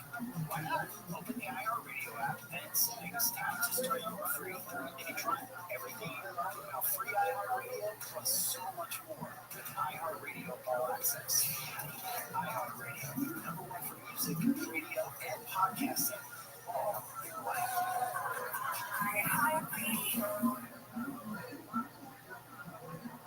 The free iHeartRadio app is number one for music, radio, and podcasts. All in one. Discover a new podcast from our library of over 350,000 titles. Here's an iHeartRadio podcast preview. Okay, spots. Everything seems to be in order here, except your vehicle registration. Who is Earl Watts again? Yeah, I told you that's my father. Okay, so why are you driving his rig? I'm just covering for him. It's temporary. Look, I didn't do anything illegal, right? We'll find out. Okay. We'll find out. Let's get this trailer delivered. Man, sit tight. It's gonna take a heck of a lot longer.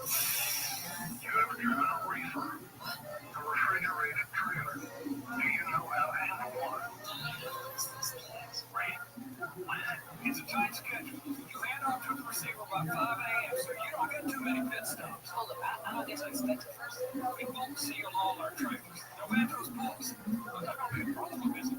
Hey, you know what you're doing. A sealed trailer. Yeah, that could be anything. Drugs, plutonium, aliens. Mr. Caldwell, I need to know what transporting here. It isn't just clear back there, is it? What do you see?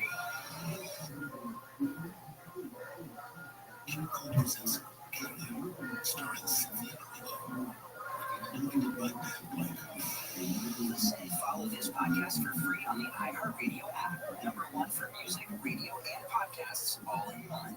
UCLA to implement cheat. It brings life as much as it helps students cheat. Their scientists were so preoccupied with order that they couldn't finish the shot. Kelly, salt, flavor, ever attention, select tissue, and say here's a calculator. Live 7 to 10 p.m. on KFI and on demand anytime on the iHeartRadio app.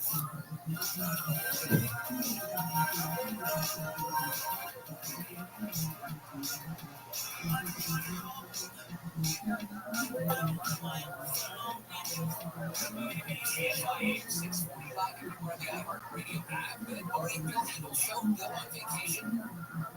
Neil Savatra is here. Amy King is here. And come over here on Wayne Resnick filling in until 9. Coming up, we are going to have Rich DeMiro for Tech Tuesday. If you've been having trouble with your Verizon phone, he's got some stuff. What's going on with that? We're watching for you. Kate Milton, which is now, so far this year, the planet's strongest storm. Is barreling towards Florida, is expected to hit sometime tomorrow. It keeps fluctuating between a Category 4 and Category 5, and in terms of its wind speed that has been clocked, and its pressure in the eye storm.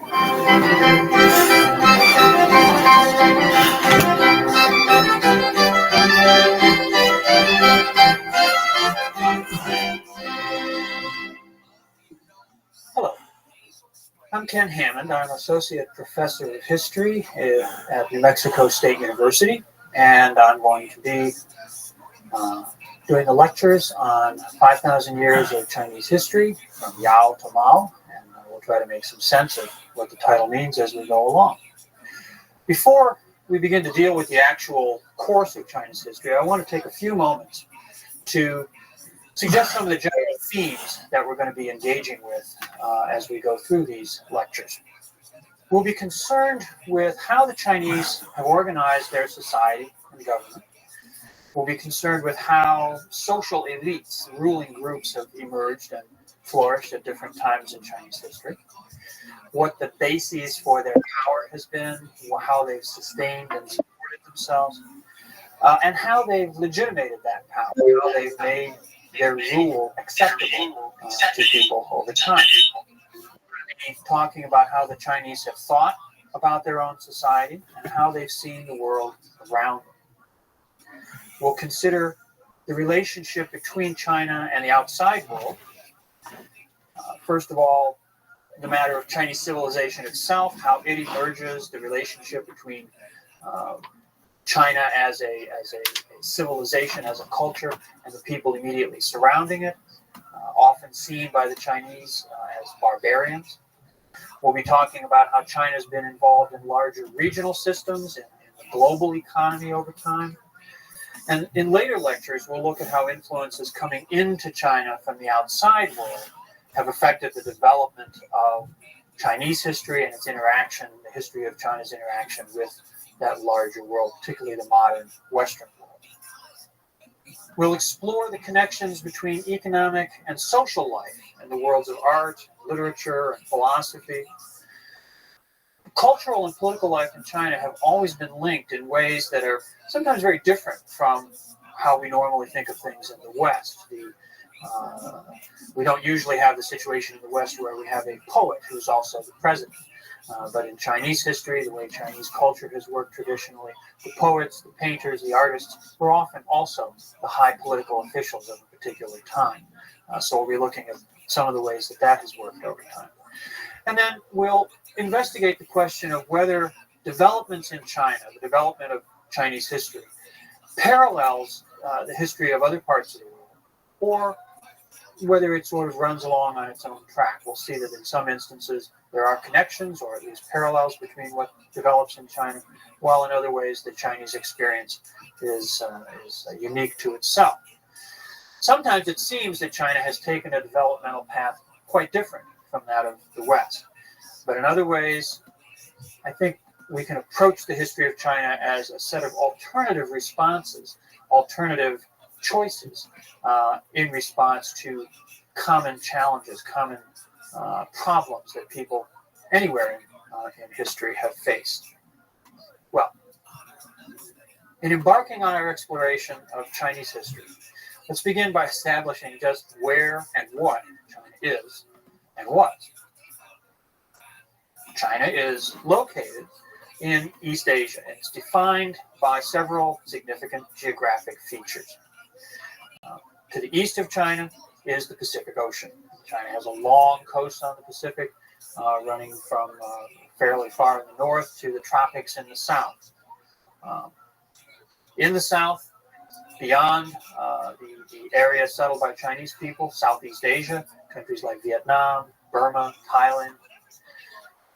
The heartland of China is bounded on the west by mountains, high mountains, the mountains that go up to the Tibetan Plateau, Burma, and also further north by the Gobi Desert, the vast inner expanses of Asia.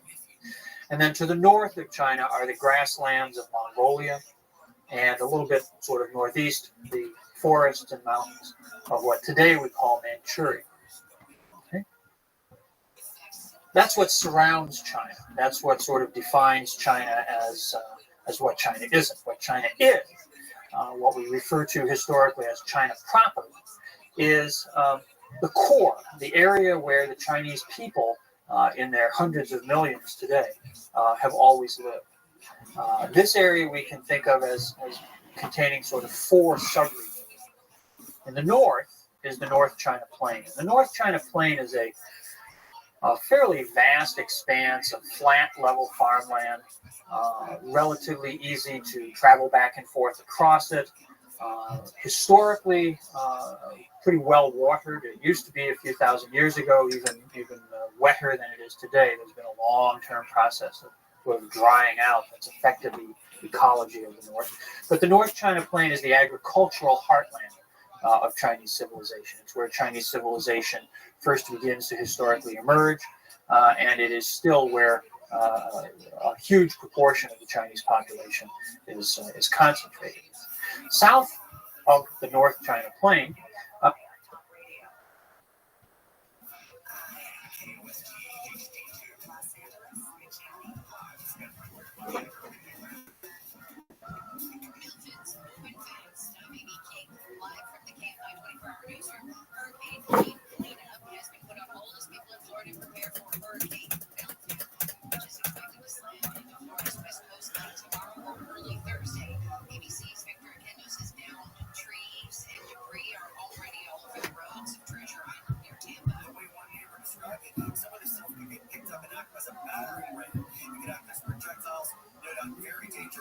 cruise. They've got their work cut out for them. Milton is expected to be a Category 3 storm when it makes landfall in the Tampa metro area. A massive storm surge and widespread flooding from heavy rains are predicted. News brought to you by Sweet James Accident Attorneys. A man who raped and killed a woman in Pasadena in 1988 has been convicted of the crime a second time. Ronald Jones is one of two men who abducted Lois Haro from a mall parking lot. Prosecutors say the two men raped Haro, then took her to a remote area and shot her. Both were convicted of the crime in 1991. However, Jones' conviction was overturned by a federal judge because prosecutors excluded black jurors from the case. Yesterday, a jury found Jones guilty of first-degree murder with 4 special circumstances and a gun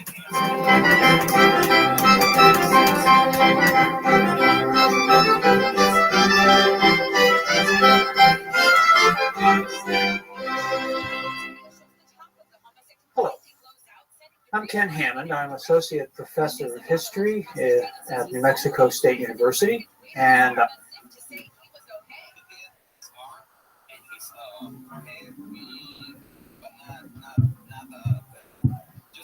Zavala says he started smelling gas Saturday night, smelled it again Sunday night, and then the house exploded yesterday morning. Longleat Fire says the front house has been yellow tagged, and it's not clear exactly what caused the explosion. Chris Adams, KFI News. Federal prosecutors in Nevada has dismissed an old sexual abuse case against an actor best known for his role in the movie Dances with Wolves. Nathan Chasing Horse was arrested in January when prosecutors alleged he had sexually exploited minors going back as far as the early 2000s. The feds haven't said why they dropped the case, but state prosecutors say they plan to file their own charges, which include sexual assault of a minor, kidnapping, and child abuse. The actor is being held in Las Vegas on $200,000 bail. Vice President Harris has been pressed on issues including the economy and immigration during an interview on 60 Minutes. She was asked if it was a mistake for the Biden-Harris administration to loosen border policies that allowed the flood of illegal immigrants to enter the U.S. over the past 3 years. It's a long-standing problem, and solutions are at hand. And from day one, literally, we have been offering solutions. Harris blamed former President Trump for the increase in border crossings. Jones said during the interview that she would tax the wealthy and their fair share. She pointed out the economy. Israel has reached the end of itself, and she would not meet one-on-one with Russian President Putin to negotiate a solution to end the war in Ukraine. North Korea's leader Kim Jong-un is accusing South Korea and the U.S. of provoking his country and raising animosities on the peninsula. Bush says he could use nuclear weapons against the two. North Korean leaders issued similar threats in the past. This latest warning comes. South Side experts say Pyongyang could ramp up hostilities ahead of next month's U.S. election. ABC's Tom Rivers says North Korea recently unveiled a new facility to produce weapons-grade uranium while continuing to run missile tests. Pomona Valley Hospital Medical Center is offering $50 mammograms this month for breast cancer awareness. Dr. Olivia Warlock says this program helps women who are behind on their screenings.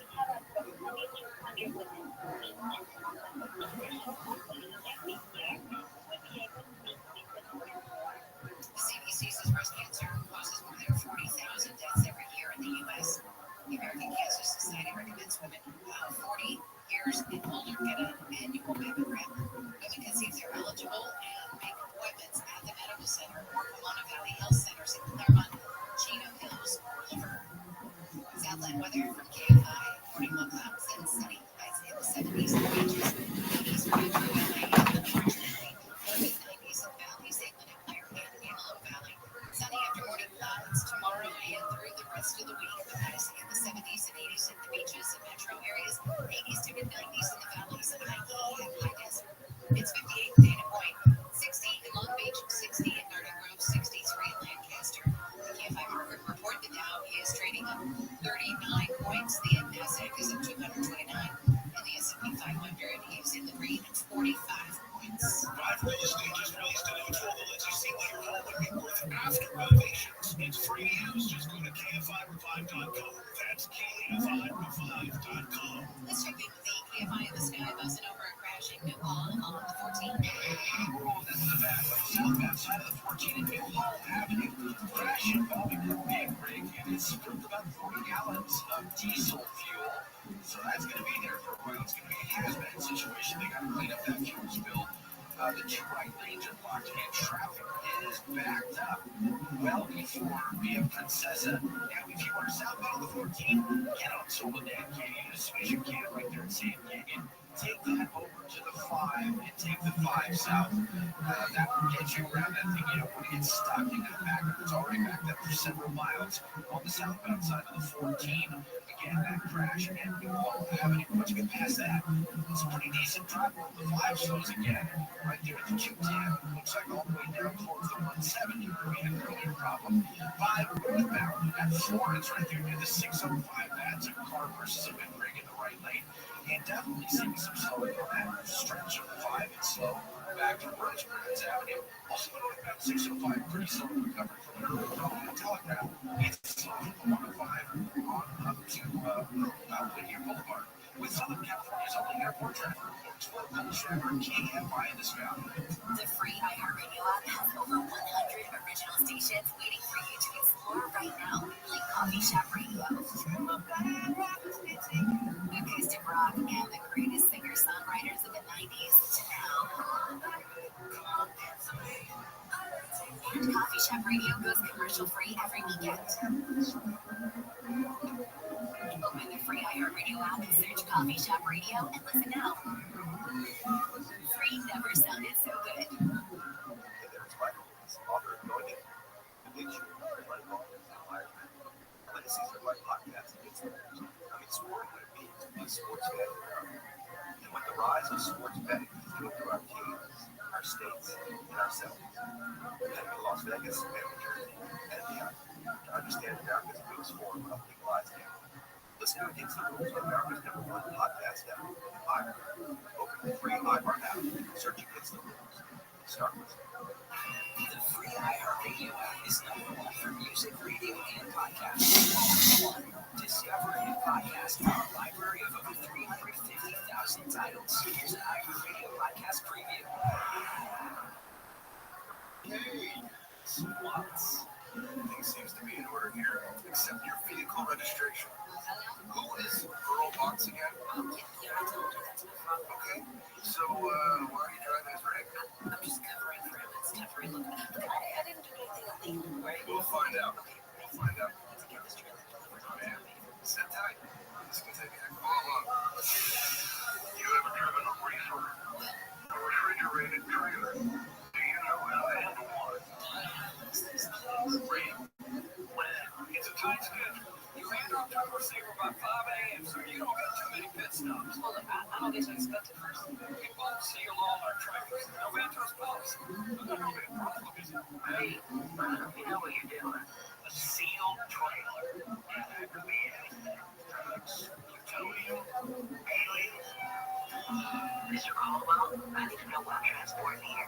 It isn't just corn back there, is it? What do you see?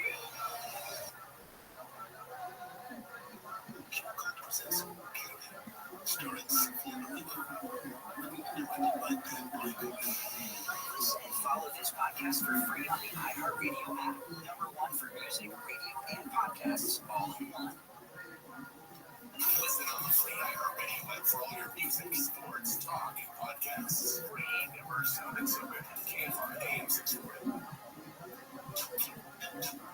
You are listening to The Bill Handle Show. Here's what's resonating. KFI AM 640. I'm everywhere the iHeartRadio app. Good morning, it is the Bill Handle Show. He is on vacation. Bill Spatron is here, Amy King is here, Ann and Kona are here. I'm Wayne Smith here until 9, filling in for Bill. And every week at this time, we are fortunate to bring on Rich Denborough, our tech guy. You can hear him live on his own show here on KFI, Rich on Tech, every Saturday from 11 a.m. to 2 p.m. You can watch him on KTLA every morning. Follow him on Instagram at Rich on Tech. And go look at his website, richontech.tv. Good morning, sir. Good morning, Jane. How's it going? It's going really well. I'm really happy to talk to you because this is kind of semi-breaking news that a bunch of states are suing TikTok now. Yeah, well, TikTok is, Wayne, for the right reasons, I would say, for a lot of these things. So, yes,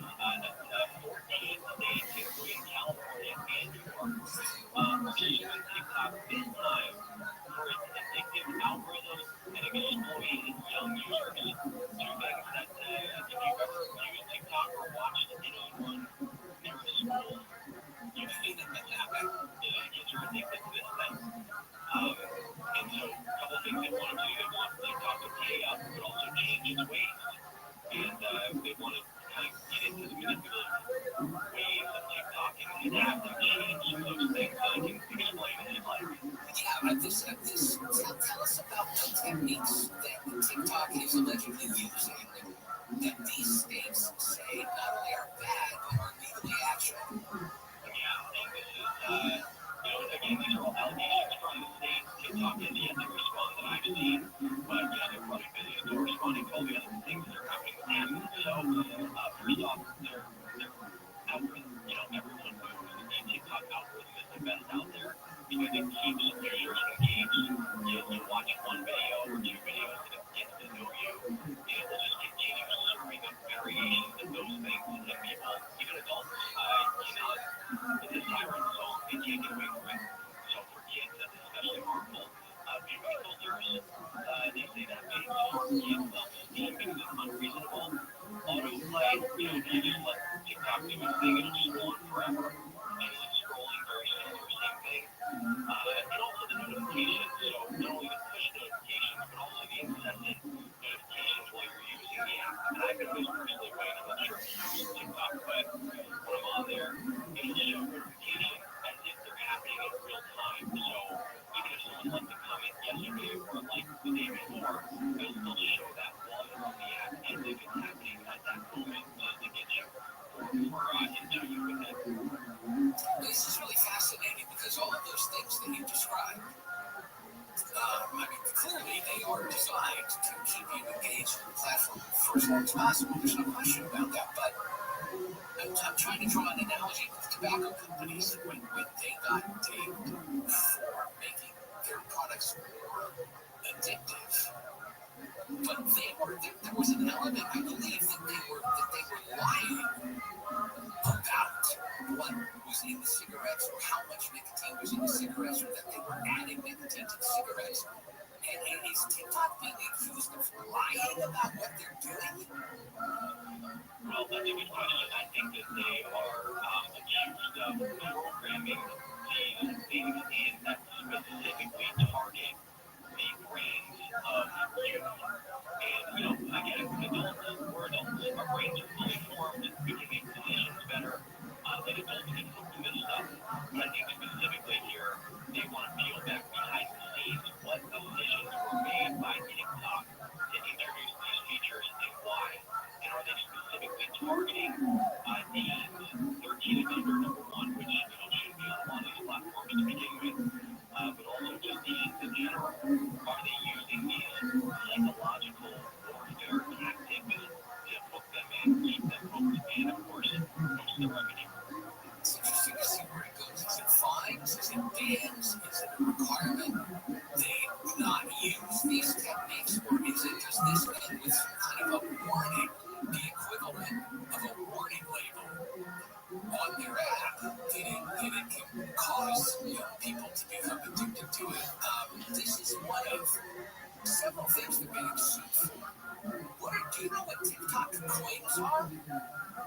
No. What is that? Well, apparently there's some virtual currency in TikTok. You can buy TikTok coins and then sell them to subscribers on TikTok Live. Oh, yeah. Okay, so they're also being sued for operating what's being alleged to be an unlicensed virtual economy. And they're also being sued for operating what they're calling a virtual strip club without any age restrictions. Again, because on the live feature, sometimes people take their clothes off or something. Sometimes they're really getting hit from all sides. We'll see what it done. I love they were able to cow big tobacco eventually. And I wonder if big tech is on the same path. That is just a matter of how long it takes.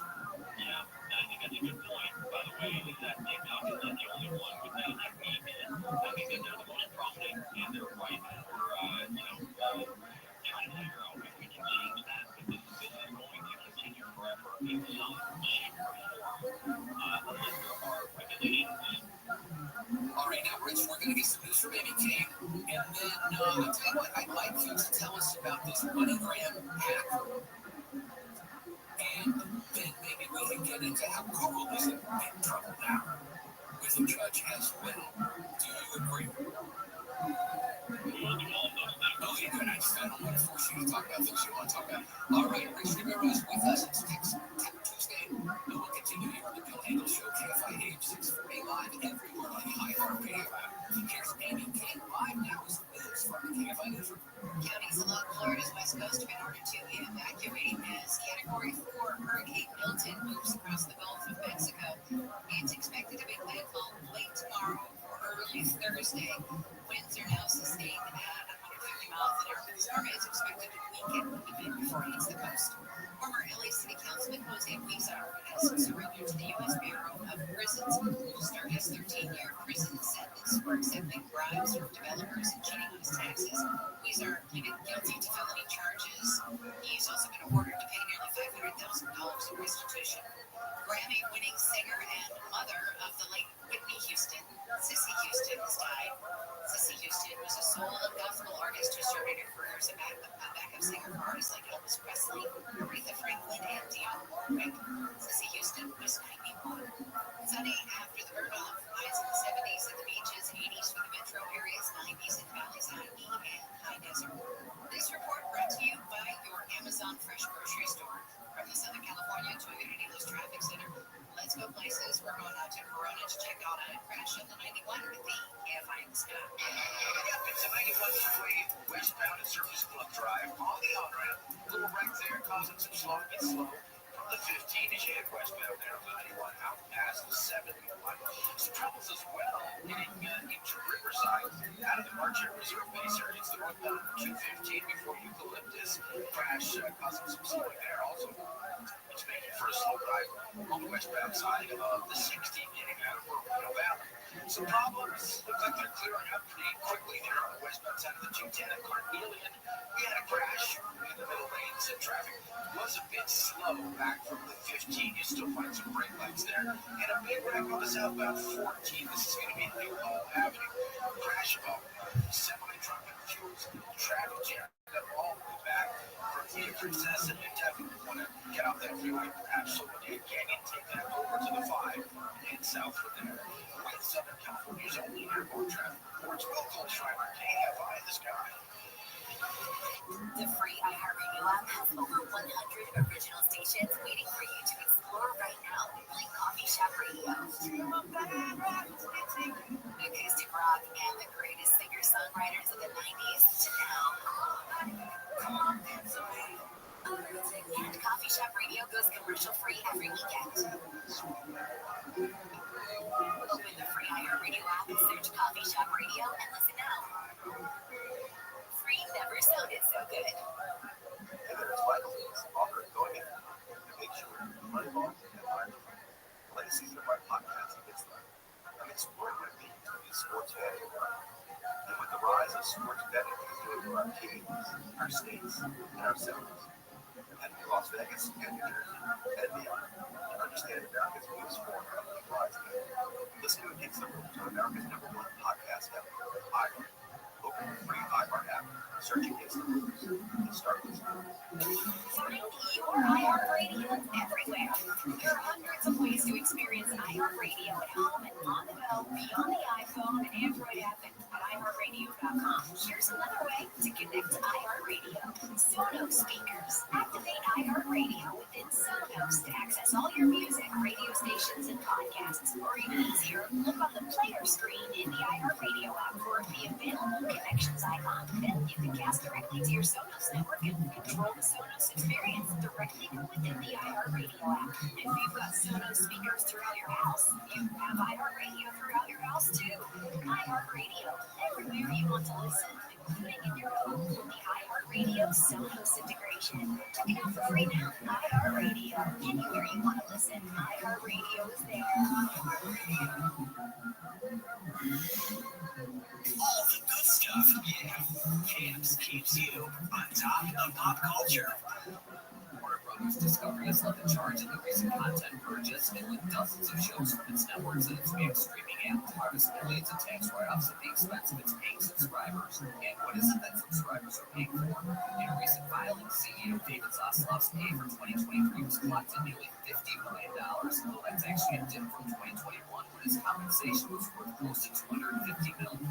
Total for 2023 5 highest paid executives for the company and the 13 board members gives the total compensation amount for just 18 people of close to $120 million, averaging about $6.5 million each. For a company that keeps dumping projects and hiking subscription fees with a belt tightening, these numbers tell a much different story. That's what's poppin'. I'm Gas on iHeartRadio. Free speech has nothing to do with what you can do on a college campus. It's really simple. You don't have the constitutional right to be heard on an issue. You're in a way that you think you should be heard. It's 7 to 10 p.m. Welcome, Jim. How you living?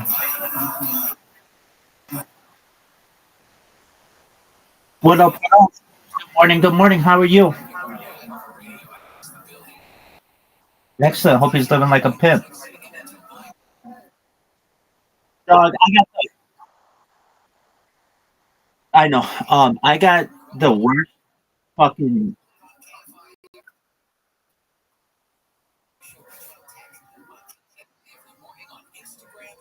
I had the worst wake up ever.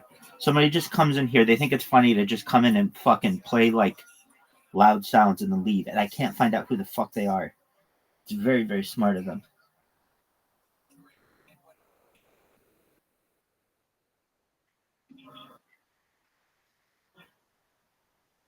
Like 20 minutes ago.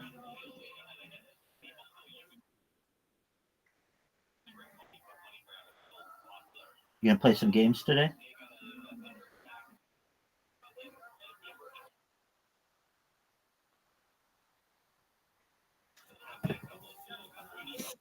That's what's up.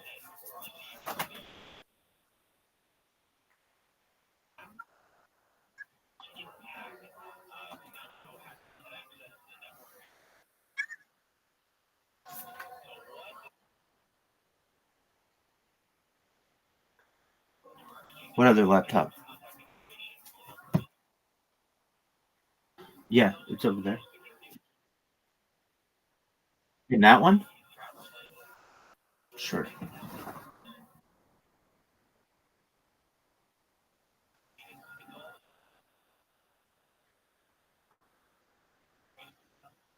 There you go. Oh, I won't be able to hear him in that one though.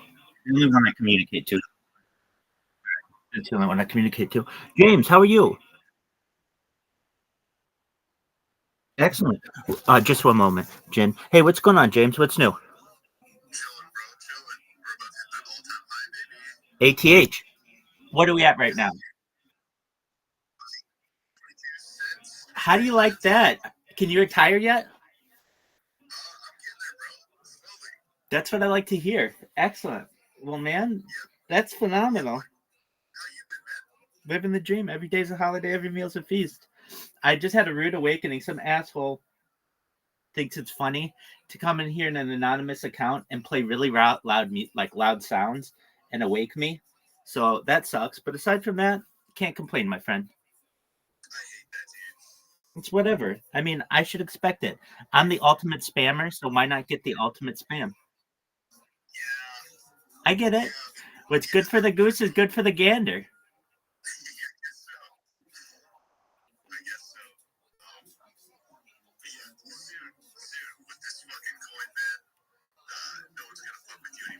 Dude, absolutely.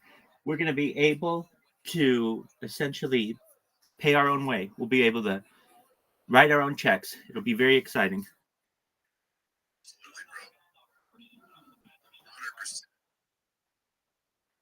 Excellent. Well, where do you predict it's going to plateau?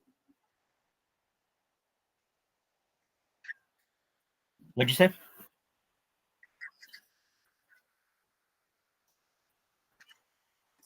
You're just riding the wave, enjoying it. I understand. All right, my friend. Well, that's phenomenal. I hope you're doing well. I hope you have a phenomenal day. Let's see this bitch pump, baby. Harry Potter, Obama, Sonic 10, email to them. Hey, I love you, my friend. You take care. Peace, Brody.